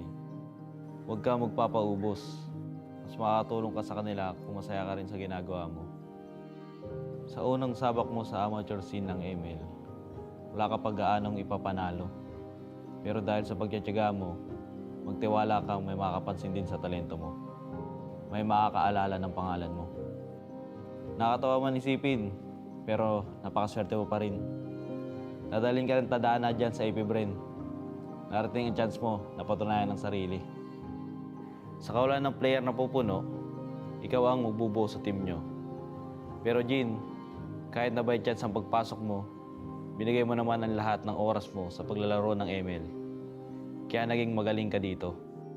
Marami kayong pagsubok na pagdadaanan as a team. Pero malalagpasan nyo rin lahat yan. Di ba nga, minsan sa buhay kailangan mo muna maranasan yung hirap para mas ma-appreciate mo yung ginhawa pag narating mo na.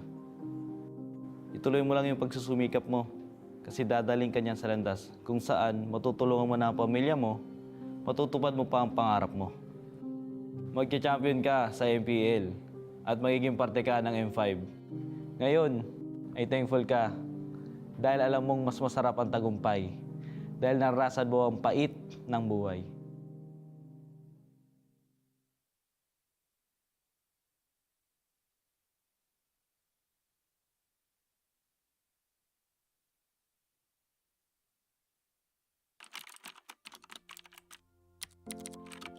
Hi, Monina.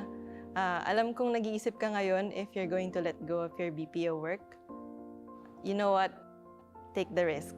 Pumasok ka sa mundo ng esports and tanggapin mo yung hamon and opportunity na maging team manager. It's gonna be exciting and different. Iba to sa dati mong naging trabaho. Hindi siya mas madali because you're gonna be dealing with kids and people with different personalities. The workload is going to be overwhelming, kaya please, huwag mong akuin lahat. Madaming challenges, pero mas maraming taong nakapaligid sa'yo na tutulungan ka to overcome those challenges. Learn to delegate, work on your adaptability. Life is not a straight line. May magiging ups and downs talaga along the way. Don't be afraid to try and to speak up. Kung may mga ayaw makinig sa'yo, lakasan mo pa yung boses mo. As long as alam mong may sense yung sasabihin mo, go for it. More than a manager, be an ate. These kids would be going through a lot of emotional stress and disappointments. Do your best to be there for them and to comfort them kapag kailangan. Alam ko, masakit din para sa'yo kapag natatalo. Pero ang importante, nandyan ka para samahan ng mga players mo, mga batang kapatid mo. You will sacrifice a lot. Resources, time with family, and even relationships. It would be stressful, but every minute will be worth it. Especially when you see the joy in your players' eyes na makakasali pala kayo in the World Championships. I promise you, Monina, you will not regret leaving your corporate career because time will come that you will manage a world-class esports team.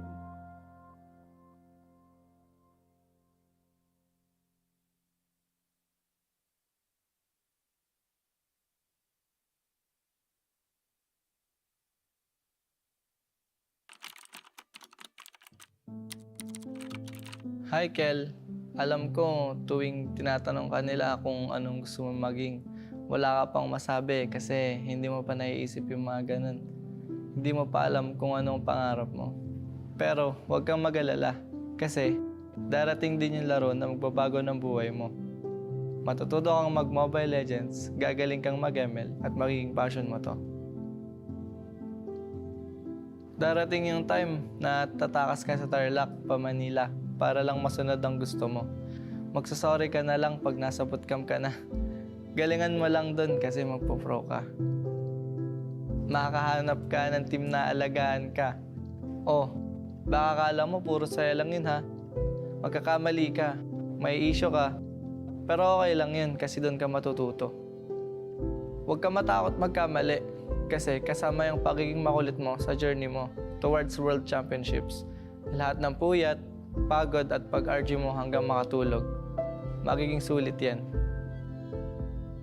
Magiging champion ka sa M3 at sobrang saya nun. Damin mo lang kasi bilog ang mundo. Pwedeng panalo ka ngayon, tapos talo ka na bukas. Pag dumating pala yung oras na parang nawawalan ka ng gana sa ML o sa buhay, huwag kang titigil. Pwede kang magpahinga, pero ipagpatuloy mo pa rin ang pagpitik. Huwag mo hayaan na may dumang araw na hindi ka pipindot. Kasi malaking bagay yun. Hanggat kaya mo pa, huwag mo sayangin yung panahon. Isa pa, huwag mong kalimutan maging mabuting teammate kasi hindi lang talent ang puhunan sa esports, kundi teamwork at respeto sa isa't isa.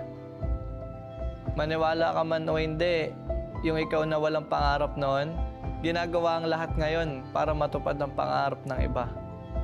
Ng mga teammates mo na sabik at deserving na makapag-world champion.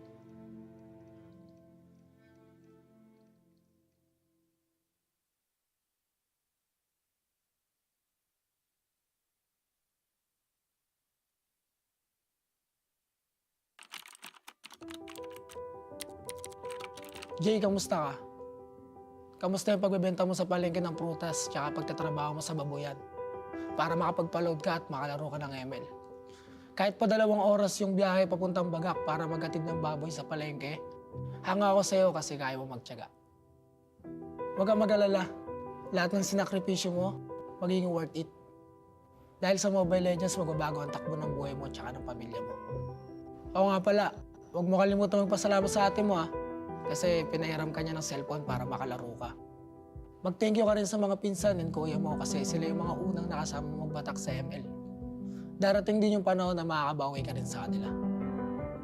Sa atin lang dahil gigil ka sa kaka-RG, magiging top 1 ka sa stars at diyan ka madidiscover ni Boss D. Simula dito, marirealize mo na iba pala ang pagiging pro sa pagiging RG boy. Na kailangan mo pala mag-isip at kailangan mo matuto sa mga macro plays. Diyan ka rin magiging content creator. Enjoy mo lang yung pag-vlog and pagko-content mo kasi yan yung makakatulong sa pamilya mo. May purpose lahat na nangyayari kaya huwag kang mawawalan ng pag-asa. Darating yung time na kakailanganin mong lumipat ng team para pagbigyan naman ng gusto mo at yun yung makapag-focus sa pagiging pro. Don't get me wrong magiging thankful pa rin tayo sa content creator na Renny J kasi dahil sa kanya may abilidad ka na para sundin yung puso mo. Since natulungan mo na yung family mo, pwede mo nang tuparin yung sarili mong pangarap. Dahil dito, marami kang may sasakripisyo.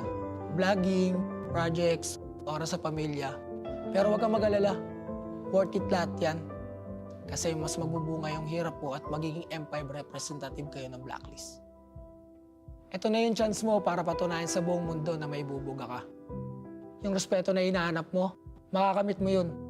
Dahil simula pa lang, alam mo na mas matimbang ang bagay na pinaghihirapan.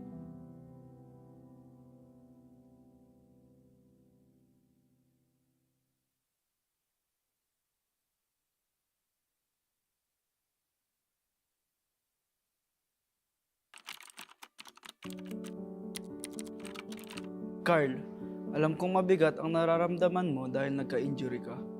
Gusto mo pa naman maging professional volleyball player. Pero, gusto ko lang malaman mo na ang mga pangarap ay nagbabago at lumalago. Hindi ka man nakapag-pro sa volleyball, magiging daan naman yan para mapadpad ka sa esports. Dahil sa support ni Mama at Lola, magiging player ka sa Mobile Legends. Mula rito, huwag kang matakot mag-risk sa mga bagay talagang gusto mo. Kahit na mukhang malabo, subukan mo pa rin. Hindi mo malalaman ang mga kaya mong gawin hanggat hindi ka umakbang. Balang araw, mabibigyan ka ng pagkakataon na maging kasama ng Blacklist International sa SEA Games. Mai-intimidate ka sa una pero okay lang yan. Huwag mong baguhin kung sino ka. Oo, hindi ka man pala imik at madalas kang nabubuli dati dahil dito. Pero isang araw, makikita mo na ang pagiging soft-spoken mo pala yung kakailanganin ng magiging team mo. Huwag ka basta-basta sa suko, ipagpatuloy mo lang ginagawa mo. Kasi kapag gusto mo talaga ang isang bagay at pinaghihirapan mo, makukuha mo yan. Maging positive ka lang. Kakailanganin yan ng mga kakampi mo.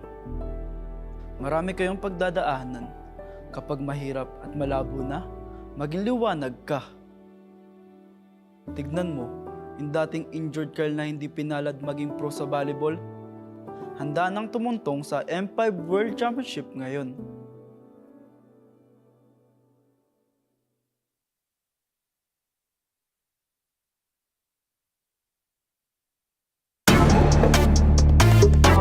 We're better than great. We're better than great. We're better than great.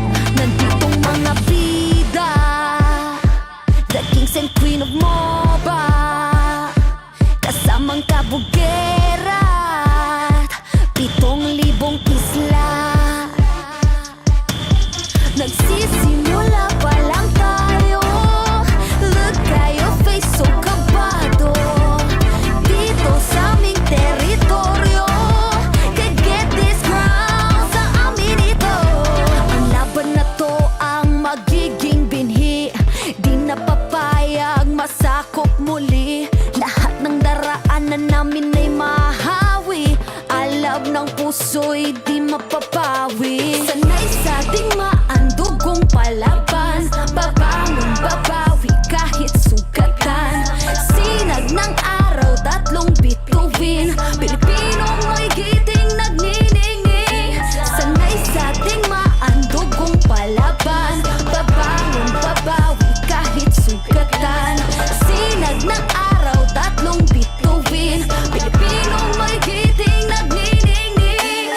Dami mo daw sinasabi pero ba't na yun di ka mapakali? Panay lang ang kamot sa anit at kahit alam mo na di naman to makate. Dugo pati laway at pawis tumulo, akala mo ba lahat to madali? Hindi nagmamadali, akyatin ng hagdan na talagang matare. Ganyan talaga ang mga batang Pinas, talagang malakas kahit anong meta. Wala kang ligtas, talagang matigas na parang daliri ng mga kalaban. Sa gitna ng laban, shooters namin talagang savage. Di papaawat sa aming lupang sinilangan. Ang dami ng binilangan ng 1, 2, 3 handa ba kayo? Ito na pang-apat. Kaya dami na naman iyakin kahit dadaanin pa sa mga tipi-tipi-tipikal. Paano kami hahabulin? Marami itong gasolina, lalamunin ang lahat ng dipidal. Sanay sa ating maandugong palaban. Babangon, babawi kahit sugatan. Sinag ng araw, 3 bituin. Pilipinong may giting nagniningning. Sanay sa ating maandugong palaban. Babangon, babawi kahit sugatan.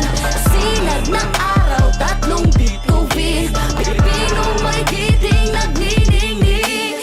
Ang maong away ang sinugdanan. Di mo sugot madakpan pagbalik. Tanang agian kay diretso mapalit. Ang init sa dughan kay dili mawakli. Sanay sa ating maandugong palaban. Babangon, babawi kahit sugatan. Sinag ng araw, 3 bituin. Pilipinong may giting nagniningning. Sanay sa ating maandugong palaban. Babangon, babawi kahit sugatan. Sinag ng araw, 3 bituin. Pilipinong may giting nagniningning.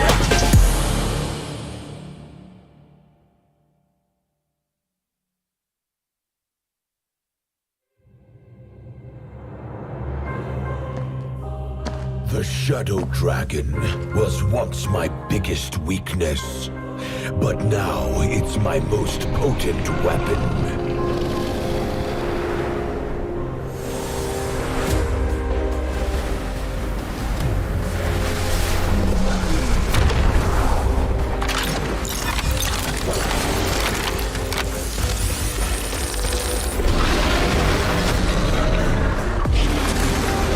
Cosmic Dragon, rise and soar! Dragon Stomp! Dragon Scales! Dragon Rush! Rise beyond greatness and seize your own destiny.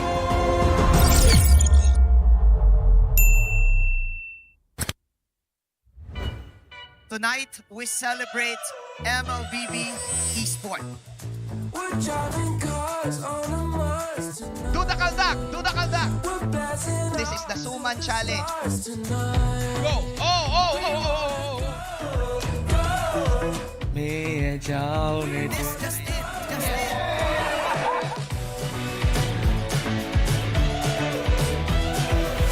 Welcome to M5 Gala!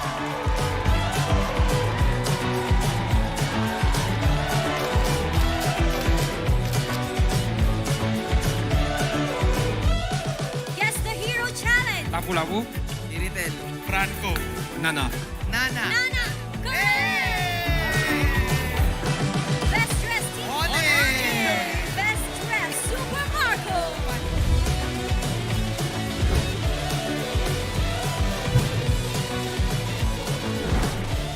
Thank you so much for joining us at the M5 Gala, and we'll see you at the M5 World Championship.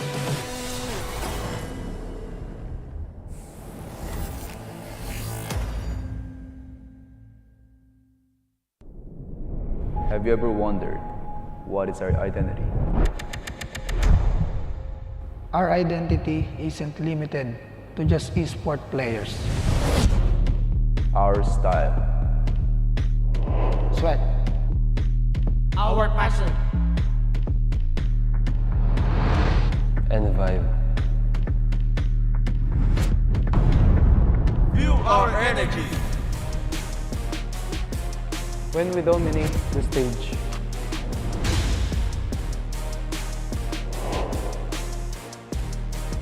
the hours of sacrifice, Shape who we are. So, what is our identity? We are legendary.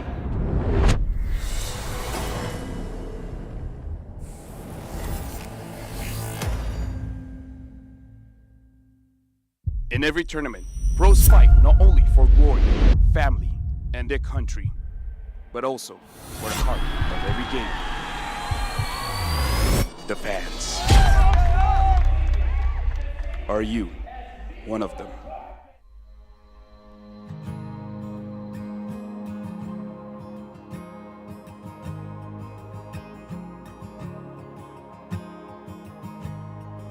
Hello everyone, my name is Queenie Tornis and I am representing Blacklist International Agent!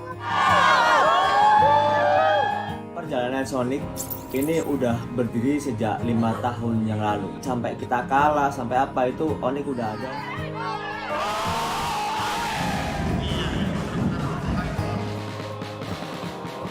Homeboys sebenarnya sangat penting sebab dia bukan saja untuk homeboys, dia untuk tingkatkan komuniti MLBB dekat Malaysia ni. Kita nak kalau boleh komuniti tim lain bersama juga semangatnya macam Homeboys. Hal yang bisa kita berikan secara maksimal itu adalah dukungan. Bila moral player tengah down, tapi kita orang tak tengah down, kita orang tengah hype. Kita apa-apa pun, kita sebagai macam homeboys ada 5 player, kita orang Flameboys adalah player ke-6. And I can say that I'm the correct fandom because they really value their fans. I can feel that this is not just like playing games or what, but this is like a family, a whole family. Player Homeboys punya gameplay every season macam improve. Like wins or losses, like they really not take it seriously, but they just take it as a room of improvements. Menang atau kalah, still support. Kalau mereka kalah meski sedih tapi tetap dukung. Kekalahan itu awal dari kemenangan yang lebih besar. We wanted to make sure and ensure that they still feel that we are still here for them no matter what happens. Jadi ada 8 kota yang bakal kita adain host party.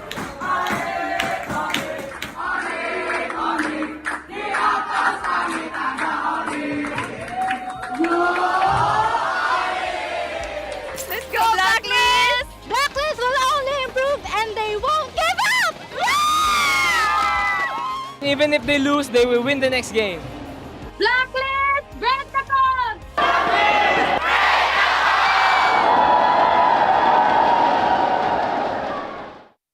They have always felt your unwavering support and love.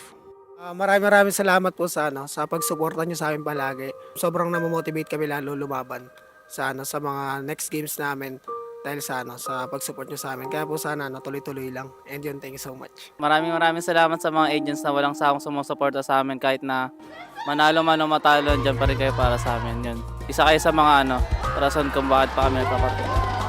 Thank you sa inyo.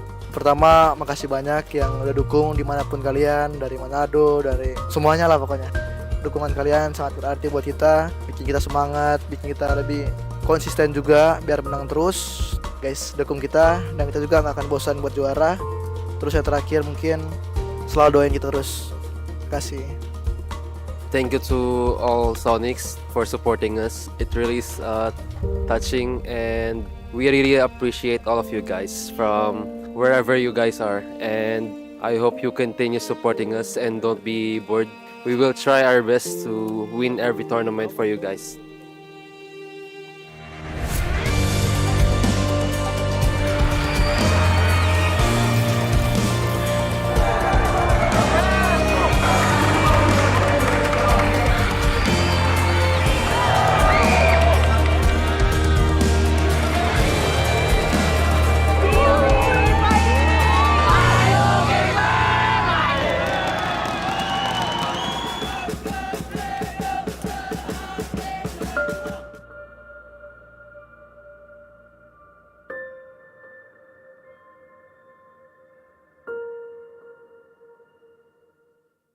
What is undeniable, though, are the meteoric stats in the mobile gaming industry, and the Esports Mobile Game of the Year celebrates the best of the best.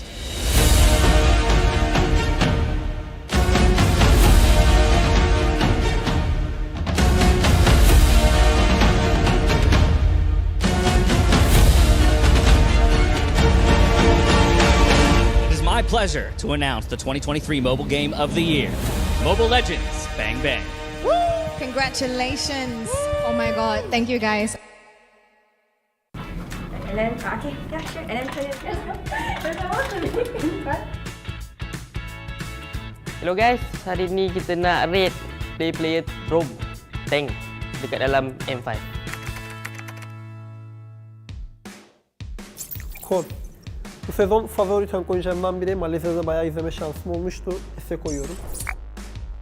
Dekat saya ada Apex 47 Apex 47 daripada tim, kalau tak ingat, B guys. Keyboy. No.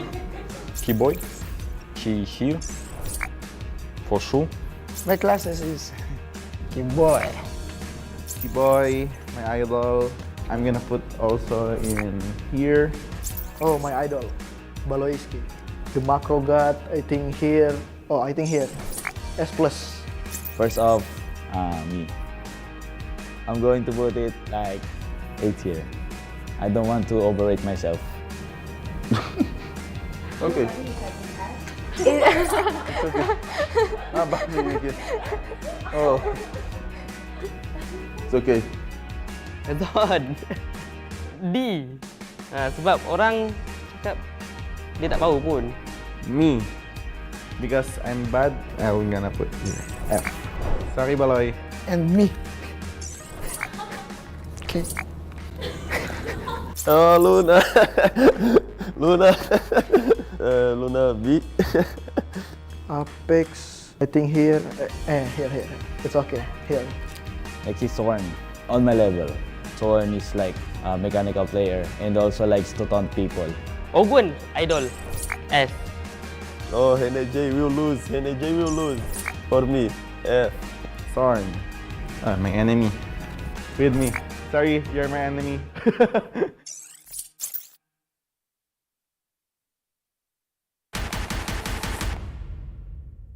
Back-to-back elimination matches will kick off the opening phase of the Phase 2 of the knockout stage. The reveal of the M5 main stage also saw 2 intense series that sent 2 more teams home, while the tournament is now down to the final 4.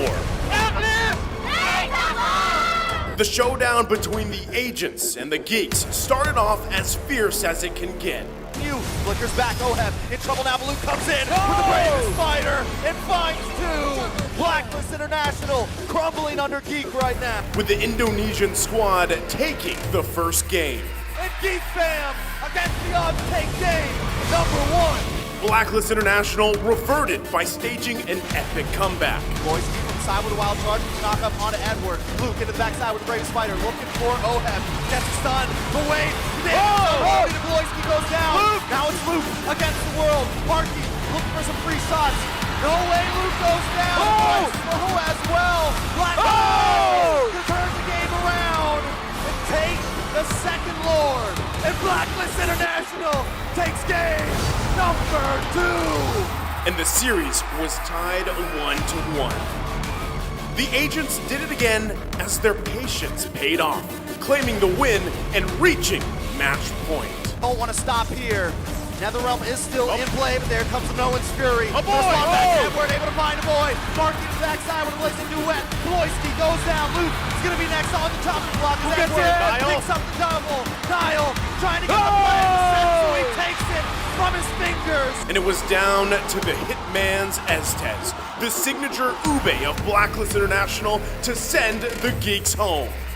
The Cambodian champions did what they do best, attack and never look back. And they're all smashed against the wall. 4 members of Deus Vault taken out. Despite a valiant defense by Sunset Lover, See You Soon prevails. Sunset Lover doing everything he can, but they're gonna get the final shot. No way. We'll move on and take game number 1.